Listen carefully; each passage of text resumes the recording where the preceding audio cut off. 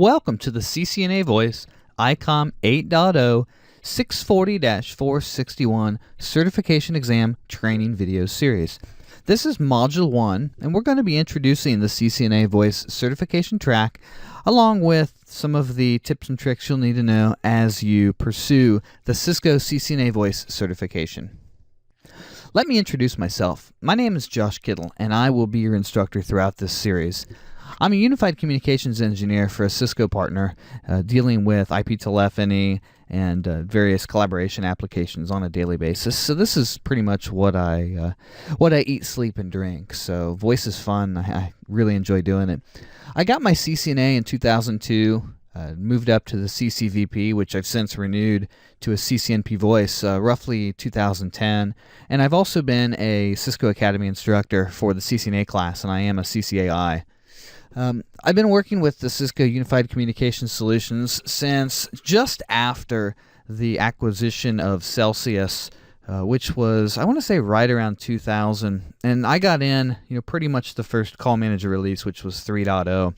I was actually working for a company at the time, and I was doing route switch, I was doing wireless, I was doing VPN and security, those types of things. And all of a sudden, I became the new administrator, whether I wanted to or not, of a Cisco voice over IP phone system.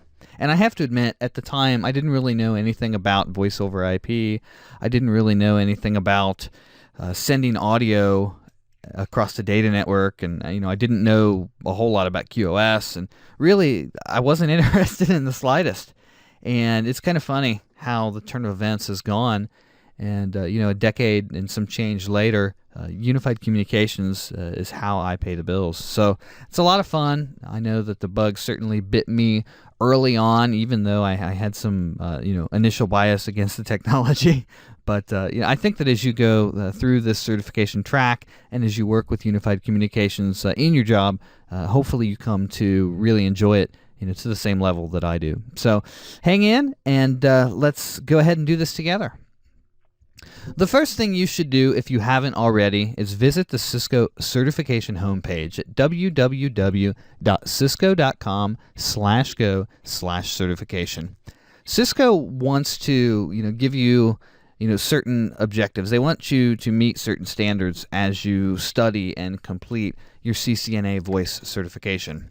At a high level, Cisco says that the CCNA voice validates associate-level knowledge and skills required to administer a voice network. They say that the exam confirms the required skill set for specialized job roles, such as Voice Technologies Administrator, Voice Engineer, and Voice Manager. And they say that the certification validates skills in VoIP technologies, such as IP PBX, IP telephony, handset, call control, and voicemail solutions.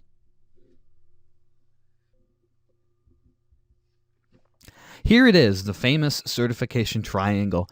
I know you've seen this before as you've pursued other Cisco certifications, and hopefully this one looks a little smaller than you're used to seeing. That's right, Cisco has announced some changes. Actually, right after I recorded the first version of this slide, Cisco announced some changes to the CCNA Voice certification track, and we wanted to take the opportunity, go back and update the slides to make sure you had the latest and greatest information.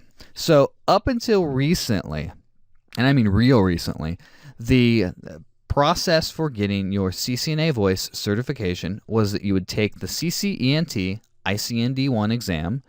Current iteration of that, as of this recording, is 640-822. You would then take your ICND2, which would, upon completion, give you the Cisco CCNA certification, or what I'll call the CCNA route switch, which really isn't what it's called, but I want to make sure you know which one I'm talking about. Once you had your CCNA, you would then study for the CCNA Voice. And the most recent version of the test for the CCNA Voice is the ICOM 8.0 exam, test number 640-461. And really, that exam is what this course is surrounding. But lo and behold, Cisco has restructured their certifications once again, and they've removed the requirement of the CCNA route switch. Now, I think this is kind of a blessing and a curse all at the same time. It really, if you ask me, You need a CCNA level background to fully comprehend the technologies that we're going to present to you in this course. So if you haven't completed your CCNA, I would certainly encourage you to go ahead and make the push and do that, and then come back and do the CCNA voice. That said, there's a lot to learn in this course. A lot of stuff is going to be building blocks on what you've already seen, and it's a lot of fun. So CCENT to CCNA voice is now a two-hop thing instead of having to go through 3. But again, we're going to assume that you have a CCNA level of understanding. I don't care if you're certified or not, but we want to make sure you have a solid foundation to build on as we proceed through this test. So again, no longer does the CCNA voice require that you first complete the CCNA route switch. Once you pass the CCENT 640-822 exam, you will be eligible to attempt the ICOM 8.0 exam 640-461, for your CCNA voice certification. 640-461, ICOM 8.0, at a high level, has certain objectives. The objectives of the exam are to test a candidate's knowledge of the architecture, components, functionality, and features of Cisco Unified Communications solutions. The exam also tests the knowledge needed to perform tasks such as system monitoring, moves, adds, changes on Cisco Unified Communications Manager, Unified Communications Manager Express, which is the router-based, iOS-based PBX solution, Cisco Unity Connection, which is the unified messaging or voicemail solution, and Cisco Unified Presence. If you haven't already taken a look at the exam blueprint, I would suggest doing this before you proceed any further. The Cisco exam blueprint is an outline of Cisco's specific subject-level expectations of the topics that you'll be expected to master as part of pursuing your CCNA voice certification. At learningnetwork.cisco.com/docs/doc8279 as of this writing. Cisco wants you, as part of the exam blueprint, to be able to describe the characteristics of a Cisco Unified Communications solution. So they're going to ask you about all of the various components and their functions. So what is Cisco Unified Communications Manager versus Unified Communications Manager Express? How do they function? How are they different? What is Cisco Unity Connection? What is Cisco Unified Presence, etc.? Cisco is going to ask that you be able to describe call signaling and media flows, and we'll talk about call signaling quite a bit through the course of this video series. Cisco would like you to be able to describe the quality implications of a voice network. Explain what are the factors for quality of audio in a voice over IP solution. Cisco wants to make sure that you're able to provision end users and associated devices. So they're going to ask that you can describe the user creation options for Cisco Unified Communications Manager and Unified Communications Manager Express. They're going to expect that you're able to create or modify user accounts for Call Manager, or if you've heard me say that, you haven't been around a while. Call Manager is the old name for Unified Communications Manager. So anybody that's been doing it a while has been calling it Call Manager forever and probably will call it Call Manager forever. So forgive me when that term slips out. Cisco expects that you're able to create or modify user accounts on Unified Communications Manager Express, or what you'll hear me call CME, using the GUI. They'll expect that you're able to create or modify endpoints, so IP phones, if you will, on Unified Communications Manager and Unified Communications Manager Express.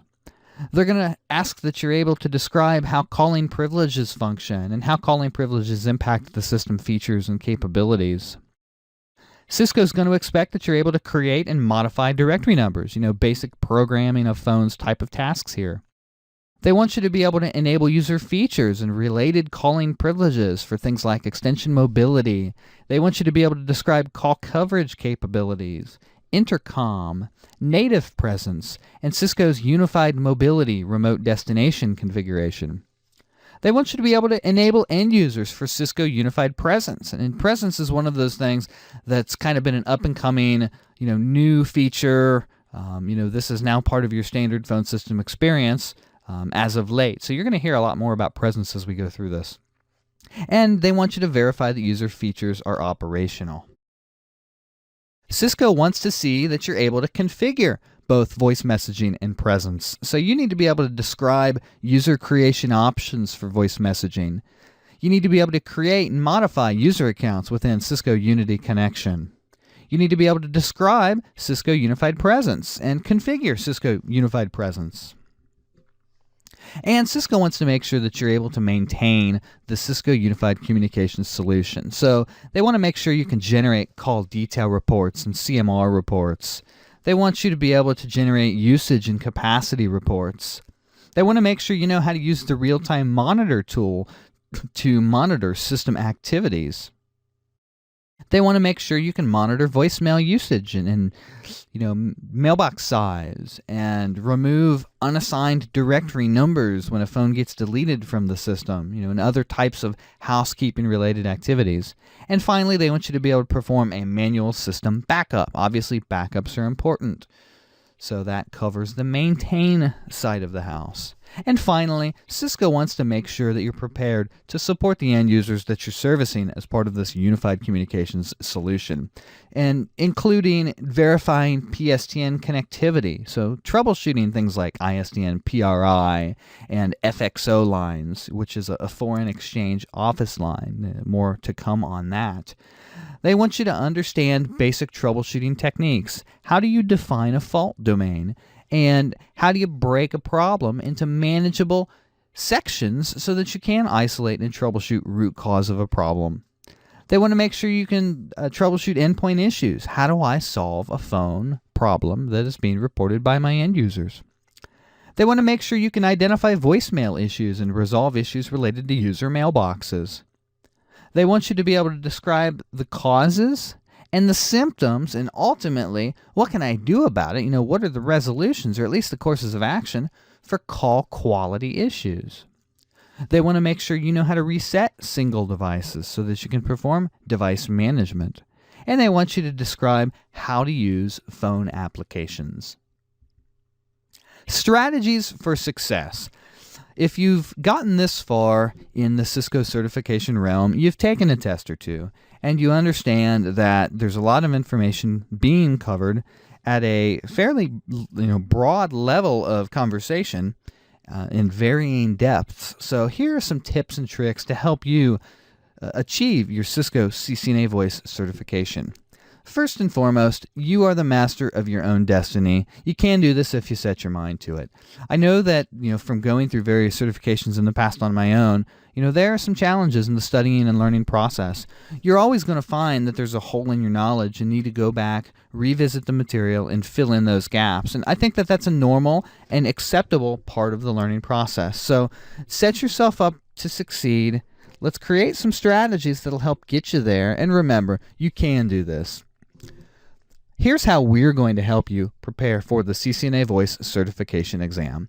We're going to have video content and lecture. I know you're looking at slideshow presentations right now, and while there will be some slide content, there's going to be a lot of interactive material within this course. You're going to see me doing video labs where you follow along and watch and observe what I'm doing and how things react.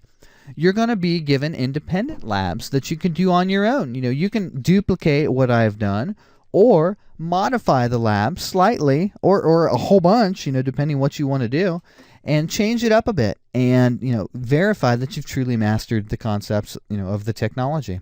And I come up and I say, are you seeing a pattern here? Practice, practice, practice. Getting hands-on is very, very important for studying for the CCNA Voice Certification exam. This is not a theory exam. Theory is part of it, but you truly need to understand how things work and have been there, done that to be successful. You'll go through a final review period and go through some exam simulations. There's a lot of companies out there selling those types of products. Most of them are pretty good. I would encourage you to use more than one. This is not like I said before, this is not a trivial test. Use every avenue to prepare for this test. So, my personal test-taking methodology and how I prepare for a certification exam is I go for video content, and I watch a training program such as this to give me the primer. And then I'll go through books, not only just books, official, Cisco Press kind of books, but I'll go through users guides and I'll go through documentation that's downloadable. I'll go through third-party books and just, kind of get my arms around as much content-related information as I can. I'll then go to the web and review some of the, the chatter, the people talking about, hey, what's on the exam right now? What kind of topics are you seeing? Not because I expect you to be able to memorize anything. Obviously brain dumps don't work in this kind of environment, and I'm not an advocate of them, but any opportunity you can use to know more, to understand the areas of focus and understand the areas that you need to study and tool up on, use that information to your advantage. You're the master of your own destiny here. The more you know, the more prepared you're going to be. And finally, go take the exam. I personally fail lots of tests. So if you fail a test now and again, don't sweat it. I just am not wired to be a test taker. I find that for me to pass a test takes a completely different approach than for me to learn a technology or to learn how to do something and master a skill. So if you're not a test taker, don't sweat it. Use those attempts as opportunities to review. Use those attempts as opportunities to focus on, identify what those areas are that you have weaknesses in and focus on them and use that to pinpoint your study. And finally, you will pass this exam. Practice, study, focus, and you'll be fine. My recommendation and my statement, and your mileage may vary, and you'll likely find other instructors with a different mindset on this. I believe that you do need access to real equipment. Now, whether that is exactly what I'm using in my lab, whether it's a variation of my lab, and we'll have a video here coming up that shows you an example lab topology that we'll reference throughout this course for some of the exercises we're doing. Maybe that's equipment at work in a lab. Maybe that's equipment at work in production, but don't tell them I said that. And maybe it's rack rental, or maybe you decide to build yourself a lab at home. This is, one of those things that there's just really no substitute for hands-on experience and, practicing. Rack rental can suffice. Don't take me as saying you have to go spend $5,000 on a rack full of gear. That's not the case at all. But you do need access and the ability to manipulate real gear. So whether you do that through hands-on methods where it's, you can reach out and touch it, or whether you rent somebody's equipment, either way, get your hands on real gear. It's really going to make a tremendous difference in preparing for this exam. With that, I welcome you to the CCNA Voice Video Certification Exam Series. I look forward to giving you demonstrations and exercises and probably put you to sleep with some boring stories of some of the things that I've run into in the past, and that's okay because after all, experience and sharing stories, is part of the learning process, and learning from others who have gone before you, is a valuable part of the learning process. So stay tuned. I hope to see you in the next video, and good studying. I'll talk to you guys soon.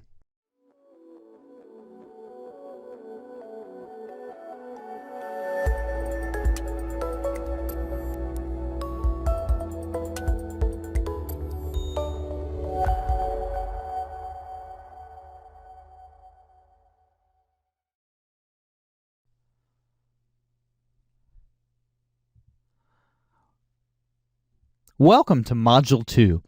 In this video, we're going to be talking about options for building a study lab for the CCNA Voice Certification Training. There are no absolutes when building a lab. That's the first thing I want to drive home to you.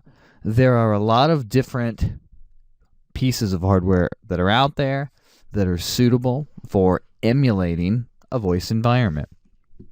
Depending on exactly what decisions you make when selecting your base hardware, such as what model of router you want to use, you'll have various options available to you for modules, what is supported or what may not be supported on your platform. So while I'm going to show you one possible example and a lab whose design I'm going to closely follow throughout this course, Make sure that you do your own homework and validate module compatibility with the chassis that you're planning on using. Why do I need a lab? One of the first things that I want to drive home to you is, and I mentioned this in the first video, that you need hands-on experience with equipment, whether that's at work, whether that's rack rental, or whether that's building a lab of your own. Voice technologies are interactive. We're touching, feeling, doing a lot of things, turning a lot of nerd knobs, etc. It's important to lay your hands on the material. And studying for voice is not like studying for a data exam. It's not like studying for your typical CCIE. I'm sorry, not CCIE, your CCNA. For that matter, it's not like studying for the CCIE. But, it's one of those things that reading theory can only get you so far, and you really need to touch it, feel it, and play with it to master the technology. We have phones. It's an interactive environment. You're picking up a handset. You're talking to someone at the other end. It's important to have real stuff. And a real-world environment means real-world problems, and that's going to, teach you those troubleshooting methodologies real quick. And it's going to teach you, what are the common problems you're going to run into. So, in my opinion, there's no substitute in this certification track for real-world experience and touching gear. Can I use rack rental time? Absolutely, you can use rack rental time. Not everybody has the physical space or the budget or the desire to build their own private lab. I understand that. But keep in mind that when you go to a rack rental type of situation, you're going to use the equipment they have, the models and pieces and parts that they deem appropriate, and that may or may not match up. In fact, it's likely not going to match up with the specific demonstrations I'm doing throughout this course. Now, that doesn't mean that it's not useful. When you understand how to program a FXO card, which is the card we're going to use to connect to the PSTN with an analog phone line, it doesn't really matter if you're on, Model A or Model B or Model C, or it doesn't matter if you're on a 2600 router or a 2900 router. The processes you follow are going to be the same. So if you choose to do rack rental, that's fine, but understand that you'll need to adapt your labs and your labbing experience a little bit more. So should you use rack rental? That's going to be an individual answer. No two people are going to decide the same outcome of that, but my preference certainly is to build a lab, have it at your disposal. Use it now as you're studying for the CCNA voice, and later, if you go the CCNP voice route, the same gear is going to be very useful to you. Lab topology. I'm kind of going to tease you here with a little bit of a white screen before I flash up the lab topology that I'm going to use throughout this course. And I want to start by preferencing, this is similar to my personal lab. Yours may vary, and that's okay. And here we go, and I'm going to show you the topology that I'm going to base the exercises in this course off of. Looking to the right, you see a router. That router is what we're going to call headquarters. Connected to that router is an analog phone in headquarters. That router has an ISDN PRI to our simulated PSTN. Out in that simulated PSTN, we have an analog PSTN phone. Also connected to that simulated PSTN via a POTS line is a branch router. That's the router on the left. Within that branch router, we have an AIM CUE module for Unity Express.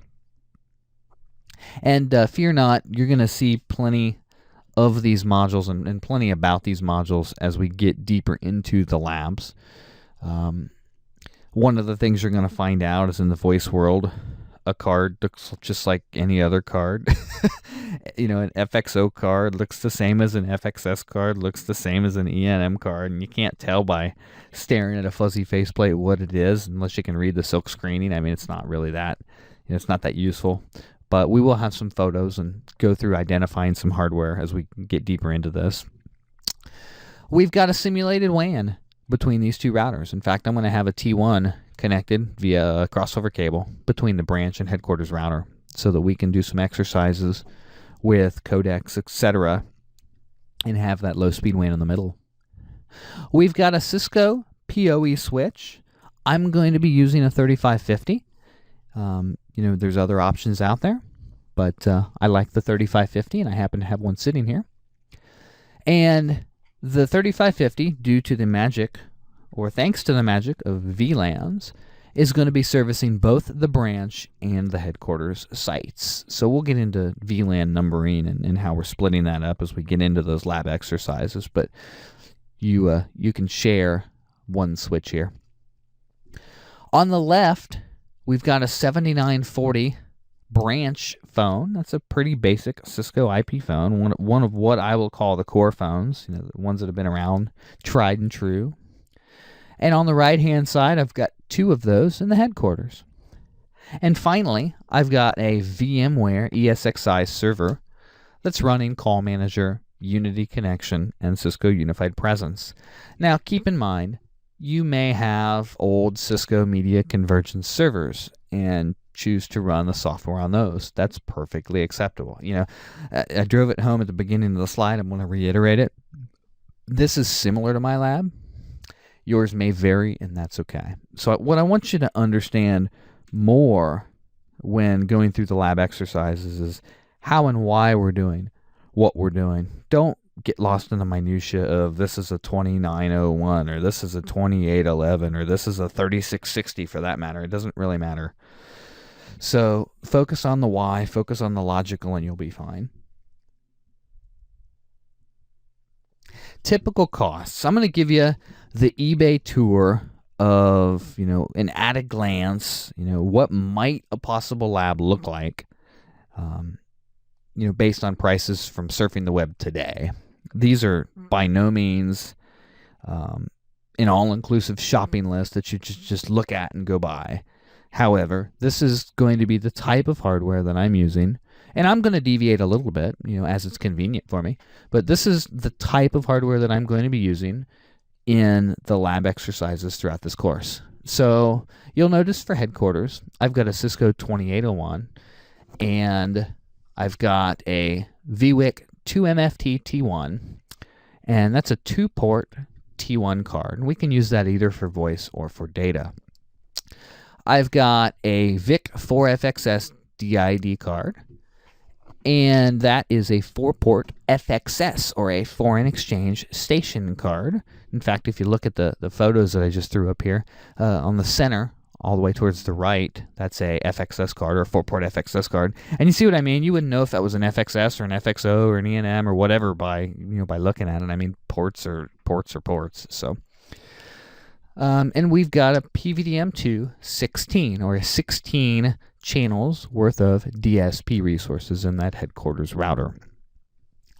The branch router, it's a Cisco 2801 with a 2-port FXO card, a single port T1 module, and you'll notice between the headquarters router and the branch router, you know, the price on the 1-port versus the 2-port card, yeah, pretty much the same.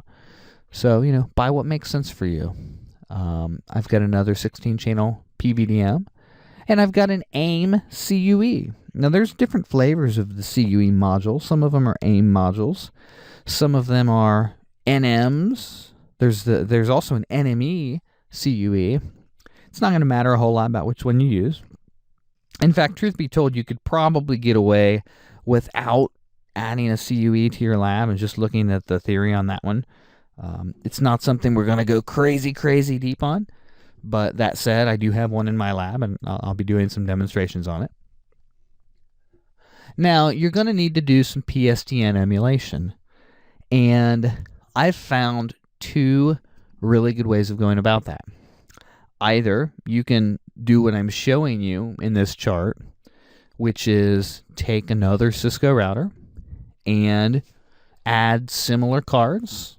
In fact, this one's got a T1 card, a DSP, a 4-port FXS, and a 2-port FXO. That's one option, is to build a PSTN emulator router. Another option, which is how I'm going to do it, is using a device like an Adtran Atlas 550.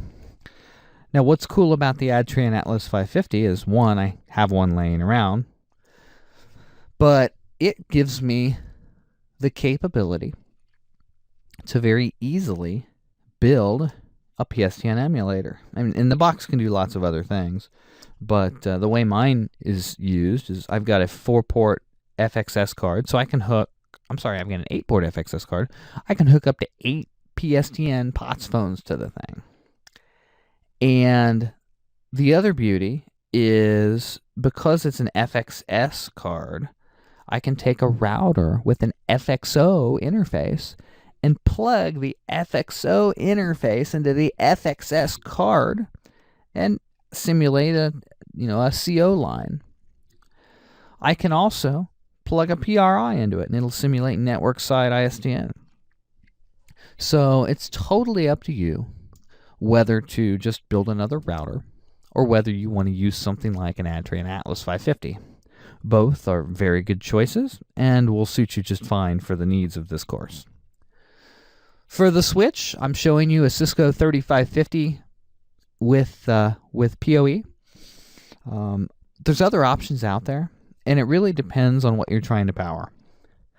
And it's not absolutely critical that you have a PoE switch. The phones, regardless of what model you choose, I'm showing you Cisco 7940s here, but they have options to be powered by a power brick. Or you can use, a power injector, or what we call a mid-span power device. Or you can use a powered switch. Now, keep in mind, with Cisco, in fact, this is probably the first time you'll have heard this, Cisco was kind of early to the game with what they called originally inline power. And later we knew that as Cisco pre-standard power. The 7940 phones that I'm showing here used Cisco inline power. They were not 802.3 AF powered phones. That standard didn't exist yet. However, by the time the 3550 switch came around, the standard had been ratified. Cisco implemented it into the switch, and that switch can provide power to both standards-based 802.3 AF devices and Cisco pre-standard power devices like the 7940. So the 3550, I've seen them from $50 up, so it just depends what kind of an eBay day you're having as to what you pay for it.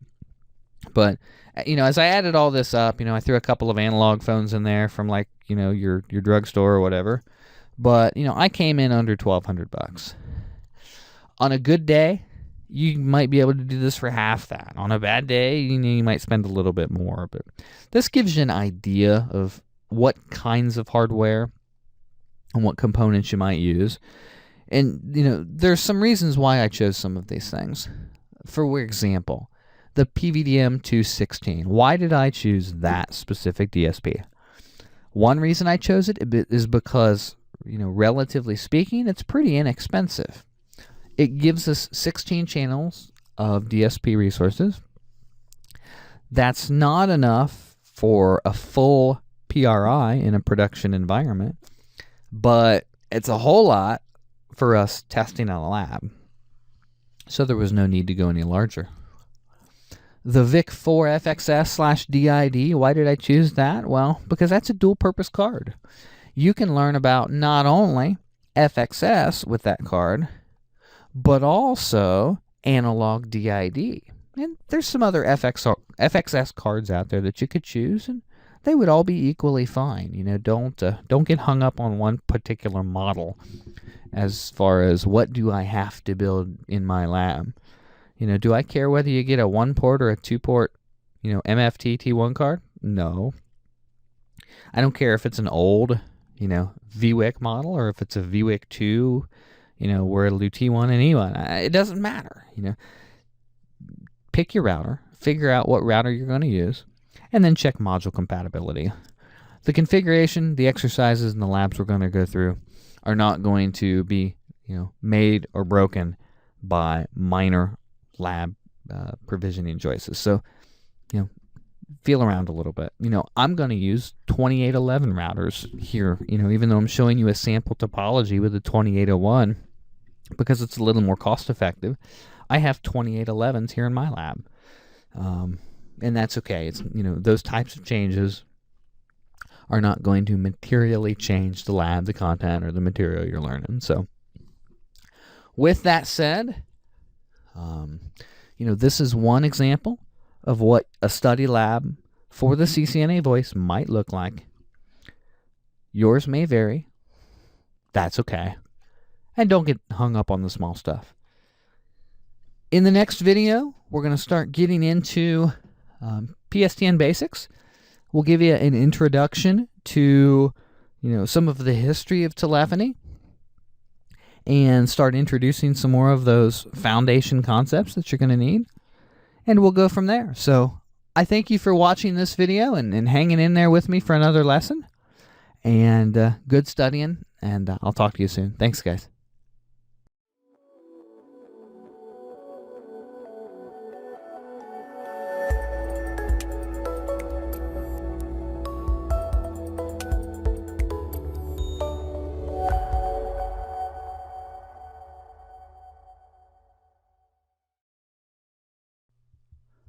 Welcome to Module 3.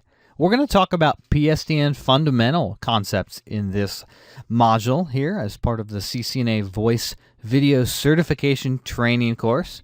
And I want to warn you, I got to say, the fundamentals kind of topics are never the most exciting. I know that a lot of this is it's stuff hopefully that you already know, and it's not going to be completely riveting, but bear with me. I'll try to make this as painless as possible, but it really is important to get a good understanding of these fundamentals because these are the building blocks or the foundation we're laying to be building on for the rest of your unified communications understanding. So with that said, let's get into PSTN fundamentals and try to spice this up a little bit. And we're going to talk about things like Nyquist theorem, analog and digital waveforms, and some of the terminology that you're going to deal with when introduced with the PSTN. So with that, on to the slides.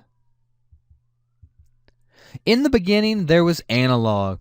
If you look at the right-hand side of the screen, I've got an analog waveform, or a picture of an analog waveform. And this is actually as shown on an oscilloscope. And if you're not aware, an oscilloscope is a device used in the electronics industry to measure analog signals or digital signals or some kind of waveform signal. And an analog waveform, it really starts off, in fact, I'm going to take a step back before I even talk about an analog waveform. Sound is produced obviously by your mouth as you speak or by other things occurring, and sound travels through the air as sound waves. Now if you wanted to visualize a waveform or a sound wave, take a pebble, and drop it into a pond. You'll notice that from the point of impact out, you'll see rings, and as the waves go up and down and up and down. That's where the term wave comes from, because that's what's happening throughout the air with the sound. And sound is an analog signal. So if we take a microphone like I'm speaking into right now, it's going to receive that waveform. Those waves are hitting it mechanically, and it's going to turn that mechanical action into an electrical signal, as shown here. In telephony, we're going to ultimately capture those electrical signals and transmit them over a pair of wires. And that's, kind of the basics of telephone communications. Back in the early days of telephone communications, you'd have a switchboard operator. And the operator would sit at a switchboard, and she would have a patch cable in her hand with a plug on the end of it. And the plug would look similar to what you see here on the screen on the left-hand side. And this patch cable, the plug on the end of the patch cable kind of stuck with us, even though these patch panels are long gone. The plug had a tip and a ring, and that was what we called the sections of the connector. The tip was grounded so that if the tip were to be touched to some other object, a short would not occur. It's grounded, so it's at 0 voltage potential. And the ring conductor would carry a nominal negative 48 volt DC voltage when the telephone was on hook. So the term tip and ring still applies today. We still use it with analog telephone lines, and the tip is grounded and the ring is going to carry a negative nominal 48 volt DC voltage. For more information about tip and ring, I've got a Wikipedia link here at the bottom of the page. You should check that out. Loop start signaling is a signaling method used on analog telephone lines, and it's really the most common type of signaling out there on analog phone lines. So at its essence, loop start signaling is going to occur based on the handset being lifted up or placed back down on the telephone. When the phone's on hook and not in use, the circuit is not complete. It's what we call an open circuit. When you lift the handset off hook, the circuit becomes closed or completed. So we're completing the electrical pathway. And that, in essence, is loop start signaling. And again, like I said before, it's the most commonly used signaling method for, standard analog telephone lines like you would find in a residential environment or, your typical, non-weird business line. These are just loop start lines. Now, one of the problems, and I'm sure everyone's experienced it that's listening to this video, and you didn't know what it was, why it happened, and you certainly didn't know it had a name, was something called glare. Have you ever picked up the telephone to make a call only to find that someone was already there saying hello, hello, and you never heard the phone ring? Well, what happened is you experienced glare. So as you picked up the telephone to place an outbound call, the central office or the phone company had already sent you an incoming call. But because you were lucky and you timed it just right, you picked up that phone before the ringing generator had generated ringing voltage in your telephone ringer. It actually went off. So the phone didn't ring because you were too fast. It's just luck. It doesn't happen all that often. It's only a problem typically with residential phone systems. It's not something we deal with business phone systems a lot because we use different technologies. And obviously that was a problem. There was a reason we're not using it on business phone systems because they were much more susceptible to glare. And really, it was just a matter of the volume, the capacity. How many calls they have. The potential to take at one point in time, and just the popularity of being called. So loop start signaling can have this glare effect, and it's not that big of a deal in residential service because your quantity of calls is much lower than a business. And business phone systems, if using analog loop start lines, are much more susceptible to glare. And that's where ground start signaling comes in.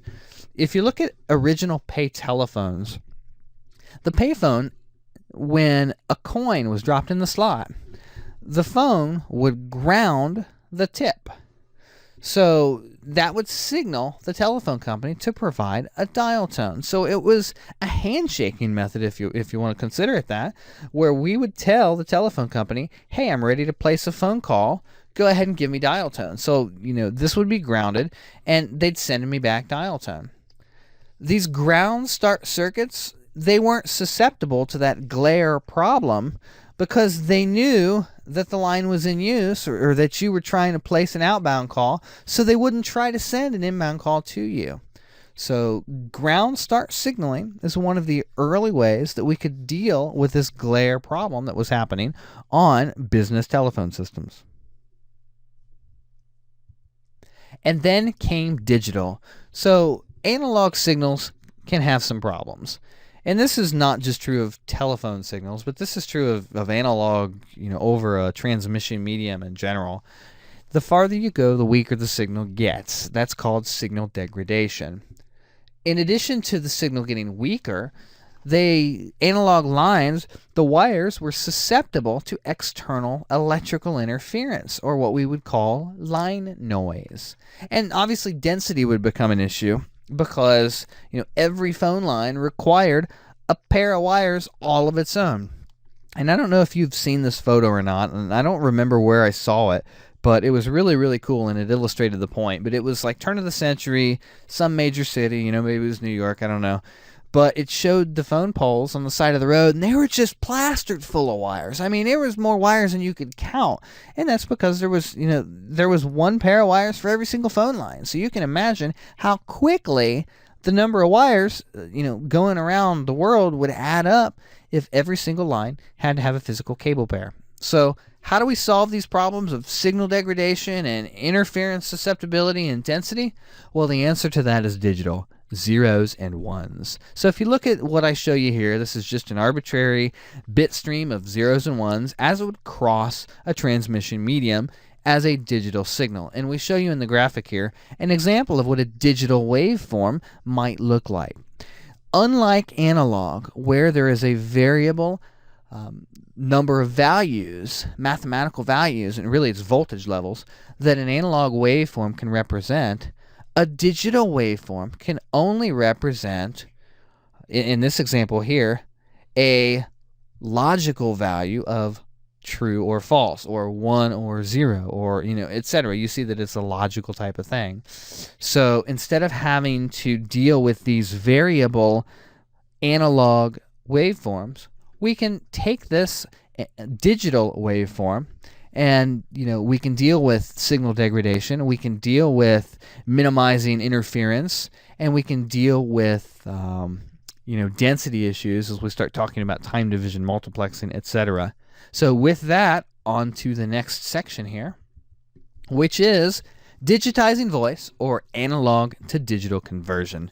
So this is the first basic introduction to a concept I'm going to call Nyquist's theorem, and we're going to cover it in a little bit greater detail in the next slide, but we're going to touch on it here. So a guy by the name of Dr. Harry Nyquist found that by taking samples of an analog waveform, that you could, if you took enough of them, that you could represent different audio signals as a numeric value, send them across the wire, put it back together, and from that digital data, you could recreate a representation of that analog waveform. When you look at telephone lines and analog phone lines in the PSTN, we're able to reproduce frequencies from roughly 300 hertz to 4,000 hertz, which is just about half of the human speech range. So it's not going to have the fidelity of standing next to someone and having a conversation with them, but you can still understand what they're saying. The words still get through, and it's sufficient, so certainly plenty for a telephone conversation. And I say here, it's enough fidelity to understand the person, but it's not like being there. So that is digitizing voice. And if you want to learn a little bit more about Harry Nyquist, take a look at the Wikipedia link at the bottom of the page here and do a little extra reading. Getting into the specific operational method of Nyquist's theorem here and how it really works, Nyquist postulated that if you'd sample an audio frequency often enough and took enough samples, transmitted them over a medium, that you'd be able to put the signal back together and recreate an analog representation.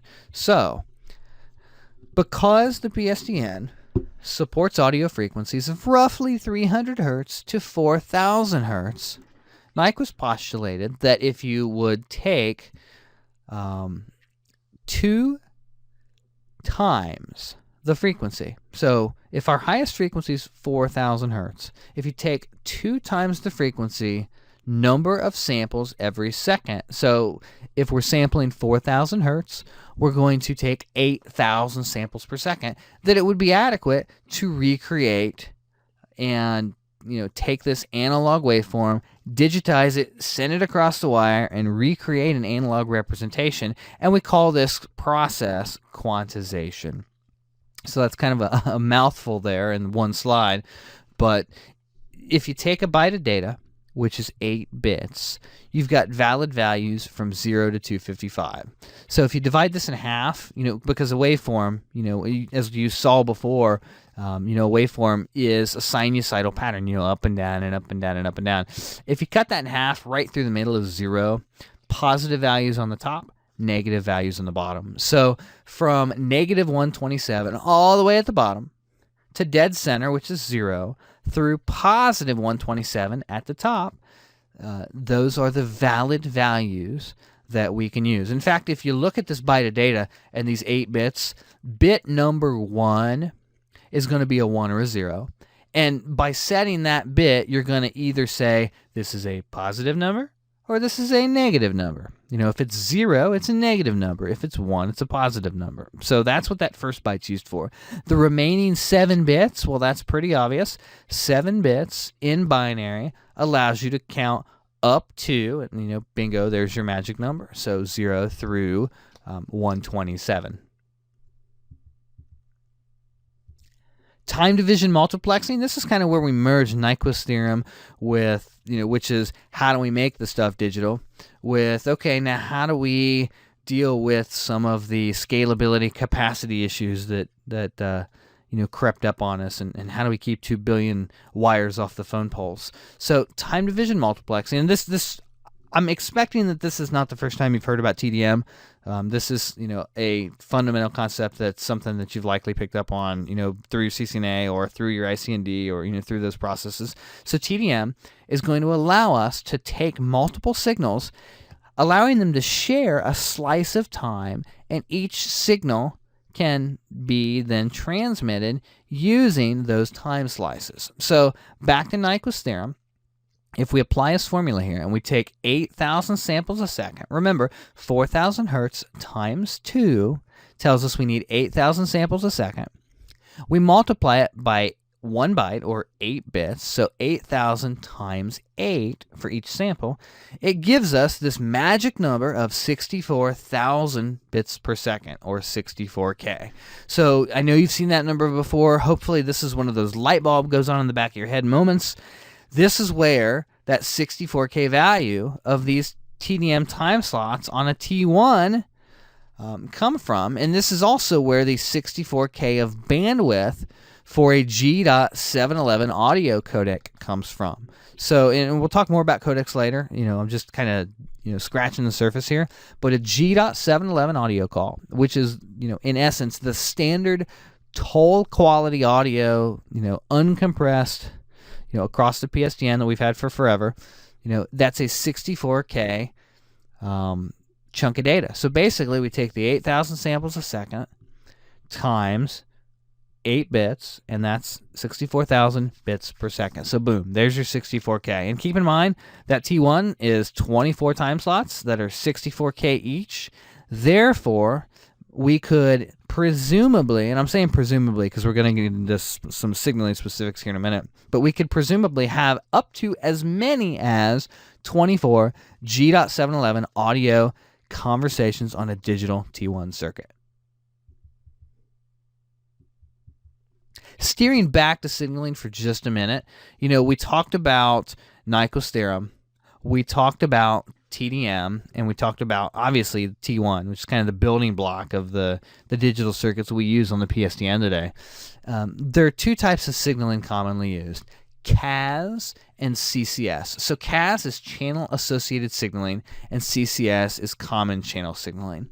T1 CAS, and that's generally what you're going to hear it referred to as, and that's what I'm going to call it. Sometimes you'll hear it referred to as robbed bit signaling, is a technology that over a T1 allows us to transmit voice calls. So the way CAS works, we're going to steal bits from the audio channel. And what's going to happen is every 8th frame on that T1 is going to be stolen and used for a signaling bit. So if you look at how many time slots are on a T1, it is 24. We're going to, every 6th frame, rob a bit, and we're going to do it 4 times. We're going to call it an A bit, a B bit, a C bit, and a D bit. And this is part of the extended framing format of the T1, ESF. So we're going to rob those bits, and we're going to use them we're going to set some flags, 0, 1, whatever we're trying to do in each of those A, B, C, and D bits. And that's going to allow us to signal events on the line, like on hook, off hook, ringing, etc. So that's T1 CAS. And on T1 CAS, a total of 24 voice calls can take place simultaneously. So keep that in mind. You're not going to run into tons and tons and tons of T1 CAS. I mean, it's still out there. It's still in use, but it is by far, nowhere near as popular as the technology that I'm going to introduce to you next, and that's ISDN primary rate, or ISDN PRI. Primary rate ISDN is a common channel signaling technique, CCS, and it's going to use a separate time slot of that T1. Yes, this is still T1 stuff. It's going to use a separate dedicated time slot of that T1. We call it a D channel or a delta channel for the call signaling.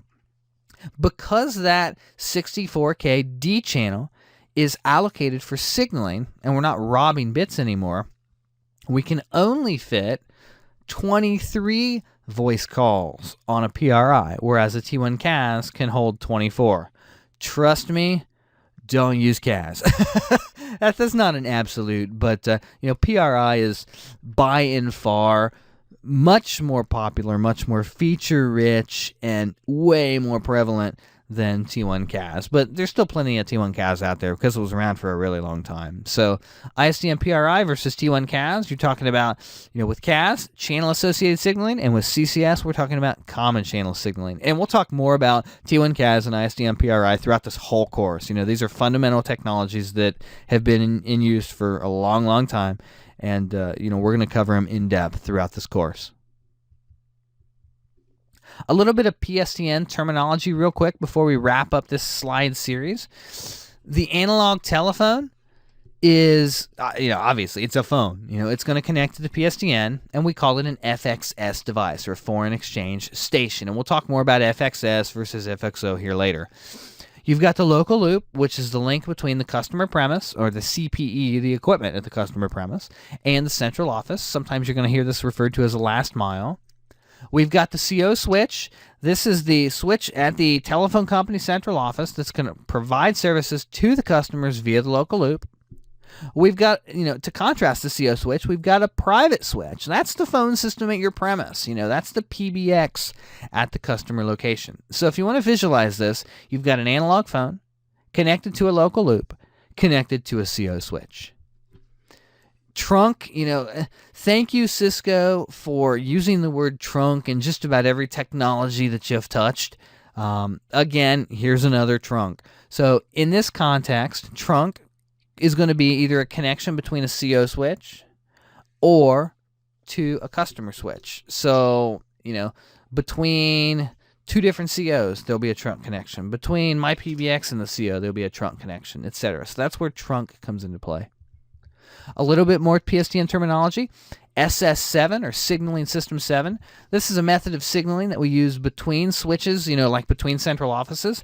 And as a customer, you're not going to have to really worry about this. Even as an engineer, you're not going to have to worry about this all that much unless you're working for a service provider. And these service providers, deal with this SS7 switching. But think of it, as the routing protocol for telephone calls on the whole PSTN. So that's SS7, Signaling System 7.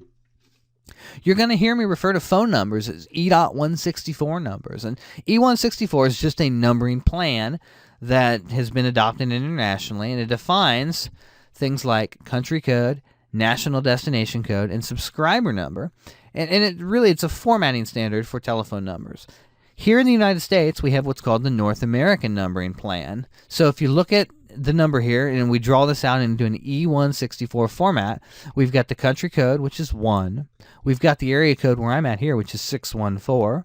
The CO code, which in this example is 555. And the station code, which is 1212. So put together, the country code, the national destination code, and the subscriber number is going to be, the telephone number being dialed. And that's what creates an E164 number. So I know we've talked about a lot of stuff in, a short period of time here. I know it's not the most riveting, but trust me, we're getting really close to the exciting stuff. And, these fundamental foundation topics are necessary to prepare you for what's next. In the next video, we're going to talk about PSTN interfaces, and I'm going to talk a little bit about what is a FXO port, what is an FXS port, etc. And we're going to kind of fill in some of those gaps that I think we've created in this video. So bear with me. I'll see you in the next video, and we'll keep this train moving. So good studying, guys, and I hope to see you soon.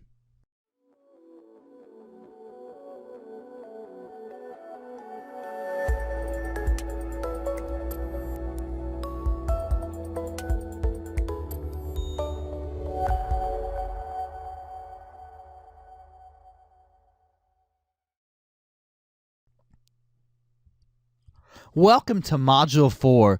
This is kind of a supplemental bolt-on, if you will, to the previous video where we talked about PSTN Fundamentals, and I wanted to dig into the detail of some of these PSTN interfaces. I know by now, I've talked about a lot of different technologies, and you're starting to get some questions, and I want to clarify some of those questions, maybe even before you know that there are questions, and give you, some more of the groundwork that you're going to need, obviously as part of the certification track, but, when dealing with this stuff for real. So hang on with me. Let's take a ride, and let's talk about PSTN interfaces, and let's see where we can go from here.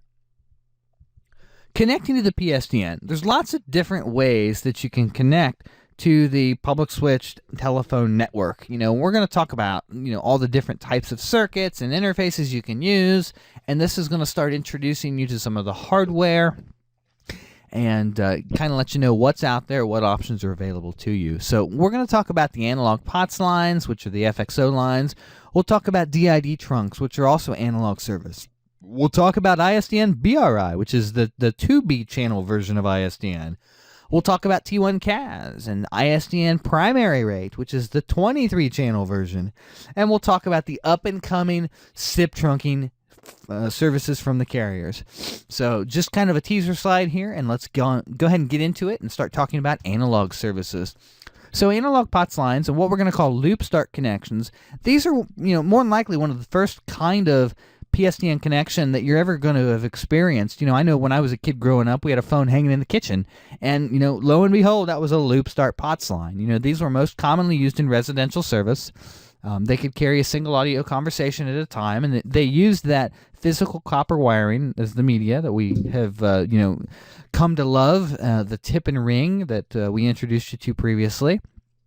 One of the big problems with these analog POTS lines, as mentioned before, they were susceptible to glare. And to remind you what the glare experience was, you pick up the phone, you're getting ready to dial, there's no dial tone, and you hear somebody say hello, and it's your buddy, and he called you, and you answered the phone before you even heard it ring, and that is glare. Glare happens because there's no signaling mechanism in place to let the carrier know, or let the central office know, that you were picking up the phone to make a call and don't send me one. So one of the problems with analog POTS lines using loop start, they're susceptible to electrical interference, so nearby electrical noise, motors, etc., can induce noise onto the POTS line. And this kind of goes hand in hand with the next line here. They're susceptible to signal degradation. So both interference from noise as well as, just degrading of the signal over distance, where it's less and less easy to distinguish the signal from the noise. Those were all problems with these loop start analog POTS lines. So as things evolved, we got these ground start signaled analog POTS lines, and these aren't very common. You did see them in the higher density business environments where they had, quite a bit of analog. Those days are pretty much over. People don't have that kind of high density analog anymore. They've moved on to newer technologies, but ground start was there. And I mentioned earlier that this is the same technology that was used in a payphone, where you had to signal, okay, hey, I'm ready for a call, give me some dial tone. Again, single audio conversation at one time. You were still using tip and ring. However, you were not susceptible to glare because there was that signaling occurring to say, okay, I'm making a call, this line's in use, don't send me anything. But you still had susceptibility to noise and electrical interference, and signal degradation was still an issue, so distance limitation came into play as well. Analog DID trunks, this is kind of the red-headed stepchild, if you will, of analog services. And I say wink start here because it's the most common implementation method that you'll see for analog DID trunks. However, there were other signaling methods used that I'll leave that as an exercise for the viewer here to go research because they're not a necessary part of the cert here. Again, they're no longer very common. You will run into them. I've seen exactly 2 of them in the last decade. So the popularity has definitely declined. What an analog DID trunk could do, just like a regular POTS line, you had a single audio conversation at one time. And this was kind of the winner here. You could support multiple numbers. So up until now, a phone line had a number. Well, now a phone line doesn't have a number. A number is pointed to a phone line. That's what we call a DID, or a direct inward dial number. So an analog DID trunk could allow you to use multiple phone numbers on one pair of wires. Again, tip and ring, and we would use what was called a wink signal to pass the dialed digit information. So this was a way that the CO could signal the customer's PBX, hey, there's a call coming in, and by the way, this is the number that the customer dialed. So did they call 555-1000 and they want to talk to Judy, or did they call 555-5200 and they want to talk to Alicia? So, that gives you an idea of DID and how DID works. And that same kind of capability is out there in other stuff, and we'll talk about it, especially on like T1 CAS and PRI when we get there. One of the unique things about these analog DID trunks, and it's different than pretty much anything else, is that line power, which is normally provided by the central office to a phone, it was provided by the customer premise equipment. So, this really worked more like an FXS connection, and to remind you what an FXS connection is, that's where you plug a phone handset into a router. That's the FXS port, and tons and tons more about that as we go. So it was more like an FXS connection than an FXO connection. So analog DID, hopefully you never have to see one of those. They're a bit goofy, but they are out there. Moving into the digital methods, we've got T1 CAS, which I've kind of been, beating like a dead horse here. T1 CAS is still popular, but declining. You're not seeing new installations of T1 CAS. PRI is, all but eliminated any new installations of T1 CAS. But T1 CAS supported 24 audio conversations or audio paths at one time. It did also support direct inward dial, so you can have a pool of numbers. It rides a T1 facility, and basically, you've got your 24 DSO time slots, which are 64K each, so we're getting back to Nyquist theorem there. Signaling was channel associated or robbed bit signaling, what we call RBS. And here's the way that the RBS really worked. So if you look at a T1 frame, you have 192 bits plus a framing bit, so a total of 193 bits per frame. So using ESF, which is called the Extended Super Frame format, which is pretty much all but everywhere, you're going to have 4 bits available for signaling, and they're called the A bit, the B bit, the C bit, and the D bit.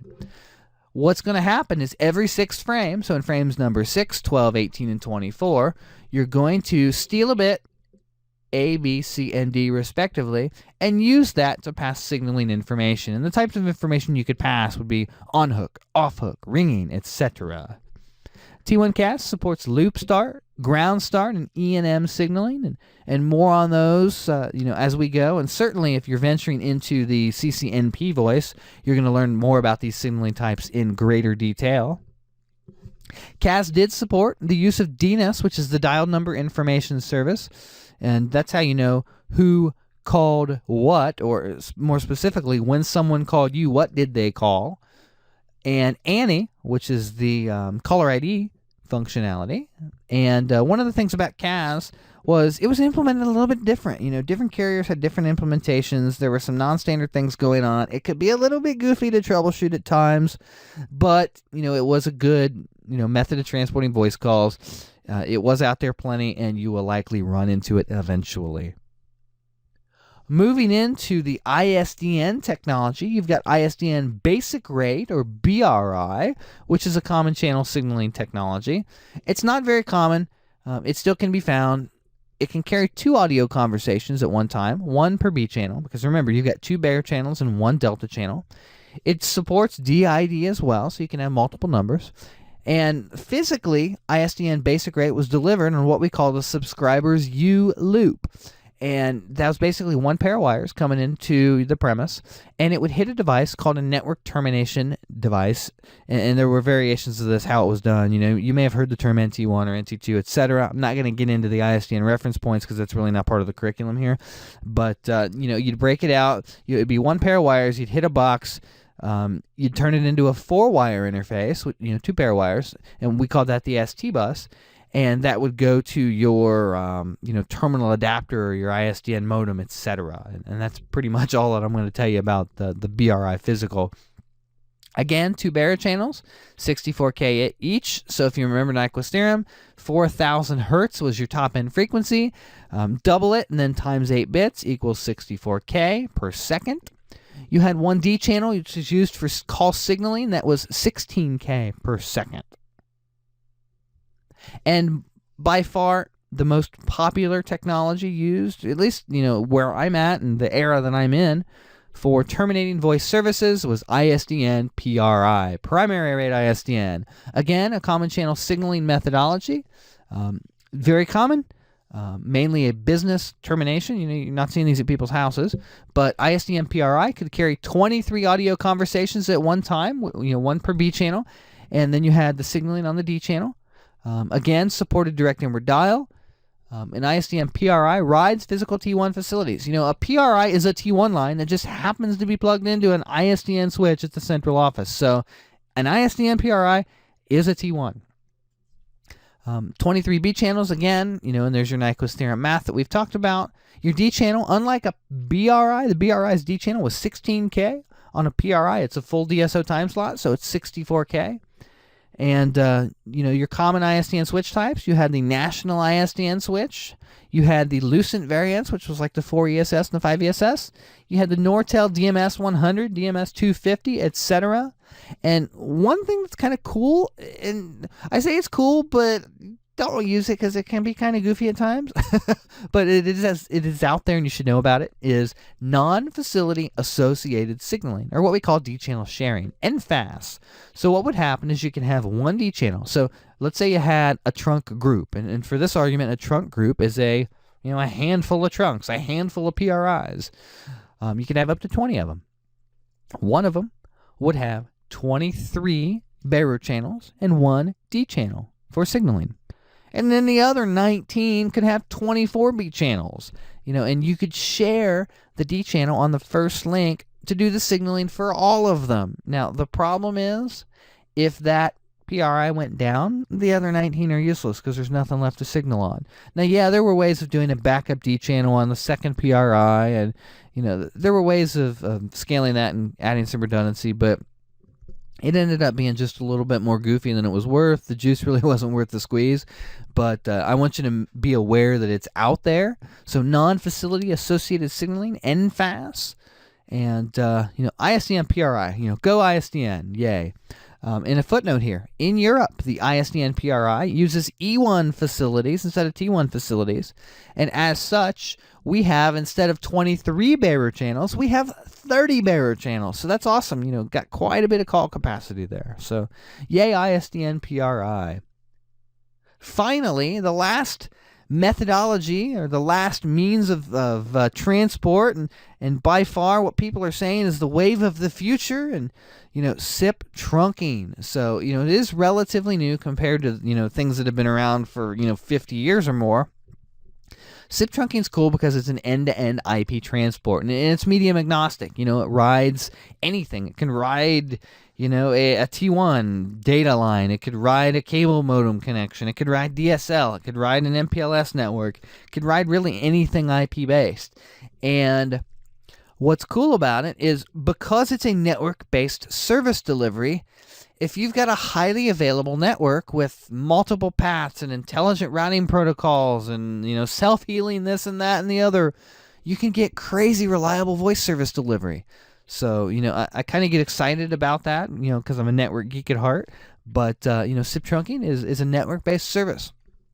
The pitfall right now, as carriers get smart, as they educate themselves, and as their service offerings mature, they're all a little bit unique right now. So if you ordered SIP trunking from like XO Communications and you ordered it from Sprint, it'd be different. If you ordered it from AT&T or ordered it, from Frontier, it'd be different. So they're using, slightly different variations on a theme. So different codecs, some carriers are just crazy cheap and trying to, squeeze as many calls out of their bandwidth as they can, and they're telling their customers they have to use, lower quality, lower bitrate codecs, and more about codecs as we go on in further videos. But so that's one of the variations. We've got different techniques for signaling DTMF.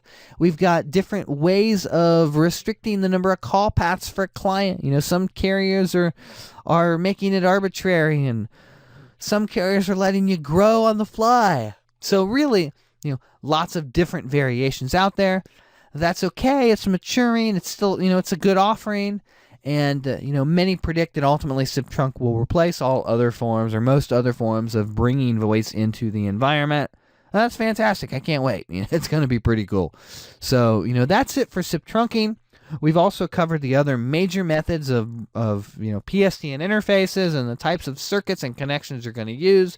There are others, there are some things out there that you're going to run into that are not necessarily, PSTN centric. You're going to see things like E&M, which, you're not going to get into a whole bunch of that because, it's pretty much dead. It's out there. E&M was ear and mouth or earth and magneto. It was a signaling method you could use, often between PBXs. There's QSIG trunking, which is, a variation on PRI that would allow some enterprise features, to be used between, multiple vendor PBXs. And, there's some other stuff out there that you're going to run into.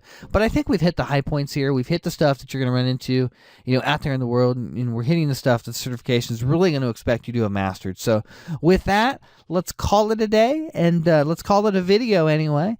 And we'll wrap this one up for the books. And, I think we've given you a good primer on the interfaces, and hopefully, you're going to see things start to get a little more exciting. We're getting out of all that foundation building, and we're going to start doing some demonstrations, start doing some labs, and really get into the most interesting parts of the voice over IP environment. In fact, the next video is going to be the voice over IP fundamentals. We're going to talk about codecs. We're going to talk about digital signal processors and really start kicking the tires on the voice over IP way of doing things. So with that, good studying. I'll see you guys next time. Thanks.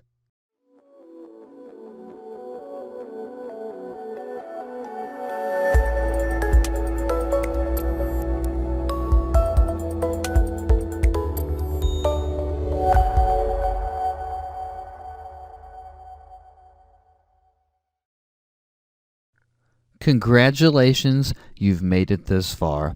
We've been talking about a lot of fundamental concepts in the previous videos, trying to build that foundation that you're going to need in order to tackle the Cisco CCNA voice certification track. And we're starting to get into the meat and potatoes here, the technical content, understanding not just theory, but understanding, the actual concepts and rules and practices behind all of the different technologies that we're touching here. And in this video, we're going to get into audio codecs. It's really one of the fundamental conversations that you have when starting to discuss voice over an IP infrastructure. And, I think we've got a good primer right now on traditional PSTN and how those technologies play. And let's jump into the IP side of the house and start doing some unified communications. So what is a codec? A codec is a protocol, if you will, or a standardized set of instructions. And, there are governing bodies out there, such as the ITU, the International Telecommunications Union, that create these standards. And a codec deals with encoding and decoding an audio stream. We talked about how we quantize the audio streams and convert the analog signals into digital data. These codecs are related to that process, and you'll notice in the name codec, it comes from encoding and decoding of the audio stream. Your first codec, and the first one I'm going to introduce you to, is called G.711. So G711 is the gold standard, if you will. It's PSTN, or what we call toll quality audio. G711 can also be thought of as the least common denominator codec. If I'm dealing with lots of different devices from perhaps different vendors and different ages of technology, they may support more advanced codecs on newer hardware and a fewer number of codecs on older hardware.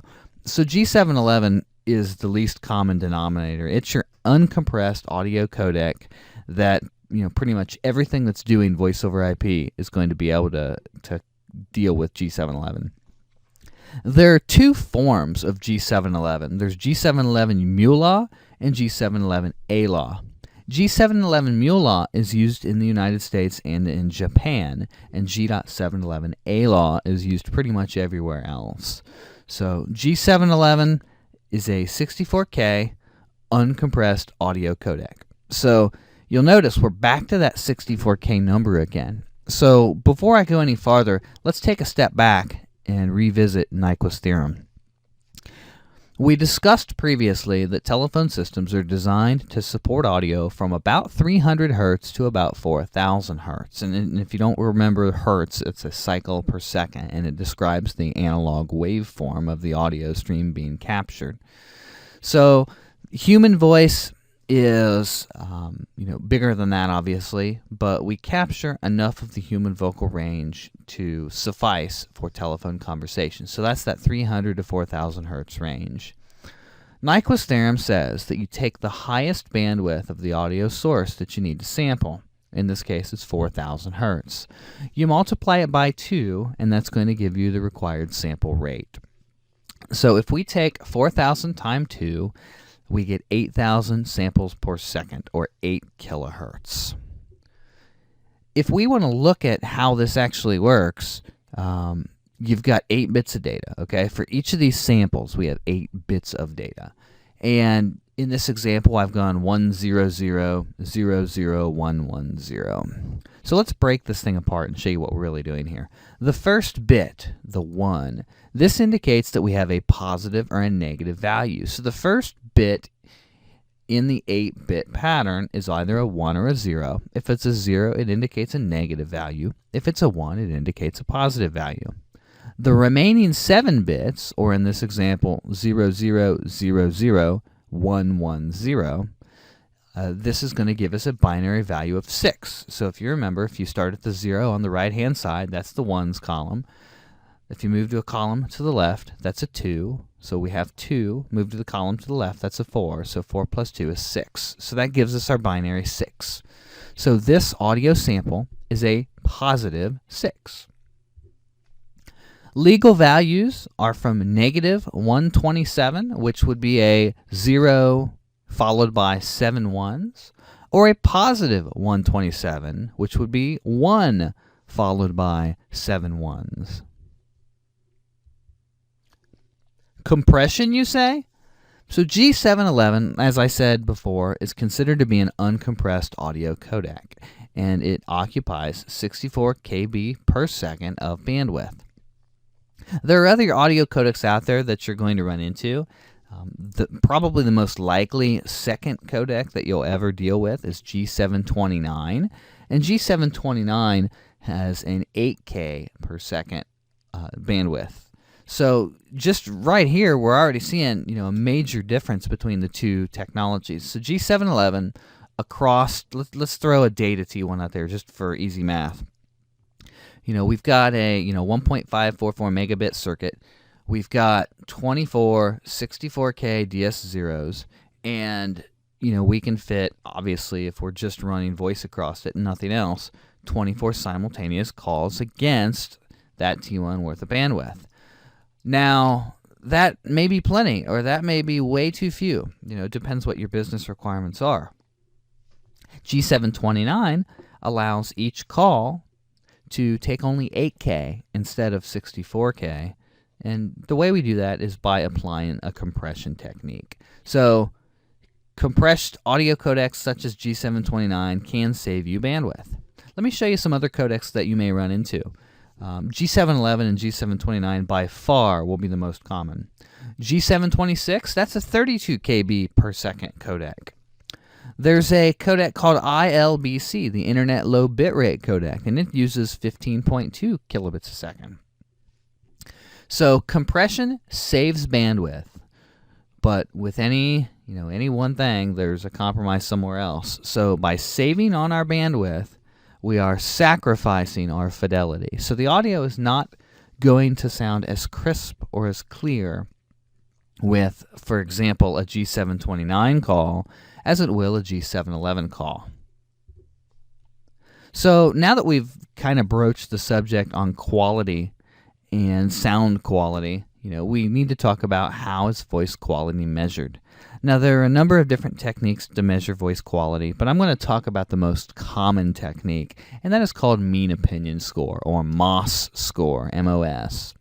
And what mean opinion score is it's a subjective measurement of perceived voice quality. So what they did is they took people, they sat them in a room, and they asked them, how does this sound? And it was rated, and G711 got a rating, and G729 got a rating, and the other codecs got ratings.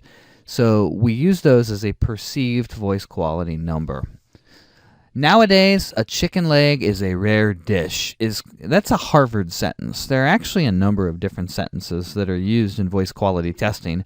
This happens to be the sentence used for a mean opinion score test.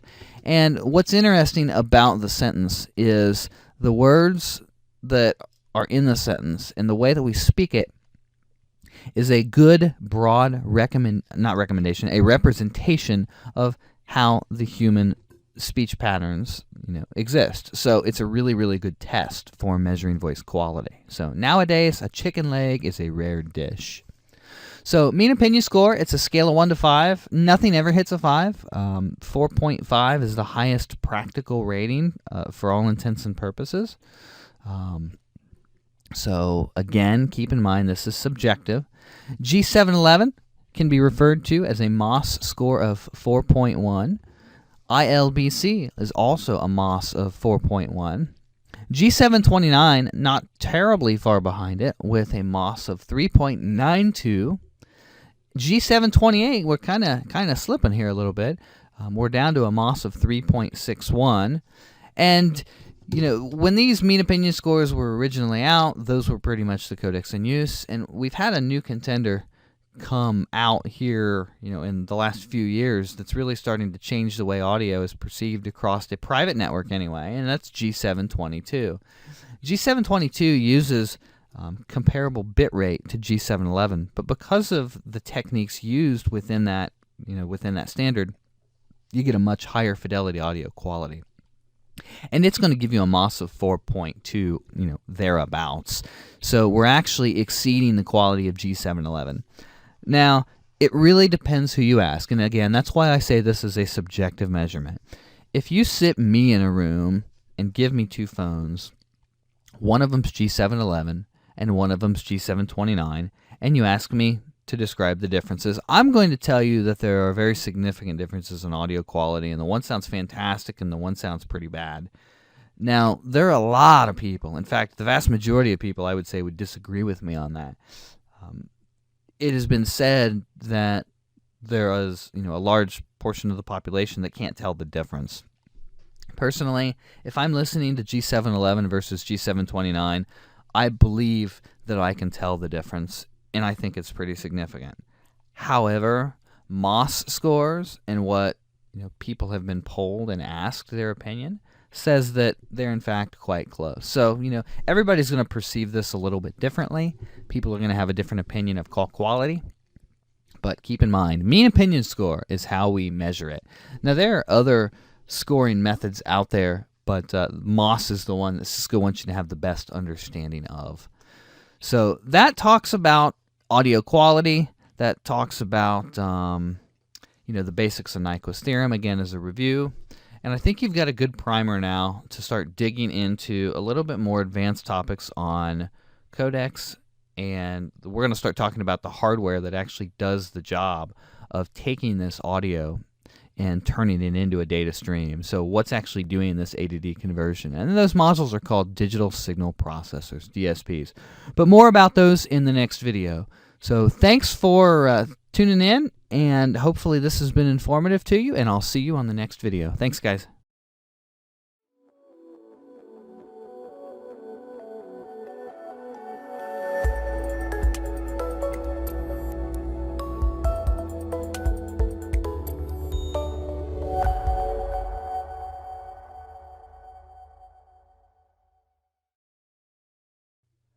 As we move along in the CCNA Voice video course, talking about Voice over IP Fundamentals, it's time to introduce the concept of digital signal processing and DSP modules.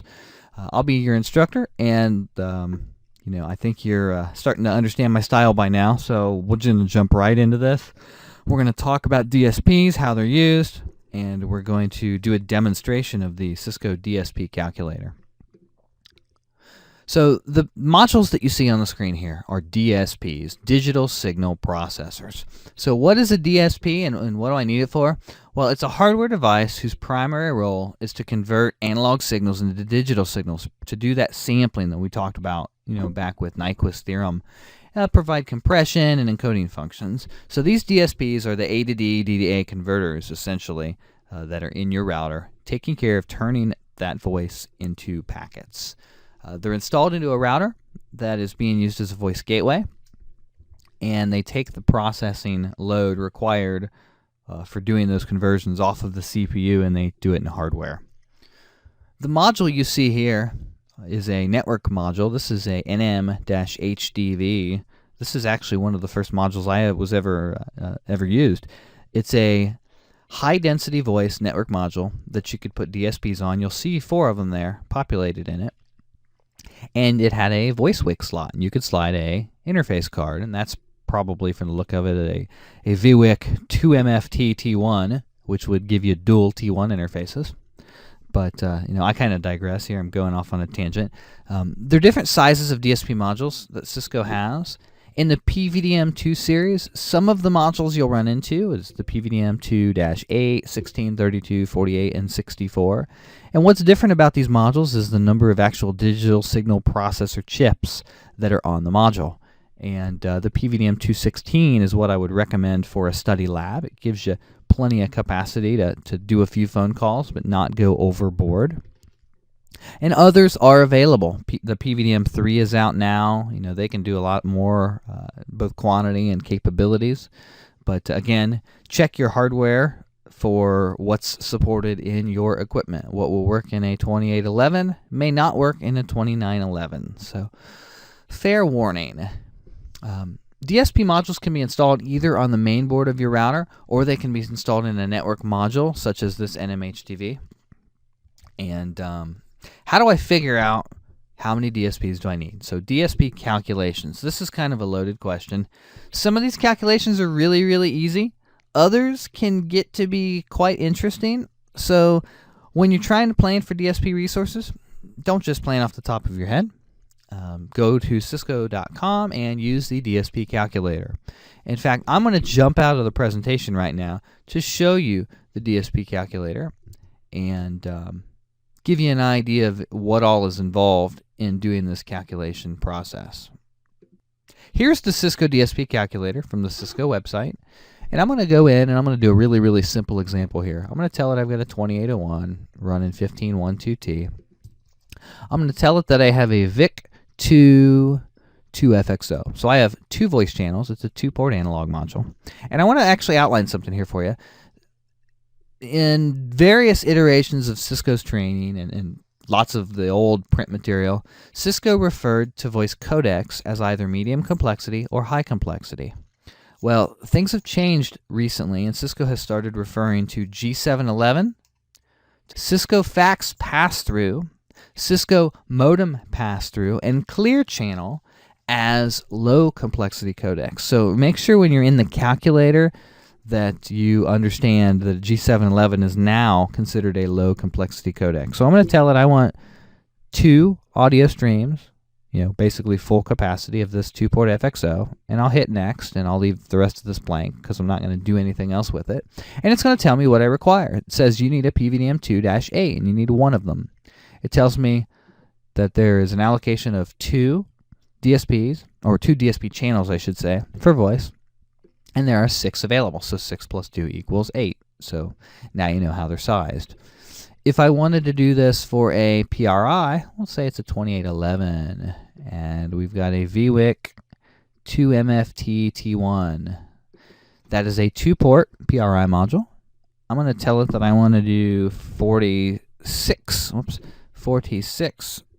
channels of audio, because remember, a PRI has 23 channels, so times 2 equals 46.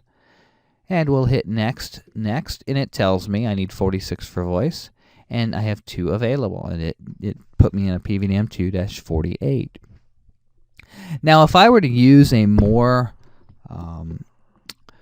a higher complexity codec, like G729, check this out. This is really interesting to see what happens. So we're going to use that same card we just did, that VWIC 2 MFT T1. And let's see, 48 voice channels are the maximum supported. We'll say give me, 48 channels. I got to click in the right box here. Come on, 48. There we go. Sometimes this mouse gets a little crazy. So 48 channels in the medium complexity tab. And we'll hit next. And it tells me down here, medium complexity codecs, G729A, AB, G722, and T38 fax relay. We'll say next. So now it tells me I require 96. So I need a PVDM 264 and a PVDM 232. That's a lot of resources for, if you remember, all I was trying to do was 48 calls. So I'm using a lot more DSPs to do the legwork and the heavy lifting and let me run that lower bitrate codec. Understanding codec complexity. This is something that we just touched on when doing the DSP demonstration of the DSP calculator. And I showed you how Cisco has different classifications for codecs, and it's based on complexity. And really, it's about how much work does the module, how much work does the DSP have to do to use this codec. So obviously, things that are more compressed are going to take more work, and things that you just sample and go are going to be lower complexities. So I show you here for the scope of your certification, and I want you to understand that this is something that's been changing recently. And you saw evidence of that in the DSP calculator, but traditionally, Cisco has considered G711, G726, G729A, and 729AB as medium complexity codecs. You noticed that in your DSP calculator, however, G711 was now, in this 2013, a low complexity codec, at least for the scope of that tool. So don't get confused here. It used to be that it was just medium and high, and now there is a low. High complexity codecs, G728, 723, plain old 729 without an A or a B, and then G729B, I should say, and then ILBC. So whenever I say 729, I'm in a bad habit of referring to 729A and just calling it 729, but there is a difference. So if you hear me generalizing G729, I'm usually talking about A. And I show you here, keep in mind, Cisco now has a category of low complexity. So when you're reading your exam questions, keep in mind, is it asking me if G711, for example, is low or medium? If it's asking if it's low or medium, obviously it's low. If it's asking me if it's medium or high, well, it's medium. It just depends on, are you asking for the old definition or the new definition? And hopefully they won't trip you up on the exams with that kind of trivial stuff. But, G729 takes a lot more heavy lifting for like 729B or ILBC or, those other variants. Whereas, straight up native G711 is a little bit easier, a little more lightweight, obviously, because you're not compressing anything. You're just sampling it and packetizing it. And again, a reminder, the DSP calculator now treats G711 as a low complexity codec. RTP and RTCP. The Real-Time Transport Protocol, or RTP, operates at the OSI session layer. Now, RTP rides on top of UDP, which is at the transport layer of the OSI model. And the purpose of RTP, it's really not the purpose. The function of RTP is this is where your audio is at. RTP is going to be how your audio, your voice over IP audio content traverses your network. So it's UDP. as RTP. RTP is going to add timestamps and sequence numbers so that if you have packets getting out of order, you can reorder them upon delivery. We do that in what's called a de-jitter buffer. And we also manage playback speeds, by looking at the timestamps. Obviously, if we lose some data, we'd much rather have, a brief, millisecond of silence where there may have been a spoken syllable as opposed to it showing up later. It wouldn't make sense to put words out of order. Kind of defeats the purpose of voice. Again, this is why we use UDP. But RTCP, the RTP control protocol, we use this for performance reporting, and it's going to provide metrics on the RTP stream. So things like packet count, things like delay, packet loss, and jitter. And if you haven't heard the term jitter before, jitter is going to be variations in delay. So, that's where RTP and RTCP come into play. That wraps up this video session. I thank you for tuning in. And as we continue forward, we're really starting to get into the nuances of the IP-based transport and the voice over IP, and having a lot of fun doing it. And hopefully this has been interesting to this point. I promise. The most fun stuff. Actually, we're getting ready to jump into it any time now. Is yet to come. And we're going to be doing some labs. We're going to be doing some hands-on demonstrations of some of the applications involved. And we'll start taking a lot of this theory and putting some practical application to it. So for now, I'm going to say see you later, and I look forward to speaking with you again in the next video series. Thanks, guys. Good studying.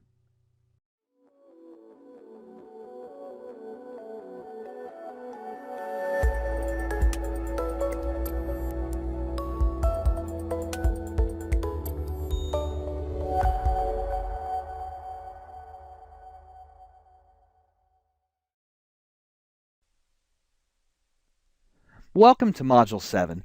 We're going to begin introducing network architecture fundamentals specific to unified communications. So, everything you needed to know about your network relative to voice. This module is going to focus on switched network design concepts. And there's a lot of stuff that plays into the local LAN segment. So don't think by switch design that I just mean switching. I mean, really, this video is about the local LAN. And really, that's where you're probably going to be exposed to the Cisco IP phones first, is at the desktop. So let's start, without further ado, talking about switched network design concepts. So, as we talk about switched networks, let's talk about some of the things we're going to zoom in on as far as this module goes. We're going to talk about, first and foremost, supplying power to the phones. The first thing that's going to happen, more than likely, when you see a Cisco IP phone is it's going to be sitting on somebody's desk. And it's going to be turned on, and you're going to wonder, or if not, you probably should wonder, where's it getting its power from? How is this device powered on? And there's a couple of ways we can do that. First and foremost, we've got PoE, or Power over Ethernet, as well as inline power technologies. And we'll talk about the differences that you need to understand between PoE and inline power.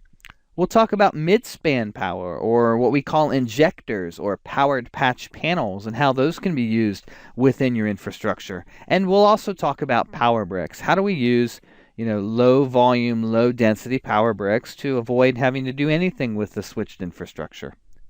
We'll talk about the concepts of VLANs and understand this thing we call the voice or auxiliary VLAN. It's kind of a pivotal concept to, one of the best practices in voice network design. So we'll dig into that. We'll talk about the Cisco Discovery Protocol and how it's used as part of the Cisco IP phone boot process. And ultimately, what is the Cisco IP phone boot process? And that's going to segue us into other protocols like TFTP and etc. So hang on, and we'll kind of go at this, a piece at a time, and build your knowledge base, on these technologies. Powering a Cisco phone. So when we talk about powering a Cisco IP phone, there's a lot of different ways to skin the cat here. First and foremost, the majority of people are powering their Cisco phones through the network. Now that's either via a mid-span power supply, or injector, or through a power over Ethernet or inline power based switch. And we're at the point in time now where most of the inline power is gone and it's all power over Ethernet. And we'll talk here in a second about the differences between those two. Pre-standard inline power, or what Cisco called inline power, was introduced and really popular, for example, with the 3500 XL series switches. And those were really one of the first power-enabled switches that Cisco was pushing. I remember when Call Manager 3 came out and we installed our first cluster. I was actually the client, and we were using 3524 XLs for the switches in our access closets. And they were really, really cool switches. It was actually one of my first, feature-rich Cisco switches. And you might laugh at me for calling the 3500 XL series feature-rich compared to what we have today. But really, I mean, it was a breakthrough device. Never before had I had a device that could, provide power to my phones. I mean, it was pretty cool. So this pre-standard inline power, came out early on. And it was, like it says, pre-standard. The standard for inline power, for power over Ethernet, hadn't been ratified yet. But Cisco had a product, they needed to ship it, and they needed phones to be able to have power at the desk. So here was born inline power. Around that time, just to give you an idea what kind of phones we're talking about here, and I know you've heard me throw some model numbers out already. This is as good a chance as any to introduce you to some of the Cisco IP phones that are in the product line. Around that time, we were dealing with things like the Cisco 7940, which is the phone you see at the bottom left-hand corner, which was a two-line, or I don't even want to call it line, a two-button phone, and those buttons could be programmed to do various tasks. They could be lines, they could be speed dials, they could do other things. But for now, two-button phone. The Cisco 7960, which is essentially the same thing as the 7940, except it has 6 buttons, so a little more power, but overall, very comparable device. And the Cisco 7905, which you see in the bottom right-hand corner, that was a fairly simple single-line phone, or single button. There really isn't even a button, but single-line phone. So these were the type of phones that were introduced early on in the Cisco IP phone product line. And if you look at them, I mean, these have become the mainstays. These have become the staple phones throughout the last decade plus that Cisco's been doing this. So, these things are still out there in huge numbers. They're amazing phones. They work really, really well. And, they certainly have stood the test of time. I use many of these. In fact, these are some of my preferred phones for doing lab environments. So, pre-standard power. As things evolved and as the IEEE began to ratify the 802.3 AF power over Ethernet standard, Cisco stopped pushing their pre-standard power approach, and they also adopted the 802.3 AF. And by the time the 3550 switch had come out, which was really the successor, if you will, to the 3524 XL, they supported both Cisco pre-standard power and inline power. Cisco pre-standard power and 802.3F PoE. So when you hear power over Ethernet, PoE means 802.3AF standards-based power. When you hear me say inline power, that means Cisco proprietary pre-standard power. So, with the Cisco 7941, 7961, which was really just a refresh of the 7940, 7960, Cisco began to support PoE. All the way up to the more modern. In fact, I've got one of these on the desk here right now. This is my newest addition to the lab here, is the 8945. It's a color display. It's got a camera on it. This is still a PoE-based phone. There are different classes of PoE devices, and I'll show you those here on the screen. You've got Class 0 devices, which is the default PoE class, and that can supply, or will supply, and will allocate 15.4 watts per port automatically for each device that's plugged in and needs power. Now, that's it's really quick to eat up all of the available power on your switch, because it's a finite resource. There's only so much of it available. If you're telling every port that it can use 15.4 watts, so obviously, that isn't the greatest thing. So we have different specifications for different models of Cisco phone, and it's not important that you memorize which phone is which class of device, but I want to show you here that Class 1 devices consume roughly 4 watts of power, and I want to say off the top of my head it's like 3.6 watts. A Class 2 device, consumes somewhere in the magnitude of 7 watts of power, and a Class 3 device actually needs that 15.4 watts of power, as opposed to that class 0 where we just threw it all at the port and said have at it. But we'll actually get into a demonstration of how to look at your switch and how to see what kind of power budget you have, and what kind of power is available, and what kind of power is being used, etc. Here as part of the slide presentation. Powering a Cisco phone with injectors. Using a switch certainly isn't the only way to go. You may have just gone through a network refresh recently, bought all brand new Cisco switches, and didn't know you were going to do voice over IP, and none of them support power. Well, crap. What do you do? So what you do is you either beg the boss to let you trade them in and get switches that support inline power or PoE, depending on what your requirements are, or you leverage power injectors. Now, a power injector can be, multiple different devices. We show here on the screen a Cisco IP phone power injector, which gives you, one or two, depending on which product and which manufacturer, etc. you buy, low density kinds of power. That's a one-port device. Your Ethernet comes into the box, it's got a power supply in it, and out comes a PoE-enabled port. Or you can go with some third-party products that are essentially mid-span or multi-port mid-spans.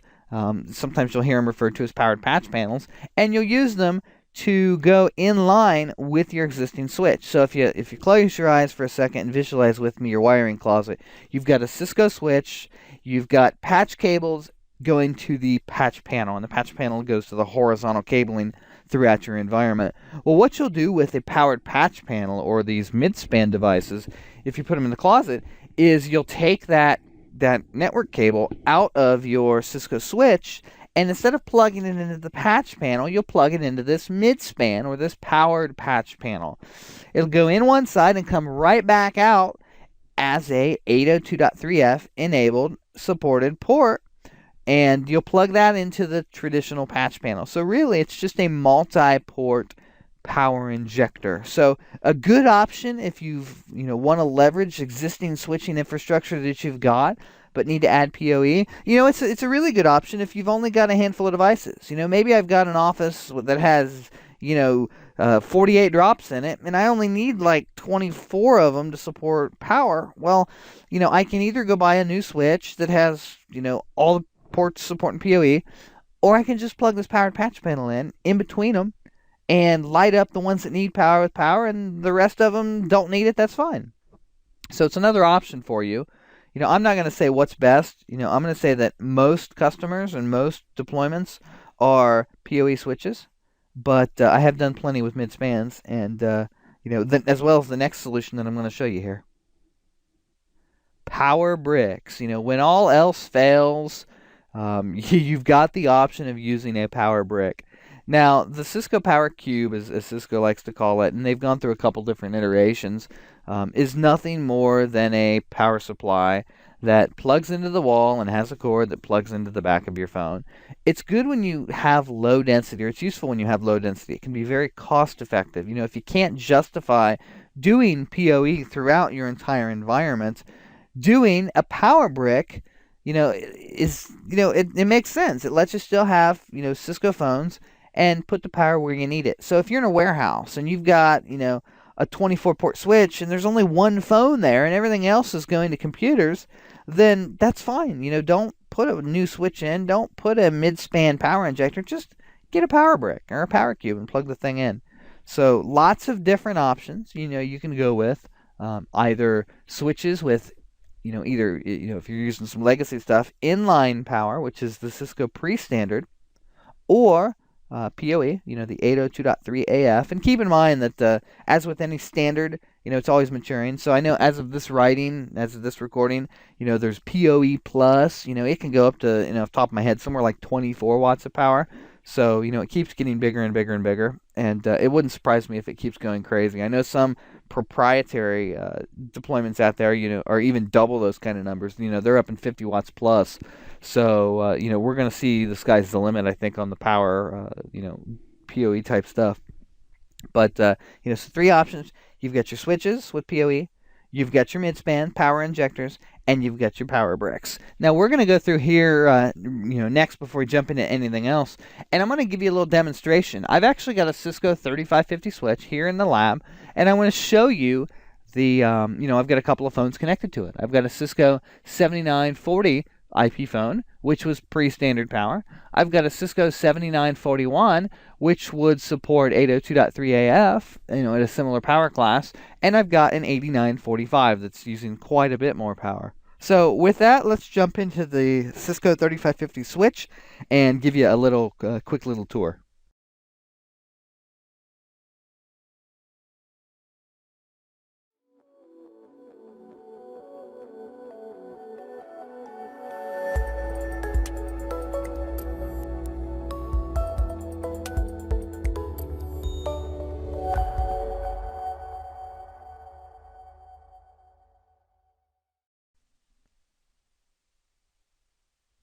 Welcome to part 2 of Module 7, where we're discussing network architecture fundamentals, and we've been talking about switch network design. And in the last video segment, I actually I'm splitting this up into 3 parts because it was running a little bit longer than I wanted it to. And in the last segment, we talked about inline power and some of the fundamental concepts around that, and we're going to give you a demonstration inside of the 3550 switch here in this video to give you a little bit better idea what's going on there. So hang with us for part 2, and there'll actually be a part 3 here coming up, and we'll talk about some additional content there as well. So enjoy part 2, and let's get into the 3550. If there's one switch that I've used time and again, and I keep coming back to, even years after the thing's been announced end of life, it's the Cisco 3550. It really has become the staple switch in my test and demonstration environments because it's so flexible. Now, one of the interesting things about the 3550 switch is it was developed at a time when a lot of things were happening. The 3500 XLs were out. We were using them as layer 2 switches. Cisco had their pre-standard power. And 802.3 AF was on the verge of, finally, being ratified. And, there was some litigation stuff going on with 802.3 AF in the beginning. And it's actually evident a little bit in the 3550 and some of the things it does and how it does them. But anyway, I digress. This is my 3550 switch that we're using as part of this lab environment. And I wanted to show you, I've actually got some Cisco phones in service and connected to the switch. And I wanted to show you a little bit about the power draw and how everything works. So let me click in the right box here, show power inline is going to be one of the commands that you're going to find useful when working with inline power or power over Ethernet. And it's going to allow me to see the devices that are connected to the switch that are drawing power, how much power the switch could provide on a port, and how much power is actually being allocated to a given port. So if you take a look at these 3 ports here, FA01, FA02, and FA04.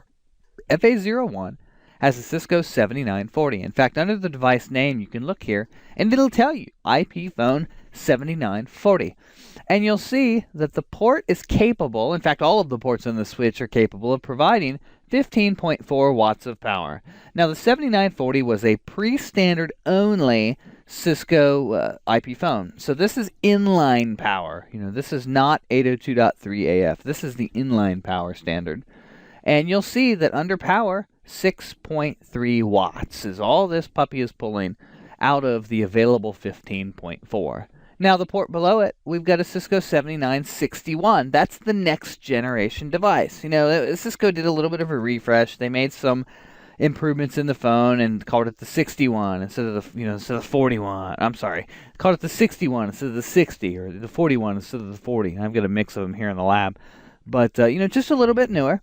And you'll see again, 6.3 watts of power are being allocated to the device. Now, what's interesting is I've got an IP phone here, a Cisco 8945 plugged into FA04, and this is a 802.3 AF device. Now, just to kind of set the stage straight, the 3550 doesn't officially support 802.3 AF, but it works. Now, there's some things you have to do to make it work, playing with some timers, but it's really minor stuff. In fact, I'll show you what I've got going on.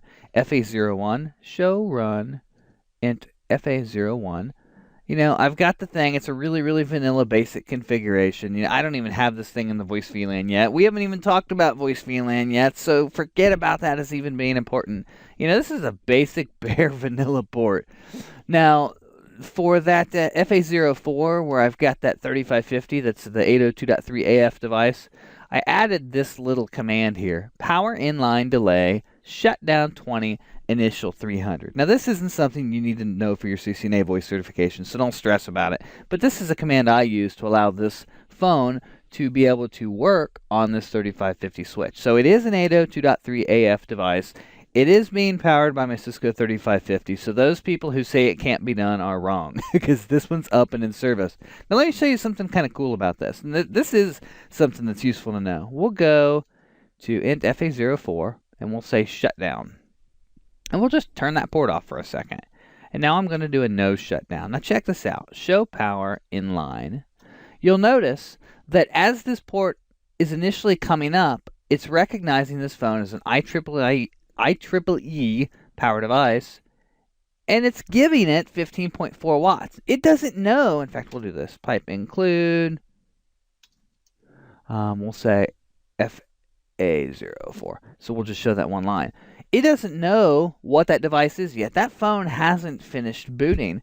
But if we give it a moment here, the phone's going to go through its boot process. And as part of this process, it's going to actually negotiate the amount of power that it needs, and the switch is going to provision it accordingly. Just watching it here. Just about there. And the other thing you'll see change here in a moment is it'll actually tell you, there it happened, 15.4, 6.4. So you'll see it actually detected what model it was, instead of it just being a generic IEEE device. So now the phone is up and it's running, and it's only allocated 6.4 watts of power. So that's kind of a little demonstration of the intelligence of the 802.3 AF. Now, some other switches you might use in your home labs. 3750 is a great switch. It's super popular. Work just fine. 3524s, they only supported the pre-standard power devices, but again, just fine. I'm doing some things with layer 3 switching on my 3550 that obviously you couldn't do on a 3524 because it's a layer 2 switch only. But I digress. I'm kind of getting off on a little bit of a tangent. But the 3550, I love it. I don't care that it's not completely 802.3 AF. It's close enough and it does what I need. But anyway, that's a quick little demonstration of show power inline, really is all you need to take away from this. And the ability to see what kind of powered devices are on your switch and what kind of power they're drawing. Now, another thing you'll see, and we'll talk about it in the CDP slides, but show CDP neighbor, it's going to show you what devices are connected to the switch. And it's the same ports, ports 1, 2, and 4. You'll see my Cisco IP phones, and we'll talk about the SEP naming conventions and things as we go along. But, just a quick and dirty on the 3550, and we'll keep on moving along.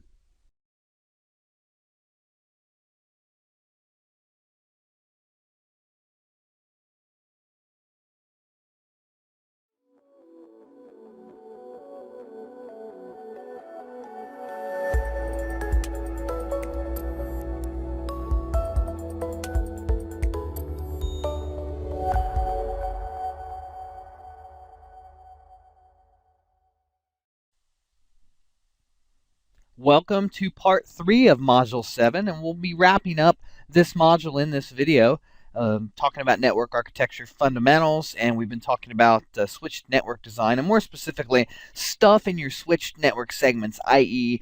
out in the access closets that you need to know when dealing with voice over IP. So in this video, we're going to kind of build on what we covered in the last video. We've been talking about inline power and considerations for that. And, we took a look at a 3550 switch. And now, finally, we're going to wrap it up by talking about the voice VLAN. This is one of the features that kind of makes the magic happen with the Cisco IP phones at a local access segment. So, without further ado, let's jump into part 3 of Module 7. And let's learn a little bit about voice VLANs. It's time to talk about voice VLANs, and really VLANs in general. Now, remember at the beginning of this course, I set some expectations that you had a CCNA equivalent level of knowledge, and voice VLANs, is one of those areas. Well, VLANs anyway, whether they're voice VLANs or data VLANs, is one of those topics that I want to make sure you've got at least a basic background on. I don't expect you to be a master at it, but you do need to understand some of the fundamentals. I've got a topology here on the right side of the page that shows us, a common architecture, a couple of routers, a couple of local, what I call access switches, a couple of IP phones and PCs. And this is a topology that you're going to see over and over again. It's very common, it scales really well. And what I want to illustrate with the drawing at this point is the concept of a voice VLAN.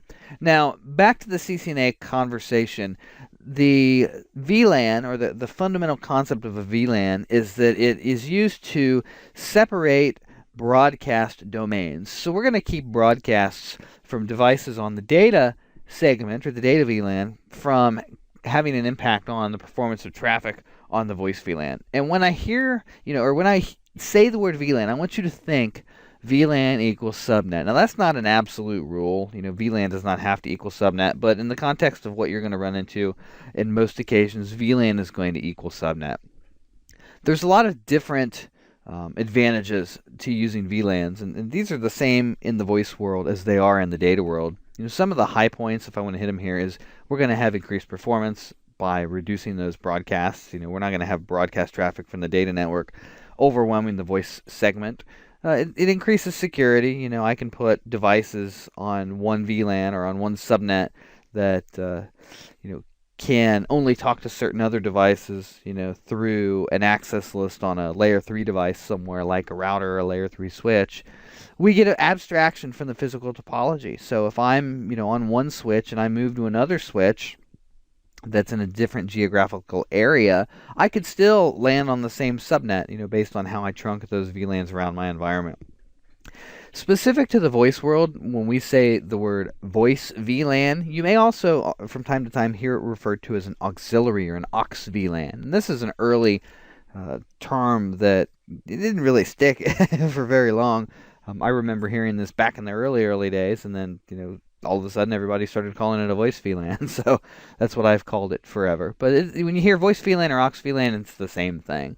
So the short version of it is, on the switch, which we've got two switches here shown, we've got a tagged connection. Now I want you to think of that as just a normal 802.1q trunk, such as you'd have, between switches that were propagating multiple VLANs.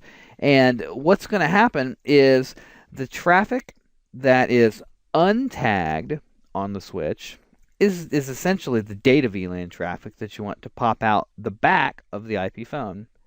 The traffic that carries, or the VLAN that carries the voice traffic, is going to be configured on the switch. In fact, we'll go through a configuration exercise to assign a switch to a voice VLAN here in another video. We'll do a demonstration of that. In fact, that's a good lab exercise.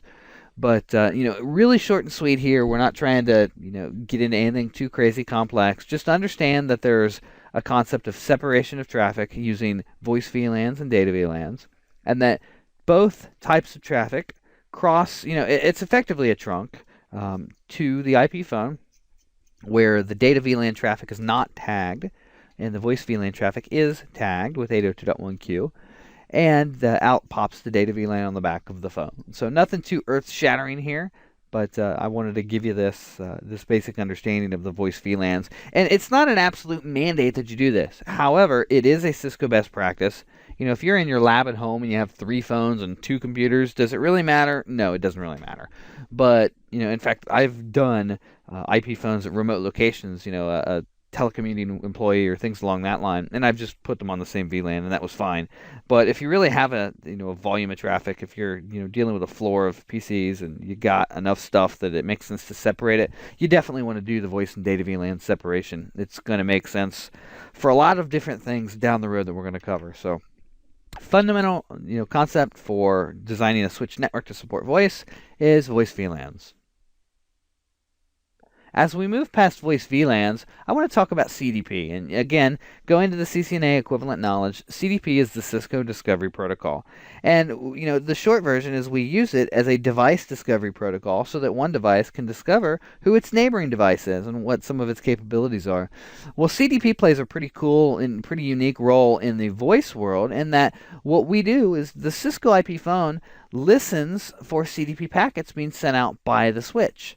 And inside those CDP packets contains information about what VLAN is programmed on the switch to be the voice VLAN. So that's how a Cisco IP phone figures out what VLAN is my audio going to be traveling on. And obviously the untagged VLAN pops out the switch port on the back of the IP phone and plugs into your PC. When you're in a multi-vendor network, you may hear, and this isn't CCNA required material, but I'm giving you a little bonus here. You may hear about LLDP, the Link Layer Discovery Protocol. LLDP is a standards-based protocol that does a really similar function to CDP, and you may see it used to do similar things down the road as you get into multi-vendor environments. But CDP, definitely a key feature of the IP phone boot process. And with that, let me go ahead and give you the IP phone boot process because this is going to be important to understand. And we're going to introduce some other functions here that are going to kind of follow you along as we dive into deeper stuff. So step number one, we plug in the Cisco IP phone to our Cisco switch. When we plug in the phone, we have a power negotiation occur, and then the phone, through those power negotiation capabilities and process, gets power, turns on, and, we see blinky lights. Once the switch port transitions into an unblocking mode from a spanning tree perspective, the voice VLAN is going to be learned because we're going to receive a CDP packet from the switch, and we're going to look at it and we're going to figure out what VLAN the voice VLAN is going to be, and we're going to retain that in our configuration. We're going to send a DHCP request out the phone on that voice VLAN, and the DHCP server can be any number of things. It can be it can be running on that switch. Maybe that's a layer 3 switch that I'm plugged into and it's got DHCP natively. That's wonderful. I personally really, really love that deployment model. It could be a router downstream. It could be something on a completely different subnet or different VLAN, in which case we're going to use something called an IP helper address. More on that later. But the short and skinny is we're going to send out a DHCP request. However and wherever that DHCP server is, it receives the request and responds to us with a DHCP offer. The Cisco phone is going to hear that address offer. It's going to be assigned an address, and it's going to learn along with that address all of the other DHCP options that are being served. And one in particular that we're going to configure that's going to be served by our DHCP server is what we call IP option 150. Now, IP option 150 is what we use to specify a boot server. Specifically, it's our TFTP server of either our Cisco Unified Communications Manager or our Unified Communications Manager Express device. So whatever telephony subsystem we're going to use, whether it's CME or Unified CM, we're going to request our configuration from that system. So we're actually going to get an IP address from the DHCP server. It says, here's the IP of your TFTP server. So we're going to then request via TFTP our configuration file.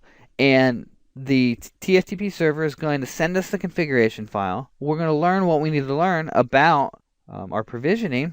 And finally, we're going to attempt to contact the call processing server specified in that configuration file. So again, whether that's Unified Communications Manager or whether that's CME, the Express solution running on a router, the process is exactly the same. And it's going to be one of those fundamental concepts that you're going to revisit time and again. This concludes the first section, and I'm going to try to keep the videos to a reasonable length. The first section of the network fundamentals, targeting the concept of our switched environment, our switching environment. Now we've jumped into some extra stuff here, like TFTP and DHCP, etc. But I want you to zoom in on how this is working at the access layer. How does this work in the closet? And I think we've managed to do that fairly well within the conversations we've had here. There will be a lab exercise here coming up, and we're going to show you how to configure a voice VLAN on a Cisco switch port. And it's really, really simple. It'll only be a couple of minutes of video, but it is one of those concepts that you do need to master for the CCNA voice certification. With that, I'm going to say thank you for watching, and look forward. Obviously we've got the lab that I just mentioned coming up, and we're also going to continue talking about some of the core network technologies. We're going to get into talking about, what do I consider, from a routing perspective, and on my layer 3 network, we really just touched the layer 2 stuff right now, and the access switch, kind of zone, if you will. But there'll be more about the rest of the enterprise in the rest of your architecture as we continue this conversation on infrastructure fundamentals. So I'll see you guys in the next video, and until then, good studying.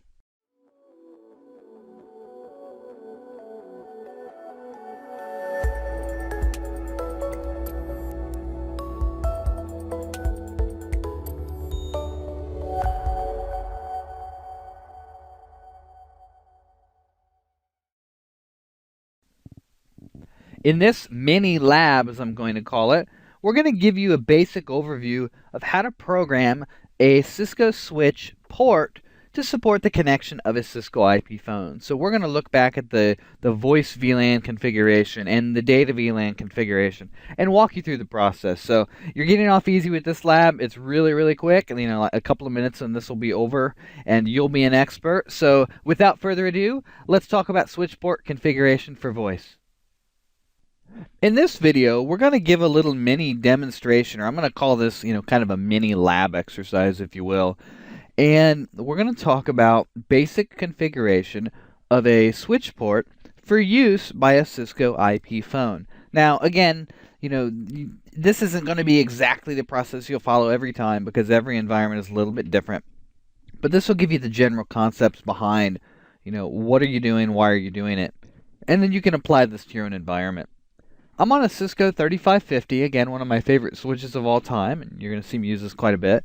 And I've logged in, and I want to show you here a little, just quick high-level tour of the switch. I want to look at the VLANs. So we'll do a show VLAN, and you'll see that I've got a number of different VLANs programmed on the switch, and the ones that we're going to pay attention to right now are these two here, the headquarters data VLAN, and the headquarters phones VLAN. So VLAN 10 and VLAN 20 respectively. So what we're going to do is we're going to go to config T, and I'm going to use port fast Ethernet 010 and FA010. And right now the port is in a default unconfigured state. The first thing I'm going to want to do, and let's talk about how this port is going to be used. I'm going to be tagging voice traffic so that the Cisco IP phone can participate, on the voice network, and then I'm going to be passing the data VLAN out the tail end, and it is, going to be plugged into a PC. So what I'm going to do, real simple here. There's not a lot to this configuration. We're going to say switch port voice VLAN, and let's see what the VLAN was here. I forget. It was VLAN 20 for phones. So switch port voice VLAN 20. So that's going to tell it what it needs to know for the voice VLAN. We're going to go ahead and say switch port access VLAN 10, just like you would any other access port to put it in a data VLAN, and that'll apply for the switch port on the back of the phone as well. And I'm going to give it one more command here, spanning tree port fast. And spanning tree port fast is simply going to allow the Cisco IP phone to transition into that packet forwarding state much more rapidly than if we waited for the entire, blocking, listening, learning, forwarding process that happens by default with spanning tree. So anyway, that's kind of, really all that's necessary for basic switch port configuration. If I want to do a do show run and FA010, you'll see what we've done. Switch port access VLAN 10, that programs our data VLAN. Switch port voice VLAN 20, that configures our voice VLAN. And if you'll remember from the previous videos, CDP is going to be used to publish that voice VLAN number. And spanning tree port fast, we're going to use that to enable that port to transition rapidly into a forwarding state.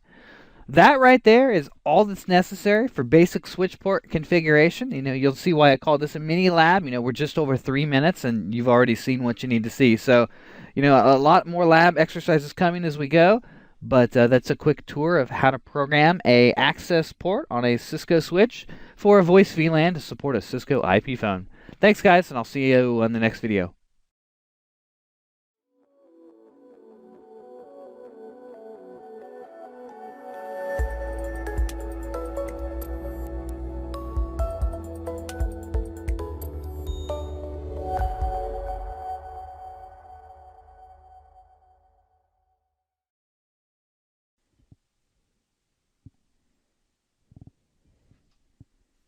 Welcome to the video lab. We're going to be going through the configuration process for an iOS-based DHCP server and cover that here so that you're familiar with how to do that. Now let me talk for just a second about iOS-based DHCP servers and why I think you should do them. I know that it's kind of a natural thing in a smaller environment for the Windows administrator to spin up his domain controller and turn on DHCP on his server. I don't really subscribe to that methodology. I think of DHCP as a core infrastructure service, and as such of a service, I want it on a core infrastructure device, i.e. a router, a layer 3 switch, something along those lines. So what I do is I'll most often use my core switch or my user distribution switch, or whatever your topology calls for. Sometimes it's the access switch, if you're routing down to the access layer. But I want a network infrastructure-centric device to be doing my DHCP services. So I'll stop preaching. That's why I do it this way. And Cisco will expect you to know how to do this for your CCNA voice certification. So here's what we're building. VLAN 20 exists on our switch, and it's got a name of HQ phone. So we're going to build a DHCP pool and give it the same name. We're in the 10.10.200.0 subnet, which is a /24 or a 255.255.255.0 mask. Our DHCP pool, or the range of addresses we're going to hand out, is 10.10.200.100 through 120.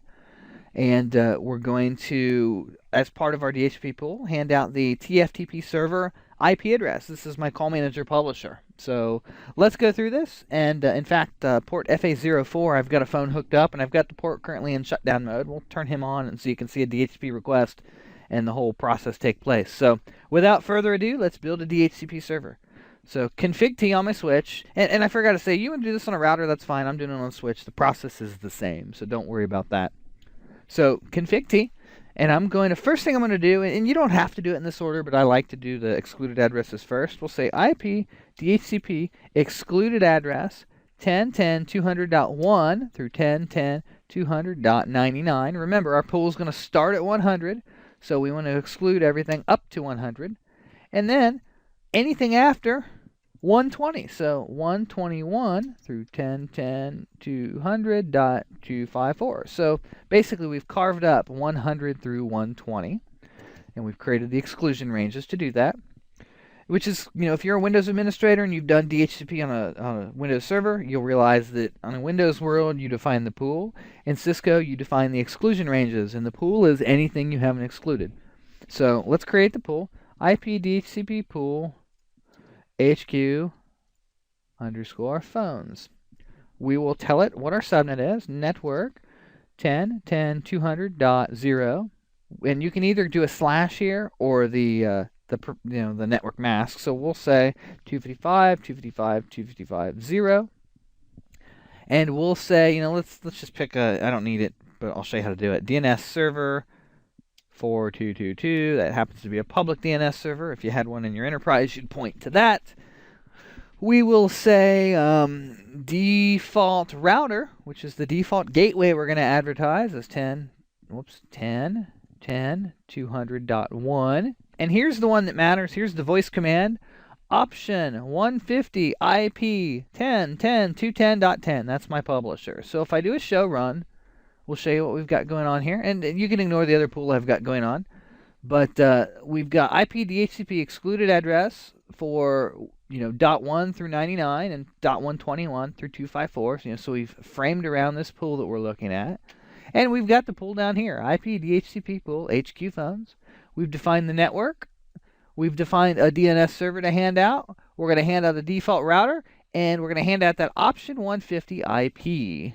So since my phones are on the same subnet as my DHCP server, there's nothing else left to do. Now, there's this thing called IP helper, and it's not terribly important from a CCNA voice perspective, but it is important to understand. If your DHCP server is on a different subnet, you'll need to do an IP helper address on the VLAN routed interfaces so that those broadcasts can be forwarded as unicast to the DHCP server.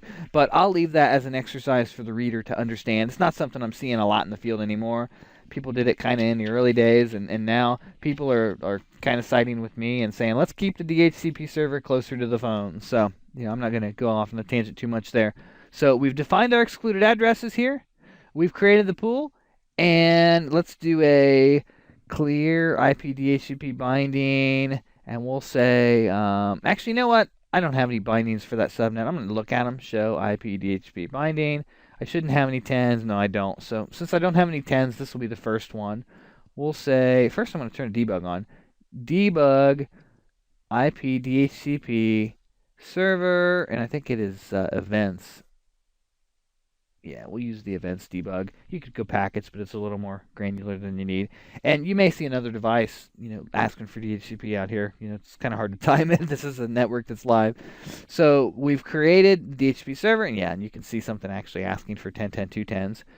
But we won't worry about that. We'll say config T interface FA04, which is where our phone is, and we'll say no shut, which will bring that phone up. Again, ignore the 10.10.2.10s. We're looking for a 10.10.200 request from a phone with a MAC address ended in what, I think 7 Charlie. Here we go. So it would have happened a little bit quicker had I not already had an address on that device that we had to turn away. So we can see we've assigned an IP address 10.10.200.100 to the client, ending in 7.3. And we're giving it, some information here. See which address we gave it. And really, we can turn our debugs off. That was pretty straightforward. The phone now has an address. So ping 10.10.200.100. It responds to us. It hasn't yet registered with the call manager. That'll take another moment. But if I do a show IP DHCP binding, you'll see in the DHCP pool 10.10.200.100, and we've assigned it to that host. And that's the basics right there of a iOS-based DHCP server. I know that you had a little bit extra garbage to wade through on the debug because of stuff on other subnets, but hopefully this gives you a little better understanding of what to expect when configuring an iOS DHCP server, and kind of how to troubleshoot it. The debug commands are kind of helpful. Let me show you again what's configured. We'll say show run, and the only thing we set up here was we set IP DHCP excluded address 10.10.200.1 through 99 and 10.10.200.121 through 254, and then we created a pool, IP DHCP pool, HQ phones. We said network 10.10.200.0. We put the mask in. We gave it a DNS server. It wasn't necessary, but it's a good practice and something we should do.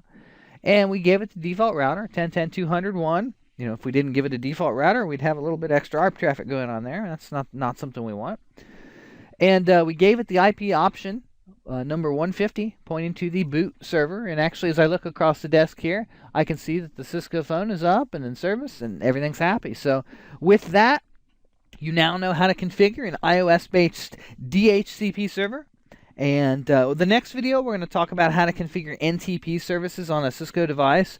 NTP is one of those things, especially when you get into SIP endpoints, that you're going to need to have an NTP server on your network. And really, you're going to need one anyway. When you're spinning up a call manager, etc., it's going to look for the existence of an NTP server on your network. So it's going to have to be there. So we're going to cover that in the next lab and give you a little primer on network time protocol. So for now, that'll do it for this video, and I'll see you in the next lab. Thanks, guys, and good studying.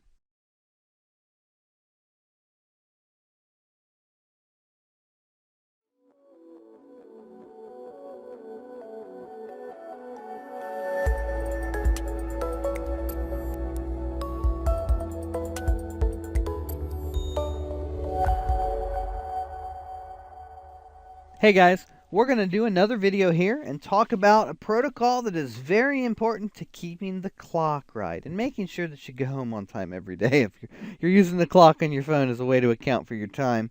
NTP, the Network Time Protocol, is a very important protocol in a unified communications environment, and we'll put it this way. It's important that the clocks all say the right time. I shouldn't have to dig much more into that. Obviously, from a cosmetic perspective, that's important. But also, when you're reviewing log files, you need things to match up between systems. So it's important to have a very stable, a very accurate source of time in your environment. And NTP is what will provide that source of timing. Now, when you talk about NTP, you're going to hear me use the phrase stratum and stratum levels. And typically, I'm going to be talking about things like stratum 1, stratum 2, and stratum 3. The stratum of a host, or the concept of stratum in general, has to do with how accurate or how reliable a time source is and how susceptible to drift it is. The more reliable your time source, the less it's going to drift. And when you're dealing with NTP, you want the most reliable source in your enterprise as possible. So, option number one for most companies would be to buy a hardware device like a GPS time base that, it's got a local rubidium oscillator and you've got a GPS antenna and you're receiving a pulse per second signal from that GPS and using it to discipline that local oscillator. And, the local oscillator itself drifts very little. And, by maintaining that GPS sync to it, you're continually redisciplining it. So as it drifts, which, like I said, is very little, it's constantly corrected for, and you've got an accurate time base in your environment. So, a lot of us are going to do this with NTP to an internet host. We're not going to have a GPS oscillator or, a rubidium oscillator on premise, although they're really not that expensive anymore, so it's kind of silly not to. But let's say we're using internet sources here. When you use an internet source, try your hardest to find a stratum 1 source to use. And actually, you really need to be using more than one source. You should have 3 sources and let the network time protocol manage doing the time selection and making sure the data you're getting is legit. So, the CCNA voice isn't going to require crazy deep knowledge of NTP, but they do want you to be able to set up an NTP server. An NTP client to synchronize with an NTP server on your network. So that's what we're going to do here on this 3550.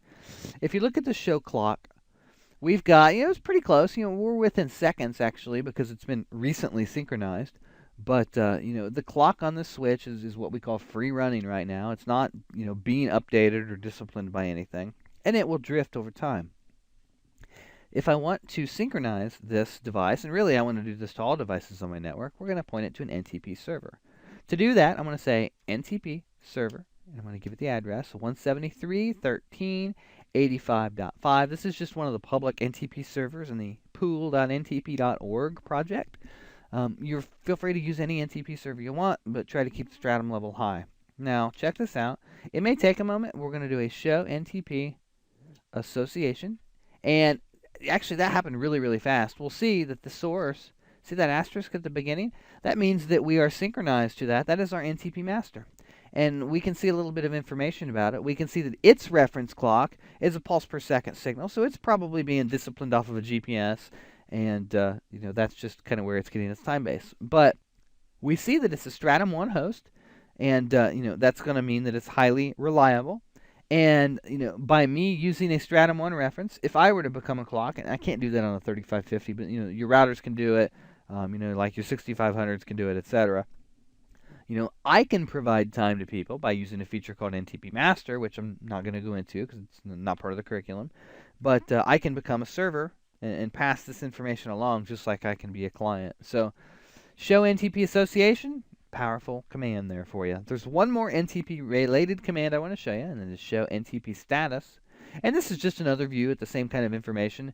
Clock is synchronized. We have a stratum 2 clock because we're synchronizing from a stratum 1 reference. So my clock is one step back, which is a stratum 2. If someone were to synchronize off of me, they would get a stratum 3. We tell you who the reference is. We give you some more specific clock-related information that I'm not going to go into because it's beyond the topic of the CCNA voice.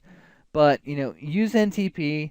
You should, set up a few sources, use reputable systems to be the master and distribute this throughout your environment. Don't have everything in your environment go into an internet host. Pull from a reliable one, then keep the stuff internal and point to yourself. So, at a high level, there's NTP and the network time protocol. We haven't covered tons and tons of the theory behind it, but Cisco doesn't really require you to know that. They just want you to have some basic NTP configuration knowledge, and then that's what we've given you here. That's it for this lab. We're going to keep on going. In fact, we're just about ready to jump into the next major section of this video series, and we're out of fundamentals and it's time to start talking products. We're going to jump into not necessarily in a specific order, but some of the applications. We're going to look at Cisco Unified Communications Manager and how to do things like adding phones and basic platform administration. We're going to talk about CME, the Unified Communications Manager Express. That's the PBX functionality that runs in a router, and the list goes on from there. So with that, I'll bid you adieu and see you on the next video series. Thanks, guys. I appreciate you joining in, and have a good study, and we'll talk to you soon.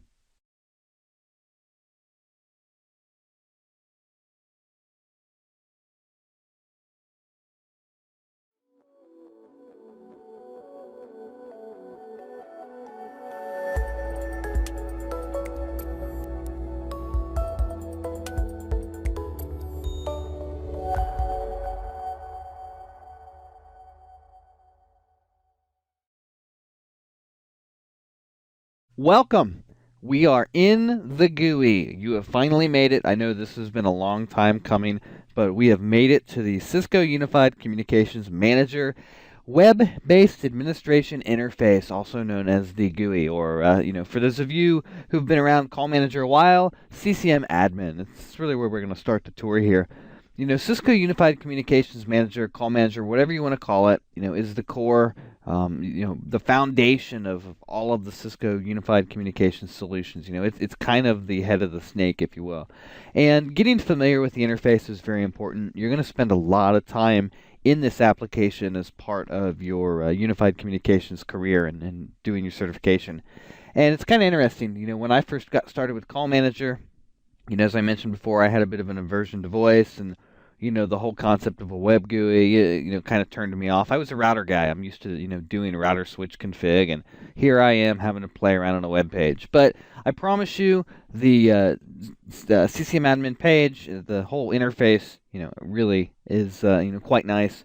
Things are organized well, and a lot of capabilities here in front of you. So let's take you on a quick tour and introduce to you some of the basic areas in the GUI that you may want to go to, and just kind of give you, the 1,000-foot view of things. We're not going to get into doing any actual configuration in this video. This is really just a get your feet wet kind of tour. So without further ado, let's introduce you to Call Manager Admin. So first off, if you take a look at my web browser here, there's a lot of stuff in here we don't need.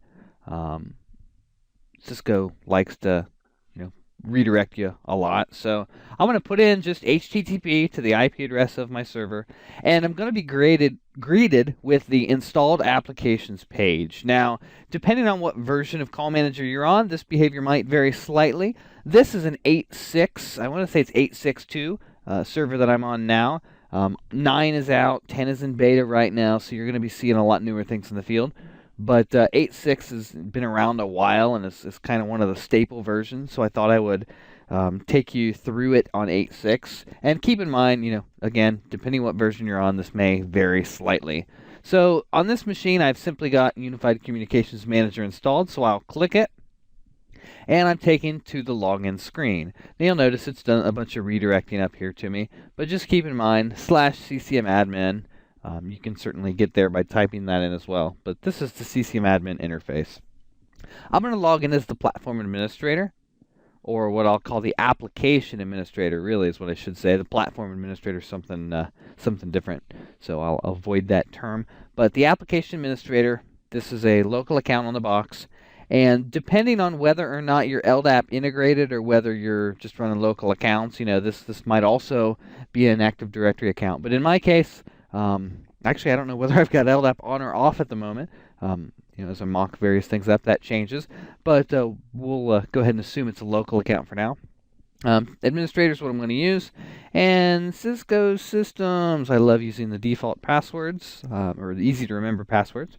You do get to choose that as part of the installation. So, all right, so Unified Communications Manager Administration. Basically, when we log in, it takes us to the Help About page, and that's what you're looking at here. And it shows us that we're on 8.6.2.20.000-2, so that is 8.6.2a. And you can see this particular machine, this is a lab environment, although this is production okay as well these days. We're running on VMware, and ignore all the specs here because they may or may not match what you're going to see in your production environments. So, basic help about, nothing fancy here. Let me take you through the menus and show you kind of what's here, and then we'll jump into the OS administration part of Call Manager and show you that as well. So, under the System tab, you've got your system level settings, server, unified communications managers, CM groups, which is just a group of call managers. When we start talking about registration and fallback and primary and secondary servers, etc., that's all CM group stuff. We've got phone NTP references for when we're using SIP phones, date time groups, presence groups, regions, device pools, device mobility, which there's some submenus under there. DHCP, if we want to be using Call Manager as our DHCP server, which you can do. It's not real common, but you can do it. We've got all of our LDAP configuration stuff, locations and physical locations, survivable remote site telephony. We've got our multi-layer precedence stuff for call prioritization. Enterprise parameters and phone configuration. We've got our service parameters. You've got your security options, which we'll get into when we start talking about things like zip trunks. You've got application server definitions, licensing related items, and this will change if you're on 9 because we're using something called ELM, or the Enterprise License Manager in 9. So you can see that this is an 8 machine, as well as our geolocation stuff. Now, under the call routing menu, we've got our call routing fundamentals, our alternate access routing, our AAR groups, all of our dial rules, route filters, route lists, groups, patterns, etc. You're going to spend a lot of time in here when you're building dial plan. We've got intercom route partition configurations, all of our class of control, which includes things like our calling search spaces, client matter codes, enforced auth codes, translation patterns, call park, directed call park, pickup groups. So we're getting into a lot of the features and functionality here. We can look up directory numbers, meet me numbers for conferencing. Dial plan installers, route plan reports, transformation patterns and profiles, a bunch of mobility settings, call control discovery, kind of your call routing, how do I get where I'm going kind of stuff is right there in that menu.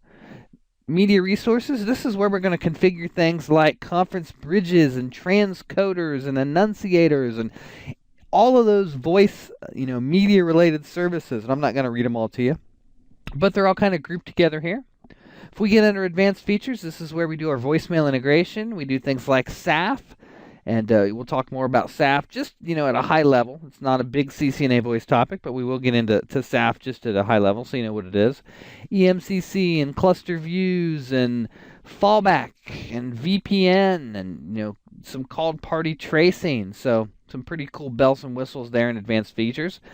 The menu you'll probably use the most is device. So this is where I'm going to look for gateways and configure phones and remote destinations and all that kind of stuff. Firmware for the device settings and all that kind of stuff.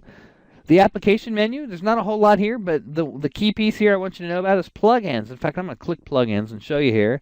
We can hit the find button, and this is going to show us all of the plugins that are available for us to download from the server to the workstation that we're running on. We're going to have things like, the real-time monitor tool, and I apologize, my server is taking its time tonight, but we'll have the real-time monitor tool, CTL clients for certificate trust lists, the Axle toolkit, the JTAPI stuff, a tenant console, which is something you may or may not cross paths with, taps. So anyway, those are plugins that we hide under applications. User management. This is where we get into user-based configuration, your application users and your end users and all the role-based access control that we're going to talk about. And then we've got bulk administration. And this is only going to show up if you're on the publisher, by the way, because bulk administration doesn't run on the subscriber.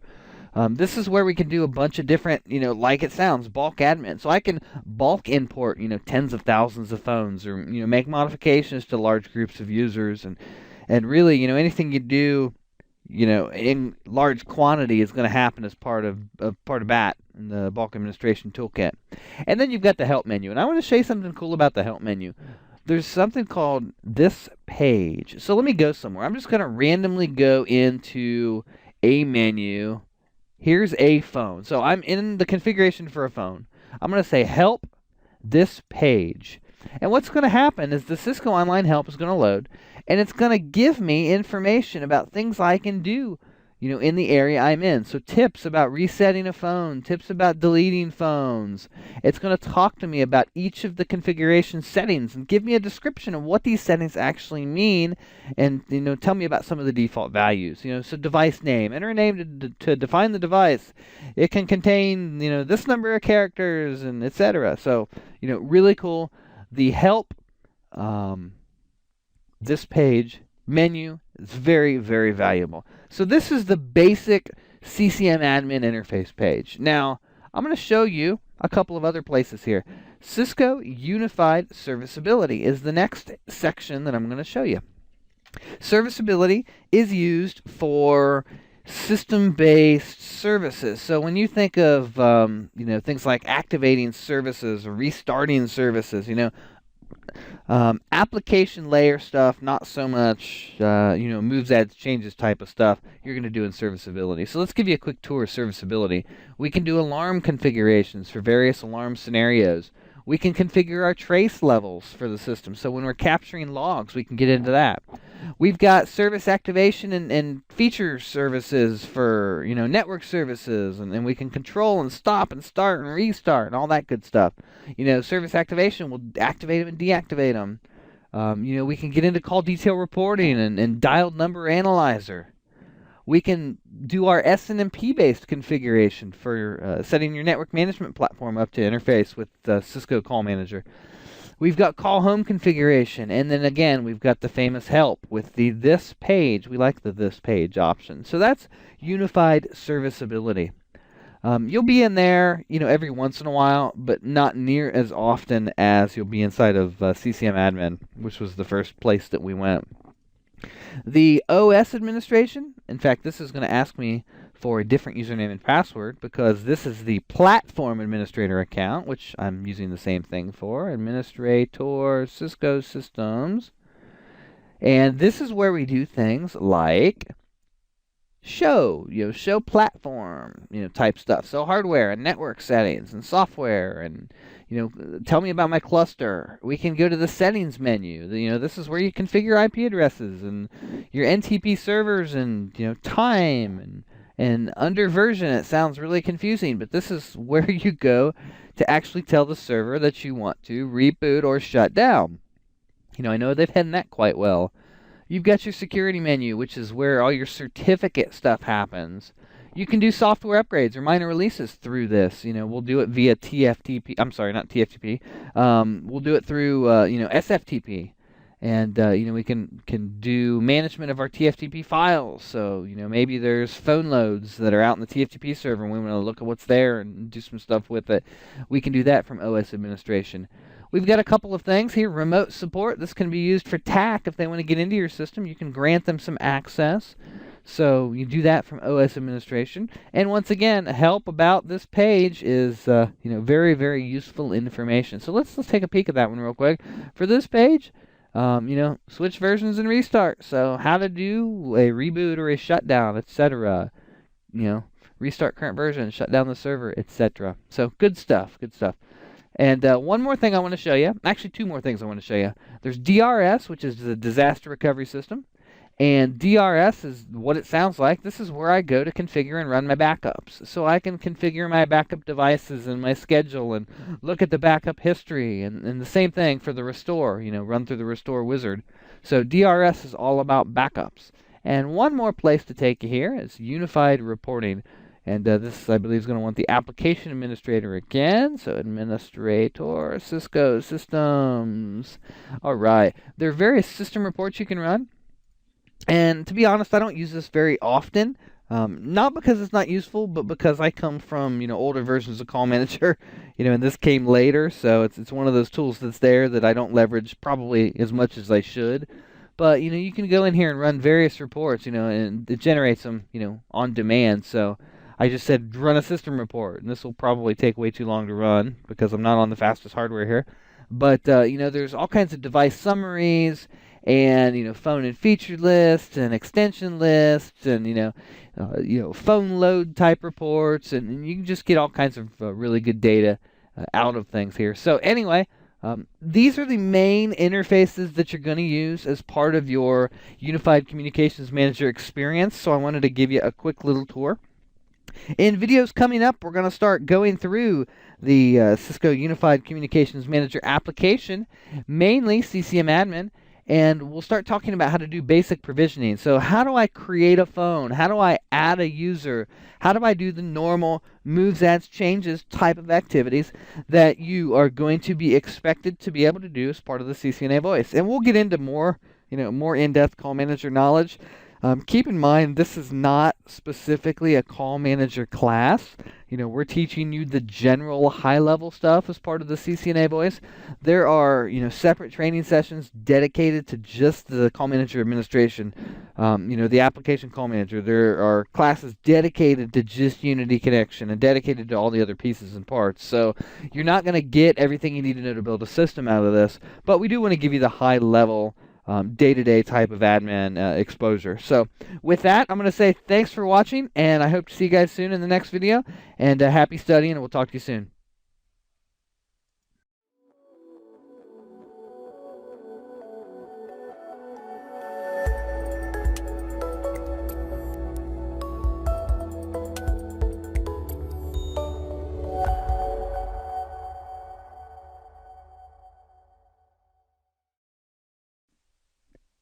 So in the last video, we introduced you to the Cisco Unified Communications Manager web user interface, or the GUI, and we talked about the CCM admin page as well as the serviceability and platform administration as well as the reporting interfaces that come available with Cisco Unified Communications Manager.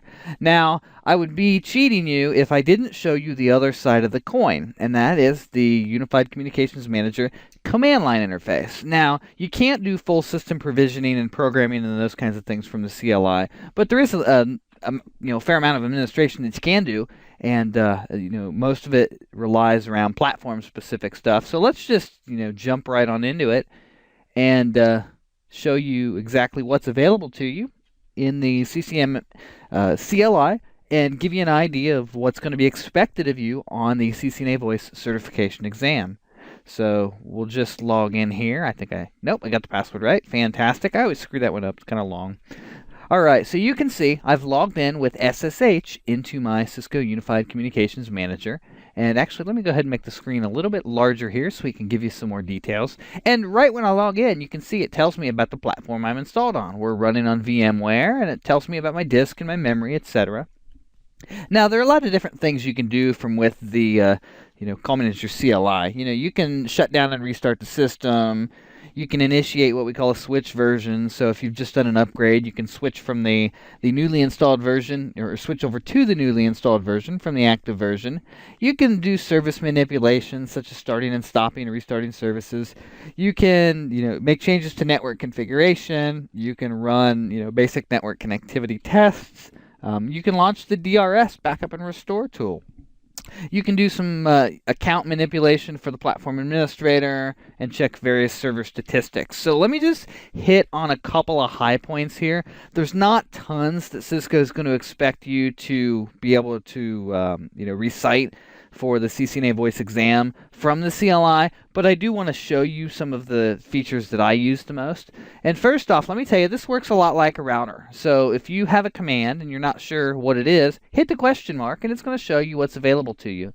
So as I'm logged in as the platform administrator, and I just went ahead and I hit the question mark, you'll see I've got lots of different commands, particularly utils, set, and show are some of the things that are most interesting. Let me give you an idea of some of the system utilities that are available to you. If I type utils and then question mark, you'll see lots of stuff here. The one I'm interested in is system question mark, and I can do restart, utils system restart, or utils system shutdown. Now if I were to do that, shut down, it's going to ask me, do you really want to shut down? And if I did, I'd say yes, but I'll go ahead and tell it no.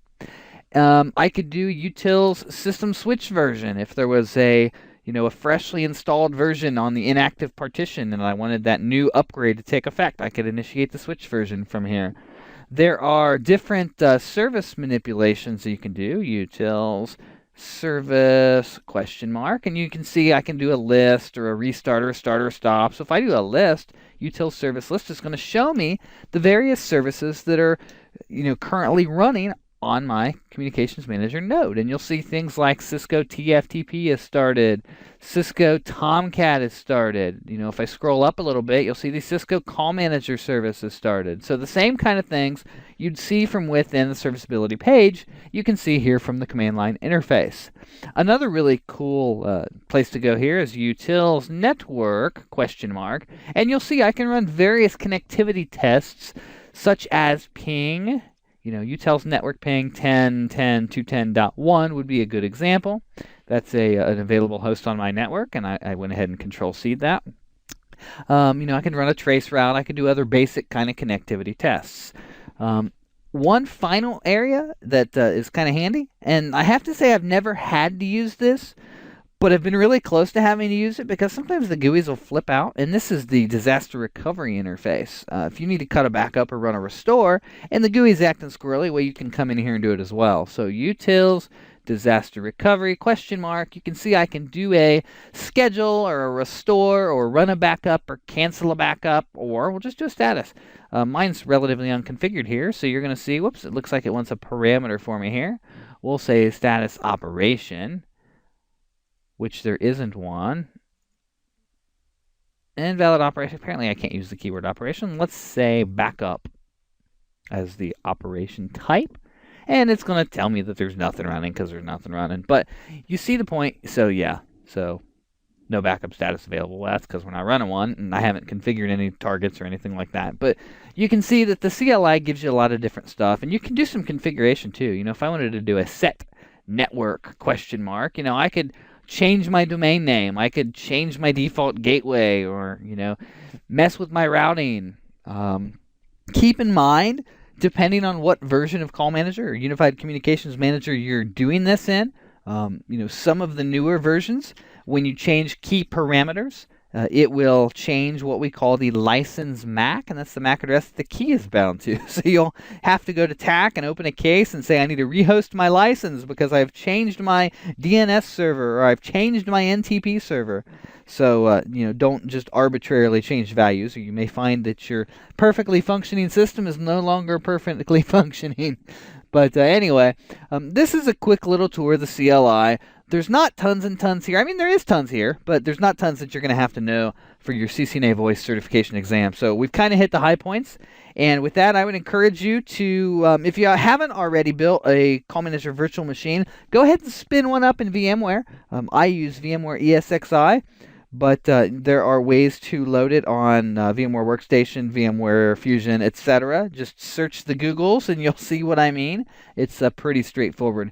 And with that, I'm going to say thanks for watching, and I'll see you in the next video. It won't be long here before we're jumping into Call Manager and actually doing some basic configuration and user accounts and phones and all of that stuff. But I wanted to give you a quick little tour of the interfaces first. So we've seen the GUI. Now you've seen the CLI, and there's more fun stuff to come. So thanks, guys, for watching, and have good studying, and I will see you in the next video.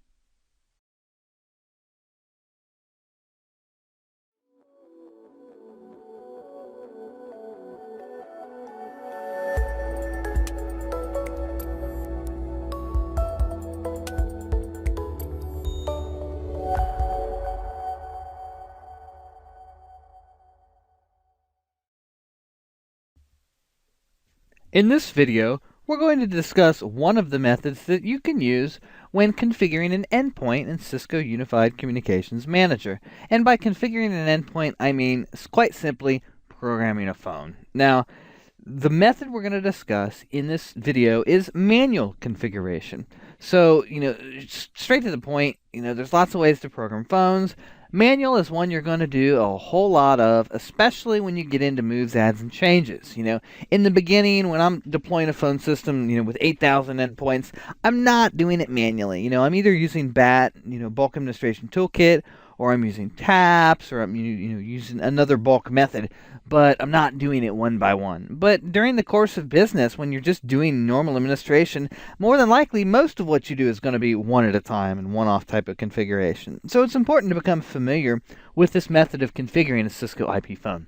Now in this example, we're using Unified Communications Manager 862, and I've got a Cisco 8945 phone sitting here with me, and this particular phone happens to be running skinny code. Now keep in mind, some IP phones are SIP only, some are skinny only, some will run both. In fact, this 8945, 15 minutes ago was running SIP code. So that is not going to be a major factor in understanding how to program it. There's some minor differences, but nothing that you should be terribly concerned with at this stage in the process, and certainly not for the CCNA voice. So, straight to the point, we're logged into Call Manager with the user with appropriate privilege levels, and I have auto registration turned off on this Call Manager, so I'm not going to accidentally, automatically discover the phone while I'm going through the programming process. So we're going to go to Device, Phone. And if I were looking for an existing phone, I could fill in the parameters here and search for it. But since I'm not, looking for anything specific, I'm going to just say Add New. It's going to ask me the phone type, and I'm going to scroll down and select the appropriate phone, which is a Cisco 8945, and I'm going to click the Next button. It's asking me which protocol I'm going to use on the phone. Now, in this particular instance, I'm going to use Skinny, so we'll click Next. Now, let's talk about the mandatory fields. The first field here, which I'm going to paste the value in, is the MAC address. The MAC address is a mandatory field. Now, the description is going to auto-populate based on the contents of the MAC address field. And you'll notice that at the beginning of the phone, we've put the letters SEP. Now, that happened automatically. That's actually the device name that it filled in. And a device name is quite simply, for an IP phone anyway, SEP plus the MAC address. And SCP is one of the throwbacks to the old days when Celsius created the Call Manager product. We're talking back in, the 2000s. And, SCP is just always kind of stuck with the platform. Cisco kept it, and their phones to this day, the device name is SCP something. If you're on an ATA, an analog telephone adapter, it's going to be ATA something. And there's other stuff out there. But the SCP plus the MAC address is the device name, and that's going to auto-populate in the description field. You can change this if you'd like. I'm just going to make this say Josh's Cisco 8945 phone. So MAC address, mandatory field. The next mandatory field is device pool. I'm going to go ahead and select the default device pool because that's the one I want to register the phone in. We're not going to talk too much about device pool grouping.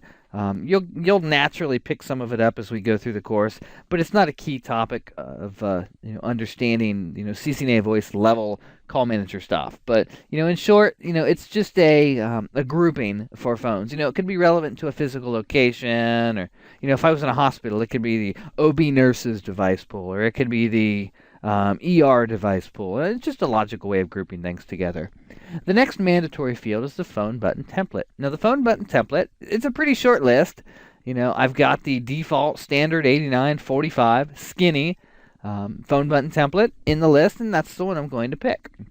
Now, the next mandatory that you're going to need to touch field, is down quite a ways. But keep in mind, anything with a star, is something that's going to be a mandatory field. But a lot of them, like common prone profile, already have a value populated in them, so you're not really going to worry about it.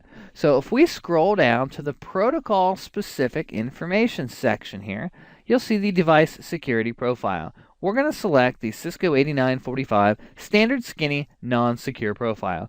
And really, those are the core basic fundamental parameters that you need in order to build an IP phone. So I'm going to go ahead and click the save button, and it's going to take a moment here, and you're going to see one of several things depending on the state of your system. Maybe you'll see a rejected registration, maybe you'll see an unknown, maybe you'll be a little slow, and by the time you get to looking at it, it'll say registered. So we're just going to sit here for a moment, and we're going to wait for this phone to go ahead and go through its registration process. And as soon as that happens, we'll continue our programming of the Cisco IP phone. So I'm going to hit pause for now so that you're not sitting here staring at this for an inordinate amount of time. But this will just take a couple of minutes, and we'll be right back with you.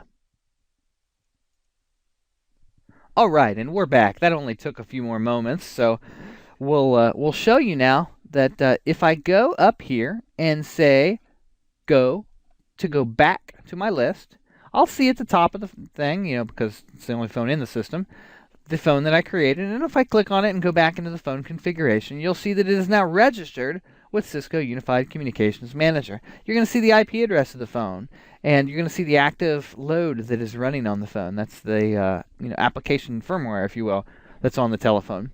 Now, this particular IP phone does not yet have a phone number. On a skinny phone, you do not require a phone number or a directory number, or what you'll hear me refer to as a line appearance on a phone for a successful registration. Now, that's not true for SIP endpoints. But on a skinny phone, it doesn't matter. The phone's up. It's in service. Let's give it a phone number. I'll go over here to the Association Information section, and I'll click on line 1, Add a New Directory Number. And I'm going to go ahead and pick directory number 5. Actually, you know what? I'm going to go, let's see here. Let's go 2500. I don't think I've used that one before. And we're going to go ahead and accept many of the other defaults down here, because we're not getting into describing, the multi-tenanting capabilities of the system at this point. In practice, there's going to be other parameters in here that you're configuring, but for keeping things simple and going with the basics, the directory number is a mandatory field. We'll see that the presence group we've already got populated. It's a mandatory field, and we're using the standard presence group. There's a lot of other stuff you can do down here. You can manipulate the call forward and call pickup settings, or what we call coverage capabilities. So, forward all to, I could type a destination, 91800, whatever. Forward busy internal to voicemail, external, to voicemail, forward no answer internal and external to voicemail. Lots of other options that you can set. I'm not going to get into all of them right now. We're just going to keep things kind of vanilla. And as we scroll down, we'll see that we've got some display parameters that we can mess with, like your display name for internal caller ID, your line text label, tons of different nerd knobs you can turn. But I believe we've got the mandatory stuff set here, so let's go ahead and click Save, and it'll complain to us if it doesn't like something that I've done. And hey, there we go. We went ahead. We got a status already. You'll see now that under Associated Devices, we show the MAC address of the phone we're on. So this directory number is assigned as what I call a line appearance on this device. So I'll go ahead and I'll hit I just like to hit the Apply button here. Whether you need to or not kind of varies based on what you're changing, but we'll hit it and we'll go back to go, and you'll see that line 1 has extension 2500 in what we call the none partition, and it says no partition here. So if I look over at the phone, and I can actually see the extension 2500 has appeared on the telephone. I mean, that's it right there. You can put 5, 6, 7, 10 phones, 100 phones, I don't care, on your system. You can build them with those 4 or 5 parameters we set, and they'll be able to call each other. Now, there's lots more that goes into practical phone programming when you're in a production environment. And I'll show you some of these settings here. So, for example, on the phone, we've got something called the calling search space. We're set to none right now, which means that we're going to be able to call phones within our own partition, or other directory numbers within the partition that our directory number is in. And you'll see that we're in the none partition, so we could call anything else in the none partition. So if all of our phones were programmed in the none partition, I wouldn't need a calling search space set at all, because by default we can call each other. Now, if I were to get into some multi-tenanting, I might restrict the ability of this phone. Maybe I want my executive phones in a special partition so that only managers and above can call the executives. Maybe the guy, working in the mailroom can't call the CEO. As unfair as that might be, some of the politics in the environment. And they might want to program the phone system to accommodate that. Or maybe it's multi-tenanting, and maybe the guy working for the bank that's on the phone system shouldn't be able to extension dial the guy working for the clothing store, in a hosted environment. So lots of different settings and reasons that you may or may not choose to set them. But at its foundation, at its core, that is the basic manual configuration of a Cisco IP phone. So hopefully this has been useful to you, and we'll talk about some of the other methods in other videos, like auto registration and the bulk administration toolkit. But, at a high level, you've got it. And Really, I don't know what more to say about that. It's kind of it. So with that, good studying. Practice this in your lab. Go through it. Program a few phones. Get them to where they can call each other. And we'll talk about some of these other multi-tenant capabilities, as we get deeper into Call Manager and some of the provisioning processes. But for now, good studying. Thanks for watching, and I'll see you soon.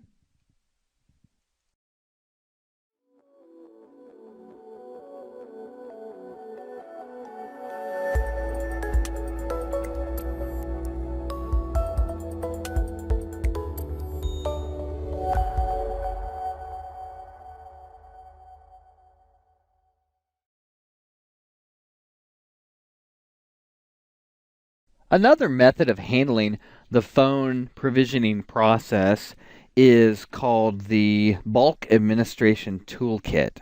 And, when you learn about manual programming of a phone, it's pretty straightforward. You're going to give it a MAC address, a couple other key fields, and hit the save button. It's going to go through its registration, boot and registration process, and it's going to come into service. But that doesn't scale to large numbers of phones. So there's a couple of ways you can handle registering large numbers of phones to your system. One of them is BAT, the Bulk Administration Toolkit. Another is auto registration, and a third is something called TAPS. And BAT, at its most simple form, is a not a command line, a CSV-based data input of predetermined provisioning settings. So it could be usernames and extensions and calling privileges and line text labels and all those other fields. So let me show you. It's easier to show you than just talk about it. I'm logged into my Call Manager, and I'm actually on the Publisher node, and it's important to know that this is only available on the Publisher node. But if you go up here to Bulk Administration, actually let me show you what we've got right now. Device phone. We had a phone programmed, and it was this guy right here, this Josh's 8945 phone. It's unregistered because I've got the switch port shut down at the moment. I'm going to go ahead and hold on to its MAC address here because it will come in handy for me. And we're going to delete that phone. And I'm going to show you that now it's gone. But there's no phones programmed in the system right now. If I go to Bulk Administration, I've got lots of different things I can do. I can do manipulation of phones. I can do a combination of phones and users, but I'm not going to quite dig that deep into it here.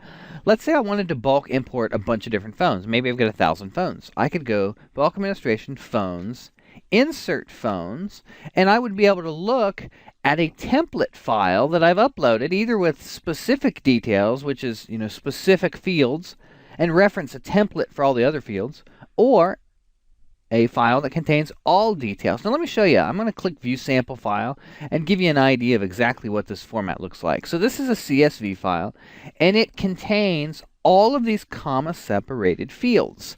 So I'll have the first line, the first row will be a header row, and it'll have all these descriptions in it. And then row number 2 is going to be the first phone, and I'm going to fill out data for all these fields. And then row number 3, and then row number 4, all the way up through row number 1,000. If I want to build 1,000 phones at once, that's fine. But so I'm going to create a CSV file, and then I'm going to use that to bulk insert phones. Now let me show you. I'm going to close this because we're not going to actually do it quite yet. But what I would do, in fact, let me fire up, see if I've got Excel on here. And yeah, I do. We're going to file up Excel real quick. And I'm going to show you just exactly what I'm talking about. So we're going to close that for just a second. We're going to go back to it. But what we're going to do is we're going to go up here to Bulk Administration. Actually, you know what? I'm going to do something quick. This is my own method. It's a little different than what others might do. But I'm going to create a phone just the way I like it. I'm going to create a Cisco 8945. It's going to be a skinny phone. Next, next, next. We're just going to call it, AAAA, AAAA. So, a 12-digit MAC address. It's going to fill in a fake description. We're going to go ahead and pick a couple of the specific fields that I'm going to use. We'll leave soft key alone. Comma from profile. We'll go ahead and give it a call-in search space. And let's go ahead down here to the, where's it at? I went too far. There we go. The device security profile, and let's hit save. So we've created a phone, nothing fancy. I'm not even going to wait for it to register. It wouldn't because it's a fake MAC address. We're going to go in here and give it a directory number. 1200 is a good, dummy number. We'll put it in the extensions partition, hit save. Okay, so basic settings, they're there. The phone would work. Let's say that this is my example, and I want to program, 1,000 phones to look just like this. Here's what I'm going to do. I'm going to go to bulk administration, phones, and I'm going to say export phones, and I'm going to export all details. And I'm going to do it for just the 8945. So we'll call it 8945 phones, and we'll hit run immediately. What's going to happen is, in fact, I'm going to go to bulk administration, down to job scheduler. I'm going to show you what's going to happen is I've created a scheduled task, and you can see that it's completed. I'm going to click on the job ID here, and it's going to show me that there's 1 record processed, 0 records failed, and 1 record, it was the total. So we had a success on the job, and it created this file, 8945 phones, and then put an integer, a number at the end, which is kind of a combination date timestamp thing. I'm going to go to bulk administration, upload, download files, and hit find, and you're going to see that I've got a text file here. Now there's this thing called BAT XLT. This is an Excel macro-based template you can also use to do what I'm showing you. I like my method better. The BAT XLT tends to have problems, and lots of things don't want to open it, and it just can be an issue. So we're going to just grab that file and do a download selected, and I've downloaded the file. And we're going to go ahead and say open, and I've actually opened it. I'll show you here. I've opened it in a text editor, so you can see device name, description, device pool, etc. But down here at the bottom, you can see the phone that I actually configured. So let me instead open this within that Excel. So we'll go, and what I've done is I've just done a file open on the file, and we're going to do a import into Excel. We're going to say it's a delimited file, and it is a comma delimited file, and we can hit finish.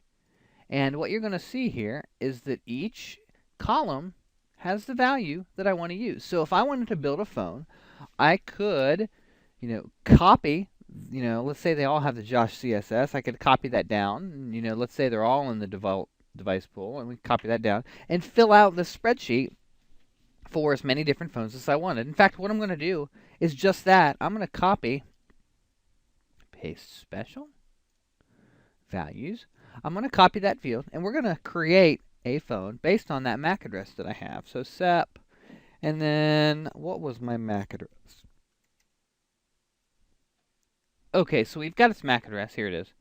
And we'll go ahead and shut that port back down again. Config T, int FA04, shut down. All right, so we'll get out of the switch for a minute and back into Excel. So what I've got is I've got the MAC address of the device. We'll paste that in here. Back up. And we'll go ahead and put the description, and we'll call this the BAT 8945 phone. And let's say that I want to change the directory number. We'll scroll over here to the appropriate field, and we will populate the directory number value. You're going to notice there's tons and tons of fields here, and the more line appearances you have on a phone, the more fields you're going to get, because a lot of them apply at a line by line level. And here we go. We're going to call this one extension 2501. And we'll leave everything else the same. There's no reason to go crazy here. But we've created our file. We'll do a file, save, and remember this is a CSV file, so it's going to tell me it's not compatible with. Oops, hang on. Next, let me do this. We're going to say save as. It seems to think that it wanted to go tab delimited. We're going to make sure it goes CSV, which is comma delimited. We'll put it on the desktop, and we'll call it 8945 new. And yes, we want to save it. And back to Call Manager, which is in Google Chrome. There we go. And what I'm going to do is I'm going to go bulk administration, upload, download files. And I'm going to say add new. We're going to pick the desktop, 8945 new. We're going to say that it is a phones, insert phones, all details, and hit save. So I've uploaded the file. In fact, if you go to bulk administration, upload, download files, you'll see the file that I uploaded. Now I'm going to go, in fact, before I do this, device phone, I want to show you that there's no trickery here. The only phone in here is that, that sample, AAAA template that I created. In fact, I'm going to delete it, so it's not in there at all. Nothing's in there. There are no phones in this system whatsoever. Bulk administration, phones, insert phones. And we're going to say insert phone, all details. And we're going to pick the file. And I can view it, and I can look at what's in there, and you can see the MAC addresses and stuff that we created. I'm going to say overwrite the existing configuration. So if it happened to be in there, which it's not, but if it did, it would overwrite it. I'm going to say run immediately and hit submit. And we'll go back to that job scheduler and take a look and see if the job is running and make sure that it completes successfully. You'll see that it's in the state of processing. We'll click on it here. It shouldn't take it very long. And success, and the number of records processed, 2 out of 2 total records. Now check this out. Device phone. And you're going to see the BAT 8945 phone that we created and that one that was our template, because remember, there were 2 records in that. Now, this phone is not yet registered. You're going to see it's in the status of rejected, whatever. I don't care what the status is right now. I'm going to bounce over to the switch, and we're going to say interface FA04, and we're going to say no, shut down, and we're going to let that phone boot. And here in a moment, after the phone finishes its boot cycle, you'll see that it has gone into a registered status on Call Manager. So stand by one, and I'll let you know when that's happened. All right, so I've refreshed the page. The phone is finished booting, and you'll see that it is now registered with my Call Manager. We'll go ahead and click on the phone. And remember, this is the phone we built via BAT, so extension 2501, just like we said, is in there. And this is identical, other than the couple of fields we changed, to the sample or the template phone that we created. So at a high level, that's how you use BAT. If you've got 10,000 phones to import, or even if you've got 100 phones to import, use this thing. I mean, it's silly not to. Now, there is another capability out there that is kind of a bolt-on for BAT, and I'm not going to show it to you, but I just want to talk about it so you know what it is if you hear the term. And it's called TAPS. And it stands for something along the lines of Tools for Auto-Registered Phone Support, or something along those lines. But what TAPS is this an IVR? It's actually an application that runs on a Unified Contact Center Express server. And what will happen is you'll bat in a bunch of phones with dummy MAC addresses, so they won't be the real MAC addresses. And what will happen is you'll have you'll deploy phones using something I'm going to show you here in a second called auto registration. You're going to auto register them. They're going to have a number, a fake number on them, and you'll dial the TAPS application. And what will happen is it'll say, press 1 for English, and then it'll say, please enter the extension you want to put on this phone, and you'll type it in, and it'll have you confirm it. And then it'll actually reboot the phone, and it'll take that configuration over and apply it to the phone that you're programming. So that's pretty cool. It works good in large-scale deployments. If you've got 5,000 phones, you're going to blast them out to a building, 200 at a time. You're not going to worry about what phone lands on what desk, and this is Joe's phone versus Janet's phone. You're just going to put the things out there, because likely they're all the same model number anyway, and you're going to launch TAPS, and people are going to dial the number, and their phone number is going to pop up on their phone, or you're going to walk around the building and just start punching numbers in, and things are going to kind of auto-program. So that's TAPS, and it works in conjunction with BAT. There's one more method I want to show you, and we're going to go here, device phone, and we're actually going to delete both of those devices. And this is going to be pretty cool. This is called phone auto registration. And I do this a lot. This is a great way to just get things on the system quickly, especially if you're not using DIDs and the extension people are going to get doesn't really matter, perhaps in a greenfield installation. So I'm going to go to the Unified Communications Manager server. So I'm going to go up here to, let me click this here, System, Cisco Unified CM, and we're going to hit Find, and you're going to see the call managers in the list. And I've only got a publisher right now on this node, so I'm going to click on the publisher, and I want to show you right here under Auto Registration Information. It's going to ask you for a starting and ending directory number. I'm going to say, 555, and it's arguing because I did it out of order. Let's say 500 to 555, the starting directory number and the ending directory number. And we're going to come up with a partition. And we're going to say, right now, it's actually not checked. If I wanted to disable it, I'd check this box, but and I thought that it was disabled. But what I've done is I've configured this call manager as an auto registration call manager. And what I've said is hand out between extension 500 and extension 555 in the extensions partition, hand this out to phones that boot that aren't already in my database. So phones that try to register that I have no knowledge of, go ahead and give them an automatic extension. Let them register, and it'll happen automatically. So if we stand by for a moment, I'm going to go ahead and reboot a phone, and we'll let it auto-register, and I'll show you. It should pick up that 500 extension. So stand by one, and we'll demonstrate auto-registration. All right, now I told you it would happen, and it did. We waited a few seconds for the phone to go through its boot process, and auto registration took effect. And you'll see it here. You'll see the SEP, Charlie 773 phone, the same 8945 we've been playing with. You'll see the description is auto 500. Let's click on the phone and show you what got programmed.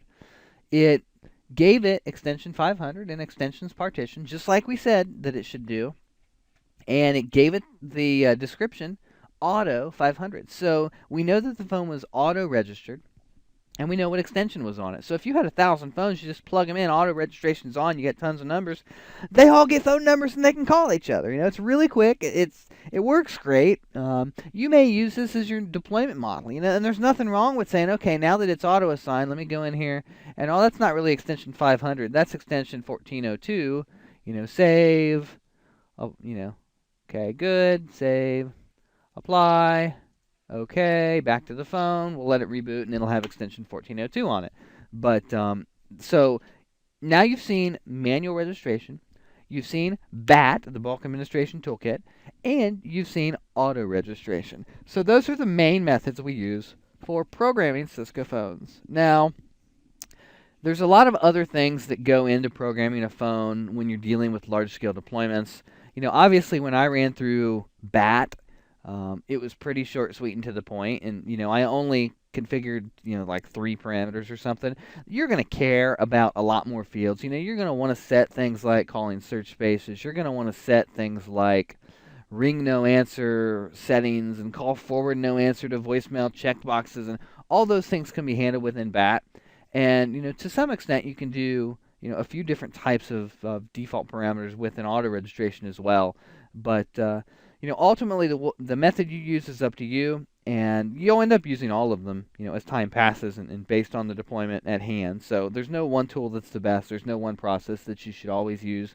You know, I use all of these, you know, in daily practice. So with that, let me say thanks for watching. I hope this has been informative to you, and I will see you on the next video. Good studying, and good luck. Thanks, guys.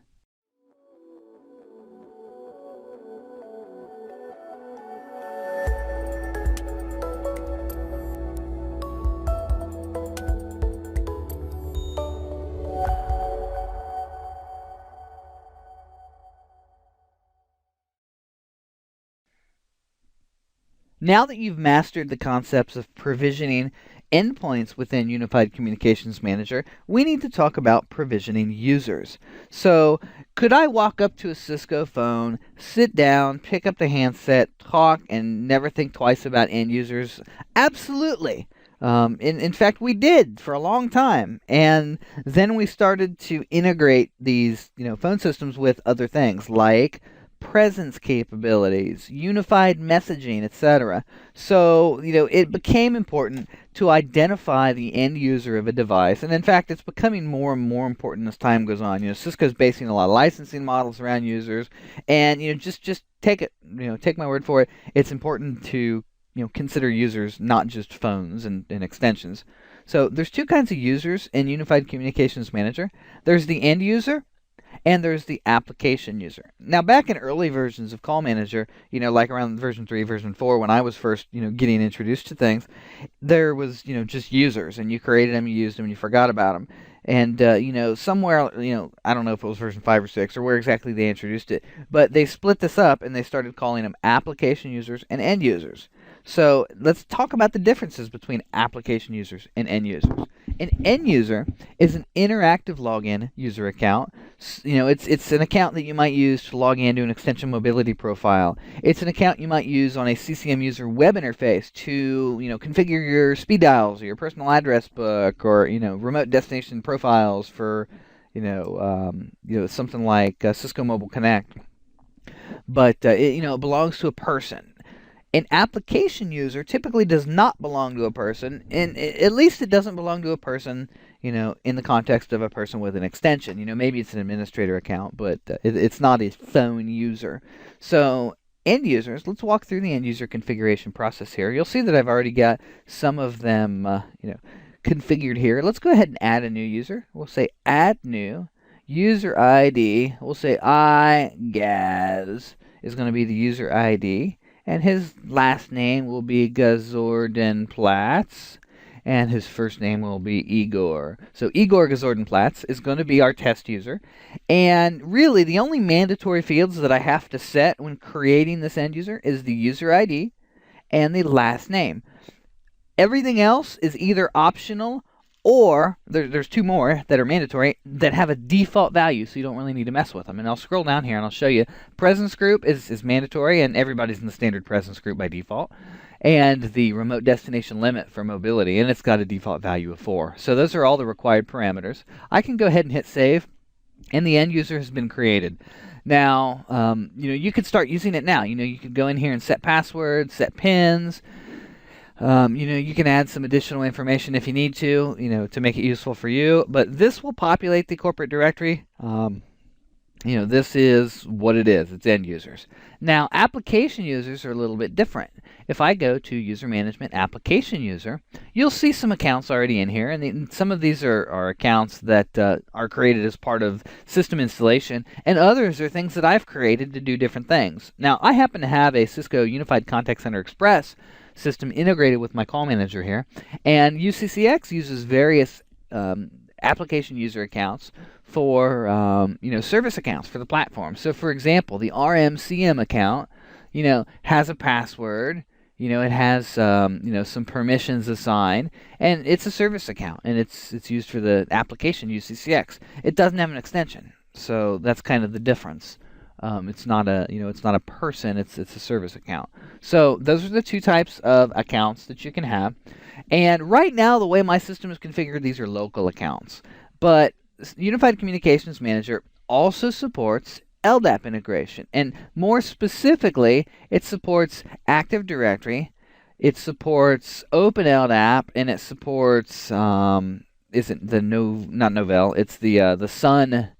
What do they call it? iPlanet? Let's take a look here. LDAP system. We'll turn it on, and it's the Sun One. It's either iPlanet or Sun One. So you've got Microsoft AD, iPlanet or Sun One, and Open LDAP or Microsoft Atom. So we'll go ahead and leave it to Microsoft Active Directory, and we'll leave the same account name as our attribute for the user ID. And there's a few other attributes you can choose. I've never chosen anything but same account name, and I'll hit save. And what will happen is I can go in here to LDAP directory, and I can add a new directory, and it tells me existing end users not found in the corporate directory will be deleted. So keep in mind that it's one or the other. Either you're using local accounts for end users, or your LDAP integrated for end users. Keep in mind that application users, they're local no matter what. Those will never be LDAP accounts. Those are always local accounts. But end users, populating your corporate directory or extension mobility and or whatever, those can come in from LDAP. So if you wanted to create an LDAP integration, you'd create a configuration name. We'll call it Josh Lab LDAP. We would create a distinguished name. Maybe it's LDAP admin, and we'd go and give it a password. And our user search base would be something like DC equals Cisco, DC equals lab, and we'd tell it perform a resync every 6 hours, and then we'd tell it the IP address of the server, 10.10.210.6.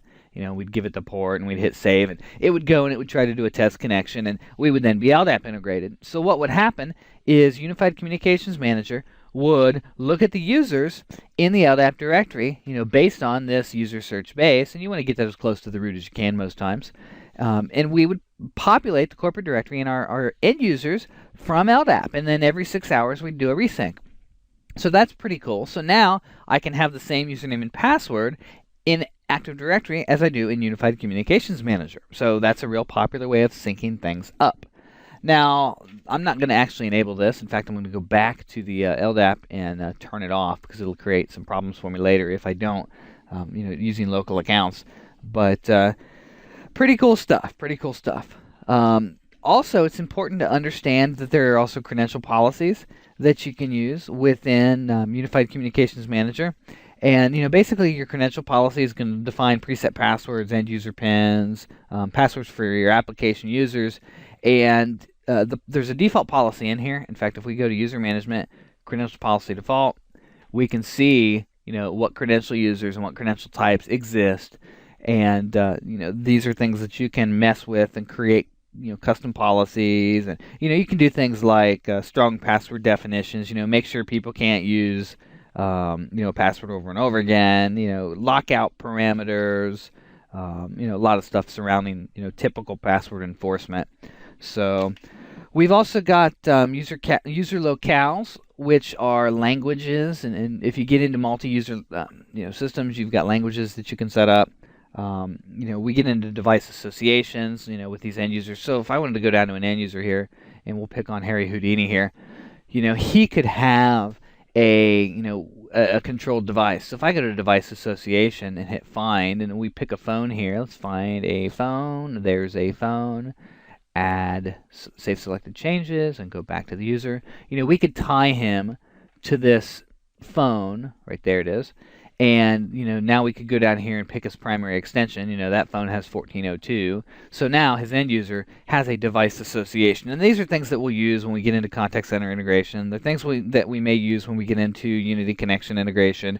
Certainly if we're doing any kind of CTI, we're going to tie these things together. But I'm kind of getting a little deeper than we need to here. So what I want you to take away from this video is understand that there are two types of end users. There are application users and there are end users. Understand that natively end users are hosted with what Cisco calls DC directory, or the local directory services. And if you choose, you can integrate it with LDAP. I want you to have a basic understanding of the LDAP configuration process. So you're going to be using LDAP system, directory, and authentication. And the difference is directory is for populating the corporate directory. Authentication, it's similar parameters. We've got, the distinguished name, the password, etc., user search base. That's for, if I want to authenticate you against Call Manager using those credentials. So like the CCM user page. And, understand that we've got credential policies, and that you can customize those. And really, that's kind of the high level of what Cisco expects you to know from a user management perspective on Call Manager. It's not too deep, it's not too crazy, but it is important. So take your time, play with this in the lab a little bit. Create some end users. Watch them show up in the corporate directory on your IP phone. And, you should be good to go. So with that, I'm going to say thanks for watching.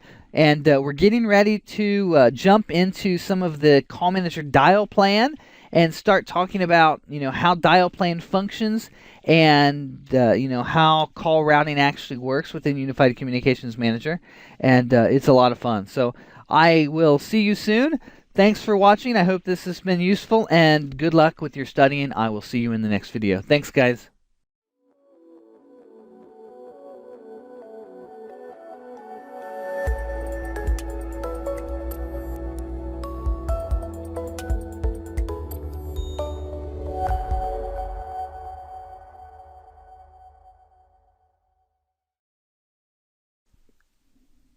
Now that you've become familiar with the basic provisioning concepts for end users and end station devices, i.e. phones, within Cisco Unified Communications Manager, we can start talking about how do we figure out how to route a call, otherwise known as the Unified Communications Manager route plan. Now, when you look at a data network and you look at a router, obviously you've got the concept of source addresses and destination addresses. The same concepts play into Unified Communications and play into voice. We have call routing sources and call routing destinations in Unified Communications Manager. So a call routing source could be a directory number on a phone. It could be an inbound call to a gateway or a SIP trunk. A destination could be a directory number on another phone, or a translation pattern where I'm going to manipulate digits, or it could be a route pattern where I'm ultimately going to point you towards the PSTN via a gateway or a SIP trunk, or it could be a hump pilot or a meet me number for a conference, and the list goes on and on.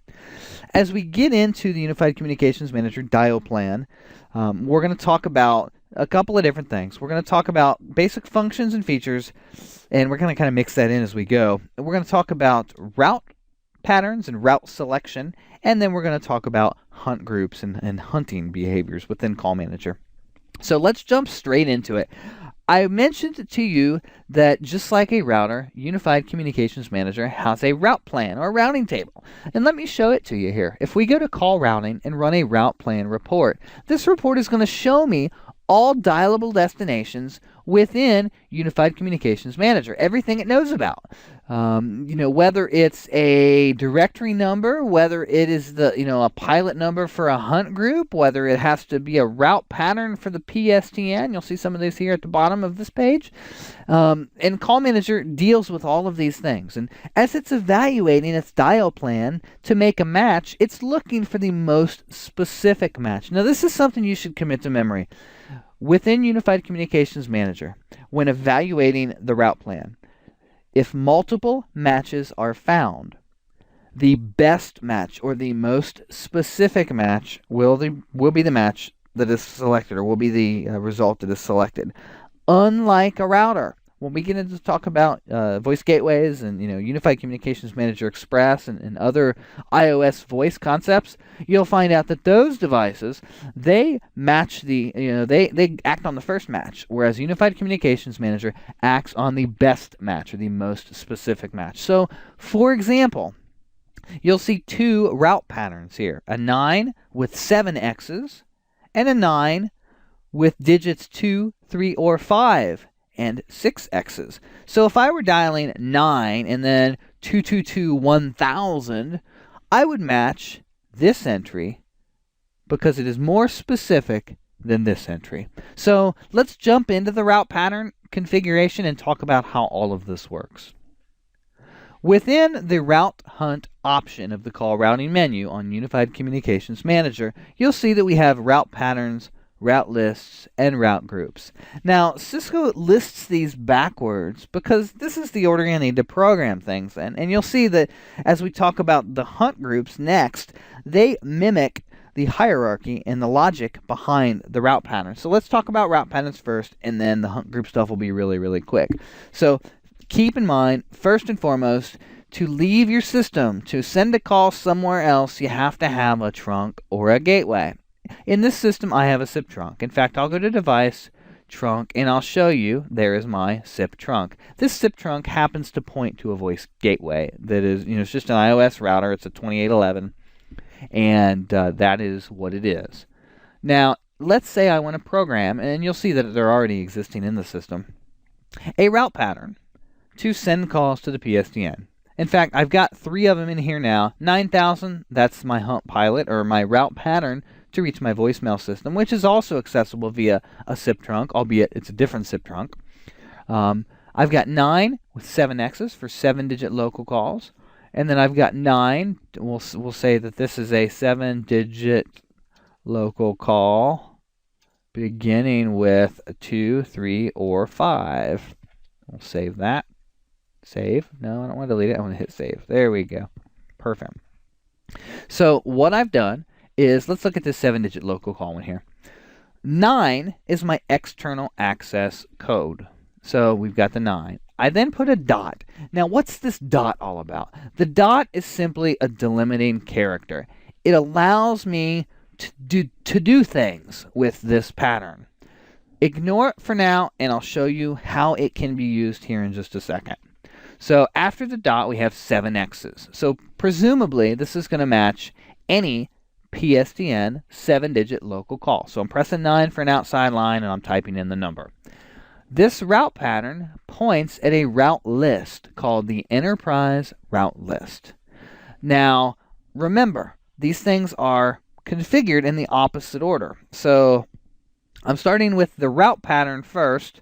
I'm pointing to the route list, which has already been created. So let's take a look at the route list. So call routing, route hunt, route list. So this route pattern points to the route list, Enterprise Route List. Inside of the Enterprise Route List contains a list of route groups. In this one, only contains one group, the Enterprise Route Group. Now let's look at what's in the Enterprise Route Group. Enterprise Route Group contains my SIP trunk. So you'll see that as I match, in fact, let's go back to that route plan report. It's the best way to illustrate this, this concept. When I dial 9, forget that this exists for a second. When I dial 9 and 7 digits, assuming that my phone has permissions based on the calling search space to dial patterns in the PSTN routes partition, and we'll talk about calling search spaces towards the end of the video here. Assuming I have permissions to dial that route pattern, it points me to the Enterprise Route List, which contains the enterprise route group, which contains my SIP trunk. So in a large environment where you have possibly multiple voice gateways, presumably even spanning multiple data centers, this gives you the ability to create that call routing logic to select the devices that make the most sense for routing the call. You're not limited to just a single gateway. So high level, you dial a number with your phone, you match a route, you match a route plan entry. In this case, the route plan entry is a route pattern, which points to a route list, which points to a route group, which points to a SIP trunk. Now let me show you something. I'm going to delete my enterprise route group and my enterprise route list, and I want to show you that it's possible to, in fact, I got to do something here before I can do that. Let me go back to the route pattern. It won't let me delete it because of a dependency record. So you'll notice when I pick the gateways, I can choose my enterprise route list, my CUPS SIP trunk, a test route list, and a Unity connection SIP trunk. Because I'm going to make a change here, I'm going to temporarily point it to the CUPS SIP trunk only because I have to point it to something that exists, and I'm going to delete the one I was pointing to. So forget it. It doesn't really matter what that value is right now. What I'm going to do, I'm going to go in here to my route list. Let's go ahead and delete this test route list if nothing's using it. Maybe I'll get lucky. Okay, I was. All right. Enterprise route list. We will delete the enterprise route list. We will delete the route group. Actually, let's delete both of these route groups if I can. Good, I could. All right. Now check this out. I no longer have route groups or route lists. I still have a SIP trunk. I'm just not pointing to it yet. Let's go back to the route pattern, the same pattern I was using, and now you'll see my SIP trunk is available directly. So this is important to know. If a route pattern is associated with a gateway or a SIP trunk, instead of a route list, you can't reference it from within a route group. So it's one of the things, you either use it one way or you use it the other way. You can't mix it. So if you're in a small environment and you only have one gateway, then fine. Point your route pattern straight at your gateway or your trunk and be done with it. There's nothing wrong with that. That's fine. In a larger environment or an enterprise where you need more scalability and more capability and flexibility, then go ahead and go through the route groups and route lists and give yourself that hierarchy. It really comes in handy. So that's basic route pattern logic. Now, I told you a second ago that the hunt group stuff was almost identical, and let's take a look at one I've got configured here.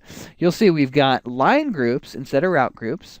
We've got hunt lists instead of route lists, and we've got hunt pilots instead of route patterns. They're the functional equivalent of each other. I have a hunt pilot configured already, and I call it my call center pilot. Its extension is 5890. My call center pilot, hunt pilot, points to the call center hunt list. Hunt list, pretty obvious there. Let's look at the hunt list. The hunt list contains the My Call Center line group. Inside the line group, in fact, I can get there by clicking here, but I'll show you. I'll take you the long way around so you know how to get there. Line group, there's my Call Center. You'll see that it contains the members 1002 and 1003, both of which are in the Josh partition. So what happens, and we'll go back to the route plan report again, because this is really the best way or the easiest way to visualize this call flow. If I dial my, let's see, where is it at here? I forget which extension I gave it. I think it was on the first page. Let's go back. There it is. If I dial 5890, which is a hunt pilot, it will point to the call center hunt list, which contains the My Call Center line group, which contains the following members. Now, one of the cool things about a hunt group configuration is that you have the ability, in fact, let me show you down here in the line group, you have the ability to determine the behavior of individual line groups. Specifically, the distribution algorithm is what I want to draw your attention to. Now, this one I've got set up as broadcast, and what that means is for all of the line group members, for all of the extensions or directory numbers that are in this line group, ring them simultaneously. Perhaps this is a phone bank and there's someone sitting at lots of seats and you want the first person that can pick up the handset to get the call. So you're going to ring them all, and whoever can take the next call is going to pick up the handset and take it. That's a perfect use for a broadcast configuration. Maybe that's not what you want. Maybe in your particular application, you always want to ring phone number 1 and then ring phone number 2 only if phone number 1 is unavailable, and then so on and so forth. That would be the perfect use for a top-down distribution algorithm. Maybe you want to kind of share the load a little bit. So you're not ringing everybody at one time, but you're not always bugging the first person on the list. Maybe you want to ring the phone that has been idle or not in use the longest amount of time. Well, that is the longest idle time distribution algorithm. So very easy to change, very easy to set. A lot of things you can do with hunt groups. We use them for voicemail pilots and pooling up resources for voicemail ports. It can be a basic contact center functionality if you're into that sort of thing. But, you've kind of seen it there. So we've talked about the route patterns groups list. We've talked about their hunt group counterparts. Now let's talk about dial plan scalability and multi-tenanting. Now, the Unified Communications Manager platform is designed to give you flexibility for defining classes of service. And by classes of service, I mean the ability to organize dialable destinations into groups, logical groups that mean something to you. So, for example, maybe I want to give certain people the ability to call long-distance numbers, but I don't want to give everybody that ability. Maybe some phones are public space phones, and they should only be able to make local calls, or maybe even only internal calls, based on the concept of partitions and calling search spaces. You have full control over creating that dial plan. Let's take a look at a phone here. And in fact, before we go to the phone, I want to show you something. In this route plan report that we ran, you'll see that every pattern has a partition. Now, some of them are blank, and the ones that are blank are considered to be in what we call the none partition. Now, that doesn't mean they're not in a partition. It means they're in the none partition. Every phone can dial destinations in the none partition, period. If I place directory numbers in a additional partition or a custom partition, then my phone must have a calling search space that contains that partition. So, for example, let's go to page 2 here and look at that PSTN route. The PSTN route pattern we created is in the PSTN routes partition. My phone needs to contain or needs to use a calling search space that contains the PSTN routes partition for me to be able to dial this number. I gotta tell you, partitions and calling search spaces took forever for me to understand. It's one of those things that I sort of thought I got it and then I didn't. And then I sort of thought I got it and then I didn't. So it wasn't until I just went through this over and over and over that the light bulb finally came on, it finally clicked, and I finally understood it and really got it. So let me walk you through it. Device phone. This phone contains or is using the PSTN routing CSS calling search space. Now, I have applied the calling search space at the phone.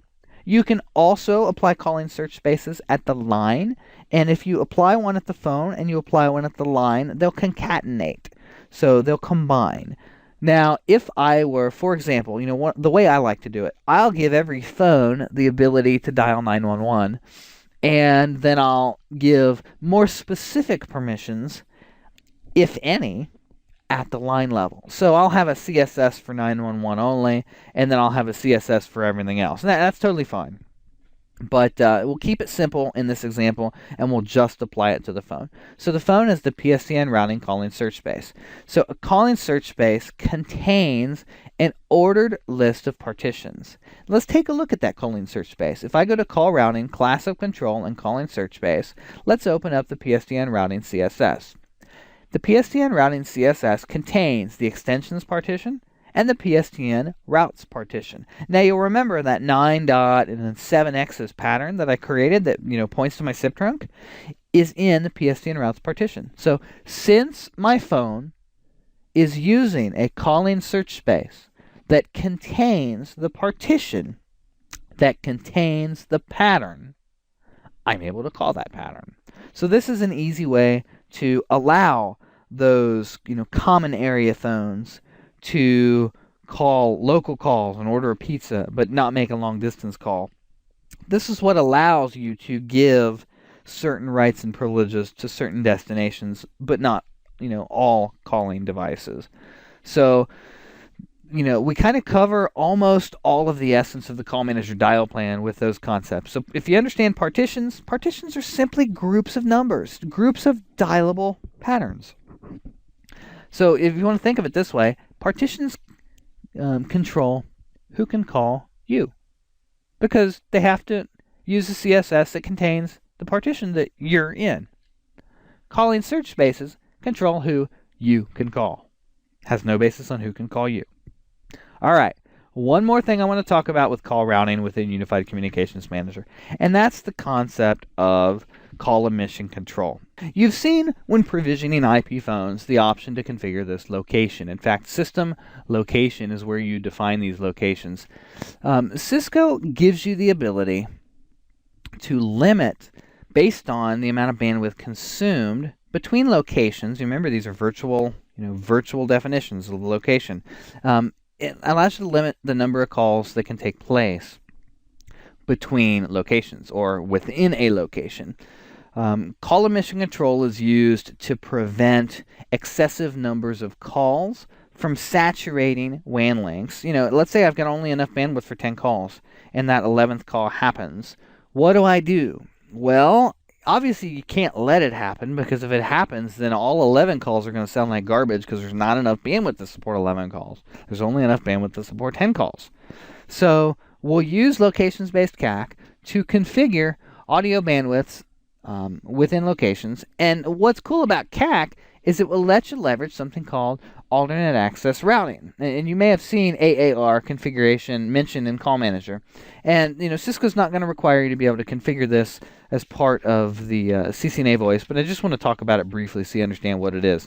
AAR, or alternate access routing, is the ability when CAC is triggered because too much bandwidth has been exceeded for a location to send you a different way. So check this out. Let's go to a phone and let's pick this phone, and you'll see that underneath calling search space I've got this thing called AAR calling search space. So we'll pick the Josh CSS. So for instance, this phone, which is in location branch, if the bandwidth available for location branch is gone, if it's all used based on the location configuration, then the calling search space that you're allowed to use on this phone stops being this PSTN routing CSS and starts to become this AAR calling search space. So Josh CSS. What's this do for me? Well, kind of the short answer is it lets me bypass the WAN if too much bandwidth is being used or not enough bandwidth is available. So maybe instead of sending you across the WAN, I'm going to send you across the PSTN. So by using these partitions and these calling search spaces and all this other route plan logic we've talked about, we can control admitting calls via, and I'll call it PSTN backup, if you will, via another pathway. Now, Cisco doesn't require you to know how to program this, but at a high level, you're seeing it right here. You've got AAR calling search spaces, and you've got basic locations-based CAC, which is driven by the location configuration here. And that's really, at a high level, all you really need to understand for now about this. So I really appreciate you bearing with me on this video. I know this is a little bit longer than we like to run, but this is something that I really need to kind of blend it all together. With what you understand now, you've got basic understanding of call emission control and AAR. You understand basic call flows within Unified Communications Manager and all the components that come into a call routing scenario. And we've talked about the classic control using calling search spaces and partitions. So you've got a good handle on Call Manager dial plan at this point. And, there's lots of other things you can do. We've got translation patterns out there. And I would encourage you to play with some of these things on your own and, see all of the cool things you can do. You can turn one number into another. And really, I'm going to stop there because if I go any deeper, I'm going to want to show you how to do it because it's so cool. So with that, thanks for watching, guys. I hope this has been useful for you. And in the next video, we're going to start talking about Unified Communications Manager features and really start talking about what are the telephony features that are available. Things like extension mobility and call coverage and, call park and all that kind of stuff. So a lot of videos to come. We're probably about 2/3 of the way through the Unified Communications Manager topics here, and just as soon as we finish this, we're going to jump into Call Manager Express, and then you'll have another platform to play with. So thanks, guys. I'll talk to you soon.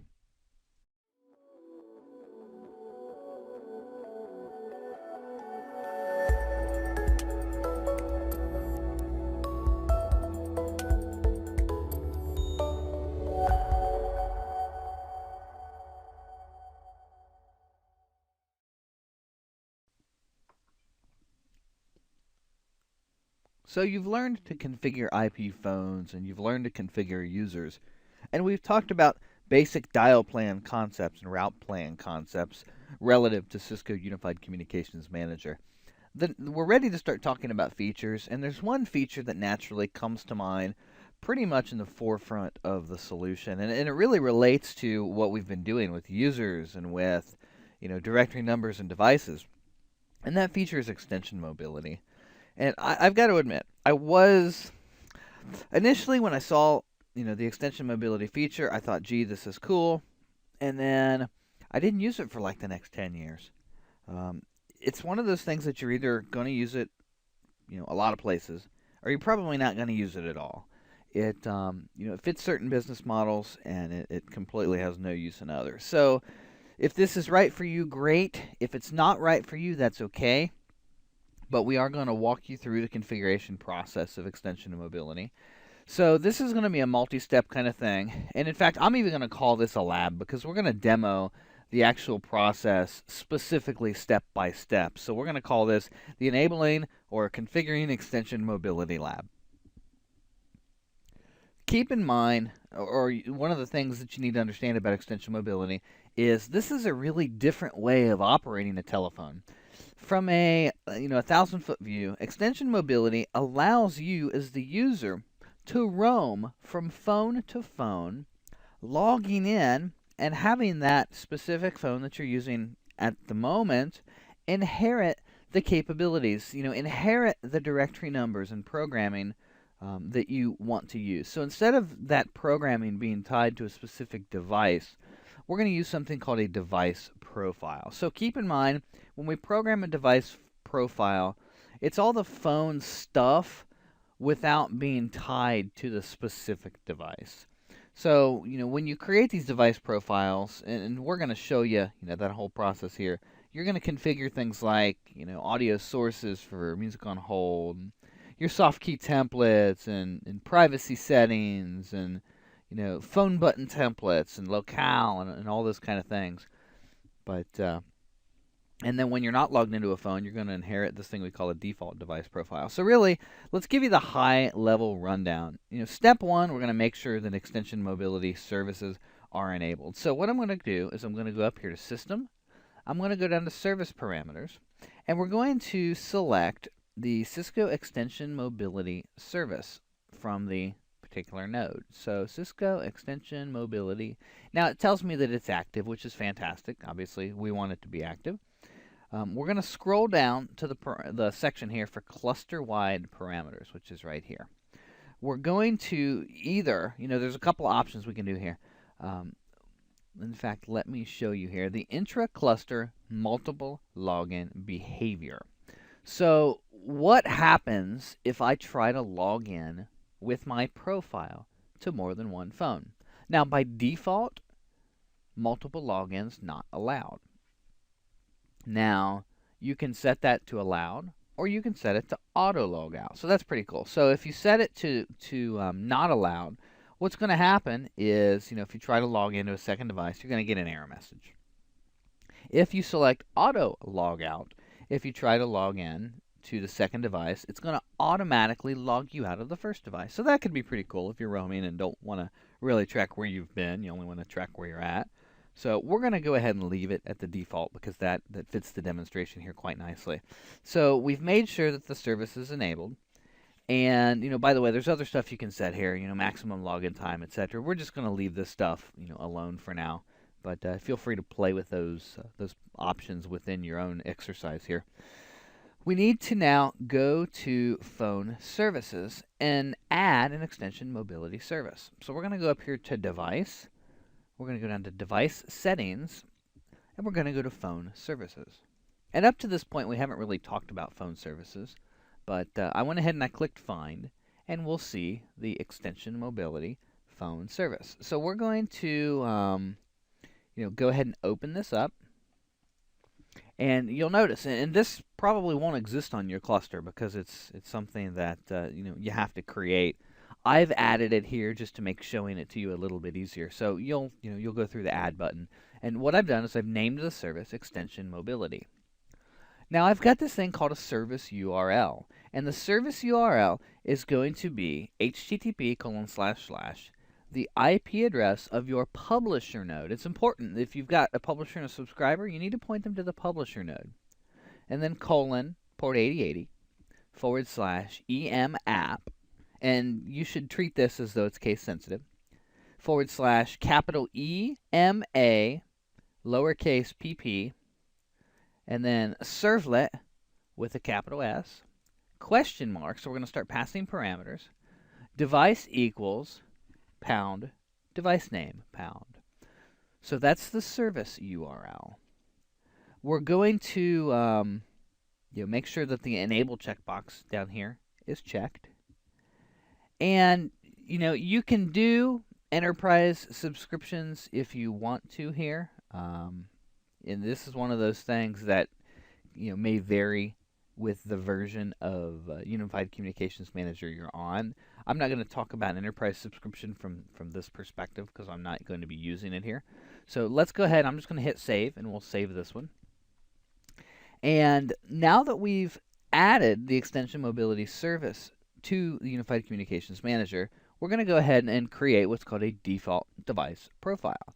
Now, remember I said that the phone programming you're going to do is you're going to create, instead of a phone with directory numbers, you're going to create a device profile.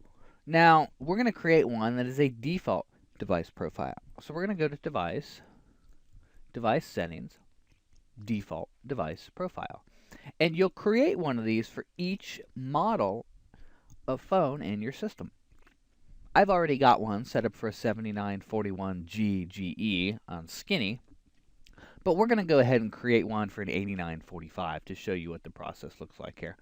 We're going to select the device profile type of Cisco 8945 and click Next. We're going to tell it that the device protocol is Skinny. And here are all the values that we're going to use for the default device profile. I'm going to call this the Cisco 8945 default device profile. Now, I'm going to go ahead and set some default values in here that I'm going to use for my default device profile. So let's see here. What do we want to use? Let's go ahead and pick the phone button template. And let's pick the soft key template. And I think I'm going to go ahead and leave it just at that. We're going to keep this pretty vague. So I don't want to get into too many specific settings here. So we've clicked Save, and you'll see that we've got Add Successful. And in fact, if I go to Device, Device Settings, Default Device Profile, you'll see that we now have one for a Cisco 8945 on Skinny. So now that I've created my default device profile, we're going to go ahead and create a device profile for my user. So Device, Device Settings, Device Profile. You'll see that I already have one in the system here. I'm going to go ahead and delete it. In fact, I'm going to delete both of the profiles in here, and we'll walk through setting them up from scratch. So we're going to hit Add New, and I'm going to create an 8945 profile. Again, Skinny. The device profile name, we'll call this the Josh Device Profile 8945. And this will be the device profile for Josh on Cisco 8945. Now let's go ahead and configure our user-specific settings. So our directory number, any kind of button configuration we want to do, the custom kind of stuff. So we'll go ahead and we'll hit Save here. Whoops, it wants me to set the template. Let me do that. And Save. We'll go ahead and add a directory number. It'll be 6700. will be what we use, and we'll go ahead and put that number in extensions PT, save, and go back here. So you'll see this looks a lot like a phone. I mean, it's just like configuring an IP phone, but it's not a phone. It doesn't have a MAC address. The name is a profile. So now that we've configured that, we can go ahead and subscribe the device profile that I've created to the extension mobility service.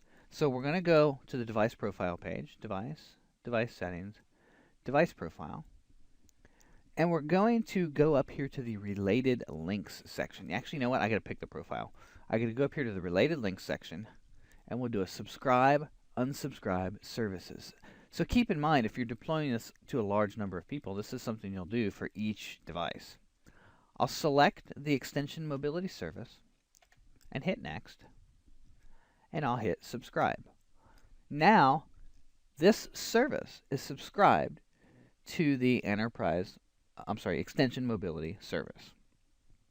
So now that we've done that, we will go to the user configuration, and we're going to associate our users, or the user account for me, with the device profile that I've created.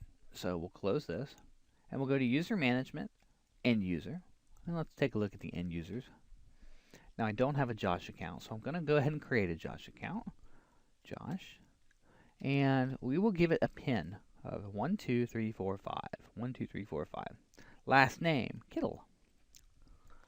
We will go down to extension mobility.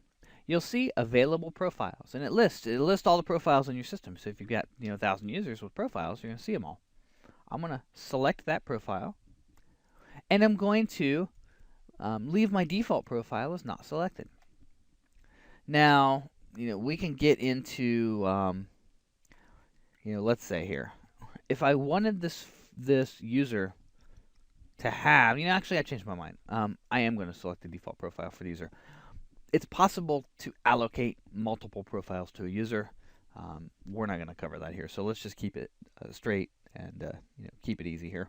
So now that we have associated the device profile with the user, we'll go ahead and we'll hit save. Let's see if it complains about any missing fields. It shouldn't. Okay, cool. So it liked that account. Now we're going to associate this end user to the device profile. So let's go. I'm sorry. Well, watch this. This is relative to the phone itself. So device phone, we're going to find this 8945 of mine here. And we're going to actually, let's remove this line off of it. And we'll pick that and disassociate that and go back. All right, so this phone here, it was originally an auto register. We'll just call it the Josh 8945 phone. And we will go to the extension mobility section, which is down here. I'm going to check the box for enable extension mobility. Now, you can have a logged in profile and a logged out profile. I'm going to go ahead and use current device settings, but consider this. Let's say that 90% of the time I use this phone, but I want to be able to take my profile with me, and I want to use that auto log out feature. I can tell it that my logged out profile can be another profile. So if it logs me out to allow me to use my profile somewhere else, it can take over another profile. So it could be a generic profile if you wanted to.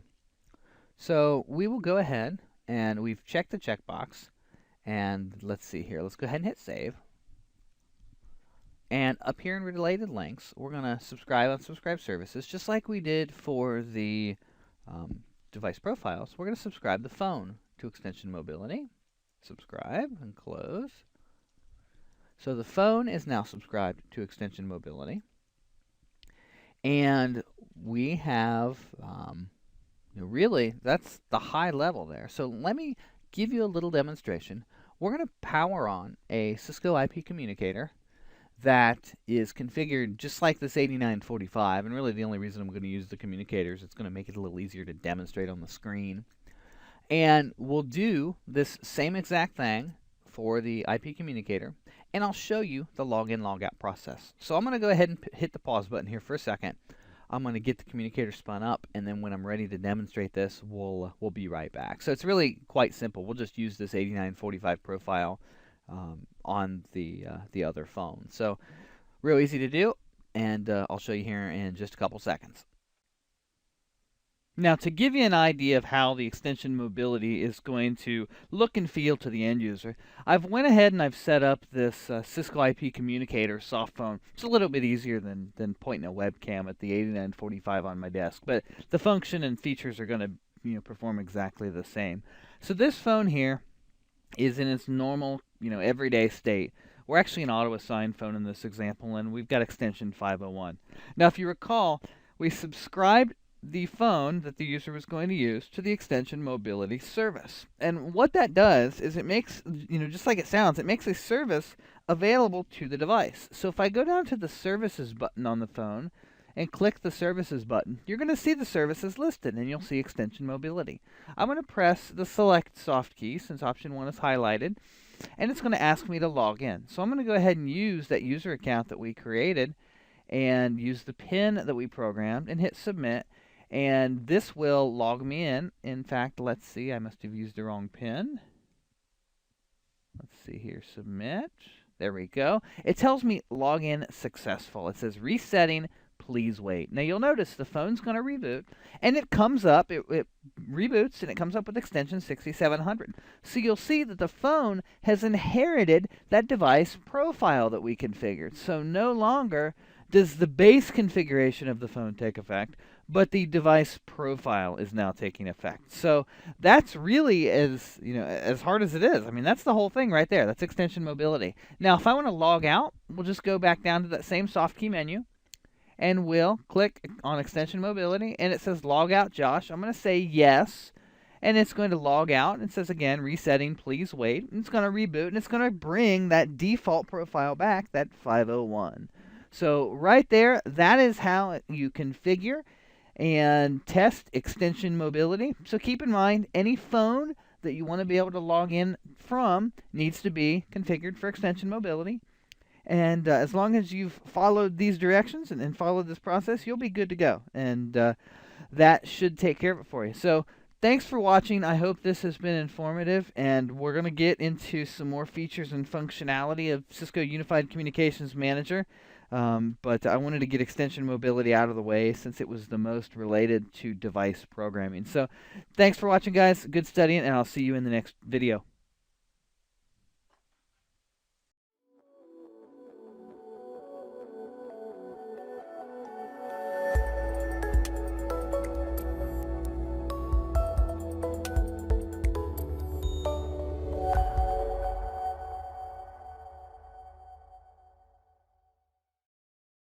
Now, in the last video, in the last lab, I should say, we went ahead and we configured extension mobility so that you could log out and log into various phones and allow your extension to roam with you. Now, that's one of the cool features within Unified Communications Manager, but there's tons of other capabilities, and a lot of these other pieces and parts are things that you're going to use on a daily basis. And we're going to jump straight into configuring them. So we're going to talk about call coverage capabilities. Cisco wants you to understand all of the different call coverage options, which basically, when you talk about call coverage is what do we do to make sure the calls are answered given a particular circumstance. So like a busy, a no answer, etc. So we're going to talk about things like call forward. We're going to talk about using shared line appearances. We'll talk about pickup options for phone calls and hunting capabilities. We'll talk about things like call park and talk about how all these things kind of blend together. So call forward is one of those things that you kind of take for granted a little bit. But, there's a lot of things you can do with call forward, and it really depends on the scenario. So let's jump straight into the configuration, and I'm going to call this a lab because we're going to give more demonstration than we are just explanation. So let's jump into a phone here. We'll go device phone, and let's find, let's use that IP communicator that I've got powered on at the moment. and that'll work just fine. So let's click on the line and let's talk about call coverage. Specifically, let's talk about call forward. If I scroll down, you're going to see call forward and call pickup settings. Now, there's a lot of stuff under here, and as versions of Call Manager have grown and as things have kind of matured, this is one of the areas we've seen a lot of capabilities added. When I look back to Call Manager 3 and Call Manager 4, when I was first getting my feet wet, I had like 3 or 4 options. I didn't have all this stuff. So it's pretty cool to see, what it's evolved into. So the first thing I want to point out to you is Call Forward All. Call Forward All is just what it sounds like. It's the ability to forward this directory number somewhere else all of the time. Configuring Call Forward All is really straightforward.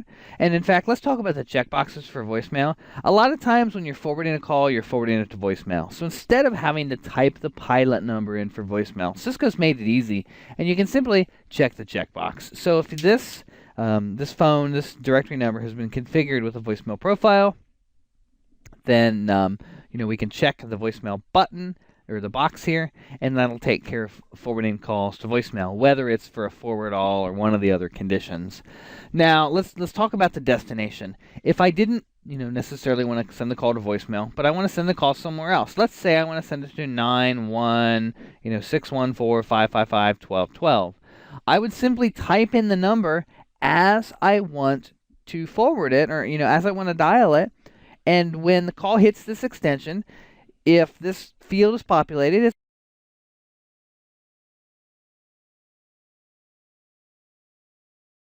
it's going to forward that call to the external destination.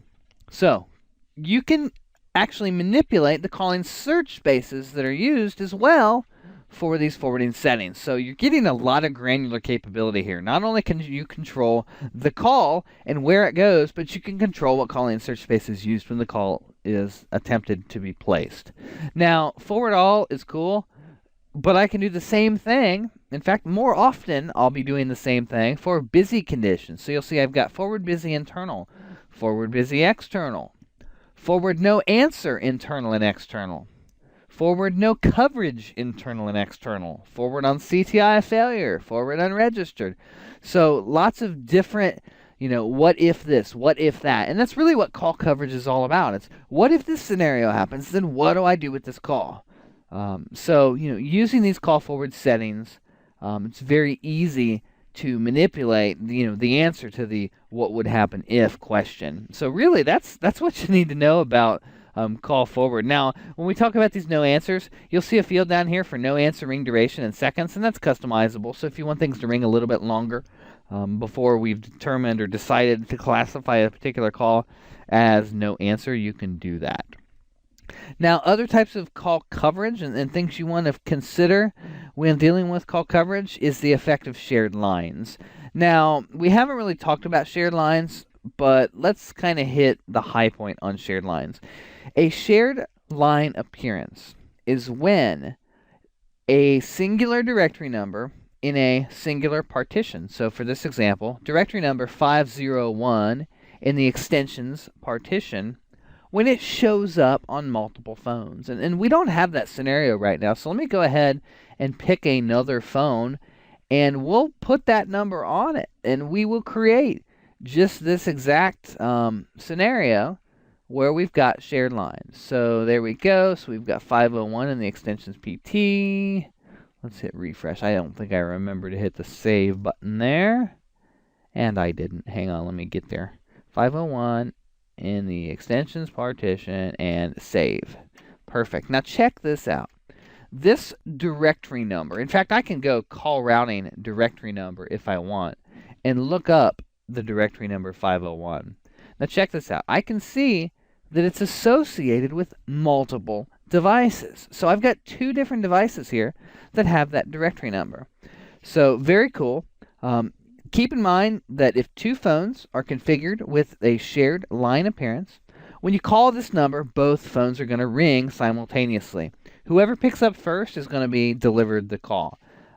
You can't pick up the second, or you can't pick up the call from the second phone unless you're going to use the barge feature.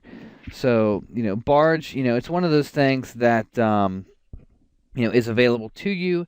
And basically what happens is, if you're going to use the barge, the second phone is going to essentially nail up a three-way conference call using the barge feature with the first phone. And, you can jump into the call that way. And there's also a soft key called privacy you can use if you want to prevent that from happening. But the CCNA voice doesn't require you to get terribly detailed on barge and privacy and things like that. They just want you to know what it is and know that it's there. So this is how we configure shared line appearances.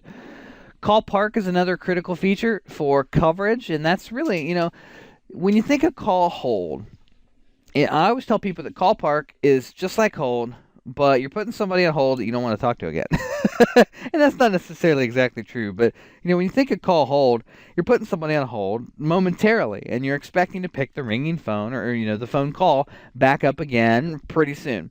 Well, call hold or call park is a little different than that. Park is like, I've got a call and I want to put it on hold, but I want somebody else to pick it back up. And the scenario that I always explain is, call comes in, it's for Joe. Joe's not at his desk, but he's in the building somewhere. So you'll park the call at what we call a park slot. And in fact, I'll show you how to configure the park slots here while I'm talking. But you'll configure a park slot, and you will, you'll pick up the intercom. You'll say, Joe, you get a call parked at 5500.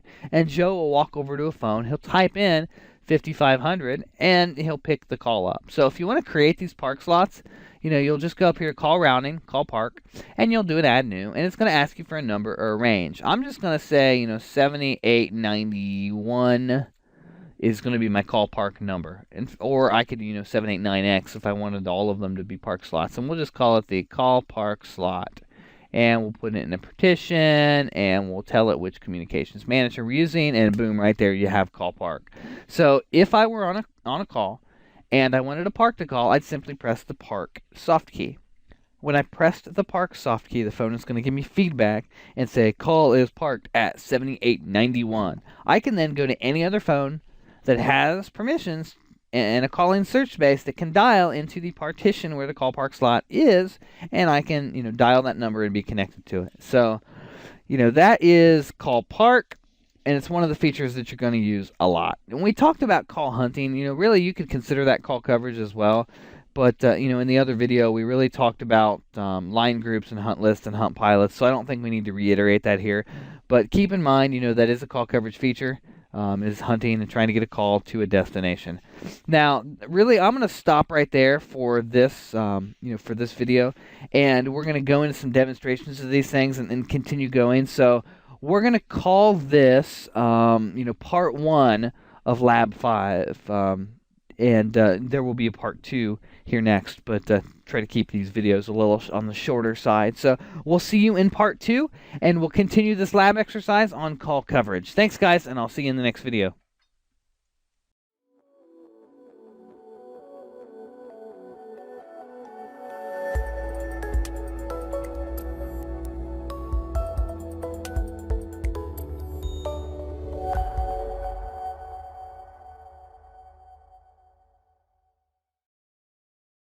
In part 1 of this lab, we talked about some of the basic call coverage features that you'll be expected to understand within Unified Communications Manager. Now, here in part 2, we're going to get into some more call coverage features and talk to you a little bit about call pickup groups and talk a little bit about native presence. So call pickup groups, are just like what they sound. And there's really 3 kinds of ways to pick up a call. There's call pickup, which is pick up a call in the same group as I'm in. There's group pickup, which means pick up a call in another group. And then there's a new one called other group pickup. And Cisco doesn't require you to have crazy deep knowledge of the new, the other pickup. But I do want to explain to you the pickup feature. And group pickup is really just an extension of pickup where it asks you for the group number. So let's talk about call pickup. A directory number, in fact, let's go ahead and pull up a phone here. A directory number can only be in one call pickup group. So let's pick this the Cisco IP communicator phone, and let's go ahead and pick extension 501. If you scroll down to the call coverage settings area here where we've got call forward and call pickup settings, you'll see call pickup group. And I've created and configured a call pickup group, and I'll show you how to do that here in just a second.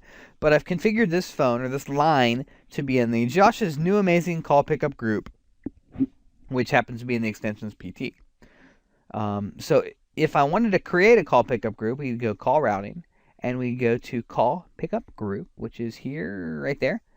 And, I could just click add new. It's going to ask me for a pickup group name, a directory number, put it in a partition, and the alerting settings. So you can either not alert at all, or you can do audio alerts, a little thing in the ear, visual alerts, or both. Now, it's pretty cool. If you tell it that you want to do alerting, you can actually tell it to display the calling and called party information to all of the members of the pickup group. So, for instance, let's say I've got, the boss man and 3 staff that want to monitor his phone and answer it for him when he's not available.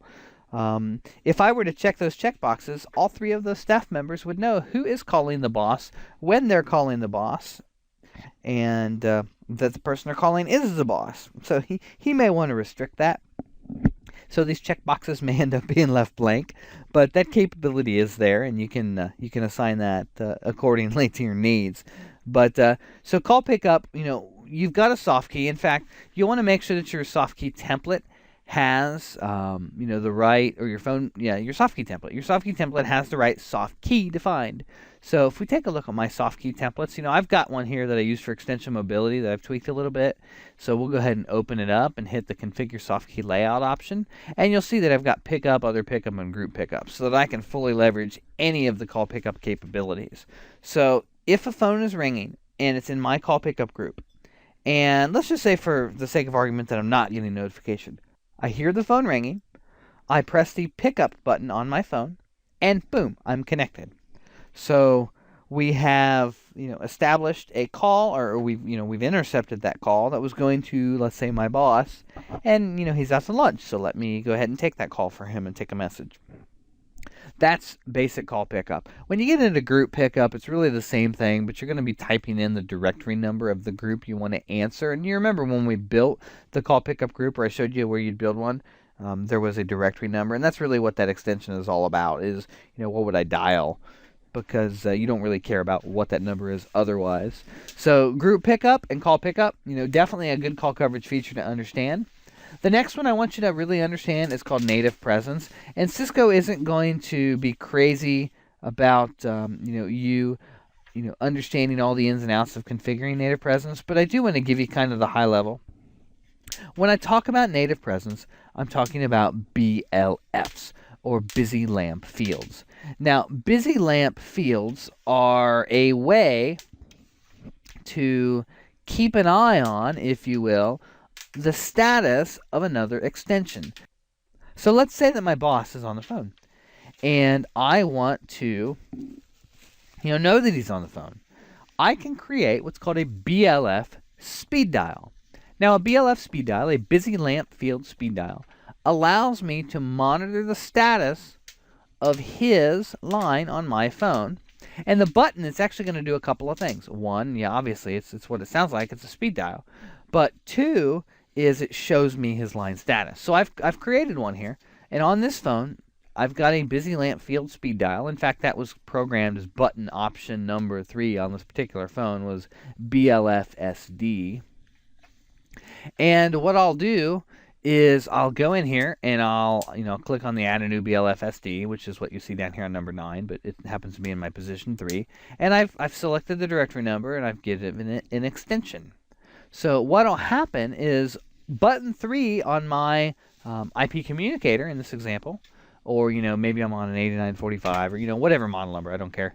They're all going to work the same. When he's on the phone, it's going to light up, and it's going to show me it's red, and I'm going to know he's on the phone. And if he's not on the phone, it's going to be green. And it's a really basic way for me to get basic presence information from him. Now, there are ways you can get into creating custom presence groups, and really restrict who can see what. By default, all devices can watch all DNs within the same presence group, and all devices and DNs are part of the standard presence group, so you really don't have to go crazy in configuring things. But there are capabilities. If you wish to get more granular with this, you can.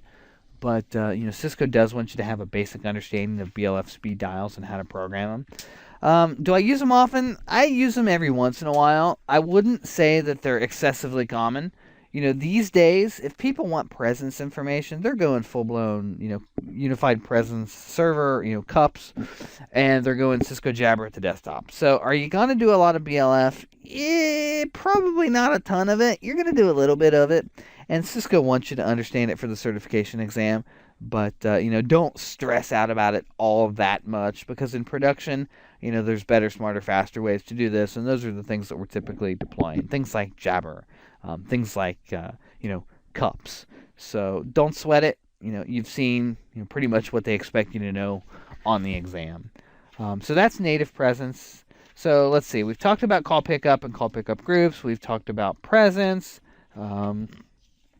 What else should we talk about here? We should probably talk about intercom. Intercoms are pretty cool. Intercoms are... again, this is something they're not going to, ask you. They're going to expect you to know it exists, but they're not going to quiz you like crazy on the exam about this. Intercoms are Cisco's way of creating a two-way intercom type feature between IP phones without having, a real paging functionality. So a lot of people, early on ask, can Call Manager do overhead paging through all the phones? And the answer for like the last decade has been, nope, it can't do that. I'm sorry, I know your Nortel Meridian did it, Call Manager does it. And that was kind of the end of the conversation. But somewhere along the line, and I don't even remember what version it's in, it's been a while ago, Cisco introduced this intercom feature. And what intercom does is intercom allows you to press a button on your phone, and it will dial an intercom extension on another phone. And when it dials this intercom extension, it will throw that phone onto speakerphone mode, so auto answer speakerphone. So you'll be able to talk and say, hello, boss, your pizza is here. And, he can reach down to his phone. His mic's muted this whole time, but he can reach down to his phone. He can push the intercom button on his phone. He can say, all right, thank you. Send him to conference room B. To configure intercom features, it's pretty straightforward. You'll go to call routing. Get up here. You'll go down to intercom, and you'll create an intercom route partition. Now we'll go ahead and hit add new, and I'll just call it my intercom PT. And hit save. Now that we've created the intercom partition, we can go to intercom, calling search space. And let's go ahead and create an intercom CSS. We'll call it my intercom CSS. And we'll give it a description of intercom calling search space. And we'll go ahead and add the partition to the calling search space. So pretty much this is like any other calling search space configuration at this part. And pretty straightforward. Now we're going to go ahead and configure an intercom directory number. This is a special directory number used for the purposes of intercom. We'll go ahead and call it 6200, and we'll just go ahead and create one of them here. Actually, you know what? Let's do this. Let's say 6200 to 6201. So we're creating two of them here. We'll put it in the intercom partition, and obviously the description, etc. fields are optional, but we'll call it intercom DN, and we'll put it in the intercom CSS. The presence group will be just fine the way it is. Auto answer with speakerphone is how this directory number is going to behave.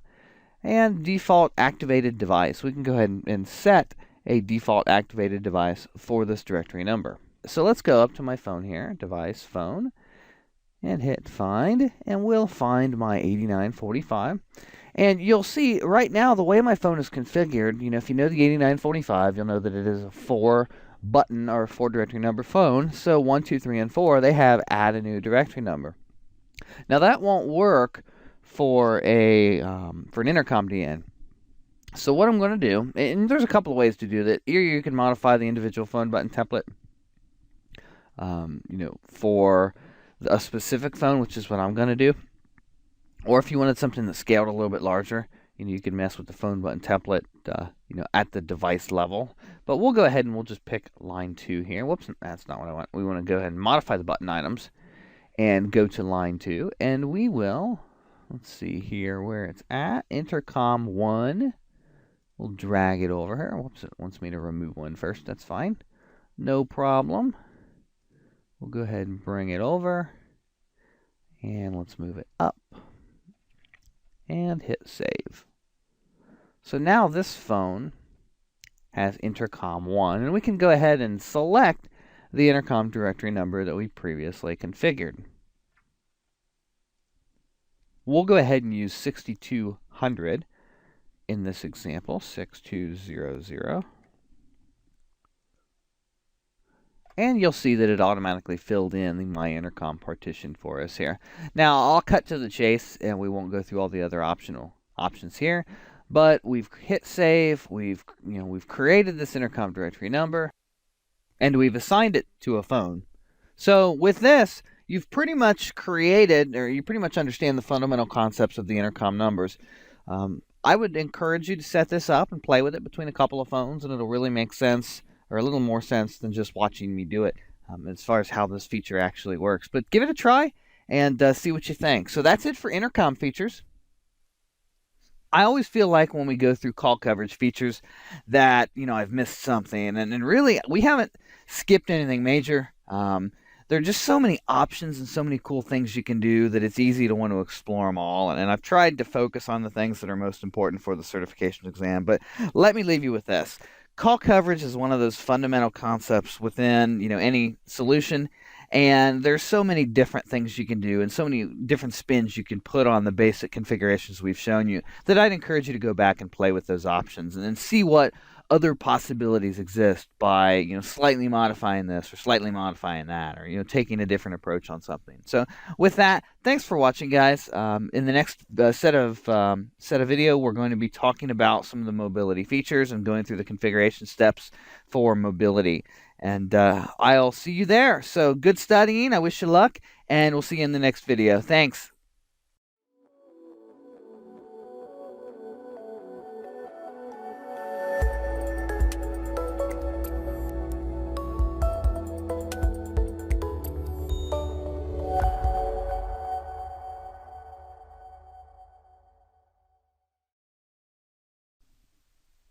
Mobility, mobility, mobility. This is one of my favorite topics. Yeah, I say that a bit facetiously. Cisco has used the phrase mobility to use just about everything under the sun, or to describe just about everything under the sun, with the exception of go-karts. So we've got to kind of take a step back and talk about what do we mean this time by mobility before jumping into it. One of the features that, in fact, my customers love this feature. So one of the most requested features out there, at least that I run into anyway, is something Cisco calls Mobile Connect. And Mobile Connect is also referred to a lot of times as single number reach. And what Mobile Connect allows you to do is to closely integrate the behavior of your desk phone with an alternate device, such as your cell phone. And what will happen when you've enabled your telephone for Mobile Connect, when a call comes into your desk and it rings your desk, you can have the call also simultaneously ring your remote destination. So it could be your cell phone, or it could be, another device. So let's talk cell phones for this, the context of this discussion, but there are other ways that you can apply this. So keep that in mind. So with Mobile Connect, as we do basic configuration here, we'll go through how to utilize the feature. And then we're also going to talk about the mobile voice access feature. It has to do with, similar types of capabilities, but handles outbound calls as well as, the Mobile Connect handles the inbound stuff. So let's take it one step at a time. I don't want to put the cart before the horse here. Now, before you can use Cisco Mobile Connect, you need to configure the soft key templates. And I've already got a soft key template configured that supports Mobile Connect, but I'm going to go ahead and show it to you anyway. Device settings, soft key template. And I have got a standard user with Mobile Connect. And this is the default soft key standard user template. All I did was I hit the copy button and gave it another name. But let's look at the soft key layout configuration. There are two menus that you want to make sure have the mobility soft key. There is, let me find it here, the connected state, and you'll see that I've added mobility as a selected soft key. as well as the, let's see here, where is it at? The on-hook state is the other one. And it looks like I didn't hit save when I created it, so we'll add it anyway. Boom, throw it over there, and hit save. And apply config. So what we've done is we've got this soft key template, and both on hook and connected, we've got mobility showing up as a soft key. Perfect. Now we're going to go to a phone, device phone, and actually before I go to the phone, let me show you the user account side of it. User management and user. We're going to go ahead and use this Josh account again. And I have currently turned off extension mobility for this phone, so keep that in mind. Now, there's a section here, and don't get this confused with extension mobility. You know, on the user, you'll see up here we've got the extension mobility settings. Those have nothing to do with Mobile Connect. So for Mobile Connect mobility, we've got a checkbox here that says Enable Mobility. And we've gone ahead and we've selected that. And I've gone ahead and I've selected my primary user device. You can set some timers here, maximum wait time for desk pickup, remote destination limit, etc., and kind of customize this to the experience you want to have. I'm going to go ahead and leave the values they're set at right now, and hit save. Not a whole lot going on here with the end user, but we are enabling mobility. We're going to go to the phone, device phone, and I'm going to pick my 8945, and I'm going to scroll down, and you're going to see that, and in fact, you'll notice I mentioned extension mobility is turned off for this device, and I'll show you right there that it is. And I'm going to scroll down to, let's see here, actually it's not down that far, the device mobility mode. And device mobility mode for this phone is set to on. I'm going to select under owner user ID, Josh, and hit save. So now I've told the phone that the Mobile Connect user is the Josh account. So now that I've configured the Josh account and I've configured the phone to support the mobility features, we need to create what's called a remote destination profile. So we're going to go up here to device, device settings, remote destination profile. Now the remote destination profile is going to be used by this user ID. So this is something you'll create for each user. So I'm going to call it the Josh remote destination profile. And we'll go ahead and pick the Josh account. Now, just like other devices, we'll go ahead and set device pools and things like that up. And we'll go ahead and hit the save button here now that we've configured this remote destination profile. Now, just like a phone would have a directory number, a remote destination profile can have a directory number. And that's something that you're going to be able to configure.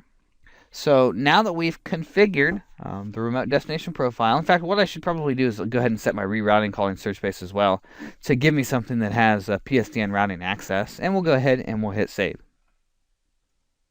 Now that the remote destination profile exists, I can go up to Device, Remote Destination, and Add New, and I can add a remote destination that's going to be used by this remote destination profile. We'll call this the Josh cell phone. And the destination number, as I would dial it, would be 91614-555-9988. And we'll go ahead and we will say, check the mobile phone box, and we'll check Enable Mobile Connect.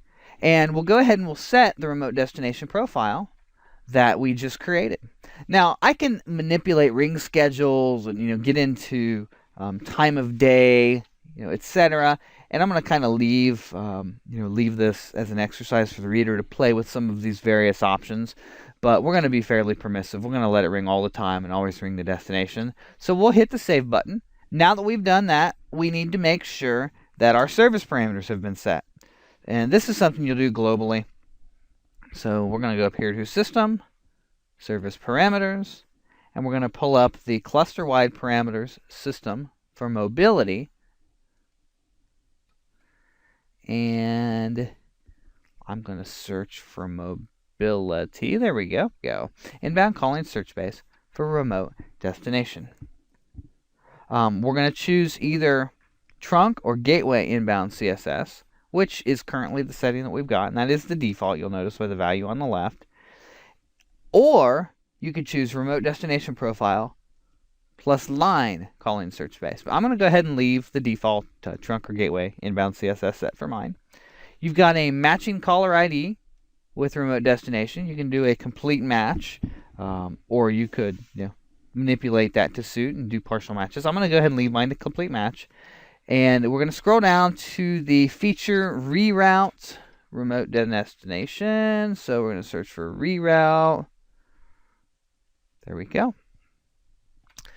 And now that we've got the right section here, we're going to set reroute remote destination calls to enterprise number to true. And this is going to cause direct calls that go to that remote destination number to be permitted. And then we'll set the ignore call forward all on enterprise DN to true. And we'll hit save here. And that's pretty much what's necessary to enable the remote destination. So if I were to call my desk phone, we'll go ahead and we'll pull it up here, device phone. If I were to call my desk phone at extension 501, the owner user ID, Josh, has a remote destination profile. The remote destination profile for Josh, and in fact you'll see here under associated remote destinations, you'll see the list of what we've added, has the 91614-555-9988 number, which is presumably my cell phone. That's not really my cell phone, as much as you'd love to call me. But we've got the remote destination configured there. And it's going to ring the phone. So it's really pretty straightforward. Now, if you wanted to use mobile voice access, mobile voice access is the the outbound call mobility feature.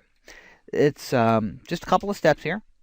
We'll go up to, in fact, this takes a special service, so we're going to go up here to Unified Serviceability, and we'll log into the serviceability page. And we're going to go to Tools, Service Activation. So we're going to make sure that we've got the service selected we want here. And we're going to look for the Cisco Unified Mobile Voice Access Service, which is right here.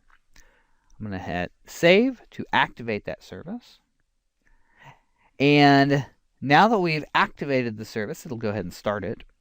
Now we can go back to the CCM admin page here as soon as that refreshes. And from CCM admin, we're going to go into our service parameters, system, service parameters. Whoops, there we go. And we're going to search based on the call manager service. Hey, it pulled it back up for me. That's awesome. And we're going to scroll down to the mobility again. Let me hit the search button here, mobility. See if I can find it here.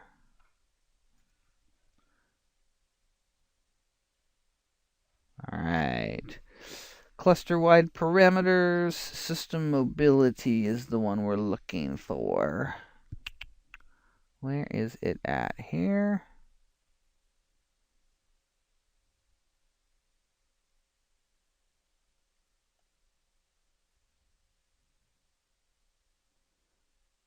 There we go. So, cluster-wide parameters, system mobility. And we're going to set enable mobile voice access to true. So let's find it here. Enable mobile voice access to true. Now that we've set enable mobile voice access to true, we can go ahead and hit save. And we can go to the user, that same user we were using, the Josh user. And down here where we set the enable mobility checkbox, we'll set the enable mobile voice access checkbox. And we're just going to double check that we do in fact have the remote destination profile configured, and we do. We'll hit the save button. And now that we've configured the end user, we've got to configure a media resource for mobile voice access. And when you enable the service, it actually automatically creates this resource, but let me show you what we've got going on here. So media resource, mobile voice access, and we're going to enter a number for the directory number we're going to use. I'm going to use 3200 as my directory number, and we'll put that in the extensions partition. And we'll go ahead and select an English locale, and hit save. Perfect. So what's going to happen is this is the number that the mobile voice access gateway is going to use to forward calls it receives on the PSTN number. So now that we've created that, we can go to the iOS gateway and configure mobile voice access. Now this is something, we haven't done a lot of gateway configuration yet, so keep in mind that some of this might be foreign to you. We're going to get into a lot more gateway configuration when we do the Unified Communications Manager Express, because we're going to get into the CLI of the router there. But let me pull up a PuTTY window. We'll get into the gateway and we'll configure the VXML application, and you'll be good to go for mobile voice access. All right, so I'm actually logged in to my router. We'll go ahead and minimize the window here. Make this a little bit easier to see. We'll blow it up a little larger for us. So what we're going to do, I've actually already got mobile voice access configured, but I want to show you the parts of the configuration that are important. So show run. And this is one of those 2801s that I was talking about. And as we look around, whoops, I went a little too fast here. We've got defined on the router, application, service MVA, and we have a link to the MVA service on our call manager. So service MVA, http:// the IP address of our call manager, port 8080, /CCM IVR /pages /IVR main page.vxml. That enables the MVA application. I've got a couple of dial pairs configured here, and the ones I want to show you are these two, the 50001 and 50002. The 50001 is a POTS dial pair, and we've basically got it configured up so it says service MVA, incoming call number, and we've got the number of presumably what I would be dialing from the outside, and that's a fictitious number. Direct inward dial. So an incoming call leg is going to hit that dial pair, and then the outbound call leg is going to match this next one, dial pair voice 50002 VoIP, the same pattern as before, the destination pattern. Session target is the IP address of our call manager, and we've got the usual DTMF relay settings, the G711 codec, and no VAD. So there's nothing really funky here. I mean, this is plain old dial pair stuff that you do day in and day out. So, and we're going to cover that in a lot more depth in another video. But really, that's all that's necessary on the router side to configure the mobile voice access. So with that, I think we've kind of shown you the high points here, and we will kind of go from there. So that's mobile voice access, and that's Mobile Connect. It's not real easy for me to demonstrate it for you here because you can't really see my cell phone ring or anything like that. But set this up in your own lab, give it a try, and make it call a device. And it can be any device. It can be anything you want to ring. It can be your home phone. It can be really anything. So that is a good tour of the mobility features that Cisco expects you to understand within Unified Communications Manager. And with that pretty much wraps up CUCM, and we're ready to start making the next move into much more of the iOS like you're seeing on screen right now with Unified Communications Manager Express. So with that, thanks for hanging in there. You guys are doing a wonderful job, and we're getting there. It won't be long, and you'll be sitting for the exam and rocking it. So hang in there. We are we're making good progress at a good pace. So with that, I'll say thank you for watching, and I wish you good studying, and we'll see you in the next video as we start talking about Unified Communications Manager Express.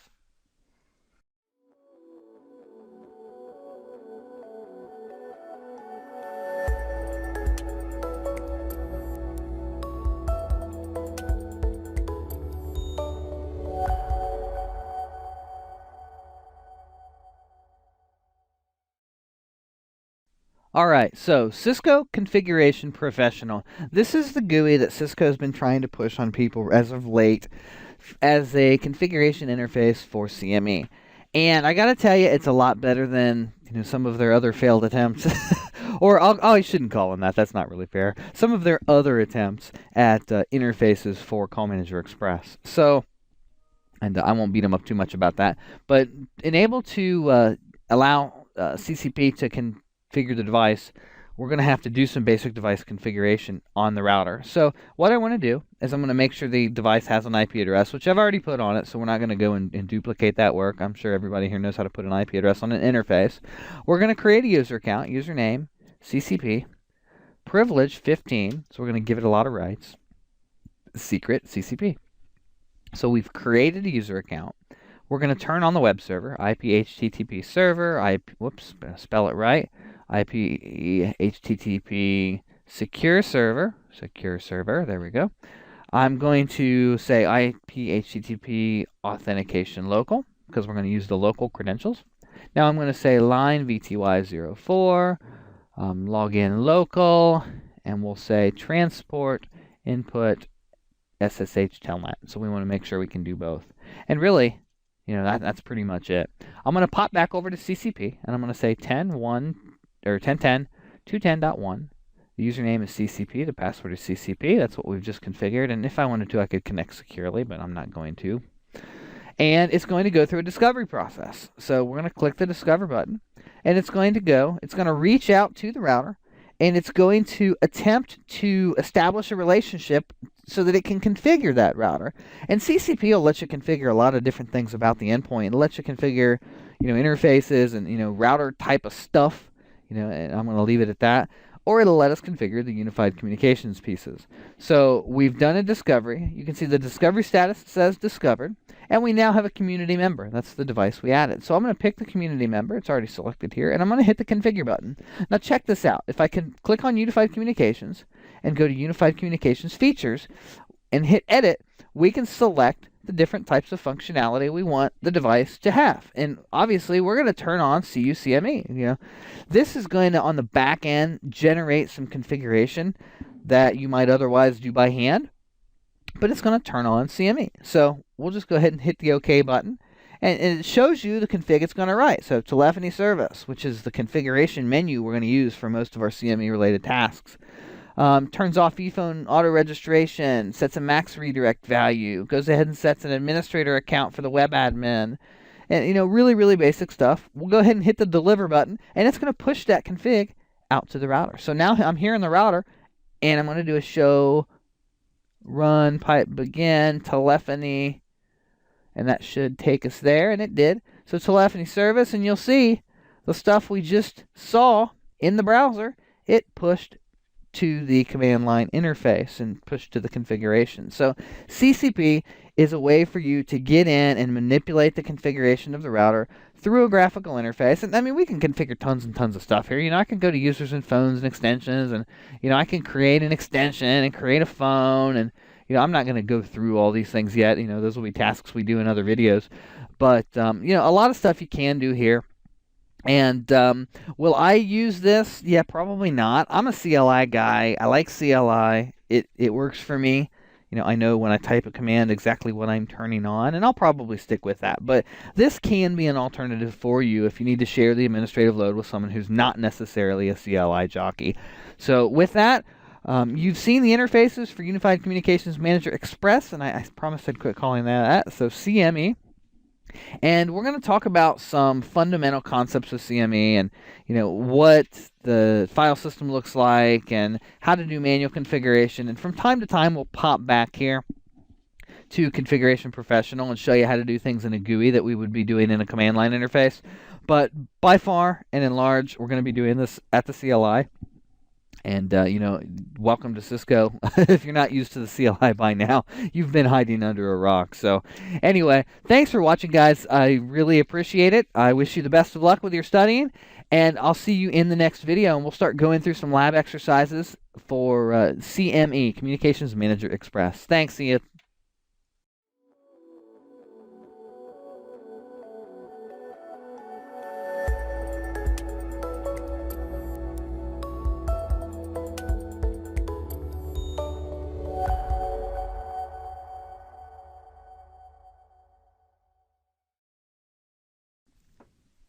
Welcome back to the CME command line interface, the CLI, my favorite place to be.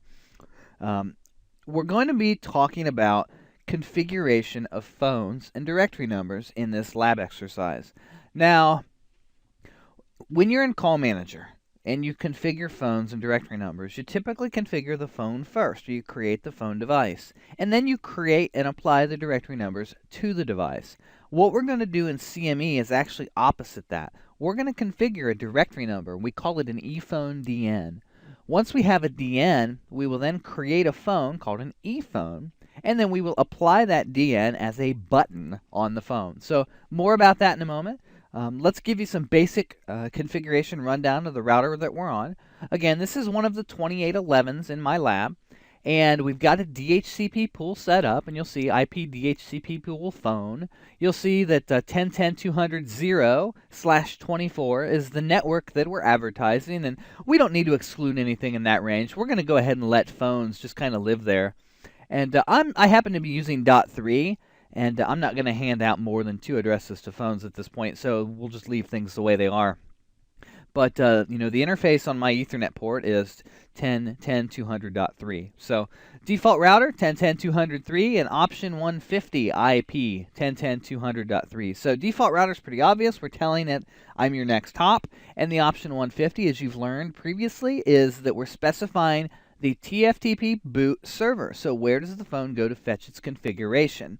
And we've got a DNS server in there as well. Now, if I space through the config here, I want to get down to telephony services. And you saw telephony services for the first time when we were doing some of the CLI introductions to Call Manager Express. And I want to point out telephony service is configured on this router. And we've got just a couple of real basic parameters. And half of the stuff you're seeing here are system defaults, but let me hit the high points that are important. Line 1 under telephony services, no auto-reg ePhone. So what we're doing here is turning off phone auto-registration. Now if I had that turned on, we could define auto-registration DNs, and we could let it hand out DNs and similar to Call Manager and do auto-registration. I don't want to do that. I want to actually show you how to register a phone by hand, so we've disabled that. From a platform perspective, the 2811 can handle, I want to say it's like 42 IP phones when it's running, and obviously licensing plays into that as well. I've got my max ePhones set to 10, so I can have a maximum of 10 ePhones registered to this Communications Manager Express. I've also configured max DN of 20. It gives me a little wiggle room, so I could put 2 directory numbers on each of the 10 phones. Everything else you're seeing, actually, before I go there, IP source address, again, pointing to me, 10.10.200.3, port 2000. This is configuring telephony services for Skinny. So we're telling it where to run Skinny. Everything else you're seeing is pretty much a default, so don't spend a whole lot of time reading that and focusing on that right now. But understand the no auto-reg ePhone, the max ePhones, the max DN, and the IP source address command. Now that we've talked about the basic platform level configuration, let's get into phone specific configuration. I told you before that when you're configuring a phone in CME, that the first thing you're going to do is create directory numbers. And we do that by creating what's called an ePhone DN. I'm going to say ePhone DN 1. And actually, before I do that, let me show you this. ePhone DN 1, and then I can go question mark.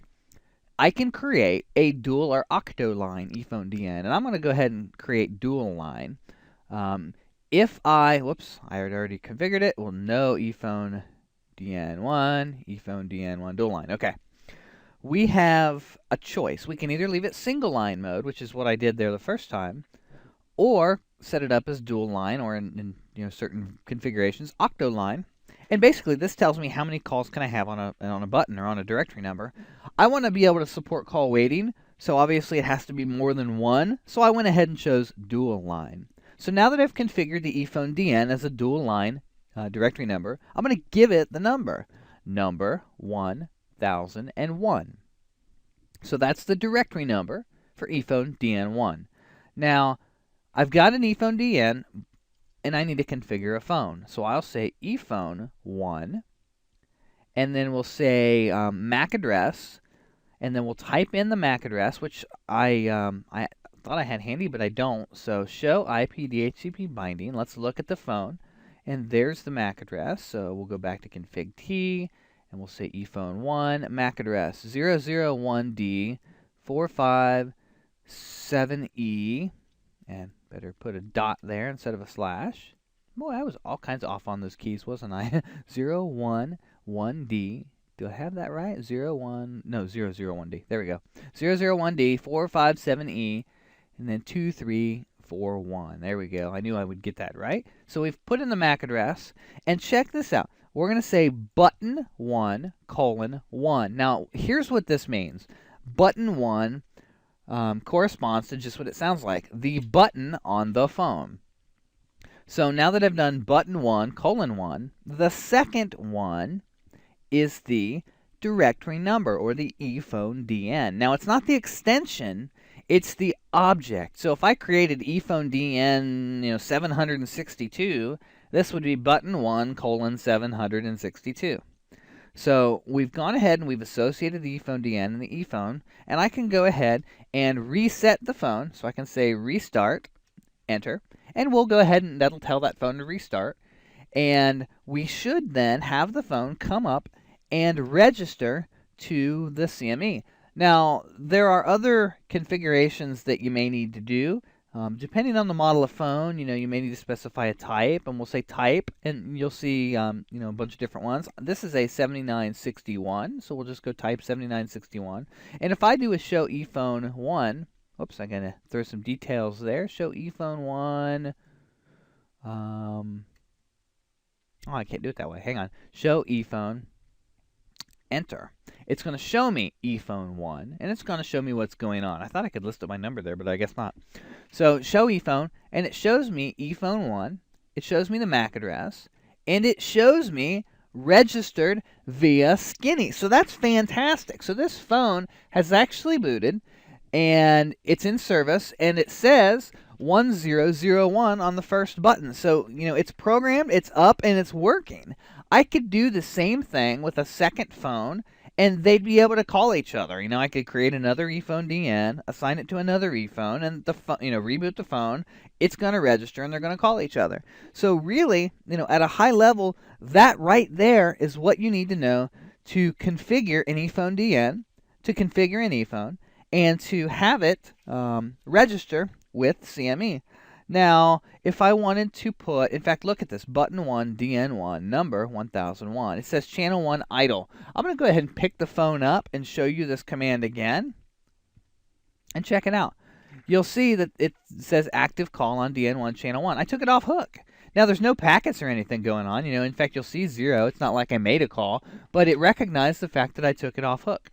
So we're definitely alive and well, and it's working. And let's go ahead and do another DN and put it on the phone. So config T, we'll say ePhone DN2, and we'll say number 1002. And then we'll go back to the ePhone, ePhone 1, and then we'll say button 2 colon 2. So check this out. So show run, and we'll get down here to the ePhone and ePhone DN configuration. And you'll see that we actually configured ePhone DN1 as a dual line. And we configured ePhone DN2 as a single line. So this one can support caller ID, multiple calls. Not caller ID, call waiting. So multiple calls. And this one can support single call. And then ePhone 1, we've given it a MAC address. We've gone ahead and set a type. And we've said button 1 colon 1 and 2 colon 2. So button 1 is ePhone DN1. Button 2 is ePhone DN2. And if I do a show ePhone, you're going to notice button 1, button 2. So fantastic. And what I should do so that button actually shows up on the phone, I can go ePhone 1 restart, and it'll restart the phone. Now you can also go to, check this out, go to Telephony Services, and you can say restart ? And you can either say all or MAC address. And when I do all, I'm actually going to cycle through and restart all of the phones based on model type within Telephony Services. So that's pretty cool. So we've got a phone. It's registered. I'm staring at it. It's got 2 directory numbers. And, welcome to CME. I mean, I'm a CLI guy. I like, doing this kind of configuration. It was really, really simple. And, that right there is pretty much what you need to know to do phone configuration and program an ePhone and ePhone DN and get a phone registered using the CLI. Now I'm going to go ahead and do pause the video for a second. I'm going to pull up CCP. I'm going to show you how to do the same thing within CCP. It's really, really fast, so there's not really a reason to spin up a second video for it.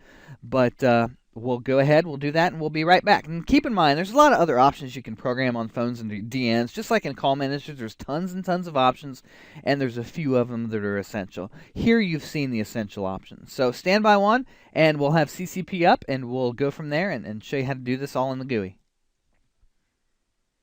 All right, so now we've got CCP pulled up. In fact, let me minimize it a little bit here. So, whoops, not that, not cancel, so that it fits on the screen just a little bit better. And what we're going to do is go to the device and hit Configure. And we're going to go to Unified Communications.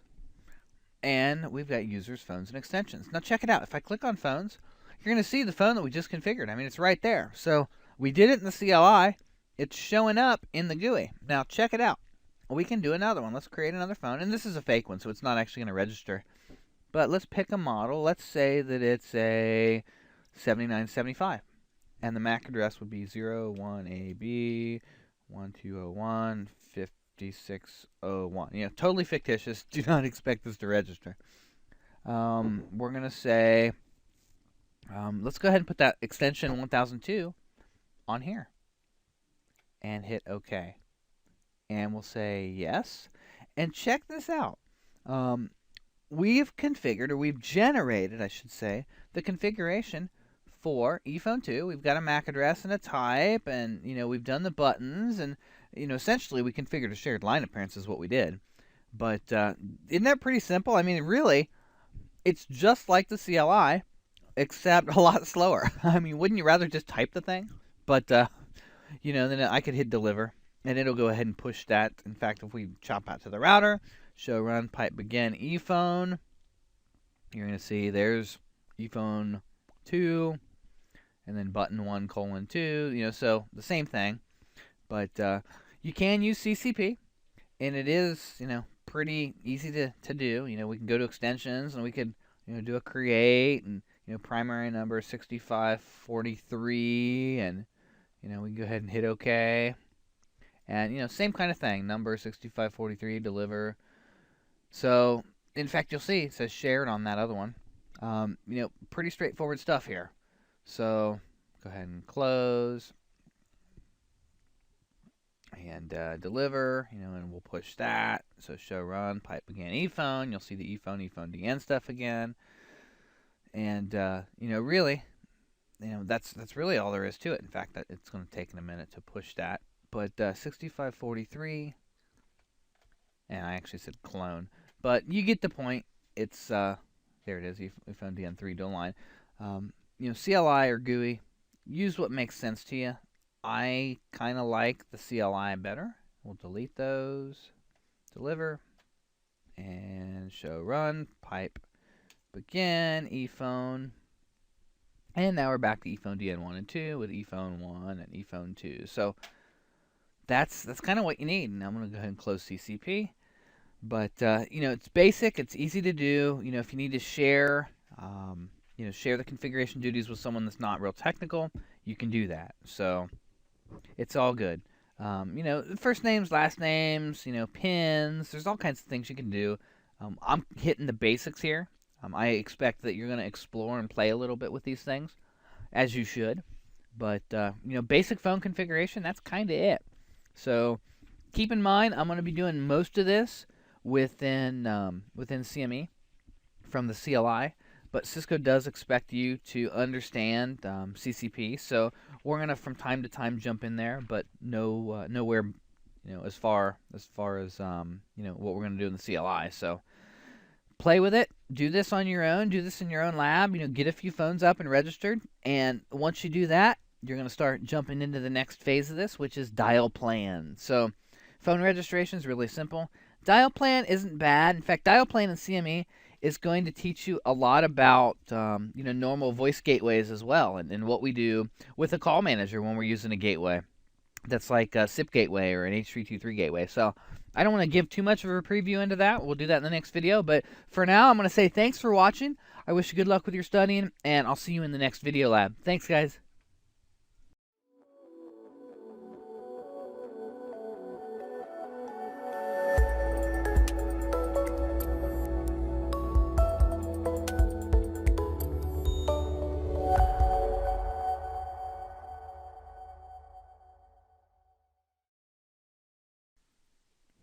All right, now that we've covered base platform configuration and endpoint configuration within CME, it's time to get into the nitty-gritty of dial plan and how to make call routing selection processes, or how to make routing decisions. And we're going to jump straight into this with no beating around the bush and kind of bang through dial peers. And you're going to find that dial peers are, they can be as simple or as complicated as you want them to be, but they're going to be pretty much pivotal to everything you're doing with call routing inside of CME. And what you're going to learn here within CME is going to apply for just a traditional voice gateway as well. So we've got an ISDN PRI connected to this voice gateway, and we've got a couple of Cisco phones registered to this CME. And I want you to understand the concept of a call leg, and this is going to come into play with how we actually do the call routing. So for every call, there's at least 2 call legs. So the first call leg I want to talk about is between the phone and the gateway, or in this case, the phone and CME. And the second call leg is between the gateway towards the PSTN. So when I pick up my phone, I'm establishing the inbound call leg to the gateway. I'm going to dial digits, and the gateway is going to analyze the pattern and figure out that I want to go to a PSTN destination. And it's going to route me to that PSTN destination, and that's what we call the outbound call leg, or the other call leg. So each call leg requires that the device match what's called a dial peer. And the dial peers are going to have certain rules with numbers you've called, how many digits are you going to pass, and what ports and interfaces are we talking about, and all that gory details. So let's just jump in. It's easier to show you than to just babble on about it. So you've stared at a black screen long enough. We're going to go config T, and I'm going to create a dial peer for my ISDN PRI. And actually, before I do that, let me get out of config T. I'm going to do a show ISDN status. And you're going to notice that I have multiple frame established. So I've got an ISDN PRI test set up, connected to this Cisco 2811, so that I can do some call simulation. And in fact, let me show you. Let me try to place a fake inbound call. We'll go ahead and turn the debug on here. Debug ISDN Q931 term mon, and I'm going to place an inbound call, and it's going to be, I'll just call 5,000, and I'm going to hit dial. And you see that? You hear that? Dial tone. So what happened there? Let's talk about that. We have matched the first dial I'm going to introduce you to, and the last dial peer that I ever want you to use, and that's called dial peer 0. Dial peer 0 is a default dial peer. If you don't have a match, you match 0. So what happened here, since I was coming from the PSTN, towards the phone, my incoming dial peer was on the voice interface, the serial interface, and my outgoing dial peer would have been, or my outgoing call leg anyway, would have pointed to the phone.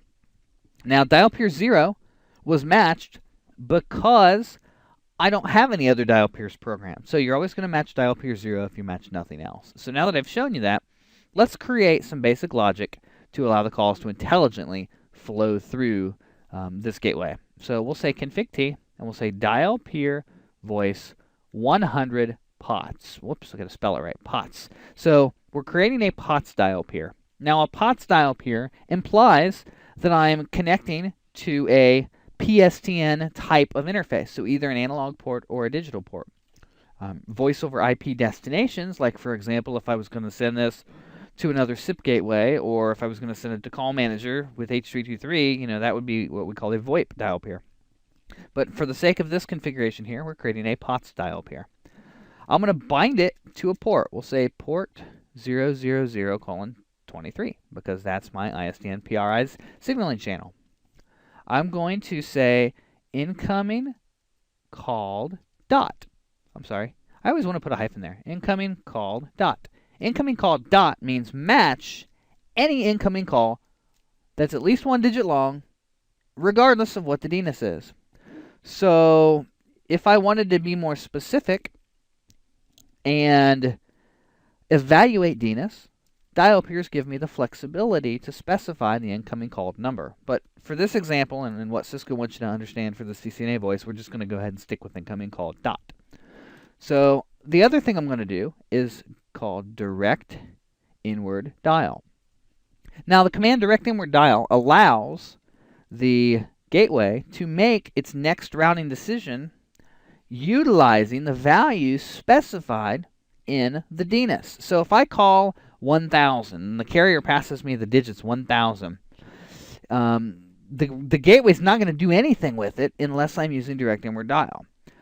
It's going to, since I'm using direct inward dial, it's then going to look through its other dial peers and see, is there a dial peer with a destination pattern, and we'll talk about destination pattern here next, with a destination pattern of 1000. And if there is, it'll route the call, and if there's not, it won't.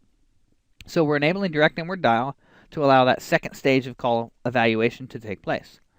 And I think that that's probably enough for the inbound dial peer. We'll go ahead and type exit. We're going to create another dial peer. We're going to say dial peer voice 10. Actually, we'll start at 200. 200 bots. And these numbers are arbitrary. They can be anything you want. In fact, I'll use different numbers through different examples as we go. So don't sweat, what the dial peer number is. And that brings me to my next point. Dial peers are matched first. So unlike Call Manager, where we evaluate all possible routes for the best route or the most specific, CME and gateways match the first match. So if I find something that kind of sort of works and it's a match, then I'm going with it. I'm not going to evaluate for best match. It's going to be first match. So dial peer voice 200 pots. This is going to be an outbound call leg dial peer. We're going to say destination pattern, and I'm going to say 9, and then I'm going to put 7 dots there. 1, 2, 3, 4, 5, 6, 7. We're going to assume that any outbound 7-digit call, regardless of what digits are dialed, are going to, and that's not even the smartest pattern. I really ought to be using like a 9 and then anything 2 through 9, and it's that way so that a 1 for a long distance doesn't trigger, but that's not important for this example, so we'll leave it go. Destination pattern 9 and 7 dots. I'm going to now say port 000:23. So here's what's going to happen, and we're going to say forward digits 7. With this dial peer, and do show run pipe again dial peer voice. We'll show you here a little more orderly what it looks like. On dial peer voice 200, if I pick up an IP phone and I'm going to try to dial a destination of 9 with 7 digits afterwards, i.e. a local call, we're going to forward 7 digits, dropping that 9, and we're going to send the call out port 000:23. Now remember, I said for every call there are 2 call legs. So what's the call leg? What's the incoming call leg, or the leg from the phone? We'll check this out. Show dial peer voice summary. Notice the tags. There's 100, which was my inbound that we created. There's 200, which is the 7-digit pattern we created. And then we've got 3 others. The 2, 0, 0, 0, 3, 4, and 7. Well, guess what? Those are directory numbers that are applied to phones. So Cisco has created those for me, and I don't have to mess with them. So I'm going to match one of those, 20 XXX numbers for the dial peer, depending on which directory number I'm originating the call from.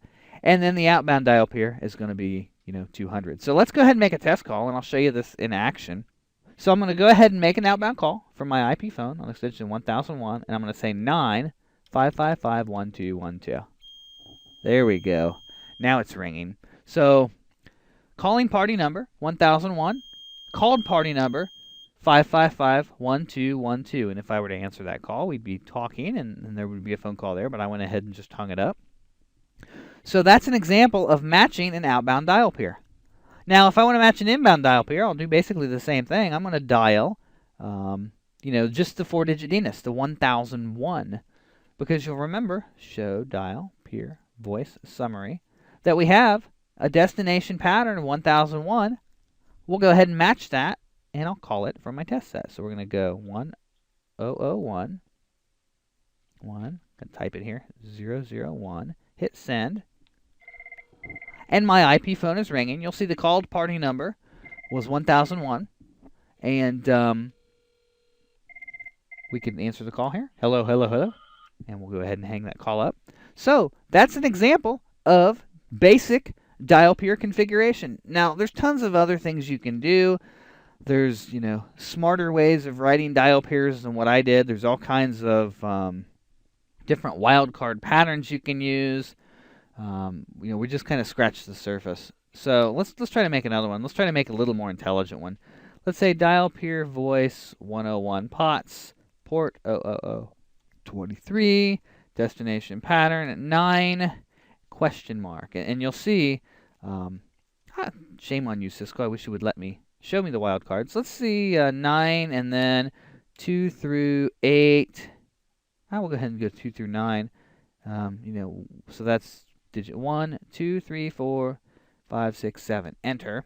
So that's a little smarter pattern than the first one that I matched there. So show, run, pipe, begin, dial, peer, voice.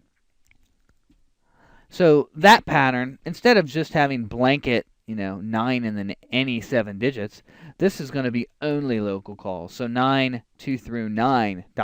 And then we could have a, for example, dial peer voice 102 POTS, destination pattern, 9, 1, and then, ...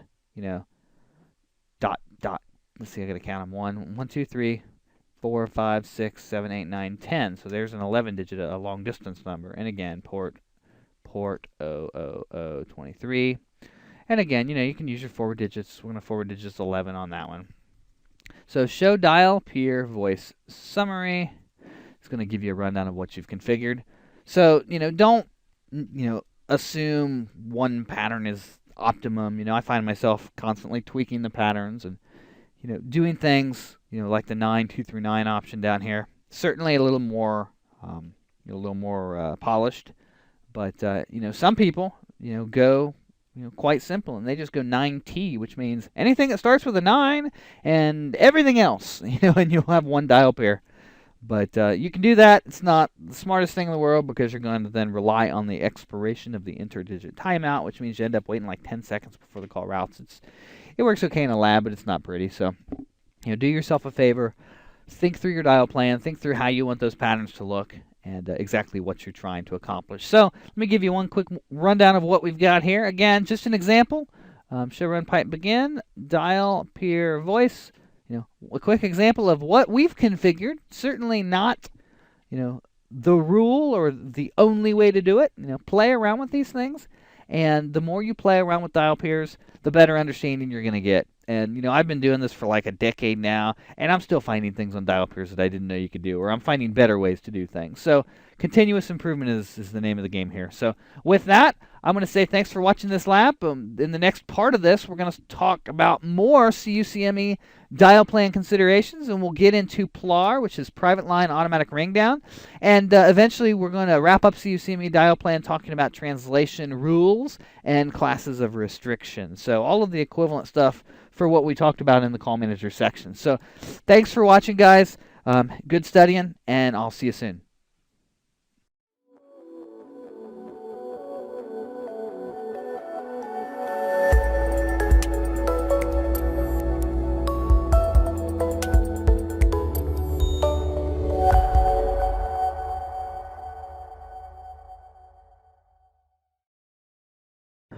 All right, this will be just a quick little lab. I want to introduce to you a feature called PLAR, Private Line Automatic Ring Down.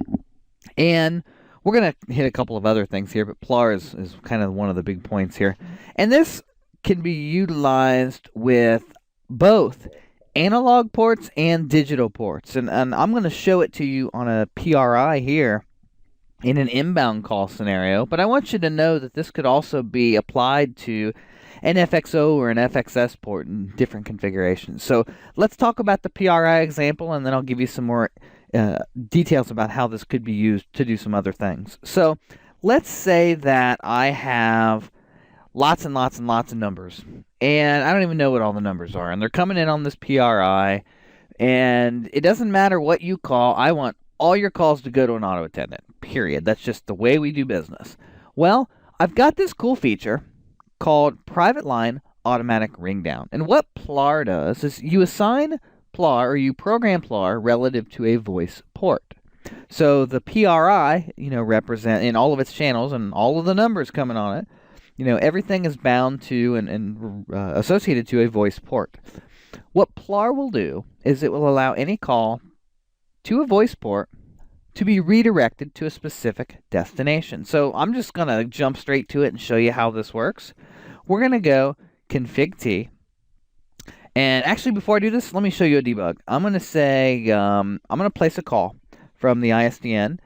It's going to be an inbound call, and it's going to go to extension 1001. So I'm going to call 1001. We're just going to bring the 4 digits in, and it'll ring the phone. And you can hear the phone ring, and you can see it happening here. So we're ringing to the phone, and I'm going to go ahead and end that call. And actually, I dropped the whole ISDN, so ignore the errors you're going to see here. I rebooted the test set. It was faster than just hanging up things. So once it finishes transitioning here, okay, everything's cool again. What I'm going to do now is configure PLAR, and instead of letting that call ring the phone, I'm going to tell it to ring, I'm gonna still let it ring the phone, but I'm gonna make everything ring the phone, regardless of what number I dial. So actually, let me dial, 3005, which is not a number on the system. Dial. Whoops, I only dialed 5 there. 3005. And dial. And there we go. You can see I've dialed 3005, and it tells me that it's an unallocated number. But check this out. We're gonna go in here to PLAR. I'm gonna say config T. I'm going to say voice port 000:23, and I'm going to say connection PLAR, and I'm going to say 1001. So I've applied this to the entire ISDN PRI. It doesn't matter what number I call. If a call comes in, hits that voice part, it's being directed to 1001. It doesn't matter what the DNS is. So check this out. I'm going to dial 9877, and the call is going to come in. And you can hear the phone ringing behind me. You can see the called party number is 9877, but we're hitting that PLAR line. We're hitting that private line automatic ring down. We'll go ahead and answer the call here. Hello, hello, hello, hello, and hang it up. And the call is over. So let's talk about a couple of cool things PLAR could be used for. So one, PLAR can be used to redirect calls inbound on a port. So maybe this was an FXO card, and I had a POTS line connected to it going to the central office. And when a call comes down that POTS line, I want it to ring an auto attendant at extension 5000. I could simply go to the voice port and say connection PLAR 5000, and boom, calls are going to come inbound. They're going to hit that voice port, and they're going to ring to the auto attendant. That's a beautiful thing. In fact, I use that quite often in a scenario where I've got analog, CO trunks coming in to the phone system. So let's talk about another application. So we've talked about inbound applications. Let's talk about outbound applications. Let's say I've got an analog phone in a warehouse, and it's an emergency phone. It's a red phone. You only pick it up in the event of an emergency.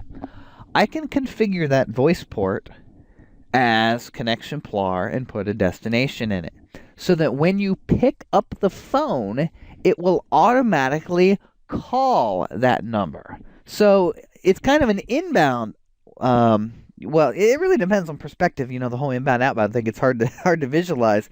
It's really from the destination, on my system to a destination somewhere else. So, I could make it call an operator, I can make it call 911, I could make it call whatever I want. So you take it off hook, and it calls whatever you have programmed in PLAR. So it's kind of two applications. I've seen people use that for overhead paging, where you've got a paging pilot number you can dial, and it throws some overhead speakers off, going through an amplifier and an interface, things like that. But PLAR, I just want you to know about PLAR. PLAR is a way to make a voice port direct a call to a certain destination all the time when it goes off hook. So whether it's a call from the PSTN and on an FXO line or on a PRI, or if it's a call into the gateway from a FXS interface, like an analog phone hanging on the wall, PLAR can redirect that call on that line when it is seized to whatever destination you want. So that's PLAR, and I wanted to kind of hit that early. Something I mentioned earlier, and I wanted to talk to you a little bit more about it, is dial peer 0. When we first talked about dial peers, I talked about dial peer 0 and how if you didn't match any other dial peer, you'd match dial peer 0, and you didn't want to do that. Let's talk about the dial peer match, logic here. So when a router gets a call, when a voice gateway gets a call, it's always got to match a dial peer of one sort or another to be able to process the call. If you don't match one, you're going to match dial peer 0. Now, here are the reasons that dial peer 0 is bad. Think of it as a default gateway dial peer, and it's always there when there's never a match for anything else. You can't configure it, and you can't modify any of its settings. So let's talk about dial peer 0. Dial peer 0 supports any voice codec, so you can't hard code it. It can't do DTMF relay, so you're going to have problems with DTMF being sent.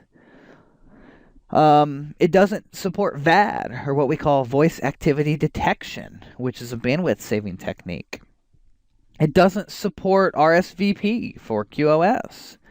Everything, and this is an important one, all traffic is going to be set to IP precedence of 0. Well, that's going to completely screw up your QoS strategy. You can't bind it to applications like an IVR. It doesn't support DID, so that's a big one. You can't do direct inward dial. I mean, that's why if you don't have a matching inbound dial peer and you hit dial peer 0, you're going to be greeted with dial tone. Now, that's a huge toll fraud issue or toll fraud prospect. Someone could call into your system, be greeted by dial peer 0, get a dial tone, and then dial digits somewhere else that matches an outbound dial peer and hairpin back out to the PSTN, and that would be a bad thing because your phone bill is going to be really expensive the next month. But that's really dial peer 0, and you want to avoid using it. So when you're creating dial peers, create specific ones, create lots of them. Make a strategy that works for you, and don't use dial peer 0. Don't under any circumstance let your calls match dial peer 0. So we've talked about PLAR, we've talked about dial peer 0 and things you need to understand about that. You need to understand that, dial peers and dial plan is what you make of it. You can make it as complex or as simple as you want. The example we showed you here, in fact, showed dial peer voice summary. We've only got 2 dial peers, an inbound one and an outbound one. Now, let me give you a much more realistic example of, what a dial plan would look like on a production CME or on a production voice gateway. Let's say dial peer voice 100 pots.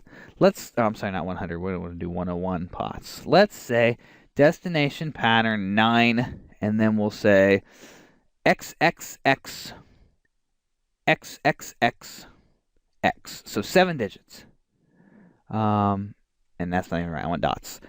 9, dot, dot, dot. 1, 2, 3, 4, 5, 6, 7. X's are for something else, so I'm not going to go there yet. So that's a 7-digit pattern. And we're going to do, so we've done destination pattern. We're going to do port 00023. Let's create another one. Dial peer voice 102 pots. And we're going to say same port, destination pattern. So this one will make a 10, 7, 8, 9, 10. And then we're going to make another one called 103 pots. And then we're going to make it 9, 1, and 10 digits and point it to the port. And then let's do dial peer voice, we'll call it 911 pots, destination pattern 911. Actually 9911. And let's see here. We'll say port 00023, and maybe we'll do a 911 as well. So instead of 911, we'll call it 912, destination pattern 911. And then the same port. Okay, so that gives us a fair assortment. So should dial peer voice summary. And you're going to see I've created a number of different dial peers for different patterns. Now there's some tuning that I need to do to these things to make them work properly.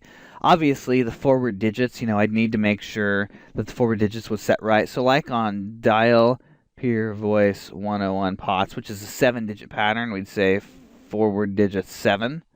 And then on 102, that's a 10-digit pattern, so we'd say forward digits 10. And then on 103, which is our 11-digit long distance, we'd say forward digits 11, etc. The 911 patterns, we'd make them each forward 3 digits. You get the point. But a production gateway is going to have a lot of dial peers. They're going to be custom. They're going to meet the individual dial plan requirements of your site or sites. So, could you use 9T and just match everything? Absolutely you could, but it's kind of slow because you're always going to be waiting for that interdigit timeout, that 10 seconds to pass before the call is placed, and that's kind of cumbersome. So, what I want you to take away from this video is I want you to understand, a little bit more about dial peers, a little bit more about the basics of the intelligence that's going on, and the actual routing process that's happening inside the router. Think of it as analyzing this dial plan routing table, and we're making routing decisions based on these entries. I want you to remember that the first match you make is the route you're going to take. It's not the best match, but it's the first match. And I want you to understand about PLAR, that PLAR can be used and applied to a voice port to route calls to a specific destination. So PLAR working in conjunction with dial peers is in essence the foundation of the CME dial plan. Now, I'm going to wrap this video up here, and we will talk more about CME dial plan in the next video. I want you to understand some of the options for translations and how we can translate numbers, going different directions. And then we're going to talk a little bit about class of restriction. And class of restriction is a lot like calling search space within the within the call manager. So we're going to talk about how do we restrict who can call what, and that's based on class of service restrictions. So this is part 2 of the 3-part dial plan video series, and I'll see you back in the next set, and we'll keep going, and very soon you should be an expert at CME dial plan. So thanks for watching, guys. I really appreciate it. I'm having a lot of fun, and I wish you the best in your studying. I'll talk to you soon.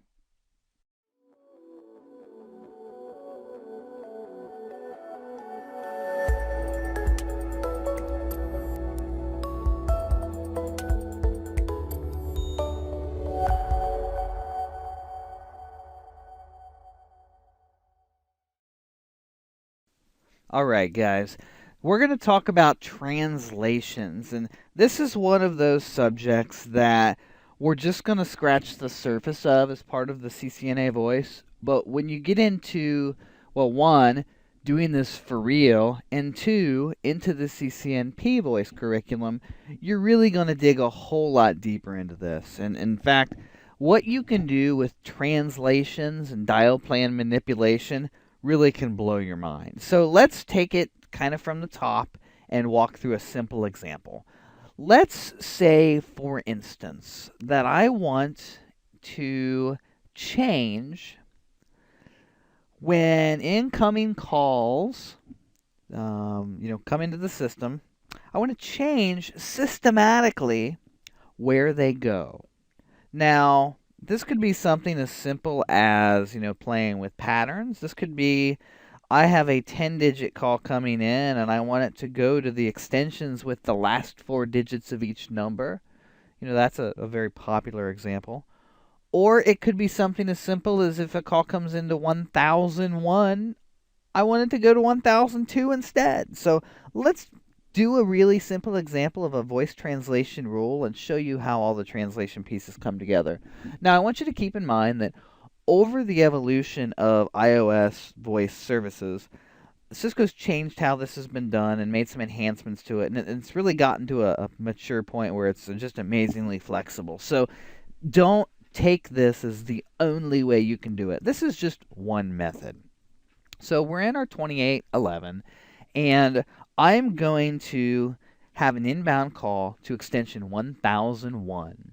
And for whatever reason, there is no extension 1001. I want to reroute that call. I want to manipulate those digits to direct the call to 1002. Now, it's actually quite easy to do. We're going to create what's called a voice translation rule. So we're going to say voice translation rule 1. And we're going to say rule 1.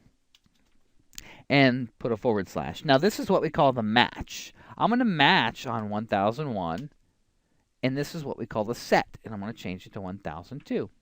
So what's happening between those slashes is the match in the set.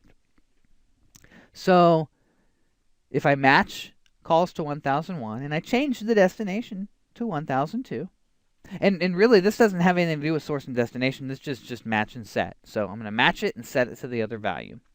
Now that I've created a translation rule, I'm going to create a voice translation profile. So we'll say voice translation profile, and I'll just call this reroute is a good name. I'm going to say translate called 1. So what this means is translate the called party, i.e., who am I calling, referencing translation rule 1. Okay? So now that I've created the translation rule and I've associated the translation rule with the translation profile, I can apply the profile to a dial peer. So config T, dial peer voice 100 POTS. That's our inbound dial peer, if you remember. And I'll say translation, see if I'm spelling it right, translation profile incoming reroute. There we go. So what I've done is I've said calls incoming to this dial peer from the PSTN. We're going to translate using that reroute translation profile. So check this out. This is really, really awesome. And what's going to happen is I'm going to dial the phone. I'm going to dial 1001, and I'm hitting dial. And I'm looking at my IP phone, and something magical is happening. Instead of line 1, 1001 ringing, line 2, 1002 is ringing. So I've effectively rewritten the translation rule. Now check this out. We can do a test on the translation rule. So now that you've built the translation rule and I've shown you that it works, how do we test it? How do we debug it from the CLI and see that it's going to do what we think it's going to do? Well, thank you, Cisco, for the test voice translation rule command. So what I'm going to do here is test voice translation rule 1, and I'll put the input parameter. So 1001. You'll remember the way the rule was written, we were taking 1001 as our input, and we were converting it into 1002. So what I'm doing here is I'm feeding it the input, and it'll give me the output. It'll tell me what I match and what actions it's going to take. So we'll go ahead and hit enter, and you're going to see that original number 1001, translated number 1002. So it showed me what it matched. It matched rule 1 from the translation rule, and it showed you what it did with the digits. Now, the sky is really the limit on what you can do with translations within CME and within voice gateways.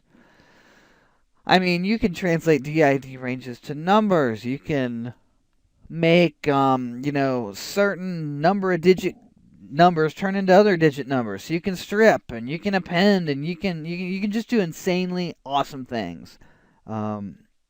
So I'm going to kind of leave it at that. I don't want to muddy the waters. Cisco doesn't expect you to master translations, but they do want you to have a basic idea of what is possible and how to leverage them. So with that, we've talked about translation rules. Now let's move into the final piece of the dial plan that I want you to understand, and that is class of restriction. All right, so what I want you to keep in mind when understanding core lists is the concept of an incoming and an outgoing core list. Now, there's more than one way to configure this, and I'm going to show you one common example. Keep in mind that there are, you can do it backwards of what I'm doing. You could use core lists if you wanted to restrict the inbound calls to certain destinations, but the example I'm going to show you, pretty straightforward. I'm going to control who a directory number can call. All right, so check this out. The first thing we're going to do is go to config T, and we're going to say dial peer core custom. We're going to create a tag called 911, so name 911. We're going to create a tag name local, and we're going to create a tag name LD. Incoming core lists, or core lists applied in my example, keep this in mind, in my example, are going to be applied one or more tags. The tags applied are going to be matched against the tags required by an outbound core list. So let's go ahead and create the core list and apply some tags. So exit. We'll say dial peer core list, and we'll create the incoming ones first. And actually, no, let's create the outgoing ones first. Keep it simple. We're going to call it outgoing 911. This is going to be applied to the 911 dial peer. So we're going to say member 911. Exit. We'll say dial peer core list outgoing local. And we'll say member local. And we'll say dial peer. Let's type it right here. Core list outgoing LD. No space. There we go. Member LD. So we've created 3 core lists, and we'll show them to you here. Outgoing 911, outgoing local, and outgoing LD. These outgoing core lists are going to be applied to the dial peers. So for my dial peers, config T, dial peer voice 911 POTS, which is my 911 pattern, we'll say core list outgoing 911. And we'll do the same one for 912 here. So those are our 911 core lists. For dial peer voice 101 POTS, which is our local calls, our 7-digit calls, we'll say core list outgoing local. For 102 and 103, which I'm considering long distance, we're going to assign the outgoing LD. All right, perfect. Show again, show run, pipe again, dial peer. Can't see what I'm typing here. Dial peer core. There we go. So we've got our dial peers programmed, and we've got our outgoing core lists programmed. Now remember, the outgoing core lists in this example are being applied to the dial peers. We're going to go and create our incoming core lists. Config T, and we're going to say dial peer core list incoming local. And we're going to say member. Actually, you know what? Let's do 911 first, just to keep it in order. Incoming 911. And we're going to say member 911. Then we're going to say dial peer core list incoming local. And then we're going to say member 911, member local. So you can see that this is additive. So I'm on the directory number, which is where we're going to assign these, going to tag as 911 or local or LD for, depending which core list I'm in. And we're going to say dial peer core list incoming LD. We're going to say member 911, member local, and member LD. So let's go to our ePhone DNs, exit. We'll say ePhone DN1. We're going to allow this guy to dial 911. So we're going to say core list incoming 911. ePhone DN2, we're going to allow him to make local calls. ePhone DN3, we're going to allow to make long distance calls. So we're ready to test. The basic configuration is there. And let's see if this does what we would expect. So I'm going to pick up my phone on extension 1001, and I'm going to dial 911. And there's my test set ringing. So we're passing that call across ISDN, and that worked perfectly. In fact, let me turn on some debugs here. Debug ISDN Q931, so you can see exactly what's going on. I'll make that call again, 911. And boom, there it goes. You can see that the called party number was 911. I'll hang it up. And let's go ahead and make a call from ePhone DN2, 911. There's our 911 call. It works just like it should. And let's try a local call. 9555. Whoops. Something there didn't work. Let me make sure I picked the right line. 9555 1000. I hadn't picked the right line. So there we go. Now we're doing a local call. That's how you use core lists to limit class of restriction, or to apply class restriction and limit where you can call and where you can't. And again, this is just one example of things you're going to consider when implementing class of restriction on Unified Communications Manager Express.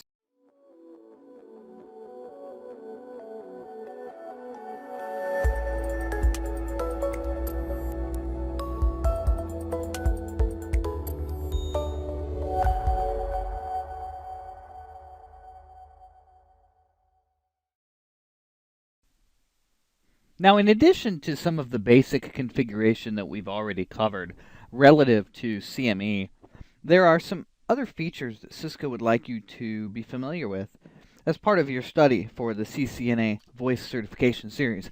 One of those features is the directory, and this is really quite simple, and we can show you, a really fast example of how the directory works. Now, keep in mind that different phones and different models of phones on different firmware are going to behave slightly differently. So if the directories button or the directories feature is not showing up on the IP phone you're trying to use, it's probably because you're not using the firmware that you need to be relative to that version of CME. In fact, for this example, I've been testing with a Cisco 7940 phone instead of the 7961s and 8945 that I've been using, because the firmware is working properly on my 7940, and for whatever reason I'm having trouble doing a firmware downgrade on the 7961. So that's another problem for another day. But let's get into directories and how to do directory configuration. Now this is killer simple. I want to show you, just so that you're familiar with the background, what my telephony services looks like. You'll see we've got no auto reg ePhone, so auto registration is turned off. We've got max ePhones of 10 and max DN of 20. We've got an IP source address bound to our interface, and other stuff here. And you can look all this up. You don't need to understand what all of it means relative to the directory. But our CNF file location, we're pointing to flash. You'll see that I've got a load defined for the 7961. I've got max conferences and transfer system full consult configured. All real basic, really vanilla configuration for CME. So nothing crazy going on here. If I do a show run pipe begin ePhone space, you'll see that my ePhones, I've got ePhone 1, 2, and 3. And, nothing crazy there. I've got a couple of 7961s and a 7940. If I do a show run pipe begin ePhone DN, you'll see that ePhone DN number 1, name Josh. ePhone DN number 2, name Joe, and ePhone DN number 3, name Melissa. So, you're seeing all of it right there. And what I want to zoom in on is the name. So these directory numbers, they have numbers. And these numbers also correspond to the name of the user. So where I say name Josh, that's a text field that I can use to populate the directory within the phone. Now there's other stuff that I can use it for, but for the focus of this video, I'm talking about directories.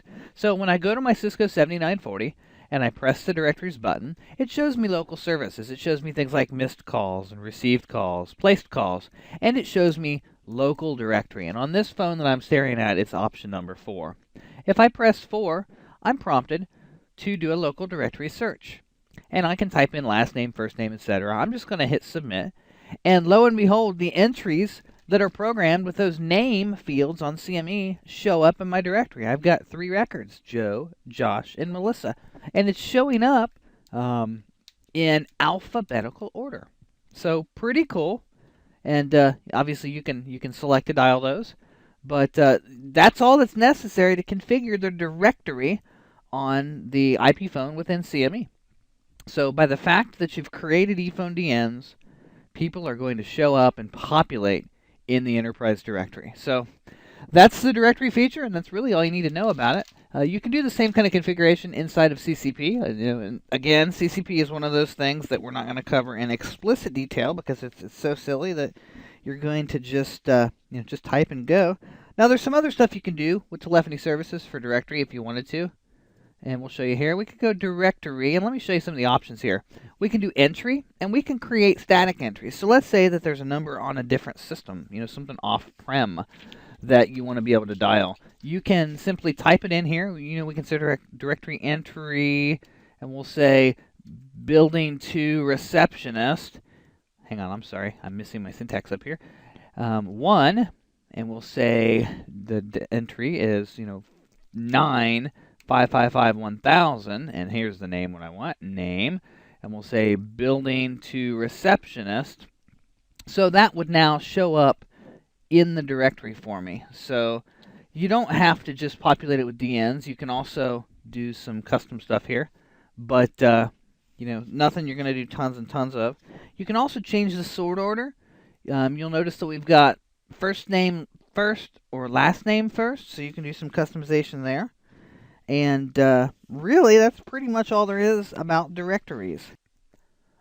Another feature that you need to understand with CME is how to do call coverage. And we talked about this within Unified Communications Manager, and it's really the same kind of thing within CME. One of the real basic things that you'll do at a directory number level. And, that's call forward busy, call forward no answer. So if you take a look at the ePhone DN that I've got pulled up here, ePhone DN1, dual line, number 1000, name Josh. If I would add call forwarding to that DN, we'll say ePhone DN1, dual line, and we'll say call forward, and let me go and give you a question mark and show you everything that's available here. We've got all for a call forward all. We've got busy. We've got no answer, etc. Some of the other options you can research on your own, but let's say I want to do a call forward no answer, call forward no an. We'll hit a question mark here, and you'll see that it's asking you for a sequence of digits representing an E164 number. Now I'm going to forward mine to an outside line, so we're going to say 955511212. I'm sorry, I'm missing an option here. And then we've got to give it a timeout value of what is the ring duration. So I'm going to go ahead and say 10 for my timeout. So that will give me 10 seconds, and then forward the calls, if I don't answer after 10 seconds, to 955511212. Now, let's say I wanted to do a call forward busy to voicemail. Let's say voicemail happens to be extension 8000. We can do that, and then you can also do some, some primary, secondary dial pair selection, etc. I'll leave that as an exercise for you. But call forward busy 8000 is going to accomplish the task of call forwarding to voicemail. So if I do a do show run pipe section ePhone DN1, you'll see call forward busy and call forward no answer parameters. Now let's say I wanted to do a call forward all. We can go ePhone DN2 dual line.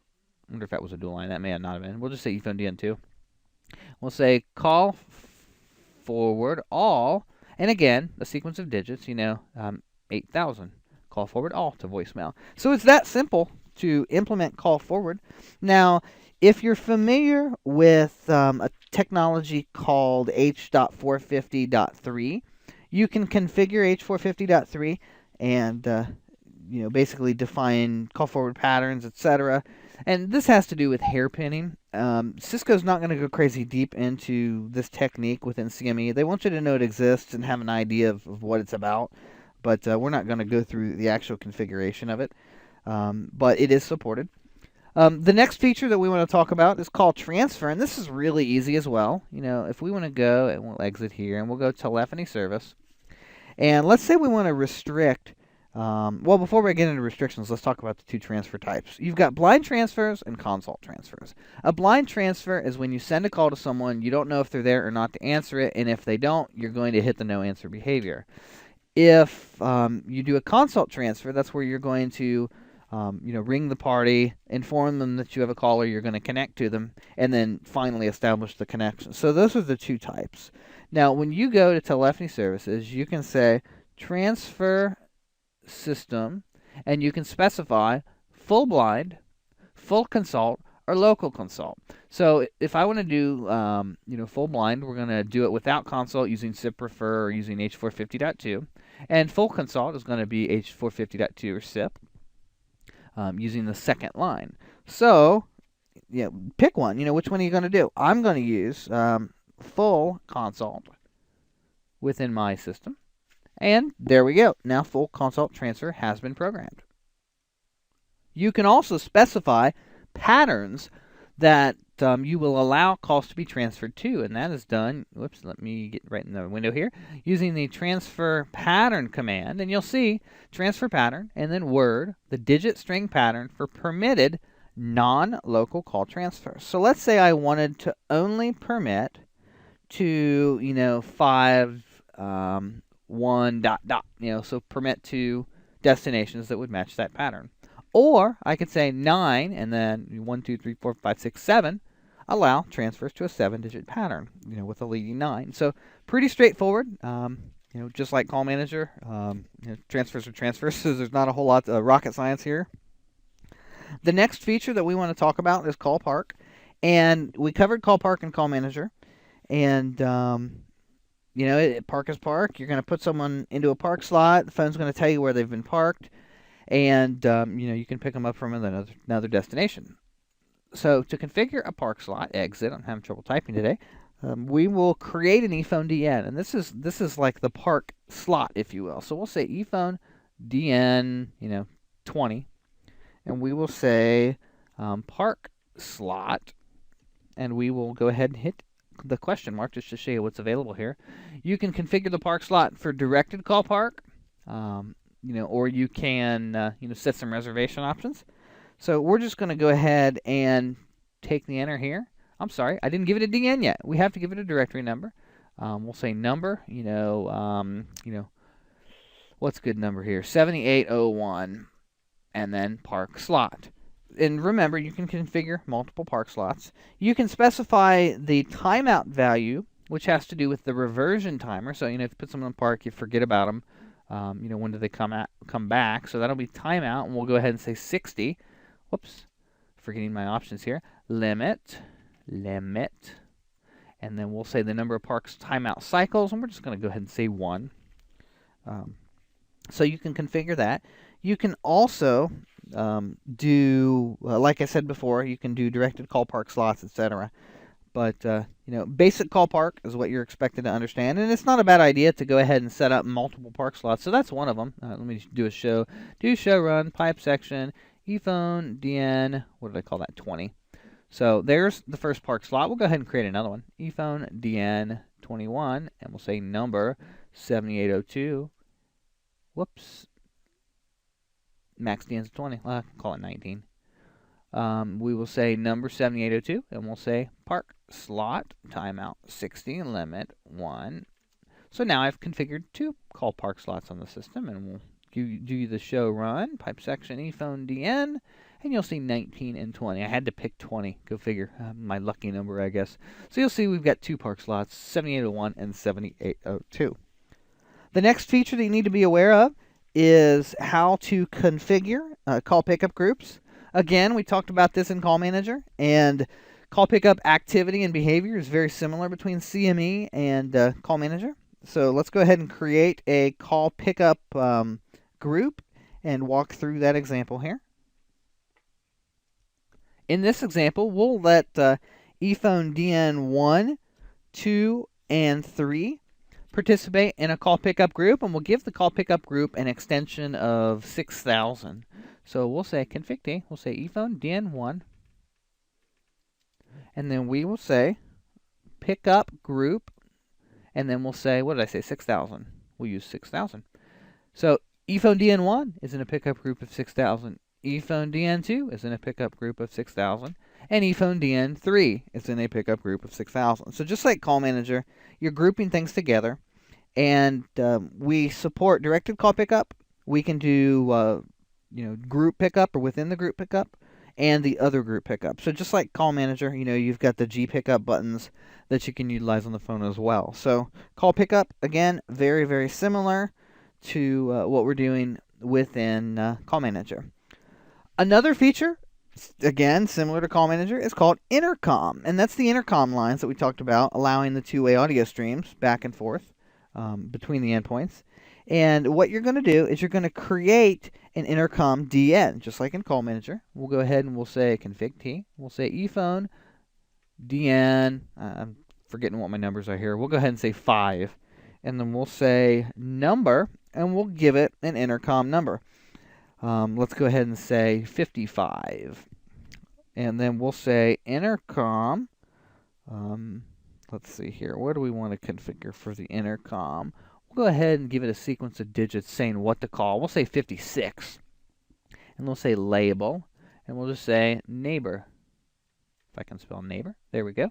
So basically what's going to happen is my intercom line, which is a directory number of 55, can call my partner or my neighbor who has an intercom line of 56. So we'll go to, let's see, ePhone DN 6, and we'll say number 56, intercom 55, label neighbor. There we go. So those two lines are going to act as intercoms to each other. So, pretty straightforward stuff here.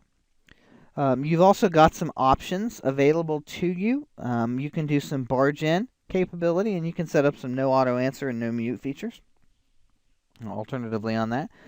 So, pretty straightforward there.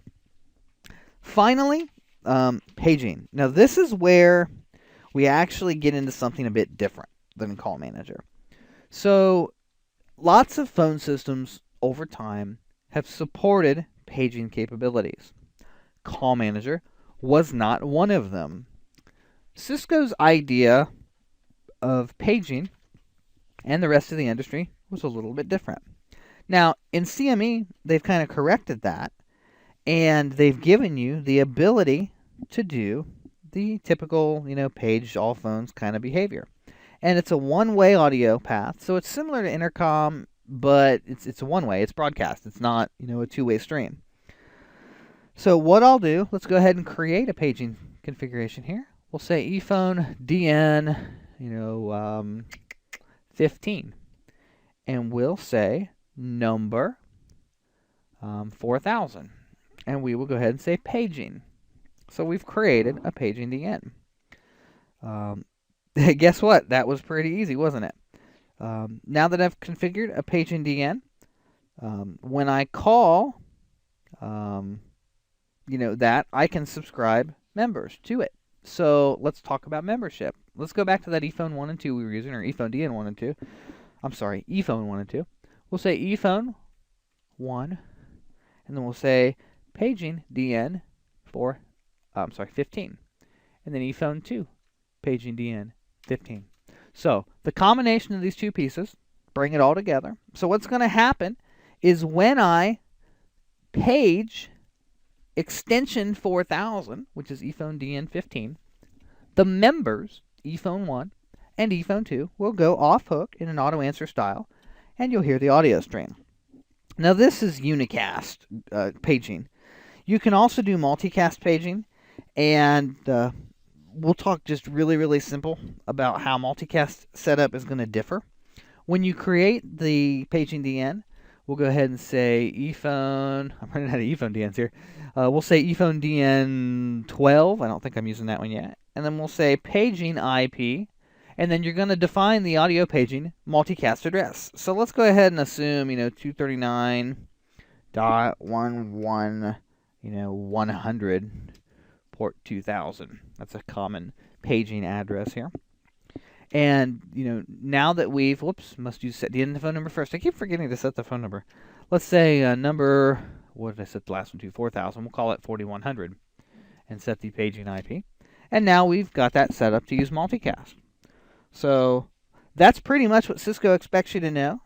You can do multiple group paging too, and really the only difference is, when you say paging group, instead of, doing just a single, single number, you can say, paging group, 10,11 if you want on an ePhone DN. So it is possible to do some detailed group paging. We'll leave getting into that level of gory detail and exercise for the student, because most times you're not going to do that. It's pretty much, page everybody in the building kind of thing. And with that, we're going to stop here because I don't want this video to go too terribly long.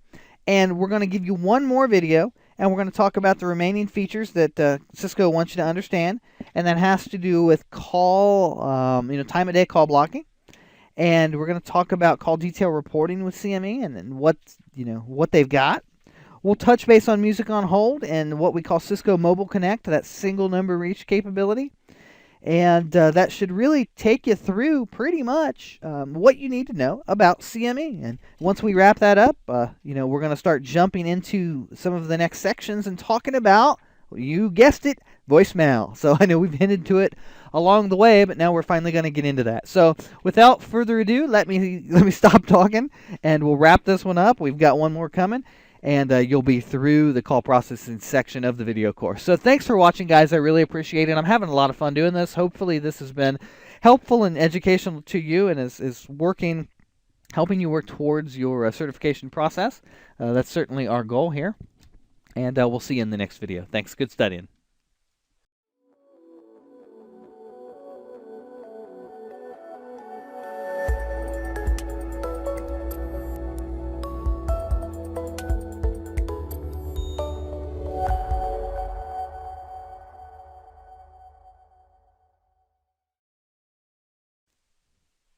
By now, you've certainly heard of a technology called Cisco Mobile Connect, or which is what they call it on Call Manager, or Single Number Reach, which is kind of a less less specific name.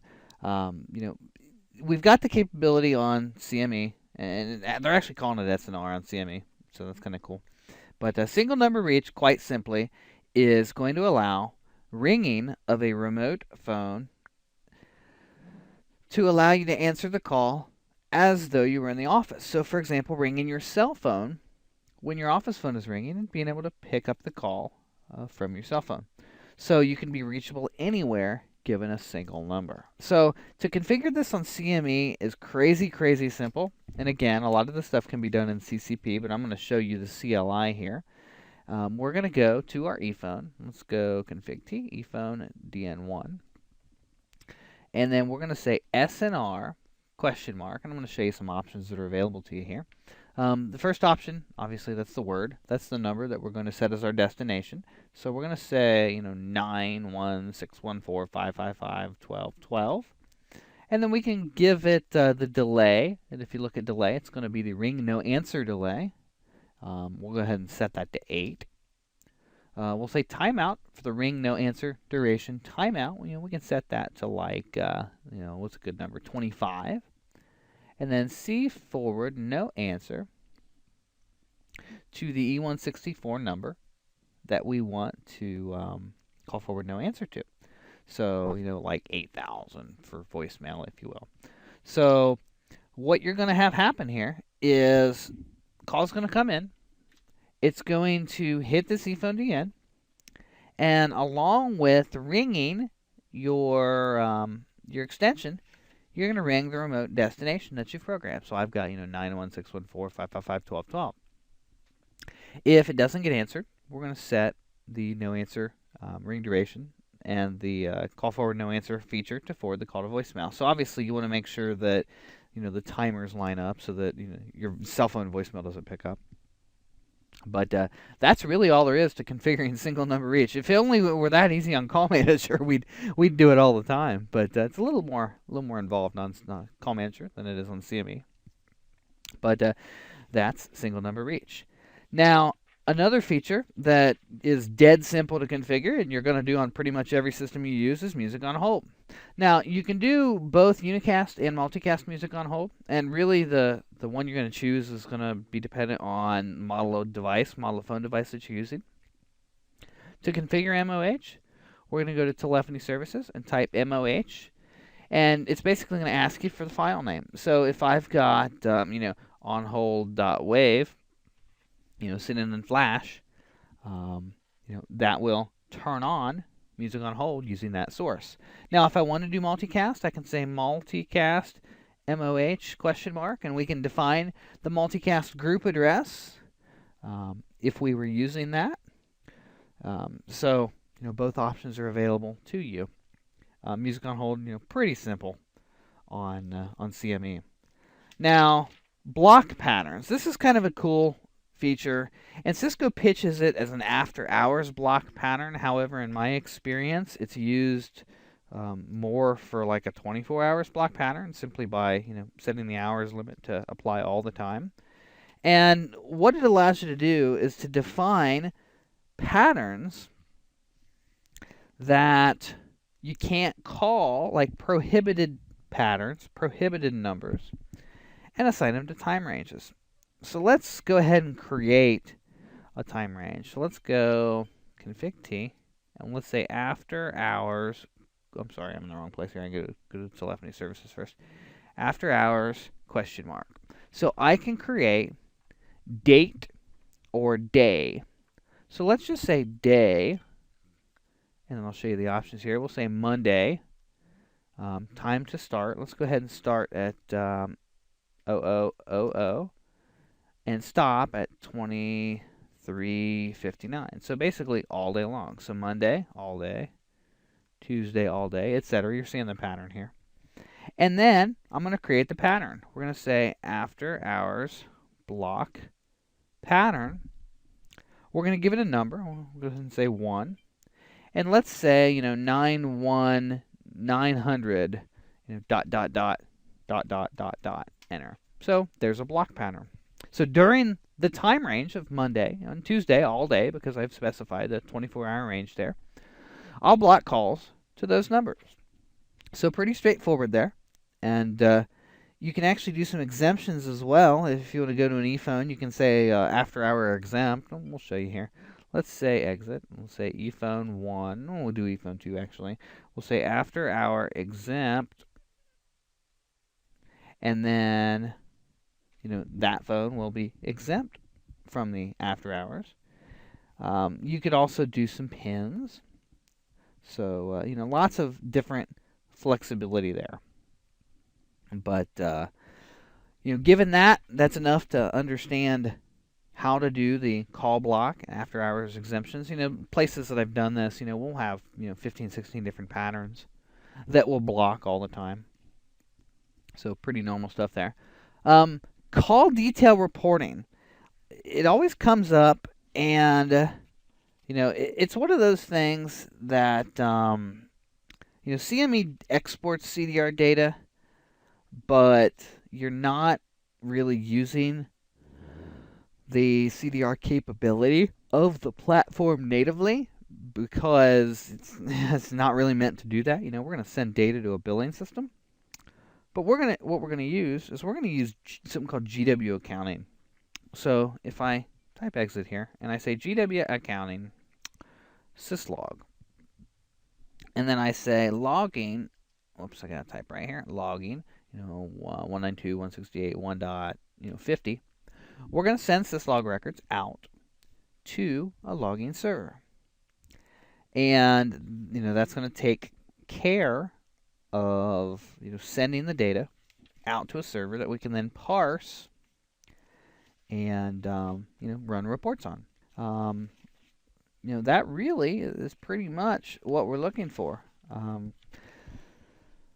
So, without further ado, let's call it done. I'm pretty happy with that. We've done a lot of stuff. We've covered a lot of material in a relatively short period of time, and really, I've tried to omit the bogus garbage that's not necessary and kind of cut straight to the meat of it. So, there may be things that you want to dig in deeper with to, be a more proficient unified communications engineer, and I certainly encourage that. But you've seen the key features of CME here, and you should be able, after some practice and going through these exercises on your own with tackling that subject area on the CCNA voice exam. So we're going to wrap this one up, and the next time you hear from me, we're going to be talking about voicemail, and then shortly thereafter presence solutions, relative to cups.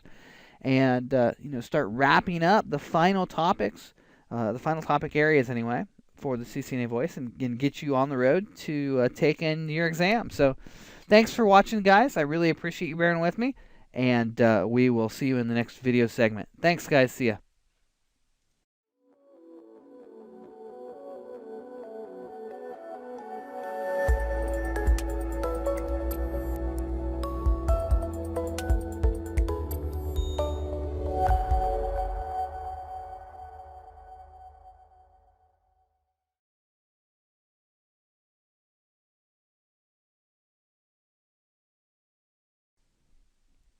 In this video, we're going to give you a quick tour of the GUI and command line interfaces for Cisco Unity Connection. Now, Cisco Unity Connection, for those of you who aren't already clued in, is the voicemail or the unified messaging component of the Cisco Unified Communications suite of applications.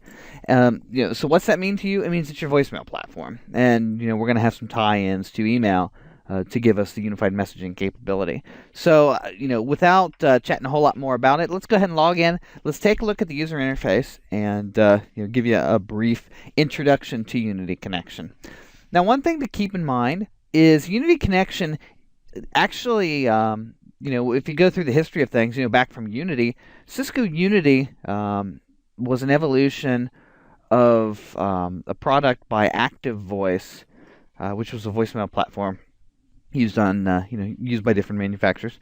And a lot of what you see within Unity is kind of based on the lineage of that platform. So the first thing you're going to notice is the interface does not look like Unified Communications Manager. In fact, the interface for Unity Connection is dramatically different from any of the other unified communication applications. It doesn't look like Call Manager, it doesn't look like Presence, it doesn't look like Contact Center.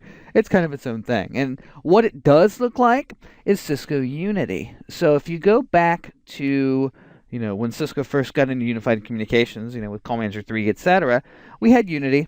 And Unity was a Windows-based, just like Call Manager was, for that matter, it was a Windows-based voicemail platform. And you would either integrate it with Exchange, in your enterprise, or you'd actually install Exchange on box for the message store. And, that's a little bit of useless trivia history there. But, this interface very much is reminiscent of Cisco Unity. So Unity Connection, it's the appliance-based unified messaging solution. And this is the GUI. So what you'll see over here on the left, and we're not going to go into any kind of gory detail. We're just going to give you a little quick nickel tour here. We've got users. This is where we're going to do our user provisioning. We can edit existing users, import new users, etc. We've got all of our class of service definitions, so you can define class restrictions for voicemail users, things they can and can't do. We've got various templates and contact configuration, distribution lists. We've got our call management, which is where our system call handlers and directory handlers and all of our call routing logic is going to come into play. So yes, Unity Connection has a dial plan. Now it's far more simple, or generally speaking, it's far more simple than that on Call Manager. But there is some flexibility within that. And keep in mind, when you're talking about Unity Connection from the perspective of a voicemail system, it's also, a powerful auto attendant.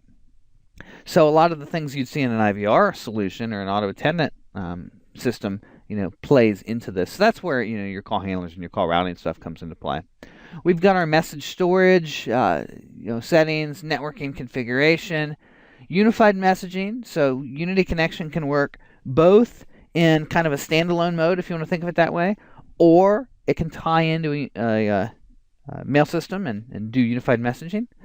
We've got dial plan configuration and things like partitions and search spaces. So a lot of the same multi-tenanting type of features that you'd use in Call Manager are also available in Unity Connection. And then we've got our system level settings. So general stuff, licenses, schedules, holidays, all that kind of stuff. We can do an LDAP integration, and we'll talk about how to do that in another video. We've got our telephony integrations section, and telephony integrations is just what it sounds like. This is our PBX configuration.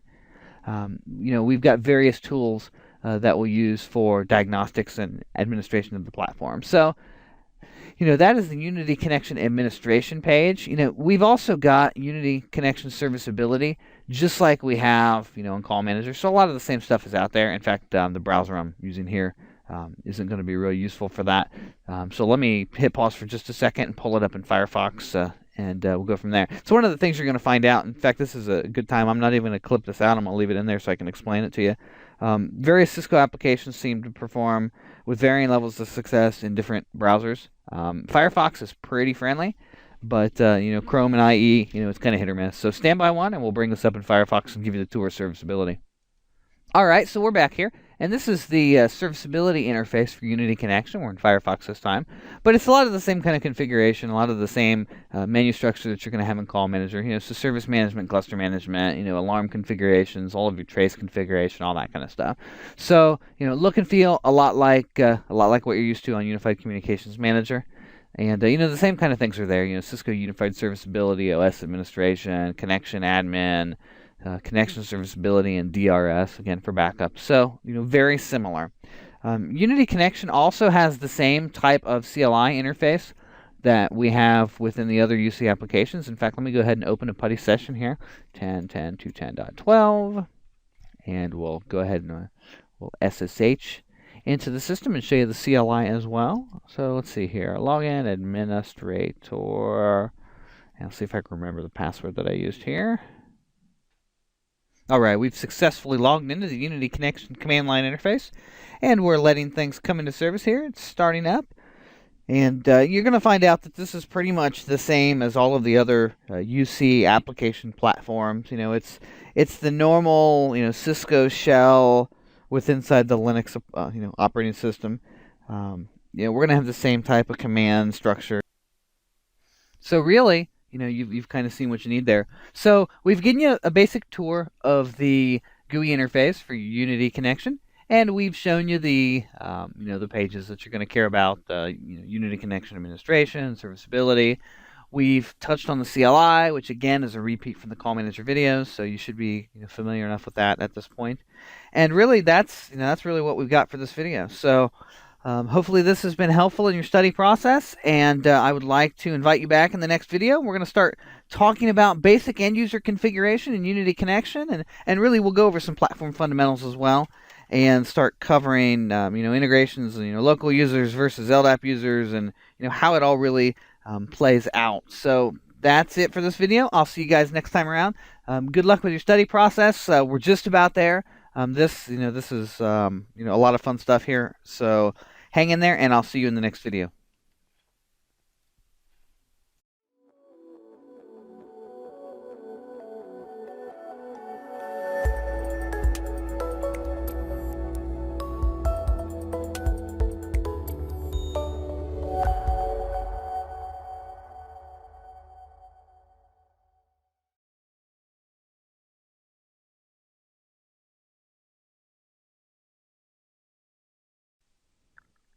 We talked about the interfaces for administering Cisco Unity connection in a past video, and we showed you the GUI and we showed you the CLI, which, like I mentioned in that video, was the same CLI available for the other UC apps such as Unified Communications Manager, etc.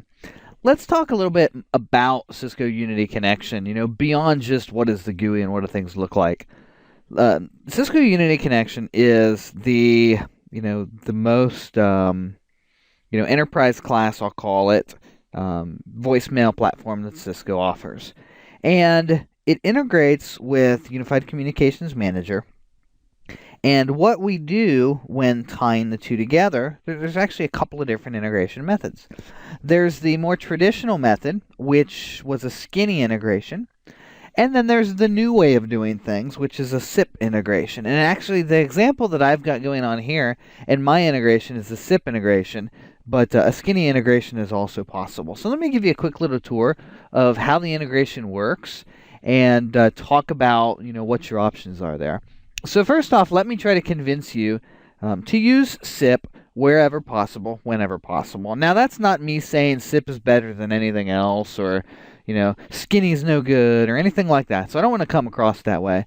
What I'm finding in production and out there in the field is that the more you can give customers a consistent interface and a consistent troubleshooting methodology, the better off that they're going to be. And with the opportunity these days of running SIP to voicemail, SIP to presence, SIP to the gateways, if I can use SIP everywhere, then configuration techniques are pretty much standardized, and troubleshooting processes are standardized as well. So that's my whole use SIP where possible.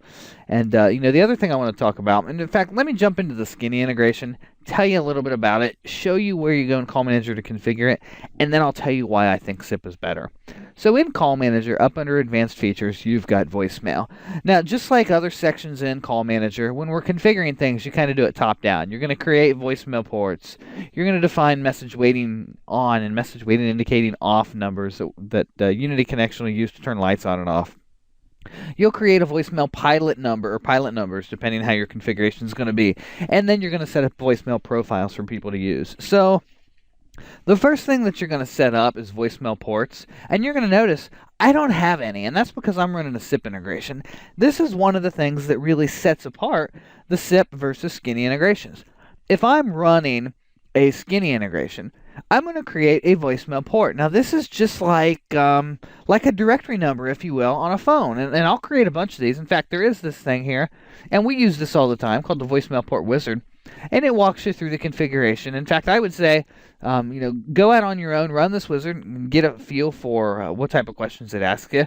But let me give you, the 10-second tour of what's going on here. I'm going to go ahead and click Next, and I'm going to tell it, 2 ports, whatever, you might have 48 or whatever. It's going to ask me for descriptions and device pools and calling search spaces and the same kinds of things you do for normal phone configuration, including the next step here. See if I can go to the next page. Yeah, it's going to make me fill things out. Let me put some bogus data in here. Forget about it. It's not important, but we will show you what's on the next screen here. Here's the key. Beginning directory numbers. Voicemail ports with a skinny integration consume DNs. They consume directory numbers. So if I've got 48 ports, I've got to allocate 48 directory numbers for use by those ports. So it's very similar to the CTI ports that you configure. They take directory numbers. With the SIP integration, that's not required. So that's, one of the added values of a SIP integration over a skinny integration. But, what I want you to understand and be able to take away from this, and, reference the Unity connection documentation for the step-by-step of how to configure the integration. I'm not going to go through that here because that's a little excessive, and to be quite honest, it's pretty turnkey and follow the bouncing ballish.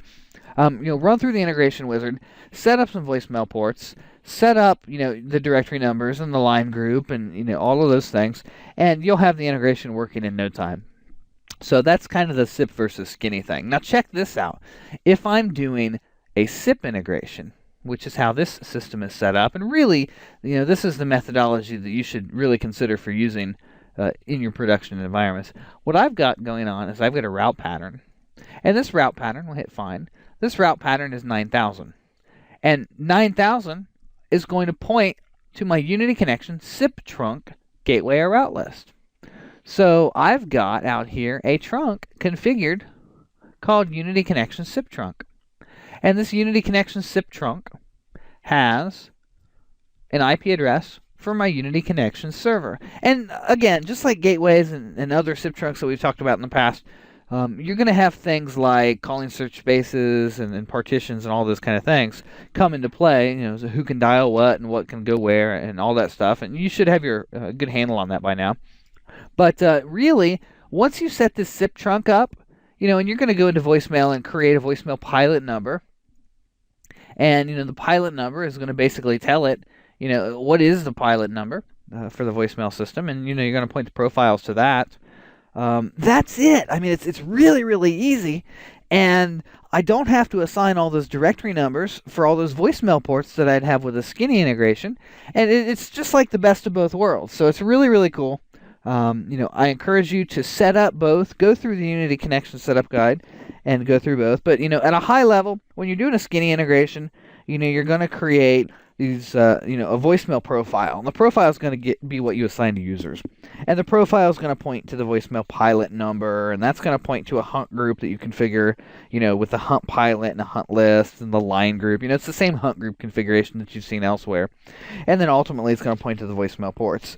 When you do a SIP integration, like I've just shown you here, you're going to have this voicemail profile. Again, that's what you're going to assign to the users. And really, when I'm going into device phone here, and we'll just go ahead and pick a random phone device. It doesn't really matter which device. And I go to the line. Down here, I've got, where I can pick the voicemail profile. So that's going to determine which voicemail system I'm going to and ultimately which pilot number. So when I pick the profile, and I pick the checkbox here to forward busy, those are going to forward to the profile. So we've got the voicemail profile. We've got the voicemail pilot number. We've got the route pattern. And we've got the SIP trunk. So the way message waiting indicators works with SIP versus skinny is different. Skinny, again, you're going to have more directory numbers to turn that MWI light on and off. So that's 2 more numbers. So you're eating DNs left and right. Whereas with SIP, we're going to use a SIP notify method to turn lights on or off. So, I don't want to dig too deep into the configuration process. You do need to know it. Conceptually, they're not going to quiz you to the nth degree on every single step and mouse click along the way. But definitely go through and do that.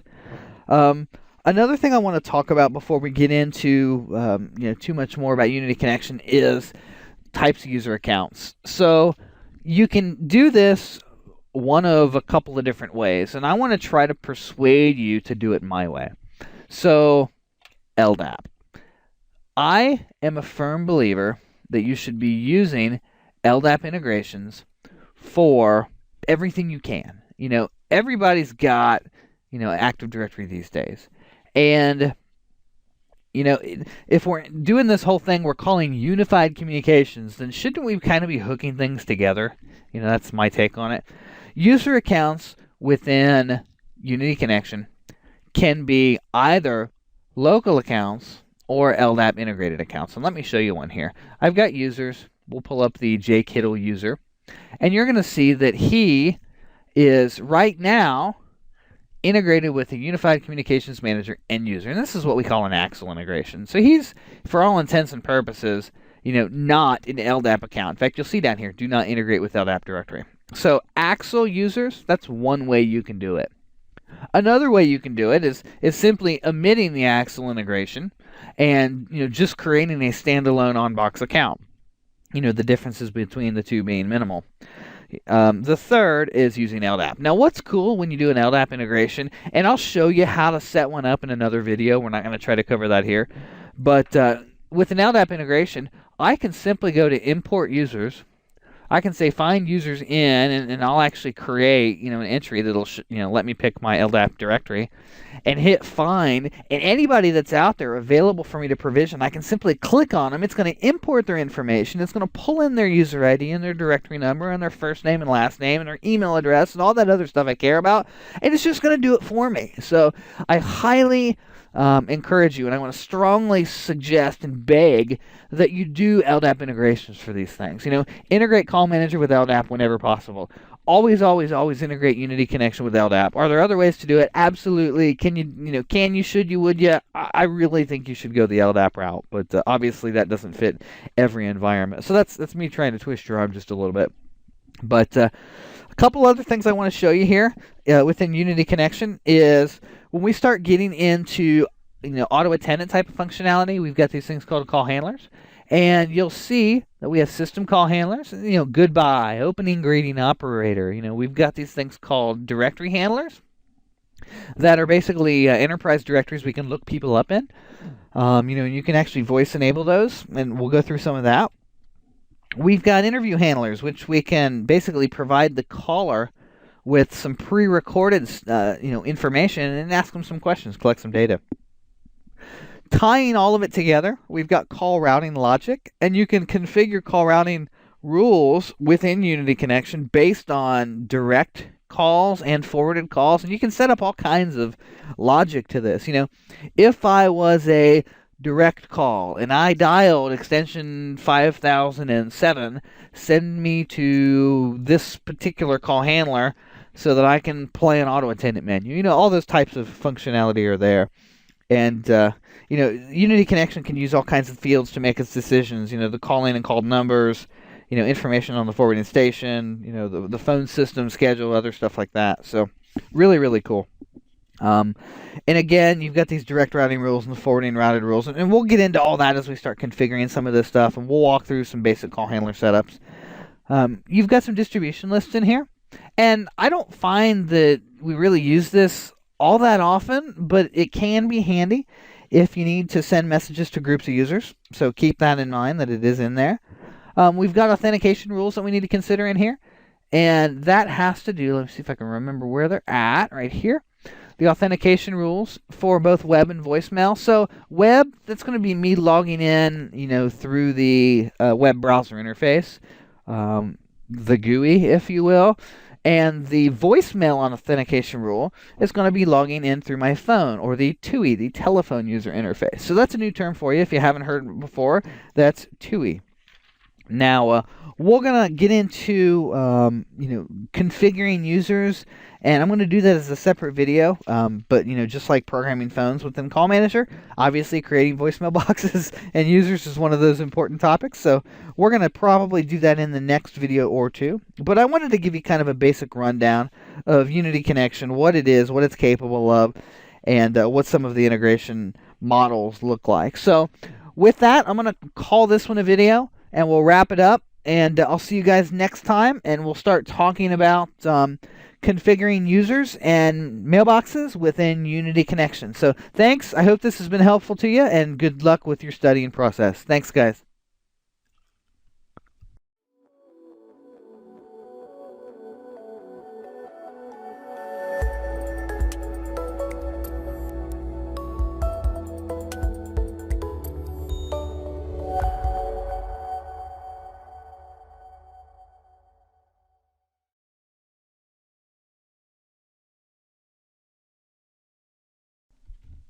Now let's start talking about the user provisioning process within Unity Connection. I mentioned in a previous video that you can have different kinds of users. You can have just standalone local users or Axle integrated users that we draw over from Call Manager. Or you can have LDAP users that are integrated with an LDAP directory. So I'm going to start off with the most basic example, and let's walk you through configuration of a standalone local user. And you might have this when, perhaps the customer doesn't have LDAP and there's some reason that you don't want to do an Axle integration. Maybe you're not using Call Manager at all and you're using Unity Connection as a third-party voicemail system, if you will, with somebody else's PBX. And maybe you're going through a PIMG or a TIMG gateway. So, how do we do the basic user configuration? Well, before I show you the user configuration, let's talk a bit about user templates. User templates exist, and you can create more if you'd like, to help you standardize some of the common values and common properties that you're going to have for a typical user. So let me show you one of the default built-in templates here called Voicemail User Template and give you an idea of what's possible. We've got an alias for the template, obviously, and a display name. The display name generation, first name then last name, or last name then first name. So you can choose how do you want the user to show up. You can select, what partition and search space to, put the phone in. You can select which phone system integration that this account or this user should bind to. We can talk about classes of service where you give different types of permissions. And, you're really bulking all these things together. Set for self-enrollment and next sign-in. That's a really important field. When you log into Unity Connection for the first time, you have the option, and in fact the default, to present the user with a self-enrollment or an auto-enrollment process where it asks them to record their name and those types of things, record your greeting. So that checkbox, we're going to do that for all of our normal users. List and directory, there's all kinds of stuff that you can set in here, but that's the voicemail user template. So let me go up to users, and I'm going to say add new. We're going to go ahead and create a user, and this is going to be a user with a mailbox. Now you can also create users without mailboxes. Those would be like administrator accounts if you want to think about it that way, and they got a lot fewer properties. But for this example, we'll go ahead and we'll create a user with a mailbox. Let's think here. Let's create one, W. Smith. So Mr. William Smith. And William Smith is W. Smith at, whatever. We put whatever address we want in here. It's not a mandatory field. The stuff that's going to be mandatory is the alias, the extension. Obviously, you got to pick a mailbox store. We'll go ahead and tell it that his extension is 5672. It's as good as anything. And I'm just going to go ahead and hit save. And you'll notice, based on template, voicemail user template. So we've gone ahead, we've told Unity Connection to create a user with a mailbox, Mr. William Smith. He's at extension 5672. And it tells us created users. So he's here, he's a standalone user. And that was really, that easy. You'll see here LDAP integration status, integrate or do not integrate with LDAP directory. Now at the moment, I don't have my Unity Connection integrated with an LDAP directory so that I can demonstrate this to you. So this, you'll see where it drew in all of those parameters from the user template, that voicemail user template that I just showed you. And really, it's kind of the basics of provisioning a user. Now, if you wanted to go in here and change his password, you could go in here, edit, password settings, change passwords. You could give him different rights with roles. And really, if you take a look here, you'll see all of the different end user options that are available to you. Message settings and caller input and, greetings and all of the mailbox type activities that you're used to thinking about. When thinking about voicemail systems, they're all here and available for you to use. So that right there is an example of a standard, a basic standalone end user. Now, if I wanted to do an Axle end user, what I would have to do is configure my integration with the call manager, and then we'll go ahead and do that real quick. It only takes a moment. I'll go down here to telephony, integration, to phone system, and I'll pick the phone system, and I'll go to edit, the Unified Communications Manager Axle servers, and I'll hit add a new one, and 1010 210.10 is my call manager, and I want to say 8443 is the port that it wants to use. Let's hit test and find out if that works. And yeah, test message sent successfully to Axle server, and I've already got a username and password set up down here, so I'll just hit save. And I'm going to bounce over to Call Manager for just a minute, and we're going to create an end user within Call Manager here. And we'll say Add New. We'll give him a user ID of, what do we want to call him? How about M. Jackson? So this will be Mr. Michael Jackson. Michael. And we'll give him an extension of 5671. And we'll go ahead and hit save. Let's see if I've hit all the mandatory fields. And it looks like I have. Now I'm going to go over to Unity Connection. And I'm going to go up to Import Users. And actually, I almost forgot. Let me show you here. We need to make sure that we've got a controlled device within the end user account, and we need to make sure that we've set the primary extension. So forget the fact that the extensions don't match in an example. I'm just trying to show you how to do a quick import. So we've got the primary extension set. So in Unity Connection, we go here, we find users in, we select the phone system, hit find, and you're going to see the users that are available to be imported. So you'll see Michael Jackson, and it drew in from Call Manager the extension of his associated phone. Now you'll notice it wasn't the number. Actually, I'm already in there. It wasn't the number that I typed in here for his telephone number. That's a field, just for your own informational purposes. What it drew in was it looked at what I had defined as primary extension as, so 501. So that's an Axle-based integration. So what I'm going to do is I'll just go ahead and I'll click on him here and say import selected, and it's going to draw him into the system. And let me show you how the fields get programmed here. Importing user, number of successes 1, so we'll go to users, and we'll see Mr. M. Jackson, Michael Jackson here, and you'll see how his extension came in as 501, and you see a lot of the stuff's grayed out. It tells me this user is integrated with the Cisco Unified Communications Manager end user. Some fields may be disabled. So that right there is the second kind of user account. That is an Axle-based user account, and really all the other stuff's the same. So now you've seen local user accounts or standalone user accounts. You've seen Axle accounts, and I'm going to save the LDAP account for when we do an LDAP integration, and I'm going to actually go through one of those in a second, or a separate video. So I'll show you the LDAP account. The only difference really, the process is going to be the same. You're going to go to import users, you're going to say find users in, you're going to pick your LDAP directory and hit find and pull him up and hit add. And the only difference is that when he imports, you'll actually see the integrate with LDAP directory box will be checked here. But other than that, the stuff's going to look the same. So again, we'll do that in another video. But this is basic user configuration within Unity Connection. So it's really pretty straightforward. There's not a lot of surprises to it. Let me go ahead and show you how to create one of those users without a voicemail box, since I talked about them. We'll say add new user without mailbox, and we'll use this administrator template.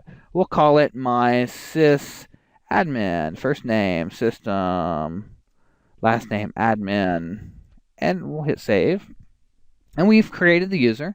I'll go up here to edit, roles, and let's give him some rights. In fact, the template, we've given him the system administrator, but, I could be, give him lots of other stuff. It just doesn't really matter. We'll give him a bunch of roles here and whatever, save. You get the point. You'll probably create some more restrictive accounts for like a help desk support technician versus, global systems administrator and all that kind of stuff. But really, hit save, whatever.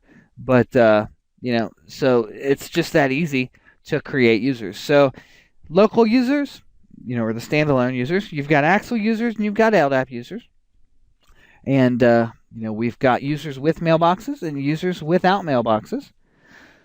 So, really, that kind of is the high level of what you're likely going to be doing from a user provisioning standpoint. And before I wrap up this video, I got a little bit of time left. Let me go into that Michael Jackson account we just created, and let me dig into some of these other menus so you can see them a little more specifically.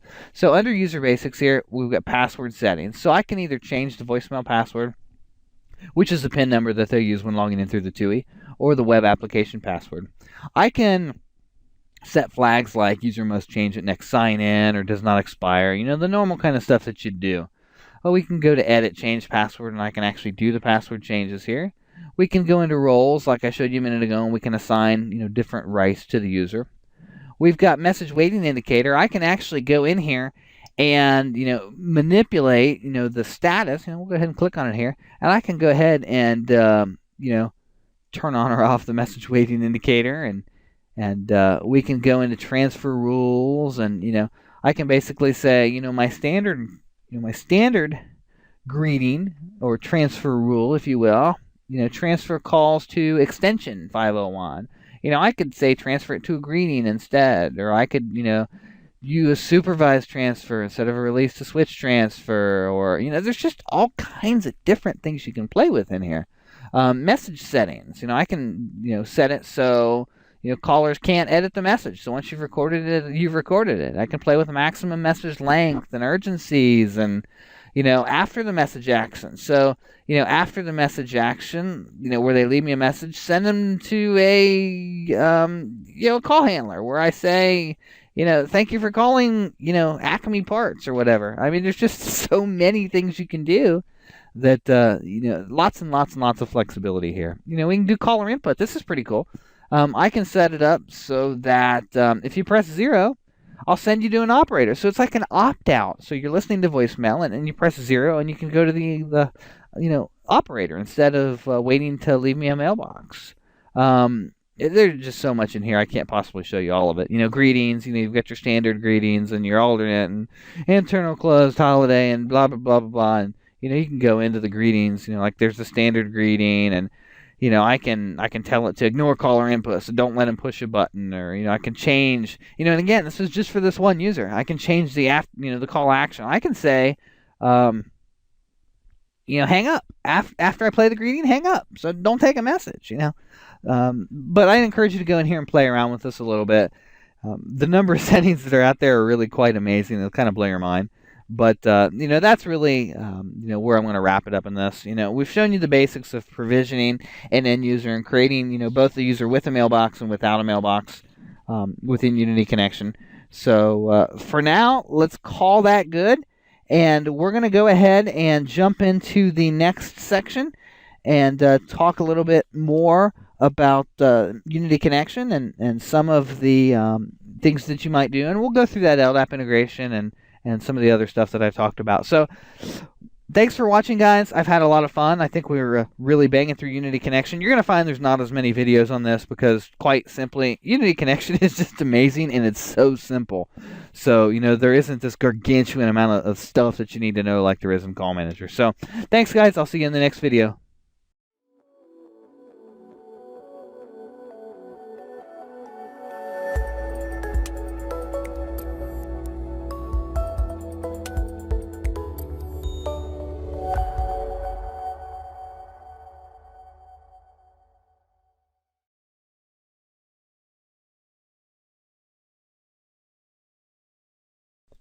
Alright guys, in this video we're going to go through an LDAP integration of Unity Connection to, well, really that's it, an LDAP integration for Unity Connection.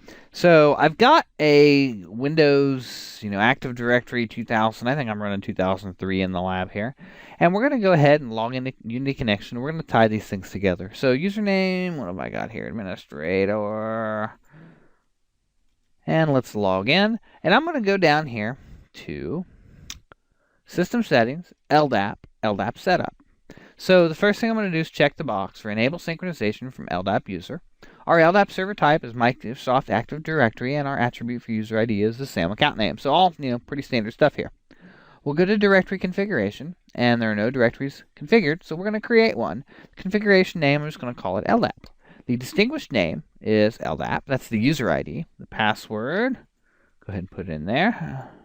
The user search base, so DC equals Cisco, DC equals lab is what my my LDAP is here. And we'll go ahead and 10, 210, 6, and let's hit save and cross our fingers that this will actually work. Error while connecting. I haven't turned on the service yet, so it reminds me you must first activate the Cisco Directory Sync service. I always forget that. I don't think I've ever not forgot to turn that service on. So let's go in here to Service Management and make sure that it's activated and turned on, and then we'll go all the way back. So where's it at here? Let's see here. I'm not even in the right place, guys. Hang on. I want to be in OS. No, not OS administration. Cisco Unified Serviceability. I get the two confused. I always forget which serviceability I want. Not Unity Connection Serviceability, but Cisco serviceability. There we go. Service activation. Let's make sure we've turned it on. Cisco Directory Sync. We have not. We'll go ahead and turn it on, which should auto start it. And just as soon as it's finished here, we'll bounce back. So now we can go down to LDAP, and we'll try this all again, because after all, practice makes perfect. So LDAP is my user ID. User search space equals DC equals Cisco, DC equals lab. We'll actually say perform a resync every 6 hours, and let the next resync be at, oh, I don't even know what date it is. What is today? It's like the 18th or something. So we'll just say 7/18, whatever. It'll, let's see, 00:30. That's a half hour from now. 10 to 10:06, and save, and error connecting. So it didn't work. So let's see why it didn't work here. And this is really, really typical. You'll run into these issues all the time. Cisco Lab. Let's make sure that's really the right user search base. And I've actually got my RDP session pulled up here. Make this a little bigger so you can see it. And let's take a look. My computer, properties, scroll up. And Cisco.lab is correct. This is my domain here. And let's check what we used here. Cisco, DC equals Cisco, comma, DC equals lab. Now that should be fine. I'm going to go ahead and let this keep recording because troubleshooting is really important for you to understand. There's not a lot to go wrong here. LDAP's user ID. Let's check my user ID and make sure that that's correct. Start run DSA.MSC, which is Active Directory users and computers. We've got my LDAP admin, properties, account. So LDAP at Cisco.lab. That's fine. Password never expires. I'm sure I know what his password is, but just in case, let's go ahead and reset it.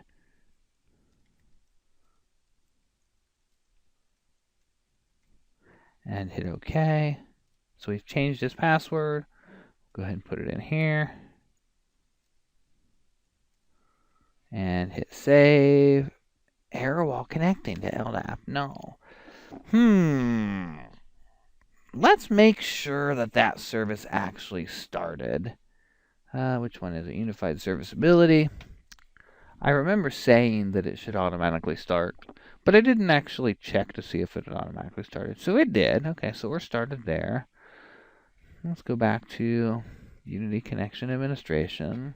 Let's go back down to LDAP. It's really, really interesting that that's not connecting. Let's go to LDAP, let's try this. Let's go to lab.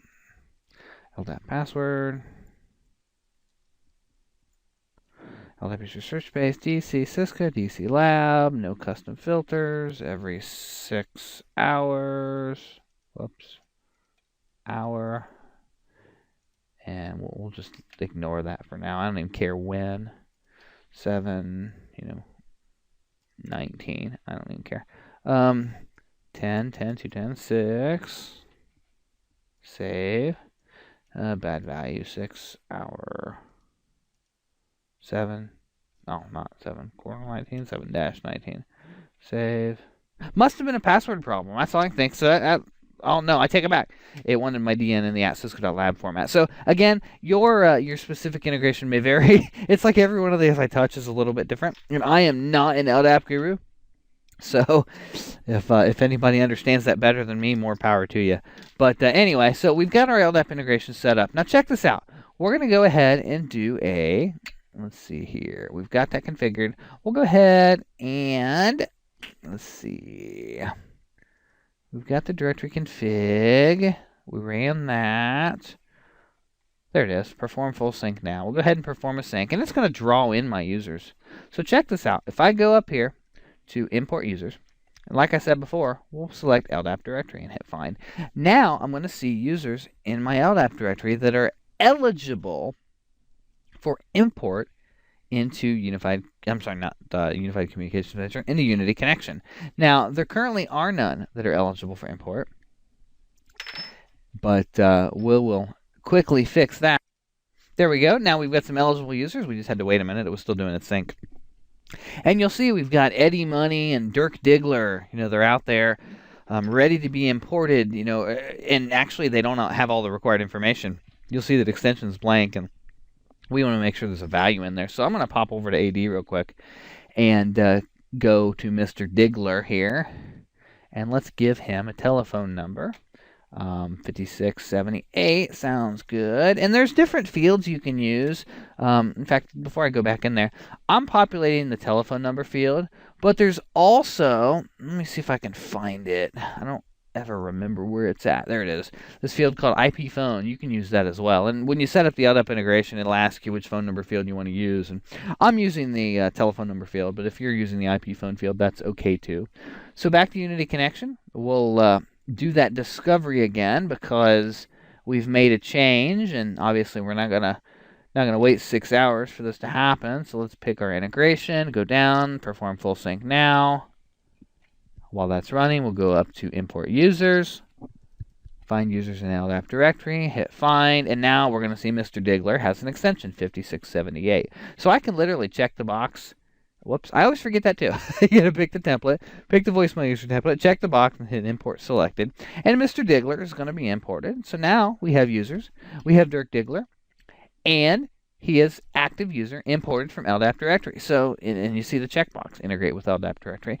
So really, you've got, the fundamentals of how to do an LDAP integration. You've actually seen me go through some troubleshooting, and you'll understand the type of things that you may run into with an LDAP integration, and, playing with the username format, and, playing with the password, and, all that good stuff. But, really, this is the way to do it. There's no two ways about it. This is the cat's meow. If I've got 500 or even 5,000 users that I need to build voicemail boxes for, any day of the week, give me LDAP so I can go out here, hit import, hit find, pick the eligible guys, and just hit the go button. I mean, that is just amazing. Now, there's one thing I didn't talk about with LDAP, and I'm going to show it to you. But, it's something that you may or may not use, and that's the concept of an LDAP custom filter. And I don't have any defined right now, but check this out. We'll call it the IP phone filter. And this would be something like IP phone, actually capital P, H-O-N-E, equals star, like that.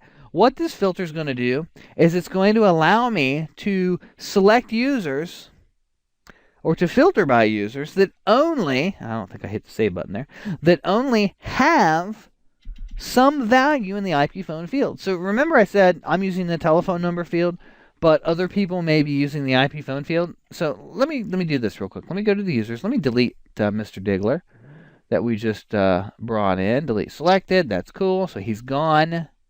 Okay, he's gone. So we'll go over to LDAP again and edit Mr. Diggler. And let's get rid of his phone number field, and we'll go over here to IP phone. We'll say 4567, as good as anything else. Apply, and then we'll go back to Unity Connection. We'll go back down to LDAP directory configuration. Pick our directory, run a sync, boom, and then now we'll go back up to import users. And actually, before I do that, there was one more setting I wanted to set down here on the directory configuration. Boom, fine. Now, the whole reason I'm going here was to set that LDAP custom filter. So what I've got a field for custom filter. I'm going to select that IP phone filter that we just ran. And actually, I probably should have ran the sync after that. Let's go up here to import users and check this out. You're going to see a whole lot less users than you did before when I tried to do the import eligibility. I'm going to hit find, and the only guys you're going to see are the guys with, it's still running its sync, there we go, the guys with the IP phone field populated. So Mr. Diggler, he's the only guy that had that IP phone field populated. I had a value in there, so he's the only one that shows up in import. So back to my 5,000 user scenario, if I have 5,000 users to build, I'm going to tell the customer or tell the people I work with to populate AD, make sure there's an account for everybody that needs voicemail, and for everybody that needs voicemail, simply put their 4-digit extension or their 10-digit extension or whatever dial plane element you're using into the IP phone field, and then I'm going to hit the discovery, and I'm only going to see the people I care about. So I'm going to do, kind of a select all, and off to the races. So really quick way of importing users. It scales really well, it works really well, and I would like to twist your arm to try to use LDAP integration. So that's how you set up an LDAP integration for Unity Connection and how you provision a user using LDAP services. Hopefully this was informative to you, and going through the troubleshooting process with me, hopefully you learned something as well as at the things that you're likely to encounter and the things you're likely to screw up. But without anything else, we'll wrap this one up and start getting into some of the other features of Unity Connection. So thanks, guys. I hope this has been informative to you, and I will see you in the next video.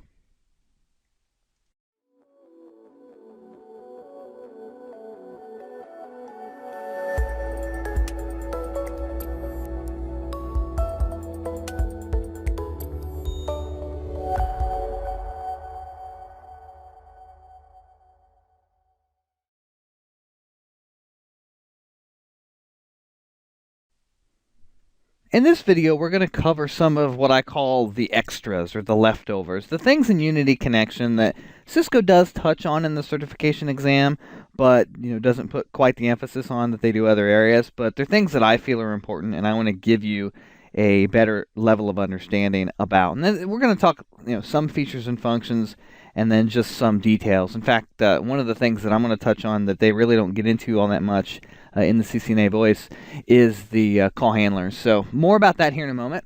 Let's talk about role-based access control for a minute. When we went through our user creation process in the previous videos, we explained to you how to create local users and LDAP users and etc. And I had briefly touched on the role-based access control that was available. Now let me show it to you in a little bit more detail, and I want to cover some of the roles and what they can be used for. So I've pulled up our Michael Jackson user here, and I'm going to go to Edit, Roles, and we're going to see that currently this user has no assigned roles. But there's a plethora of roles available here that we can assign to the user, and let me touch on just a couple of them and what they're for. These are things that you may use in and out on a daily basis. So the audio text administrator, this is someone who can administer your handlers. So call handlers, directory handlers, your interview handlers if you use those. It is exactly what it sounds like. It's audio text administration. When we get down into a greetings administrator, this is someone who's going to be able to deal with call handler recorded greetings via the telephone user interface, or the TUI. The help desk administrator, that's someone who's going to be able to do password resets, account, lockout, unlock, look at basic user settings. When we get down here to the mailbox access delegate account, this is going to be used to access messages via some of the application programming interfaces or the APIs that are available. When we look at a remote administrator, this is someone who can do database stuff, so remote management tools for the database. Systems admin, this is your high-level administrator. It's basically got all administrative features, so your reporting, your tools, control over all users, etc. So that's going to be your global admin, if you will. We've got the technician account, or the technician role, I should say, which lets you do basic system administration, phone system settings, and view, pretty much everything else. And it lets you run some diagnostic tools. And then we've got this user administrator. That's your basic user level tasks. So user level reports and admin tools and config functions. So you're going to grant these to your different support personnel, based on what they need to be able to do. So if you want to open it wide open for somebody, you're going to give them system administrator, or you may get into some more restrictive types of access. Another area I want to cover is handlers. And Cisco doesn't go crazy deep. In fact, if you look at some of the published material out there, you get like a paragraph on each. But I want to dig a little bit deeper into this and show you exactly what's possible here. So call handlers are things that handle calls. That sounds kind of obvious, but let's talk about what they really are and show you what's out here. So system call handlers. These are the call handlers that we used for greetings. And we can customize these to give, different options for data input from someone dialing in. And we could I don't even know what to say. Let me just show you one. Let's go ahead and create a call handler, and we're going to call this the main menu call handler, and we'll give it the extension 4500, and I'm going to hit save. Now, from this main menu, for example, I can edit caller input and say on a 1, we will transfer to extension 5699. Save. And then we'll go, let's see here, back to caller input. And we'll go down to option 2. And I'll say, for option 2, go to the directory handler. And then we'll go back to caller input. And we'll say 0. Transfer to an alternate contact number of 0.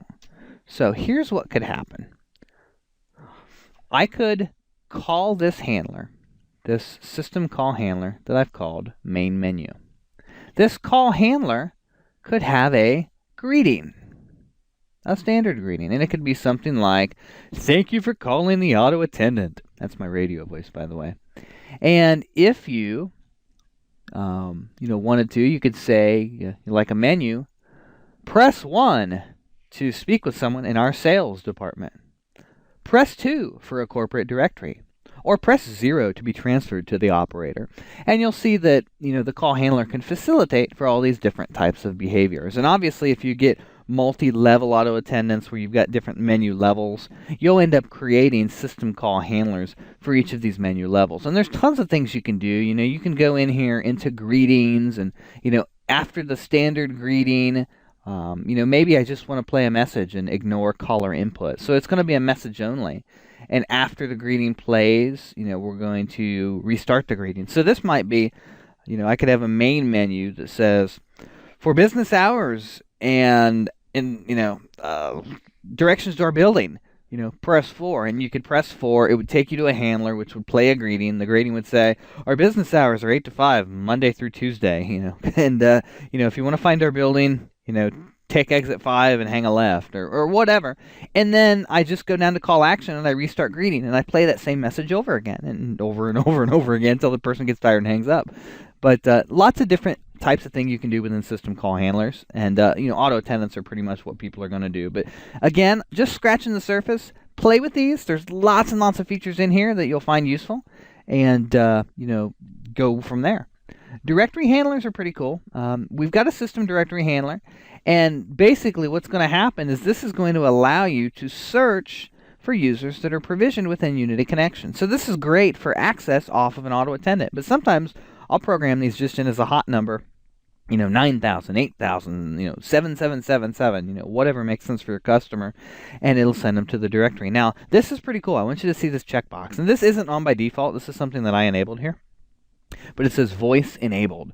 So this directory handler, if I call it, is going to say, please say the first and last name of the person you're trying to reach. So I could say John Smith, and then it'll come back with, do you mean John Smith? And I'll say yes, and it'll do a transfer and send me over to this this person. So I like to put links to this all over the place. Let people dial it from their phone, let people get to it from the auto attendant. But that's what that voice-enabled checkbox can do. It's really pretty cool. And you can actually, have it route automatically on a unique match or ask you to confirm. You can announce the extension with each name, announce the city or department with each name. So you could say, calling John Smith at extension 5211, and then it would transfer. So a lot of cool things you can do with directory handlers, whether or not you voice enable them. Interview handlers are what they sound like. Check this out. It's easier for me to just show you and add one. We'll say test interview, and we'll give it an extension. I don't pay attention to these extensions because I'm not going to call them. But check this out. So we're going to go in here to the interview handler, and we're going to give it a recipient, and we're going to go ahead and pick Mr. Michael Jackson here. And we will hit save. Now check this out. When I go in here to configure things, we'll say edit interview questions. Interview question number 1. And question text, I'm going to go ahead and put something in here. And it's going to say, what is your first name? And then I'll hit save. And I would actually record the question. I'd go in here and hit the play record button and record the prompt.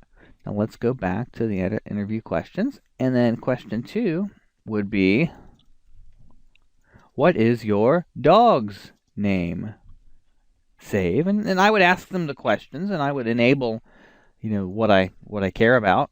And that would be my interview handler. And when they get to the end, I can turn questions off here, obviously, if I just want to ask them to or whatever. And it would take this data and it would capture it and be available to you. So that's what interview handlers are for. Now, call routing. This is kind of important in how to move around within Unity Connection. If I want to evaluate things like the calling number, the called number, was it a forwarded call or a direct call, etc. Maybe I want to review a schedule to figure out what I'm going to do during business hours or after business hours. We use these call routing rules, and you've got direct routing rules and forwarded routing rules. So they are pretty much what they are. What's cool here is, like on a direct routing rule, let's say I dial the extension for voicemail and it answers, and it knows who I am. It knows my directory number, and it knows I'm a subscriber. It's going to send me to attempt sign in. And if that doesn't work, the second routing rule, again, and this is an order of precedence type of thing, it would attempt the opening greeting and play a default auto attendant kind of thing. So you can use these routing rules to make logical decisions and do things based on various criteria. So that's what call routing rules and direct routing rules and forwarded routing rules are for. And the biggest difference is, direct routing rules, was it a direct call or a forwarded routing rule? Did I call something and it forwarded this to voicemail? So that's where the two variations on that theme come into play. And there's various filters you can define and play with that as well. Lots of cool things you can do here. And Cisco's not going to go crazy deep into this in the cert either, but I did want to show it to you. We talked about some of the other features earlier, the distribution list and the authentication rules, so I don't really need to dig any deeper into it than that. But one of the other things that I did want to show you is some of the things you can set up relative to message aging policies. So people always ask me about message aging and what does my system do and what can I configure? Well, if you go over here to message aging under message storage, you can look at the aging policies. And the aging policies that we've got going on, we've got a default system policy, which is enabled true. So let's look at this default system policy. So if you're not going to make any changes here and just go with what the system supports out of the box, we are going to permanently delete messages in the deleted item folder in 15 days. So what's that mean? It means that when I press delete, I delete a message that was in my inbox and I send it to a deleted item folder. 15 days from now, my deleted item folder is going to tail off the file and it will then become permanently deleted. Now, you can do some move of new messages to the saved message folder, move saved messages to deleted items folder, and just try to age things out to keep people's mailboxes from overflowing and becoming full. And it's very easy to do. This is where you do it. And that's what you need to understand about message aging policies. Mailbox quotas, similar type of things. And again, I've got a lot of default values here, but you can configure this if you need to. Warning, send quota and send receive quota. This is just like any other kind of email aging. What am I going to do to a message when I start banging into these quotas? Am I going to, give you a warning? Am I going to stop your ability to send messages? Or am I going to, shut you down completely and not allow you to send or receive messages? So, fully configurable within here.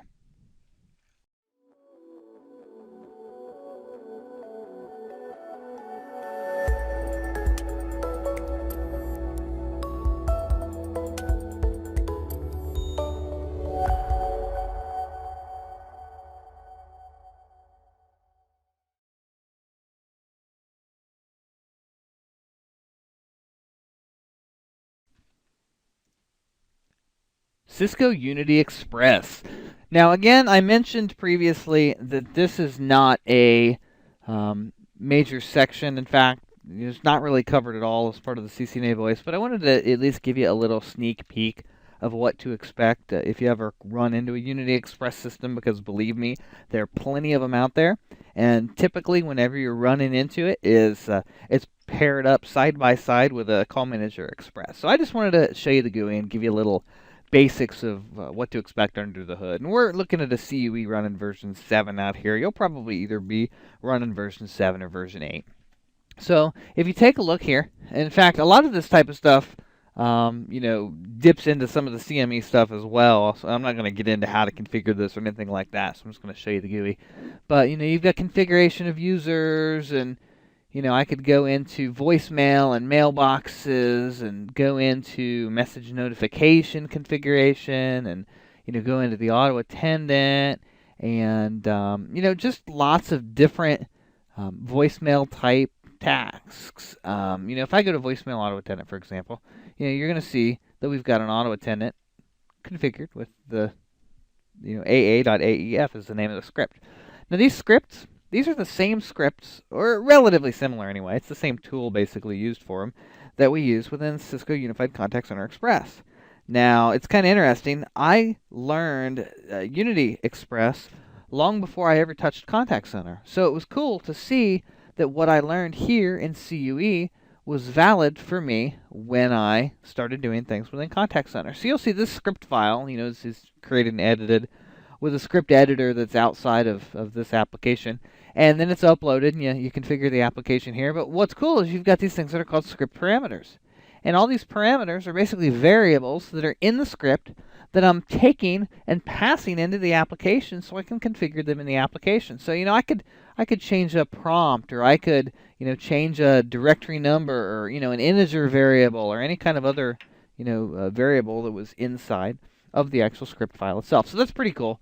And, explaining how that works is all beyond the scope of this. But I just wanted to kind of give you the nickel, 2-minute tour, if you will, of the Unity connection, not Unity connection, Unity Express interface, so that if you ever see it, you're not, too scared off from it. I've got a user ID in here, Cisco. I could create a user and give it a phone number, and, real basic stuff. So that's really all I'm going to touch on CUE. I just wanted you to see that it exists, know what it looks like, and have half of an idea of whether you need to run screaming the other direction when you run into it or not. But seriously, I actually like CUE. It's no connection, but for being a standalone voicemail platform on a ISR, it's you got to admit it's actually pretty cool. So that's all we've got on CUE, and really we're going to wrap this one up. This was just meant to be a short little teaser. We're done covering the voicemail stuff, so we're going to jump into the next technology, which is Presence, and we're going to talk about the Cisco Unified Presence Server, known as CUPS, and give you some background on how that works and what to expect for your exam. And we'll be coming real close to wrapping this up. We'll do some troubleshooting. We'll run through some high-level feature-filled labs, and you guys are going to be ready to cram and test. So thanks for hanging in there with me. I know it's been a lot of material we've covered here, and I'll see you in the next video.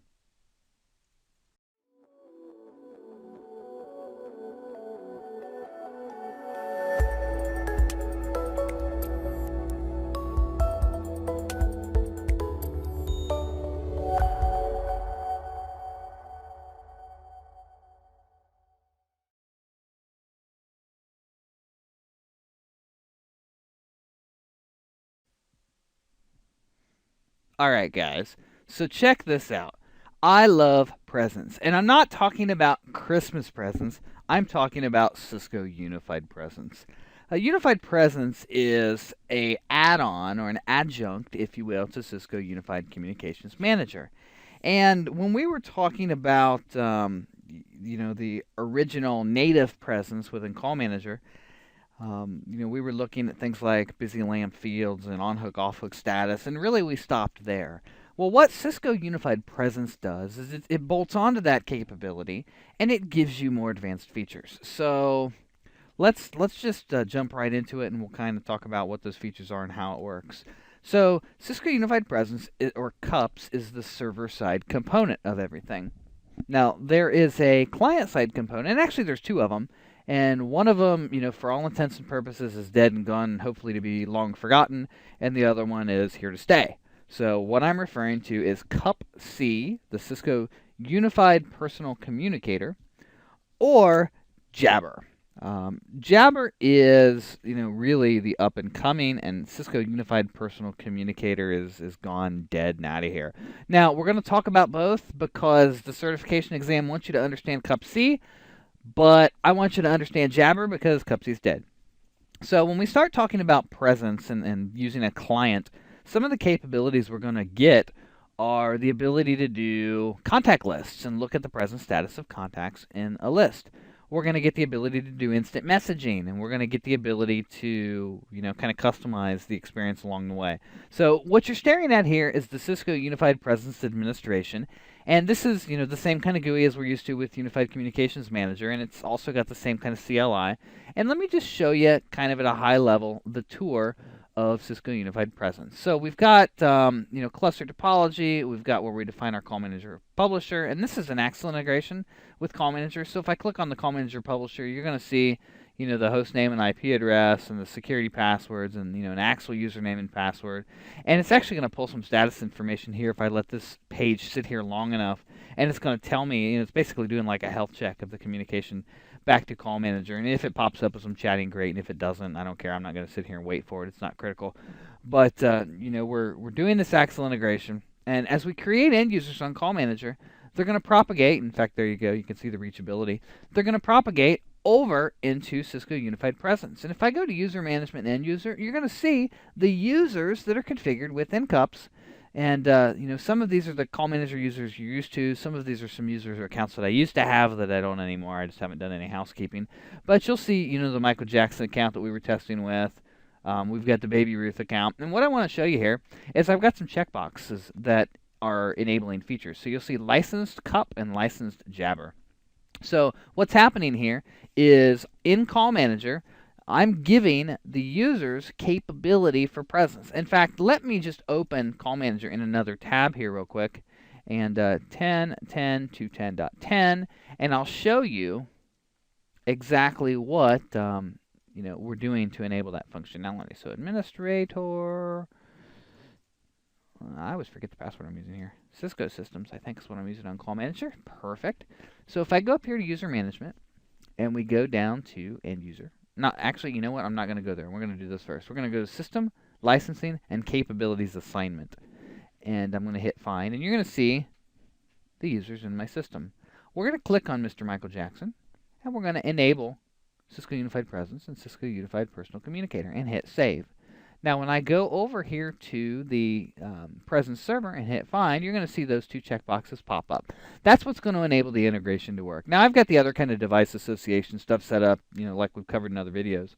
But, I've got the, the Presence capabilities turned on here.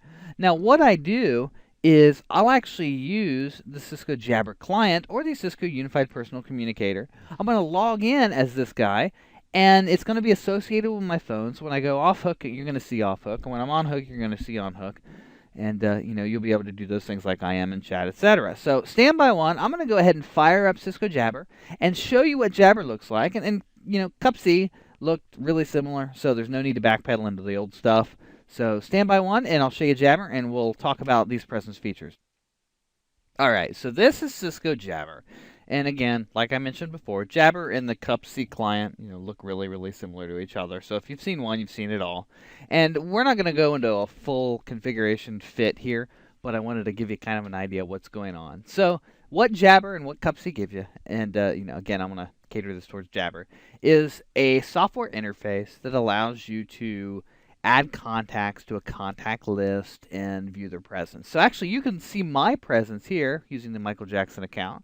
My presence is currently available. I can go away or do not disturb and whatever. If I wanted to make a phone call, and I don't have this, you'll see down here, I don't have this associated with a phone. But if I had this tied to a phone, I'd be able to either use soft phone mode, which is what we call a CSF device, a Client Services Framework device, that's configured on Call Manager like a soft phone, and I can actually use the Jabber client to dial things, or I could tie it to my desk phone. Those are the two modes that you're able to use, is desk phone and soft phone control. And if I had a contact in here, I could right click on them and do a chat. If I had a directory, I could type in Smith John or whatever. I could search for people, or I could type 5560 and call it, and all kinds of things you can do with Cisco Jabber. Relative to presence. You can do video calls, you can do audio calls, you can do multi-party conferences and bring people together. But really, Jabber is kind of the future. People that are using tenant consoles have use for Jabber. People I see enterprise-wide use and capability for presence services in Jabber. And one of the cool things is, Cisco's got this promo out there called Jabber for Everyone, and this may change over time, but they're really trying to make presence and Jabber prevalent, and this is one of those things that you can do. You can do federation with Cisco Presence and Jabber to external domains, and it used to be you could tie it into Google Talk, but here recently Google announced that they're dropping XMPP as a protocol.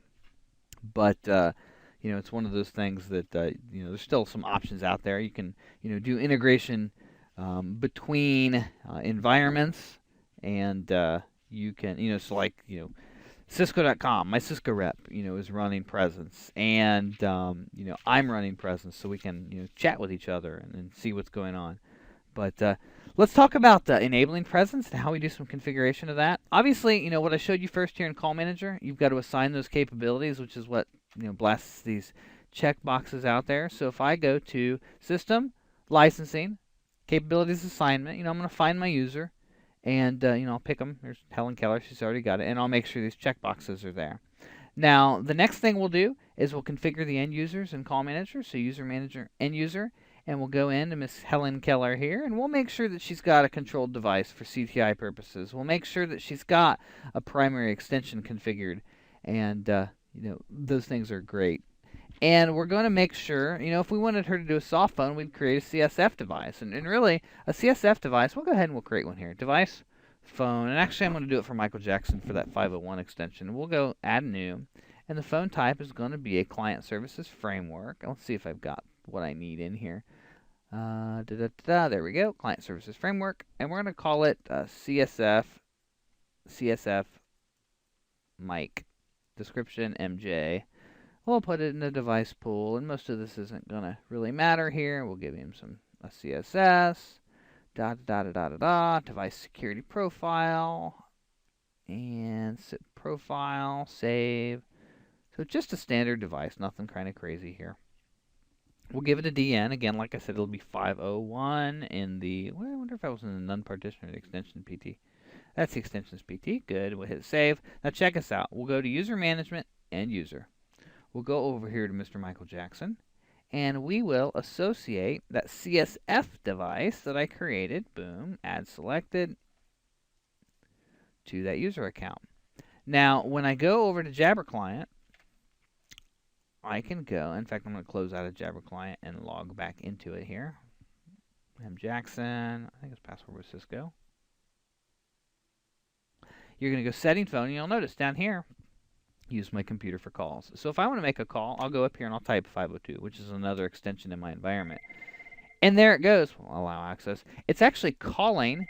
You'll see that the software's popped up here. It's actually calling a phone across the desk here, and we can hit answer. Hello, hello, hello, hello, and we'll end it because you don't want to hear me echoing and getting feedback.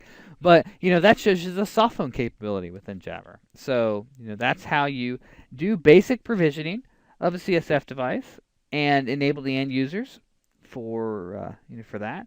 And there are other things you can do. You can set up voicemail profiles and LDAP profiles. And I'm not going to dig into that too much. When you're getting into Jabber, you need to read the Jabber deployment guides and the CUPS deployment guides to get your arms around that. And it's even changing in version 9, which is the latest evolution of the Call Manager, etc.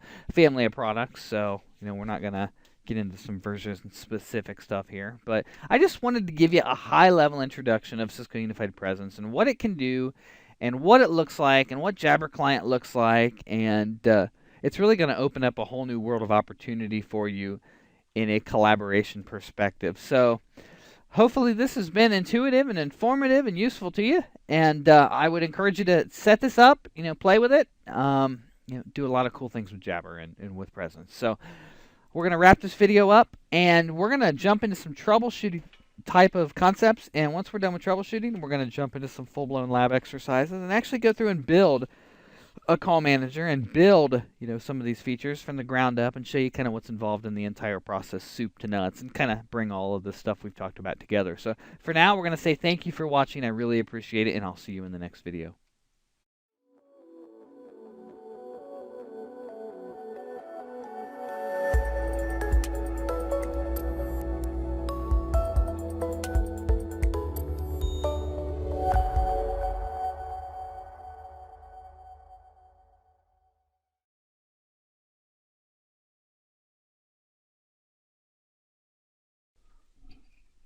The final topic in preparation for your CCNA voice certification exam is understanding the various troubleshooting tools available to you.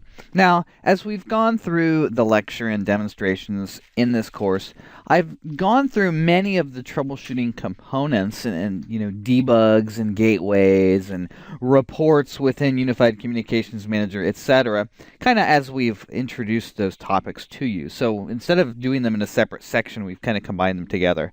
Now, there are a few key things that I do want to highlight here at the tail end that are things we've touched on before, but you may have not seen in granular detail. So we're going to go into a little bit more detail about those tools and walk you through some of the troubleshooting steps. So the first tool I want you to understand and be familiar with is the real-time monitoring tool.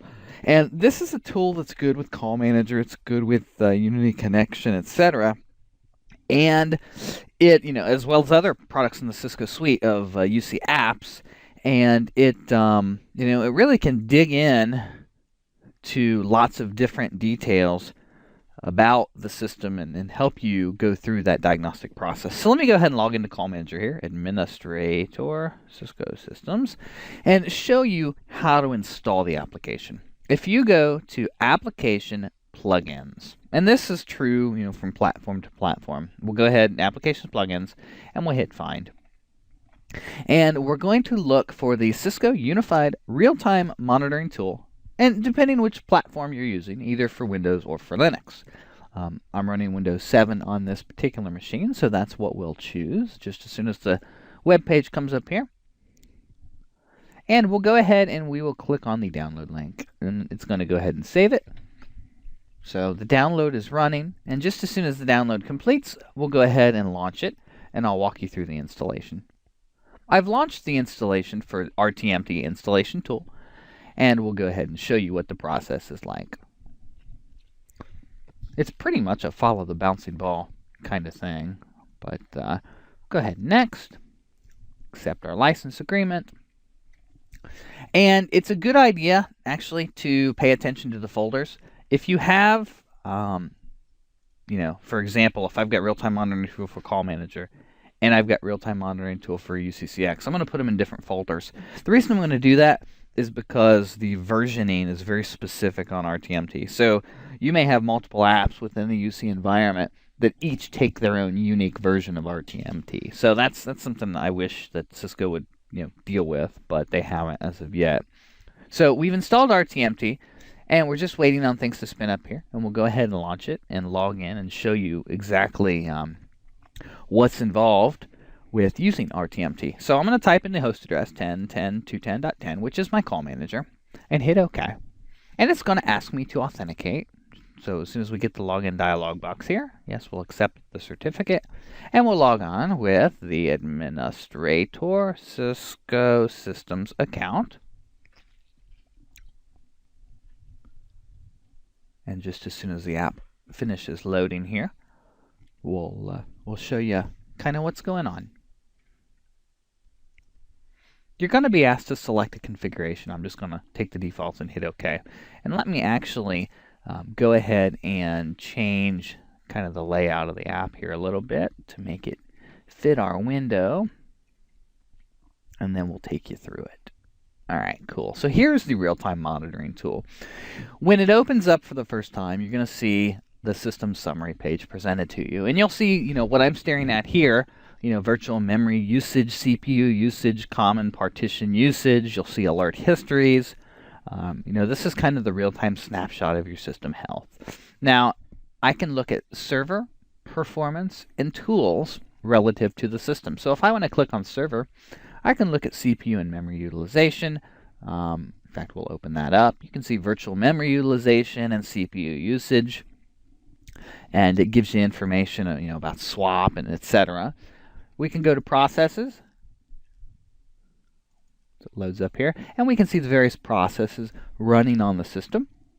We can go to disk usage and get metrics on that. We can go to critical services, and it's going to show us the status of each of the services. And a lot of the stuff you can click on and dig deeper into, or a lot of the stuff will give you charts. We can see the call manager service and the status, and we can see statuses of up, or we can see things that are not activated, etc.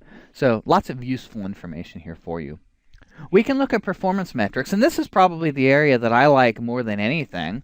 And this is where, if there's some granular, obscure metric that you care about, that you want to understand on your system, you can probably get a graph on it here. So I'm going to go ahead and blow into the call manager section, and let's look for registered hardware phones.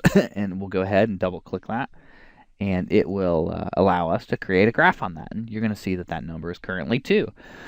So you can launch these things and watch trends over time. Maybe you're doing maintenance and you want to see phones unregister and re-register as they're taking a firmware upgrade, and you want to kind of watch the progression. You can do that. If you want to get an idea of calls that are in progress, T1 channels active or spans in service, we can go T1 channels active. We can go down to Cisco lines active, for the HQ partition for 1001. So there's that object. And, there's just a lot of different things that you can monitor and look at with a real-time monitoring tool. It's also a good way to observe or to observe alerts. So, I can go to Alert Central, and I can see various alerts that may have been triggered in the system, and I can see when those alerts were raised. Trace and Log Central is very, very, very important to understand, and this is where you're going to go when TAC tells you they want to collect traces. So TAC will have you turn traces up and set trace levels accordingly, and then you'll collect log files. So you can, do a collect files or a remote browse. So let's say that we've collected, we've turned on some traces, we've run some tests, and we want to collect the files. I can come in here and select, Cisco Call Manager for all servers, and set a relative range and say give me the last 12 minutes and zip the files, and it's going to go ahead, I told it a bad download folder, but it's going to go ahead and collect the data for me, and then I'll send that to TAC. So it's real useful to be able to do collection of files and traces, and you can browse them in real time, using the remote browse as well. You can go into job status and see any types of jobs that might be scheduled. You've got a syslog viewer. So this is all under the System tab. If I hit the Call Manager tab, I can get some more Call Manager specific useful stuff. So we can look at the Call Manager summary here, which is going to show us registered phones, calls in progress, active MGCP ports and channels. We can go down to call activity and get some data on calls completed. We can look at gateway and trunk activity. We can look at SIP activity. There's all kinds of device stuff here. Let's just run a device search for phones, and it'll say registered with any call manager, finish. And there's information on the phones, and just tons of information available to you within the real-time monitoring tool. So this is one of those things that it's really important you understand is there. Spend time, use RTMT, and get to know it, because it's probably the most valuable tool out there. So other things that I wanted to show you, and again, like I said, this applies to multiple applications. You've got the ability within Call Manager, and we talked about this a little in the past, to do unified reporting. Reporting can be a diagnostic tool for you. You can run system reports to get information about things. So database status, I can generate a new report on database status, and I'm going to go ahead and hit pause while this is rendering, and then I'll be back when it's finished and show you what kind of information you can get. All right, and the report is finished running, and we can show that what we've got going on with database status, and it tells me, and it's actually kind of interesting, it tells me that all servers do not have a replication count of 541. View details, and it shows me different types of information about replication, and it talks to me about host files, and this is kind of only moderately useful since I don't necessarily have multiple nodes, but lots and lots of different types of information available to you through this reporting interface, and I would encourage you to go through and run some of these various reports and get familiar with the type of output that they produce, because it will come in very handy for you with managing the system as a whole.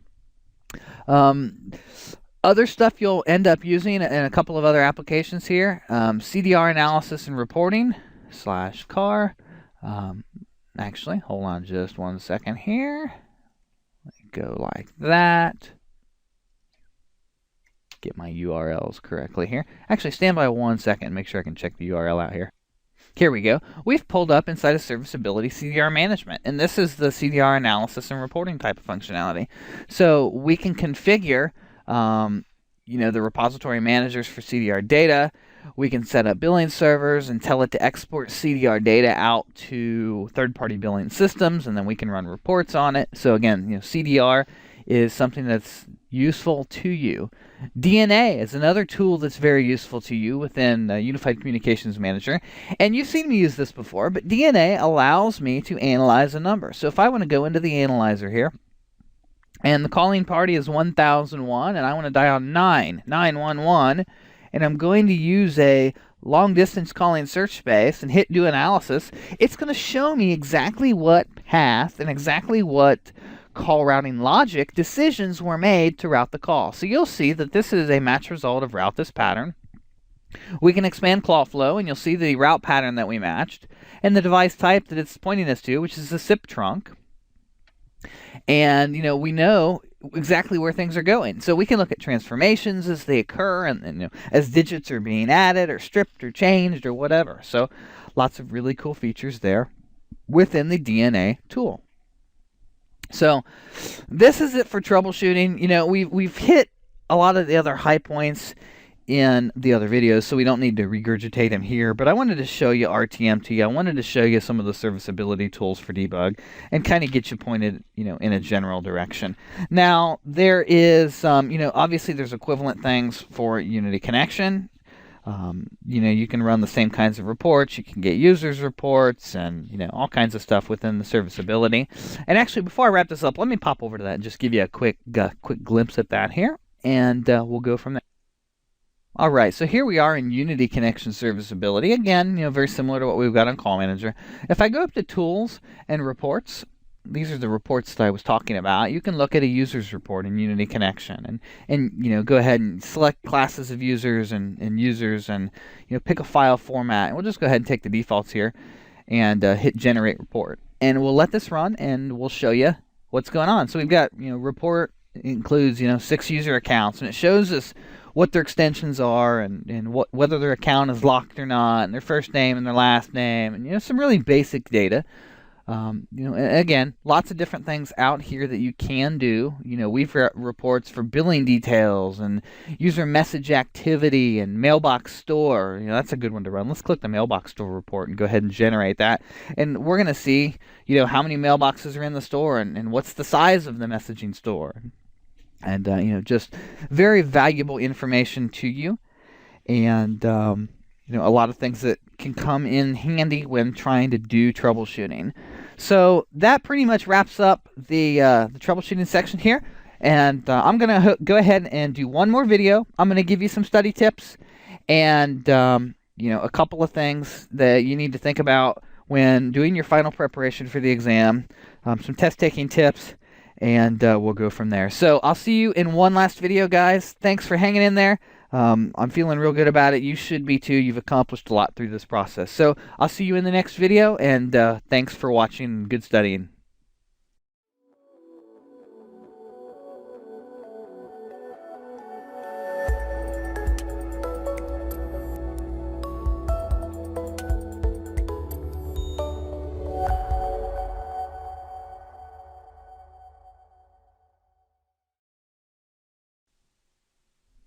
All right, well, we're going to keep this short and sweet. Testing tips and final thoughts. You guys have taken certification exams before. You know what it's about. You've been there. You've sat there clicking the button waiting for the did I pass screen or not. Relax. If you've made it this far, if you've gone through the videos, if you've done the lab exercises, if you've done some mock-ups of your own in the lab that we showed you in the beginning, you should be fine. Like I mentioned in the early videos, use this test as an opportunity to evaluate your skills. If you don't pass and achieve the certification on the first try, that's okay. Myself, I am a multiple test attempt kind of guy, and that's just how my brain's wired and how I'm spun up, and that's all right. So use the testing experience as an opportunity to identify weaknesses if you still have them, zoom in on those, and then go rock star at the next time through. I've had a lot of fun going through this course, and as we've created various content for you, I've tried to zoom in on the things that are most critical. And I've found, in fact, in a several number of places here, I've actually thrown away what I've created and gone back and done it again and again and again to try to get it just right. And I've purposely left in, certain things so that you can see the troubleshooting process, the error making process, how you resolve these issues, how do you, think on your feet, and how do you work through things and solve them. If you're comfortable with programming call manager and voice gateways and the switches, and you've got your arms around the provisioning processes for these applications, you should be prepared to do your final review and take that exam. Ultimately, have fun. This is a lot of material. We've covered a lot of things. And I don't know if you realize, the kind of time we spend creating this. It's been about 3 months for me going through this content and creating it and trying to tune it and get it where it needs to be. So don't expect to run through this in a week and prepare for your test. It's not realistic. Set yourself some good expectations. And, if I were recommending something, I would say that you should be able to pass the certification exam within 30 days of studying from the beginning to the end. So assuming that you have the lab resources, you have the ability to go through things, get your hands dirty, and mock these scenarios up, use that as the baseline. So if you've been at this a month, you've been going through the exercise, I think it's you're there, and it's time to schedule that certification exam. On test morning, or the night before, I should say, relax. Don't spend the night cramming. If you don't know it now, you're not going to know it tomorrow morning. So get a good night's sleep, unwind, and have fun with it. Don't stress it. It's just a certification test. So thanks for bearing with me through this video series. I know that I've had a lot of fun doing it. Hopefully this has been useful for you and will help you with preparing for your CCNA voice certification. And I look forward to working with you again in future video training courses. So on behalf of everyone here, thanks guys. We really appreciate it, and good luck.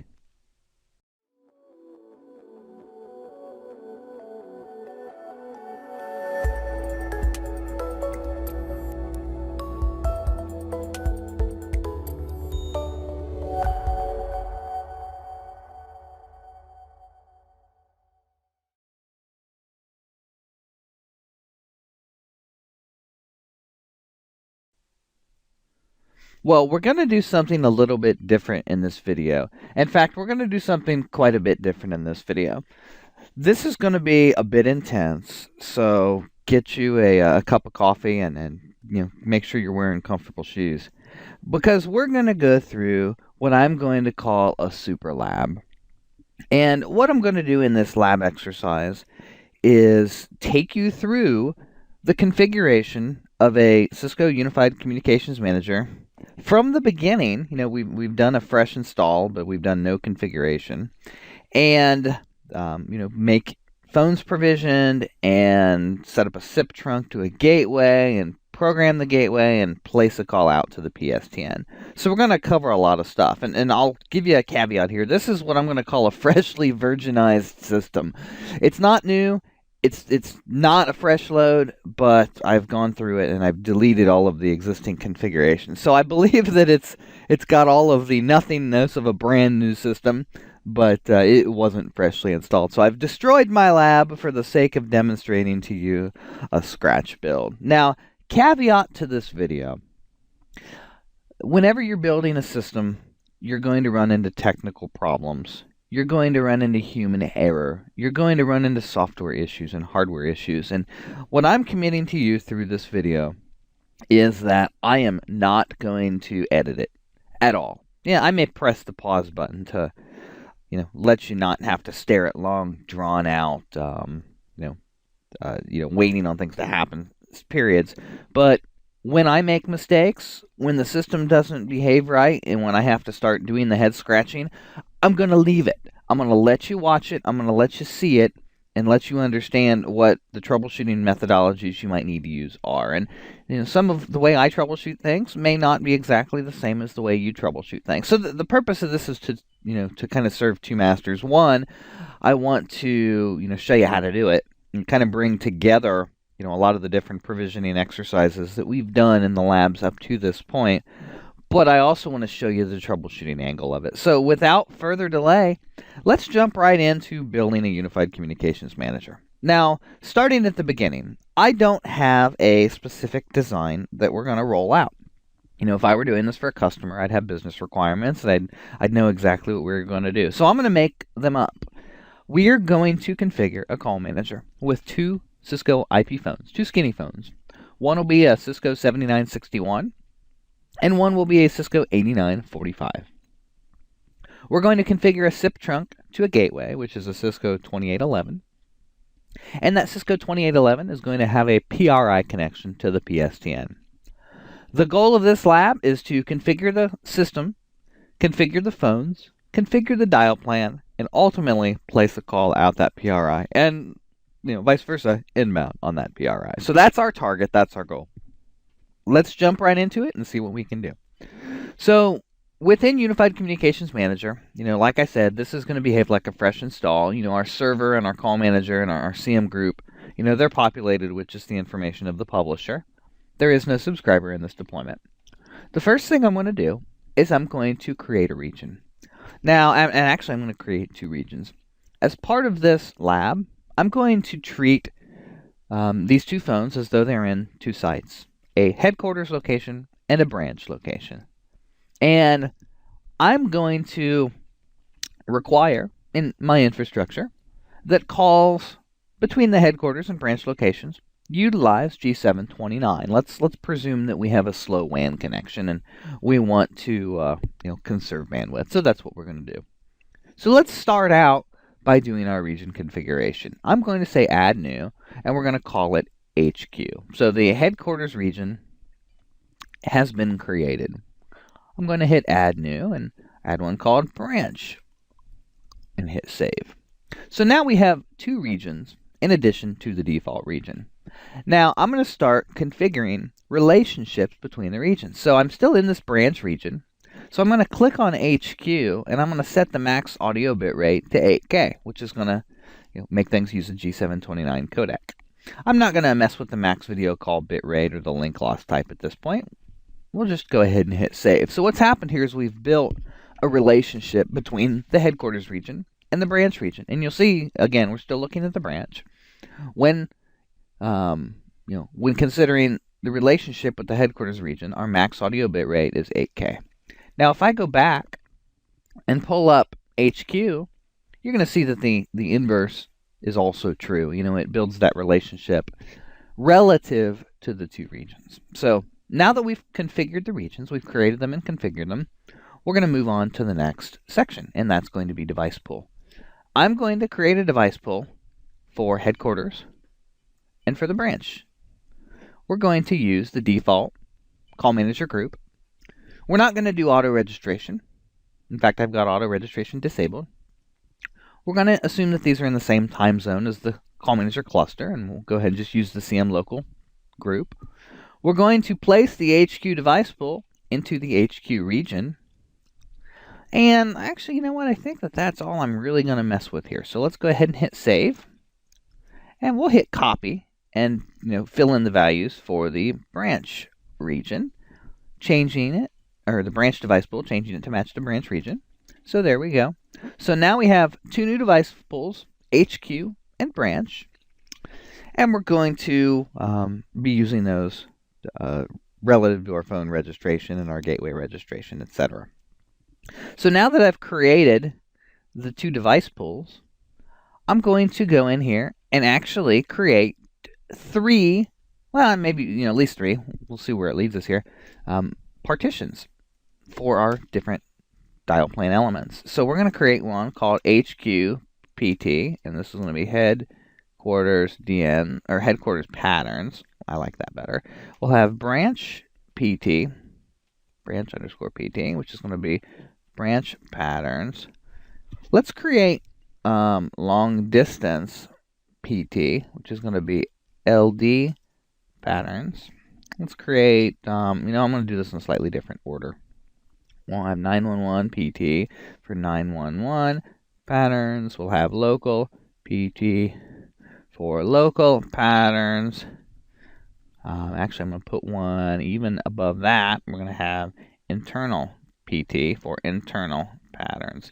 So what we're going to do is, actually, you know what? I'm not going to do internal PT. I like it just like that.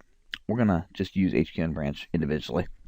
So I've got two individual sites or two individual locations that I'm going to put their DNs in their own patterns, HQ and branch. And I'm going to combine those together for an internal function. I'm going to have a pattern for 911, and it's going to live in the 911 partition. I'm going to have a local dialing pattern that's going to live in the local partition. And I'm going to have a long distance dialing pattern that lives in the long distance partition. Again, your mileage may vary on how you deploy this in your own environment, but this is a good example of a reasonably well-structured dial plan. So we've configured our partitions. Now let's create some calling search spaces, and this is where we're going to kind of tie this all together. We're going to add new, and we're going to create one called, let's see here, internal CSS. And this is going to be internal calls only. The internal CSS is going to contain my branch and HQ partition. I'm going to hit copy and make another one, and we'll call this the 911 CSS. This will be 911 plus internal. So we'll simply add 911 to it. And I'm going to add it to the bottom. I want the highest level of permission to be last in the order, because remember, a calling search space is an ordered list of partitions. So as we start getting to more higher privileges, obviously long distance being, requiring more privilege to dial than 911, it's going to be down the list further. So that'll make sense as we keep going. So we'll hit save there. We'll create a local CSS, which is going to be 911 plus internal plus local. And we'll add local partition to the end. And finally, one more. We will call it the long distance CSS plus LD. And we'll add the long distance partition. So we've created our calling search spaces, and we'll go back and we'll show you what we've got here. We've got one for internal calls only. And you know what? I must have not hit, I must have not done a 911 one because I intended to. Let's go ahead and add that real quick. 911 CSS, I probably didn't hit copy. So we'll say internal. So yeah, 911 plus internal.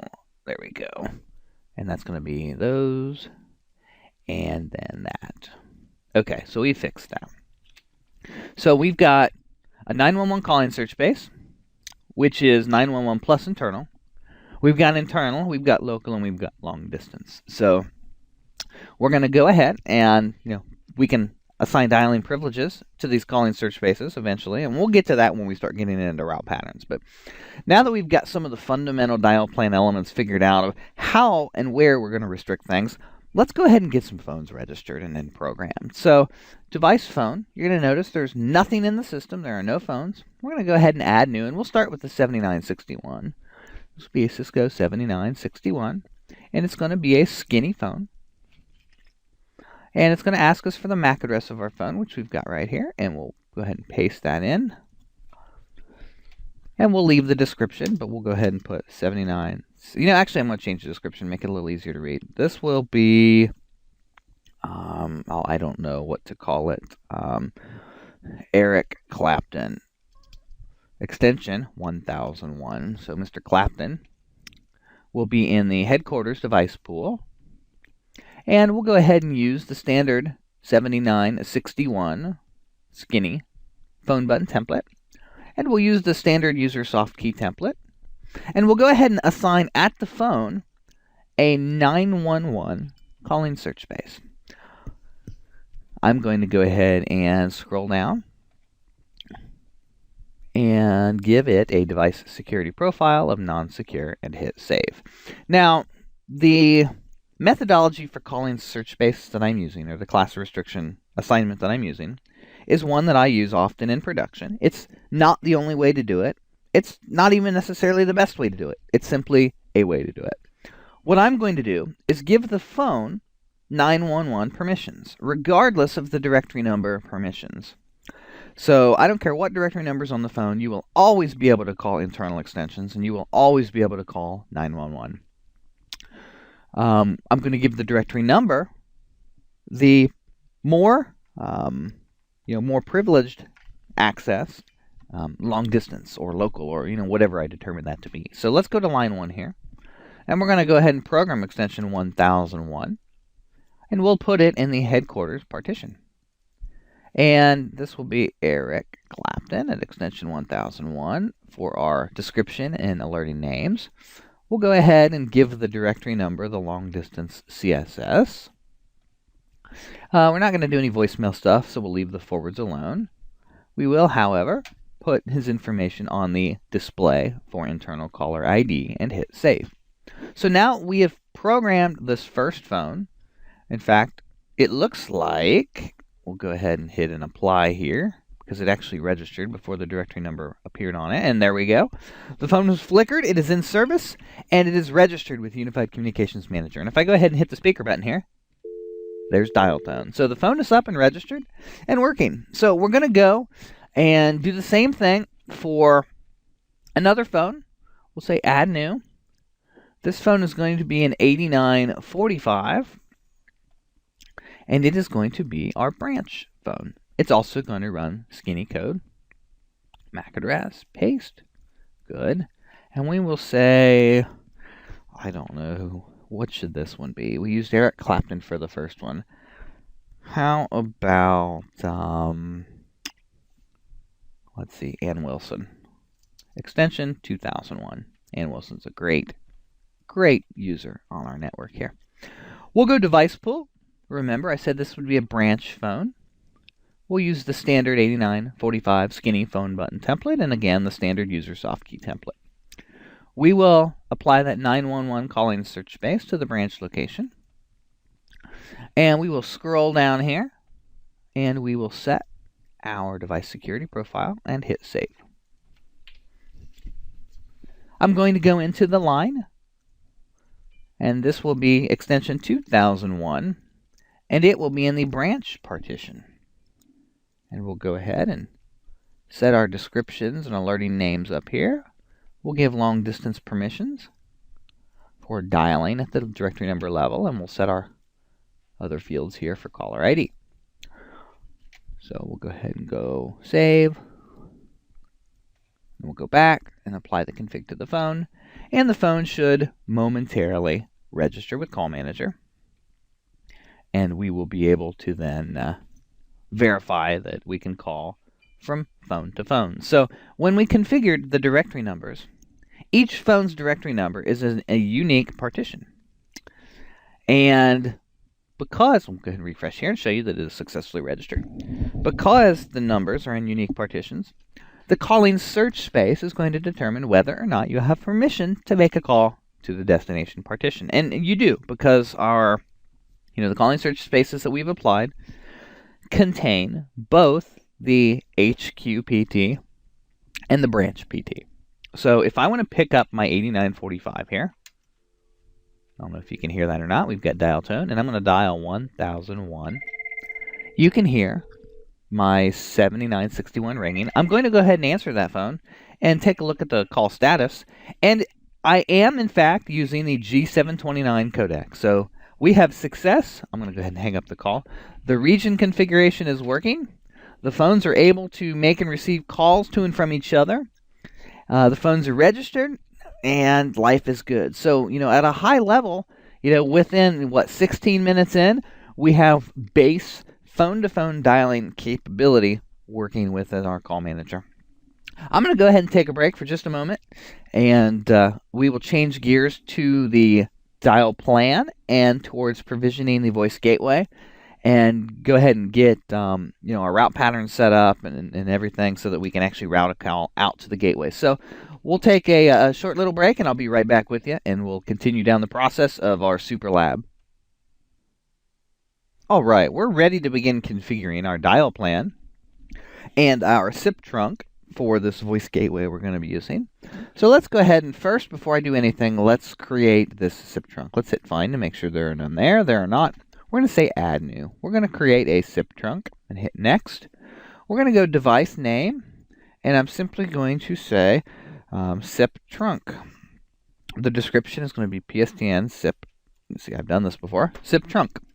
We're going to put the SIP trunk in the headquarters device pool. So let's presume that it's at the same location as our headquarters phone. We're going to scroll down, and we are going to select, let's talk inbound digits for a second. I'm going to leave significant digits at all. When the inbound call comes to the gateway, we're just going to allow it to pass all digits into Call Manager, and we'll accept them as is. So we're going to leave that parameter the way it is. Our inbound calling search space, I'm going to set to the internal CSS. Now, why am I doing that? I'm doing that because when a call comes in from the PSTN, it's meant for a user on my network. So it's meant for an extension in either the headquarters or branch partition. I don't want it to be able to hairpin back out to the PSTN. So I'm presenting the internal CSS. As I scroll down to the SIP information, we will go ahead and type 10.10.210.1, which is the IP address of my endpoint. We will select the non-secure SIP trunk profile. SIP trunk security profile, and we will select the standard SIP profile, and I'll hit save. And I'll go ahead and hit reset to reset the SIP trunk that we have just built. And now we will go ahead and do some basic configuration on the voice gateway, and we'll test an inbound call, because we should have everything we need once we do some basic voice gateway configuration to accept an inbound call. So let me go ahead and pull up my PuTTY session here and open my router here. Bring this down so you can see everything I'm doing.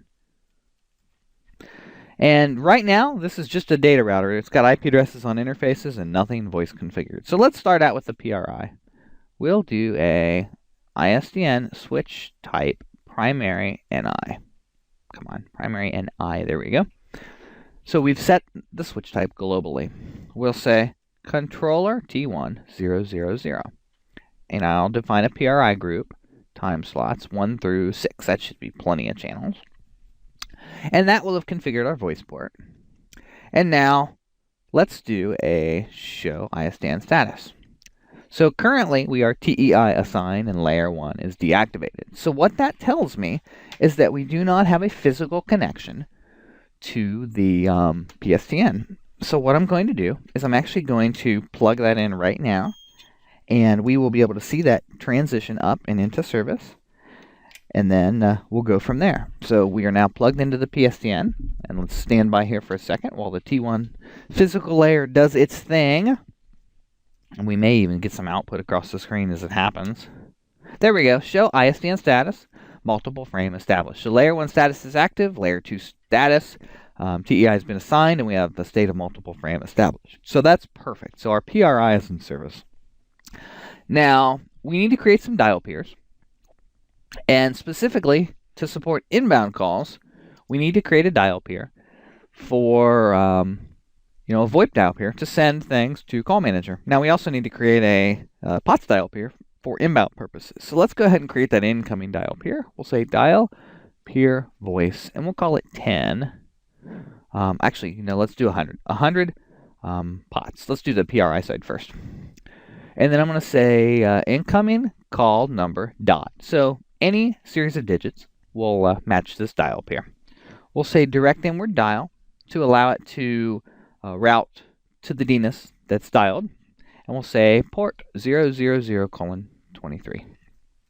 Whoops, got to get my 2 in there. All right, perfect. So we've created the dial peer, and if I do a do show run pipe section dial peer voice, we'll show you exactly that dial peer we've created. Dial peer voice 100 POTS, incoming called number dot, direct inward dial, and port 000:23. Now let's create a VoIP dial peer that'll allow the next hop, that DNS dialing, to send things to Call Manager. So we will say dial peer voice 10 VoIP, VoIP. And we'll say destination pattern ... We're going to assume that we're going to get 4-digit DNS inbound from the carrier. We'll say session protocol SIP v2, and we'll say session target session. Hang on, what am I doing here? Session okay, session target, there we go. IPv4 colon 10.10.210.10. That's the address of my call manager. So with those two dial pairs, in fact, let's turn on a debug here. Debug PSTN Q931. Should debug, see if there's any others on. That'll be, I'm going to turn off the SIP messaging for now. Actually, I can do a no debug CC SIP messaging. Show debug. All right, perfect. So just ISDN. I'm going to go ahead and place that inbound call, term mon, to make sure we can see it. And I'm going to dial 1001 from the PSTN. 1001 dial. And there's my phone ringing. You'll see the inbound call coming in on channel 1. And we've got a, calling, we don't know the calling party information because I'm not advertising it, but we've got called party number of 1001, and my phone is ringing, and I'll hit the speaker button, and the call's connected, and you'll see that it's connected to Eric Clapton at extension 1001, and that's a successful inbound call on a PRI. And we are using let's take a look here. We're using the G729 codec, and life is good. I mean, things are great. So, I'm really, really happy. Inbound calls are functioning, and, the next step is some outbound dial plan logic. So now that we've got inbound functioning, let's go ahead and configure outbound. So we'll change gears for a moment back to the call manager, and let's create some route patterns. We're going to go up here to route hunt, route pattern. Now the first route pattern I'm going to create is going to be for 911 services. And I'm going to use an external access code, trunk access code of 9. So I'm going to say 9.911 is the pattern I'm going to use here. We're going to put that pattern in the 911 partition. And remember, our calling search space contains an ordered list of partitions. So anyone who has access to a calling search space that contains this partition will be able to dial this pattern. So 911 is going to be our description. We're going to go ahead and select our SIP trunk.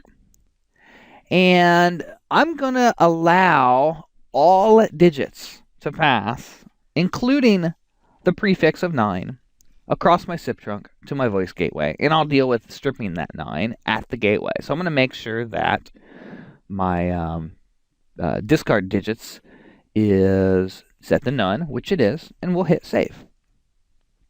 Now we're going to do a very similar pattern for local calls, and I'll go ahead and just copy this pattern, and it will be 9 dot and then 7 X's, 1, 2, 3, 4, 5, 6, 7. And really, I could do something like 2 through 9 bracket, which is a little bit more accurate, but you get the point. So we'll go ahead and we'll leave it like that. We'll put that in our local partition, and this will be a local route pattern. And again, SIP trunk, and we're going to leave all the digit stuff intact and the same. So there's our local dialing pattern. We're going to copy it again, and we're going to add a 1, and then 8, 9, 10 for the area code. So let's see here, 91. And it strikes me that I don't remember what valid area codes are, so I'm just going to go ahead and allow it to match anything. If it starts with 9, 1, I am going to do a 2. 2 through 9, because I don't want it to match the 911 pattern. So 9, 1, 2 through 9, XX, 2 through 9. So 1, 2, 3, 4, 5, 6, 7. And then delete those. Okay. So what we've got is 9.1, so our long distance access code. The next digit, or the first digit of our NPA, is 2 through 9. The last 2 digits of our NPA are anything. The first digit of our NXX is 2 through 9. The next 2 digits of our NXX are anything. And then we have XXXX for our subscriber. So that's a perfect long distance code there. We'll go ahead and put that in the long distance partition, and we'll call it long distance. And again, we'll hit save. So we've created patterns, and let's take a look at what all we've created. We've created a 911 pattern, we've created a local pattern, and we've created a long distance pattern. And each of those patterns are in unique partitions. And again, our calling search space contains those partitions. So we've got a very structured dial plan going on here. Now, what we haven't done is we haven't configured dial peers on our voice gateway, which we're going to do next, to tell it how to route calls. So let's do that now. Config T, and we'll say dial peer voice 200 pots, and we'll say destination pattern 911, and we'll say forward digits 3. So we're going to drop that leading 9. So we're just calling 911. We're going to configure our port 000:23. And, I think I like that. I think that's really all we need from the 911 pattern. So let's go ahead and test this and see if making a 911 call outbound works. And if it doesn't, we'll troubleshoot it and figure out why. So I'm going to go ahead and take the phone off hook, and we're going to dial 911. And we're going to wait. I didn't mark that pattern as urgent priority, and I've got some other possible matches there, so we have to wait for the interdigit timeout on Call Manager to expire before it routes the call. But if we're patient here, a few more seconds will elapse, that timer will expire, and there goes our outbound call. So you can see the calling party number is 1001, the called party number is 911, and you can hear my test set here that's doing our PSTN emulation, beeping and ringing, and we'll go ahead and answer the phone, and the call has now been established, and that's fantastic. That's exactly what we wanted. So we'll go ahead and we'll terminate that call, and the call is now over. So we now have successfully experienced outbound 911 dialing. Now let me show you something I could do. Because this is a specific match pattern, if I match it, I can check this urgent priority button, and I can actually route immediately on it. So check this out. And this isn't going to wait for the interdigit timeout anymore. So I'm going to say 911. Boom, it matched it and it routed right away.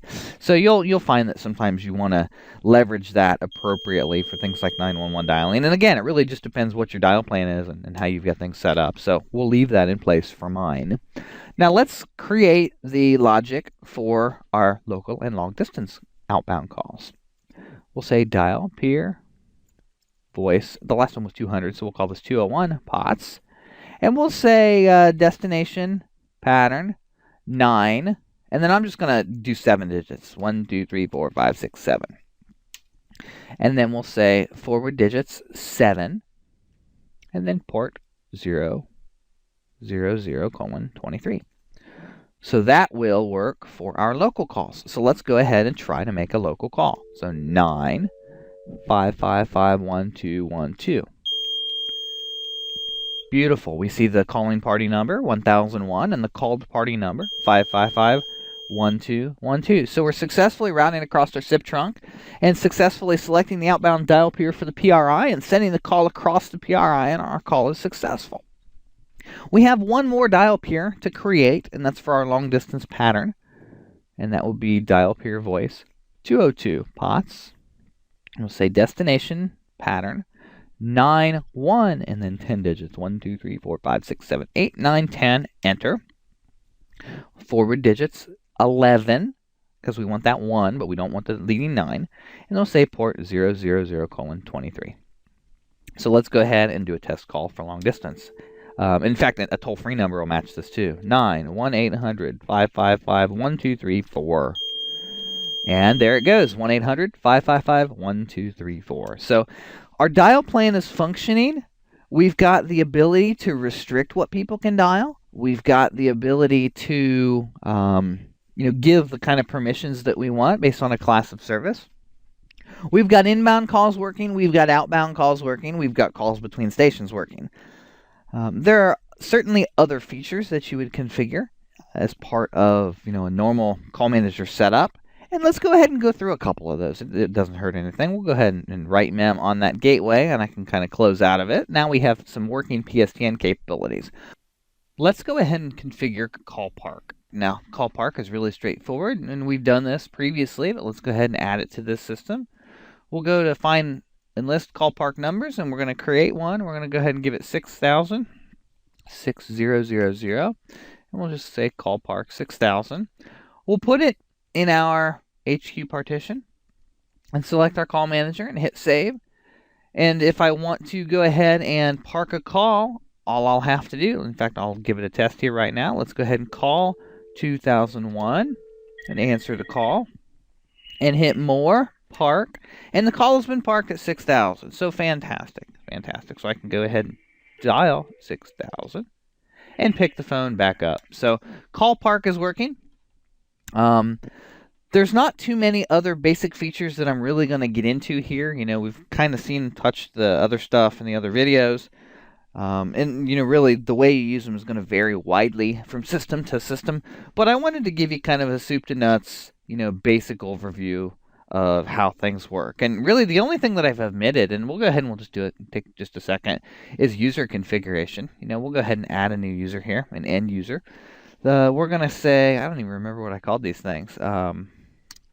Eric Clapton, E. Clapton.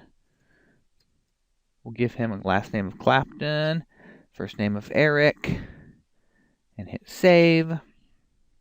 Obviously, we can put his phone number in here, 1001. And we could do device associations, etc. if we chose to here. We could also add our other user, which was Ann Wilson, A. Wilson. Last name Wilson, first name Ann, telephone number 2001, and hit save. And now our corporate directory should function, and I'll go ahead and I'll test that real quick by hitting the directories button here and hit the corporate directory, and we should see both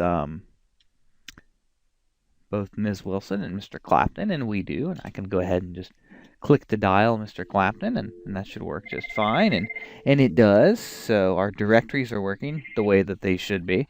So we're going to go ahead and call that finished. I think we've given you kind of a good high-level view of how to get calls flowing through your system and some of the other base functionality things that you'll be doing. There's lots of other things you can do, you know, and you can take it, you know, as extreme as you want. You can get into media resource groups and, you know, just like we're organizing, you know, directory numbers into partitions, you know, we can start divvying out media resources. So if you've got pools of DSPs on routers and remote sites, you can, you know, group those and make them available to just the people you want to use them, etc. But that's, you know, beyond the scope of this conversation. So thanks for following along. I know we've done quite a few things in this lab, and, you know, we're kind of trying to show you, you know, what really happens and what kind of stuff you can get into in the real world.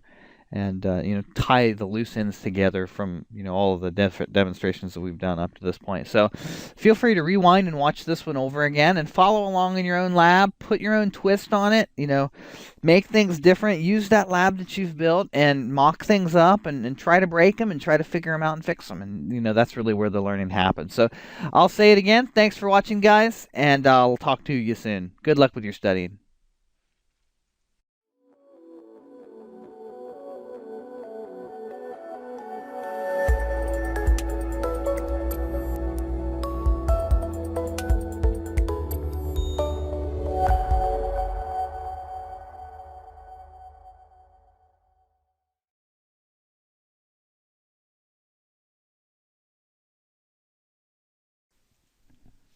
Now that you've completed the first Super Lab and you've configured your Unified Communications Manager with a couple of phones and your SIP trunk to your gateway and your PSTN access, and you've kind of got a standalone PBX at that point, the next natural step is to go ahead and configure your voicemail integration to Unity Connection. Now, I've been preaching through this whole video series, or through the Unity part anyway, that a SIP trunk is the way to go.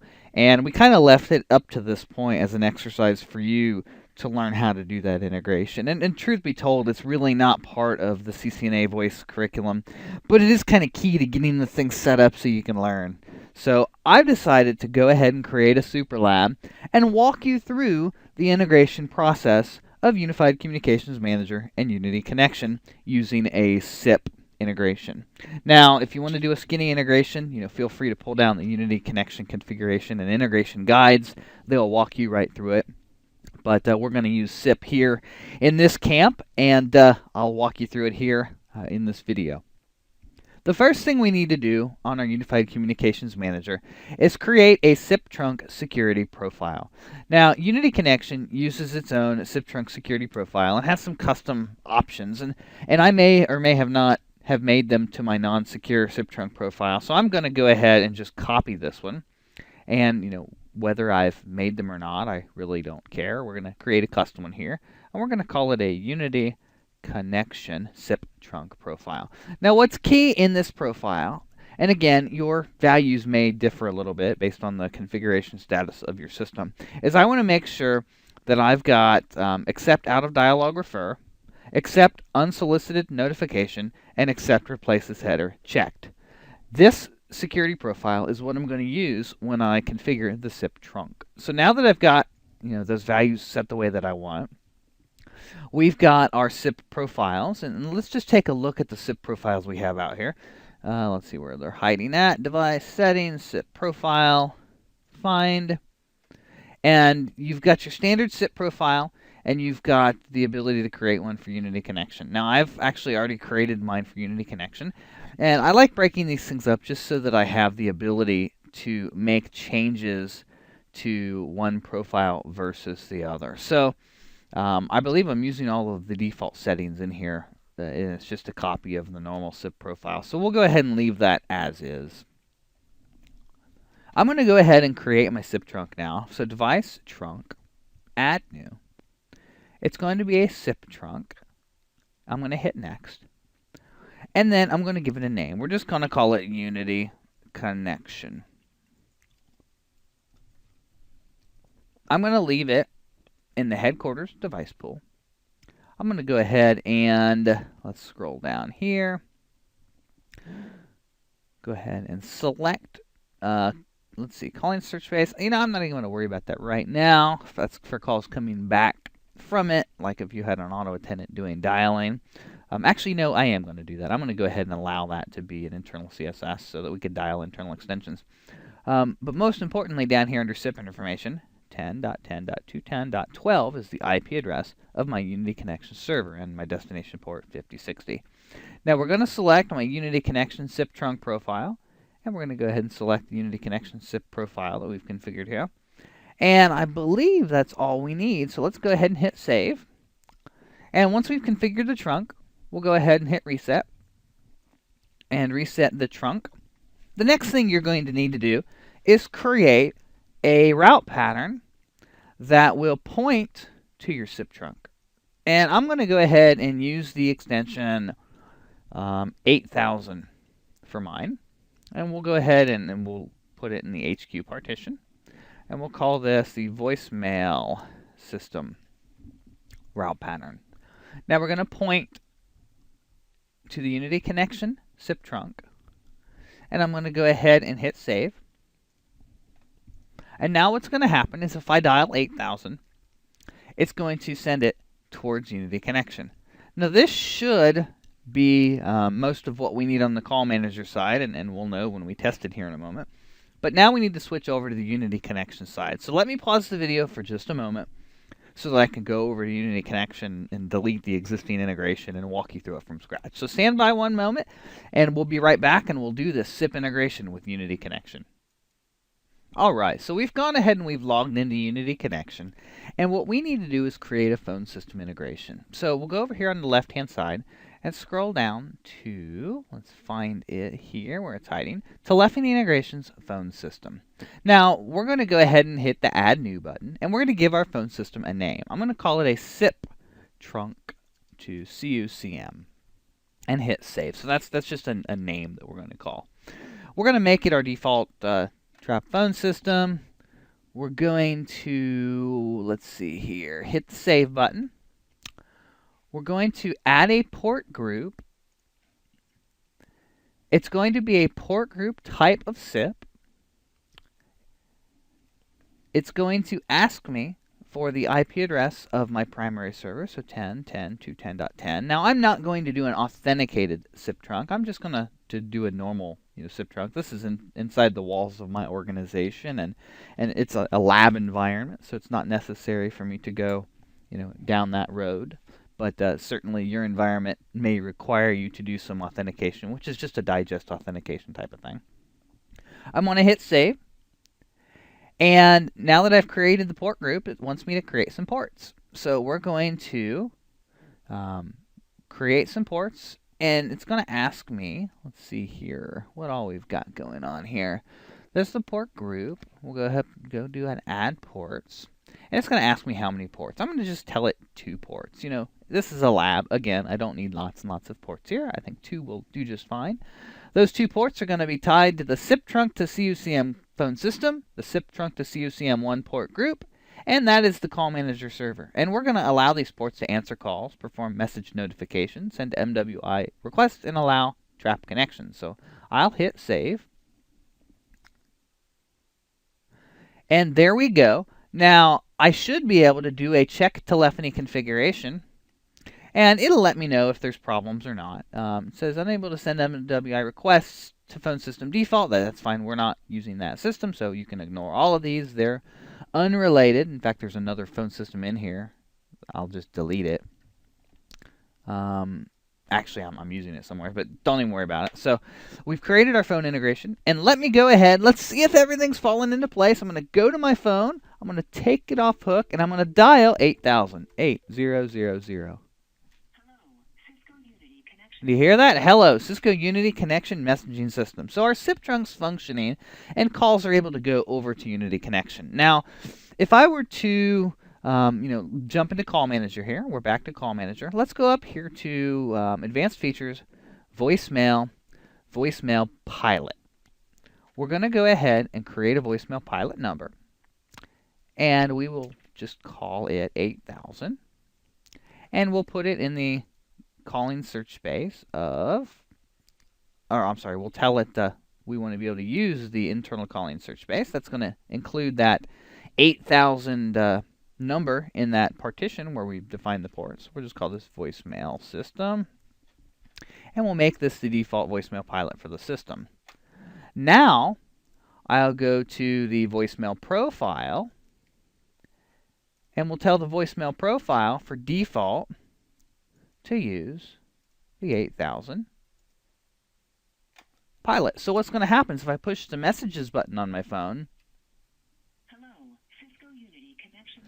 it dials Unity. So that's fantastic. So now we know, our phone knows, based on the voicemail profile assignment, to send calls to Unity Connection. Now, one more thing I'm going to do. We're going to go ahead and we're going to configure an end user in Unity Connection. And let's take a look. I don't remember if we're currently LDAP integrated or not. I think we are. Yes, we are. Okay, perfect. We're going to actually delete that. And we're just going to do it as a standalone user.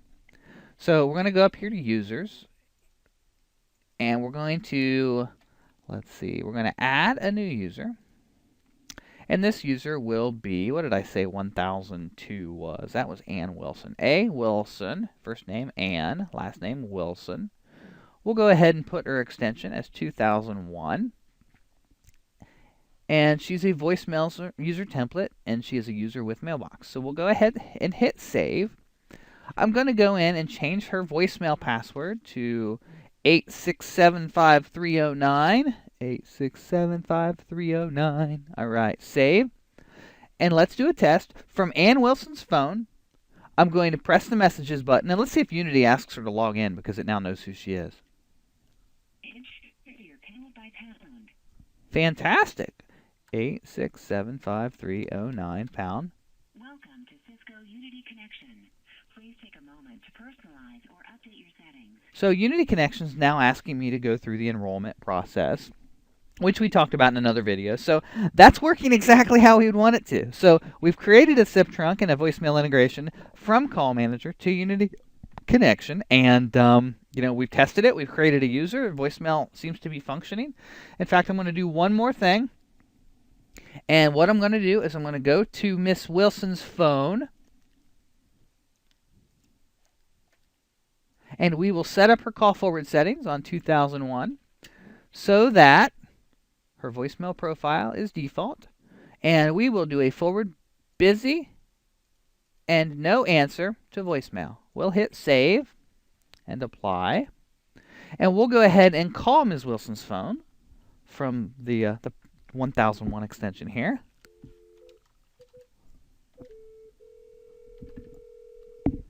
Whoops, I'm calling the wrong number. Let me try that again. 2001. The phone is ringing. We're going to allow it to ring, and we're going to allow it to go to a call forward no answer forward to voicemail, which you should hear Unity Connection pick up. Let's see if it works. Hello, Cisco Unity Connection Messaging System. Fantastic. So Unity's working just the way we want it to be. Now we haven't finished provisioning things yet, so I'm not too worried about the fact that it didn't tell me that Ann Wilson's not available or any of that. Well, you'll worry about that when you get your system programmed. But at a high level, base functionality, things are doing what they're supposed to be doing. We're talking to Unity Connection. We've got our SIP integration, and we're able to interact between platforms. So that's enough for you to build on and continue experimenting on your own and learning Unity Connection. So that's going to wrap up this Super Lab. And actually, I did that in 12 minutes. I expected that to take about twice that amount of time. I didn't expect that would go quite that fast. So there's your little Super Lab number 2, I guess. And now you've got the ability and understanding to configure the integration with Unity Connection and Call Manager. And let me tell you, the integration guide that Cisco publishes for Unity Connection for SIP integrating with Call Manager, it literally walks you right through step by step of how to do this. So if you get tripped up following my directions, or something just doesn't quite make sense, definitely do yourself a favor and reference that guide and see what other useful information they've got for you there that might help clear things up. But this should get you off at the races and running and taken care of. So thanks for watching, guys. I really appreciate it. It's been a lot of fun doing this course. We're going to go through a little bit of troubleshooting conversation. Much of we've already done, in a lot of the other videos, like ISDN, Q931, etc. But I'm going to talk about some of the troubleshooting tools and give you a little tour of the tools and kind of wrap up the video course. So you're almost there. You're in the home stretch, and anytime you'll be out there taking a test and rocking and rolling your CCNA voice certification. So thanks again for hanging in there with me. It's been a lot of fun, and I will see you in the next video.